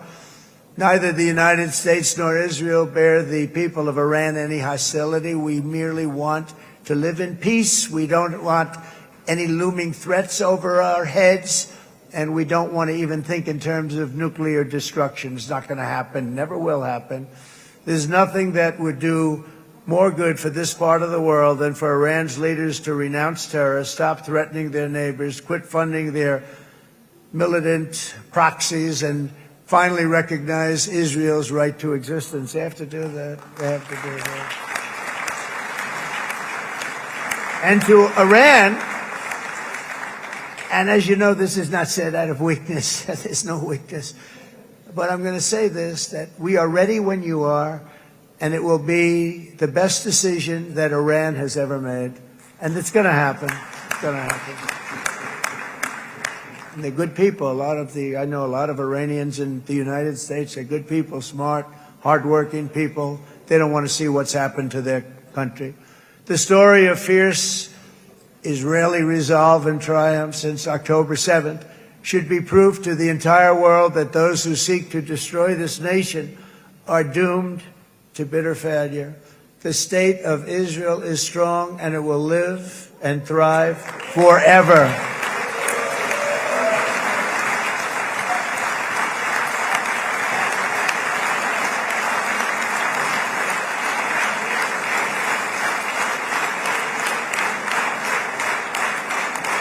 And that is why Israel will always remain a vital ally of the United States of America. Israelis share our values, field one of the world's most powerful militaries. You really do. You have an amazing, what a job you've done. And have one of the most innovative economies on earth. Those are just a few of the reasons why I'm proud to be the best friend that Israel has ever had. And they all say it in the White House. They all say it. I guess it's true because everybody says it, baby. You said it today. Thank you. But as president, I terminated the disastrous Iran nuclear deal, and ultimately I terminated Iran's nuclear program with things called B-2 bombers. It was swift, and it was accurate, and it was a military beauty. I authorized the spending of billions of dollars, which went to Israel's defense, as you know. And after years of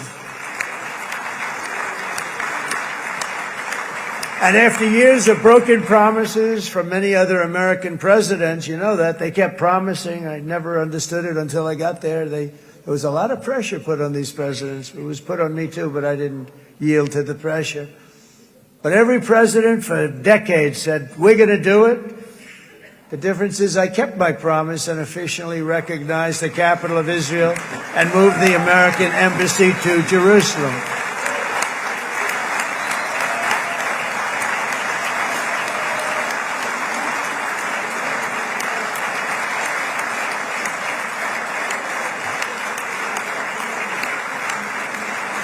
Isn't that right, Miriam?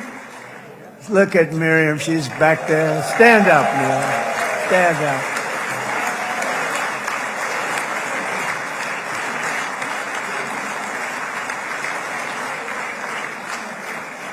Miriam and Sheldon would come into the office. They'd call me.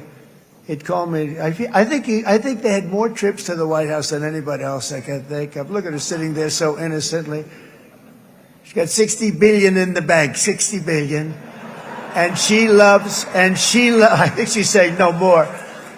And she loves Israel, but she loves it, and they would come in, and her husband was a very aggressive man, but I loved him. He was a very aggressive, very supportive of me. And he'd call up, can I come over and see you? I say, Sheldon, I'm the president of the United States. It doesn't work that way. He'd come in, we would do. But they were very responsible for so much, including getting me thinking about Golan Heights, which is probably one of the greatest things to ever happen to Israel.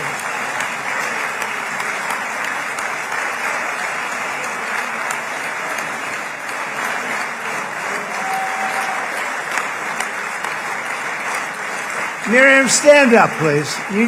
She really is. I mean, she loves this country.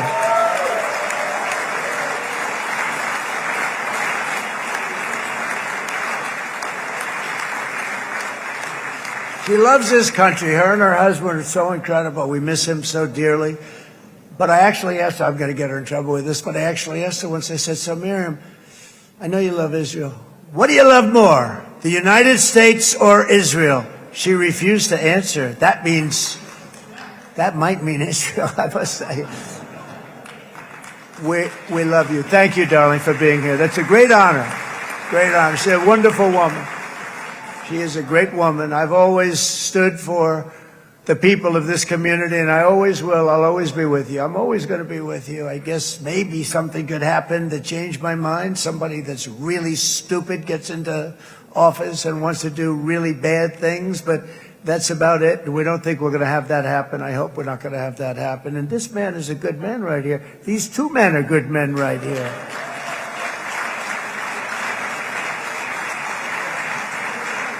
Hey, I have an idea. Mr. President, why don't you give him a pardon? Give him a pardon. Come on.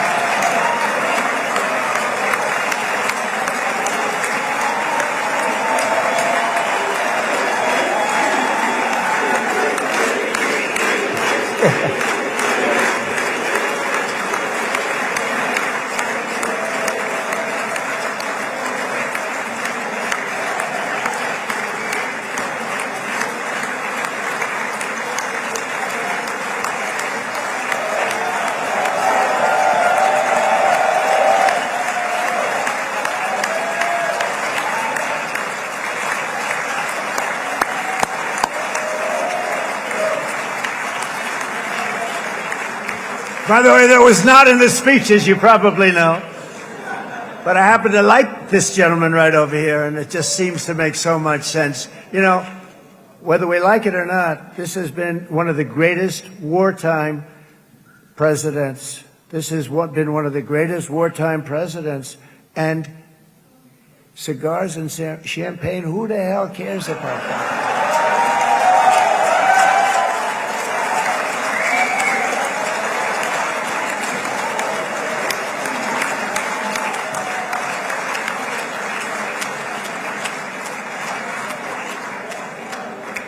All right, enough controversy for the day, right?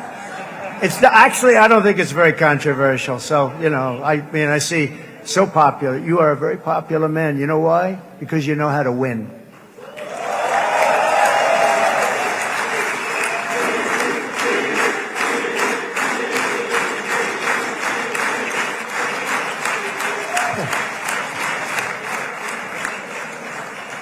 Over the past 2 years, I've met many of the families of the Israelis taken hostage and those that were taken hostage. Unbelievable. I've looked into their eyes. I've seen the worst nightmares of their suffering, but I've also seen something else, the beautiful love of the people, the love of people, frankly, that hold things together, the love that gives you the courage to carry on through thousands of years of persecution and repression and to emerge with the heart of David. It's the heart of David. It's that love that's defeated the enemies of civilization, built this incredible country and this unbelievable economy, and forged one of the great democracies of the world. That is why it's a true honor to stand here today and address this assembly in your ancient and eternal now capital, Jerusalem. I'm proud to have helped in that regard. This city and this nation stand as living proof that a much brighter future for this entire region is truly within our grasp. For thousands of years, Jerusalem has been a home to Christians, Jews, Muslims, and people of all ethnicities and creeds. This is the holy center of the world's three great Abrahamic faiths. I like that too. Adorned, it's the first time I've seen that word in a while. Adorned with their sacred sites and alive with their pilgrims and visitors from every corner of the globe. But here between the Western Wall, the Temple Mount, and the hill called Calvary, people of every faith and background live, work, pray, serve, and raise their families side by side, and they do it with love. This example is just one of the modern miracles that Israel has given to the world. And just in closing, the leaders in this chamber know better than anyone else the challenges of this harmony, and it's been easily won. No, it hasn't. It has not been.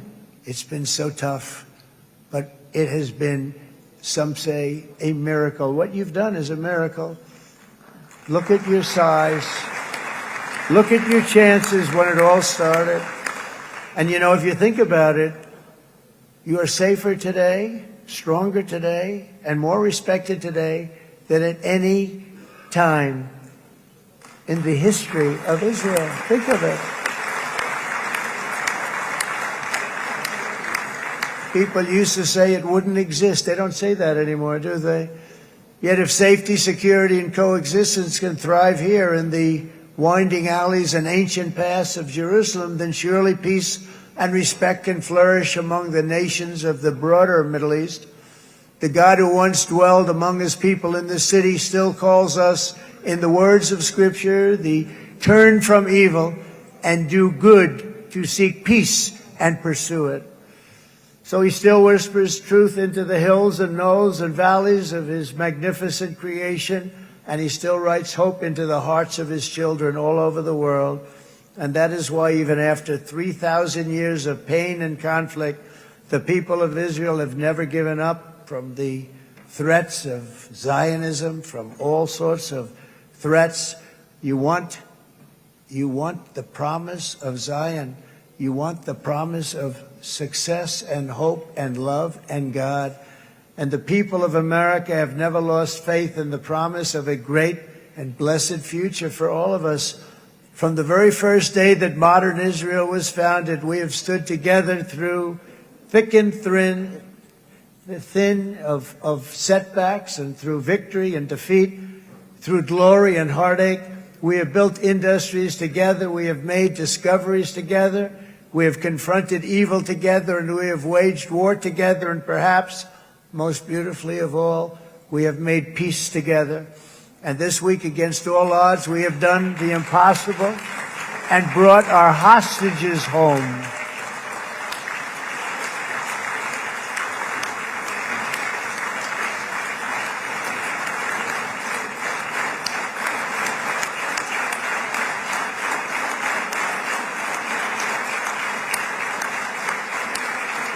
So now we're going to forge a future that is worthy of our heritage. We're going to build a legacy that all the people of this region can be proud of.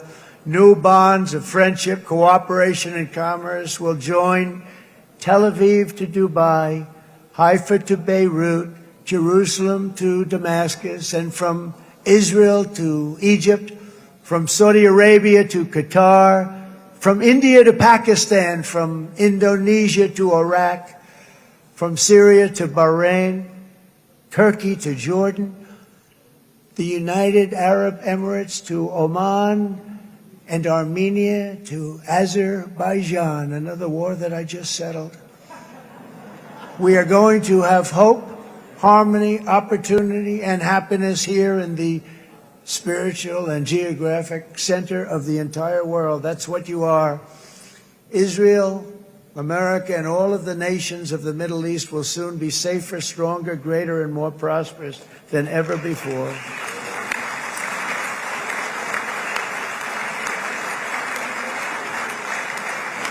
And I want to thank you all once again for this exceptional honor. This has been truly an honor. It's seldom that a president is invited to do this. And I love Israel. I'm with you all the way. You will be bigger, better, stronger, and more loving than ever before. Thank you very much. God bless you. God bless the United States of America. And God bless the Middle East. Thank you, everybody. Good luck. Thank you very much. Thank you.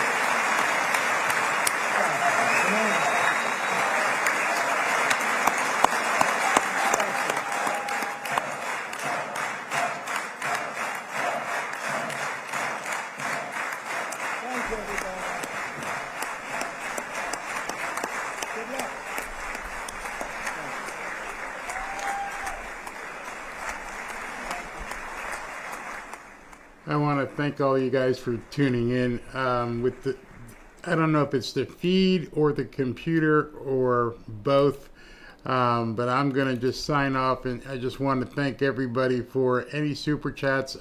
I'll download them and acknowledge them later on, but we're having some issues, and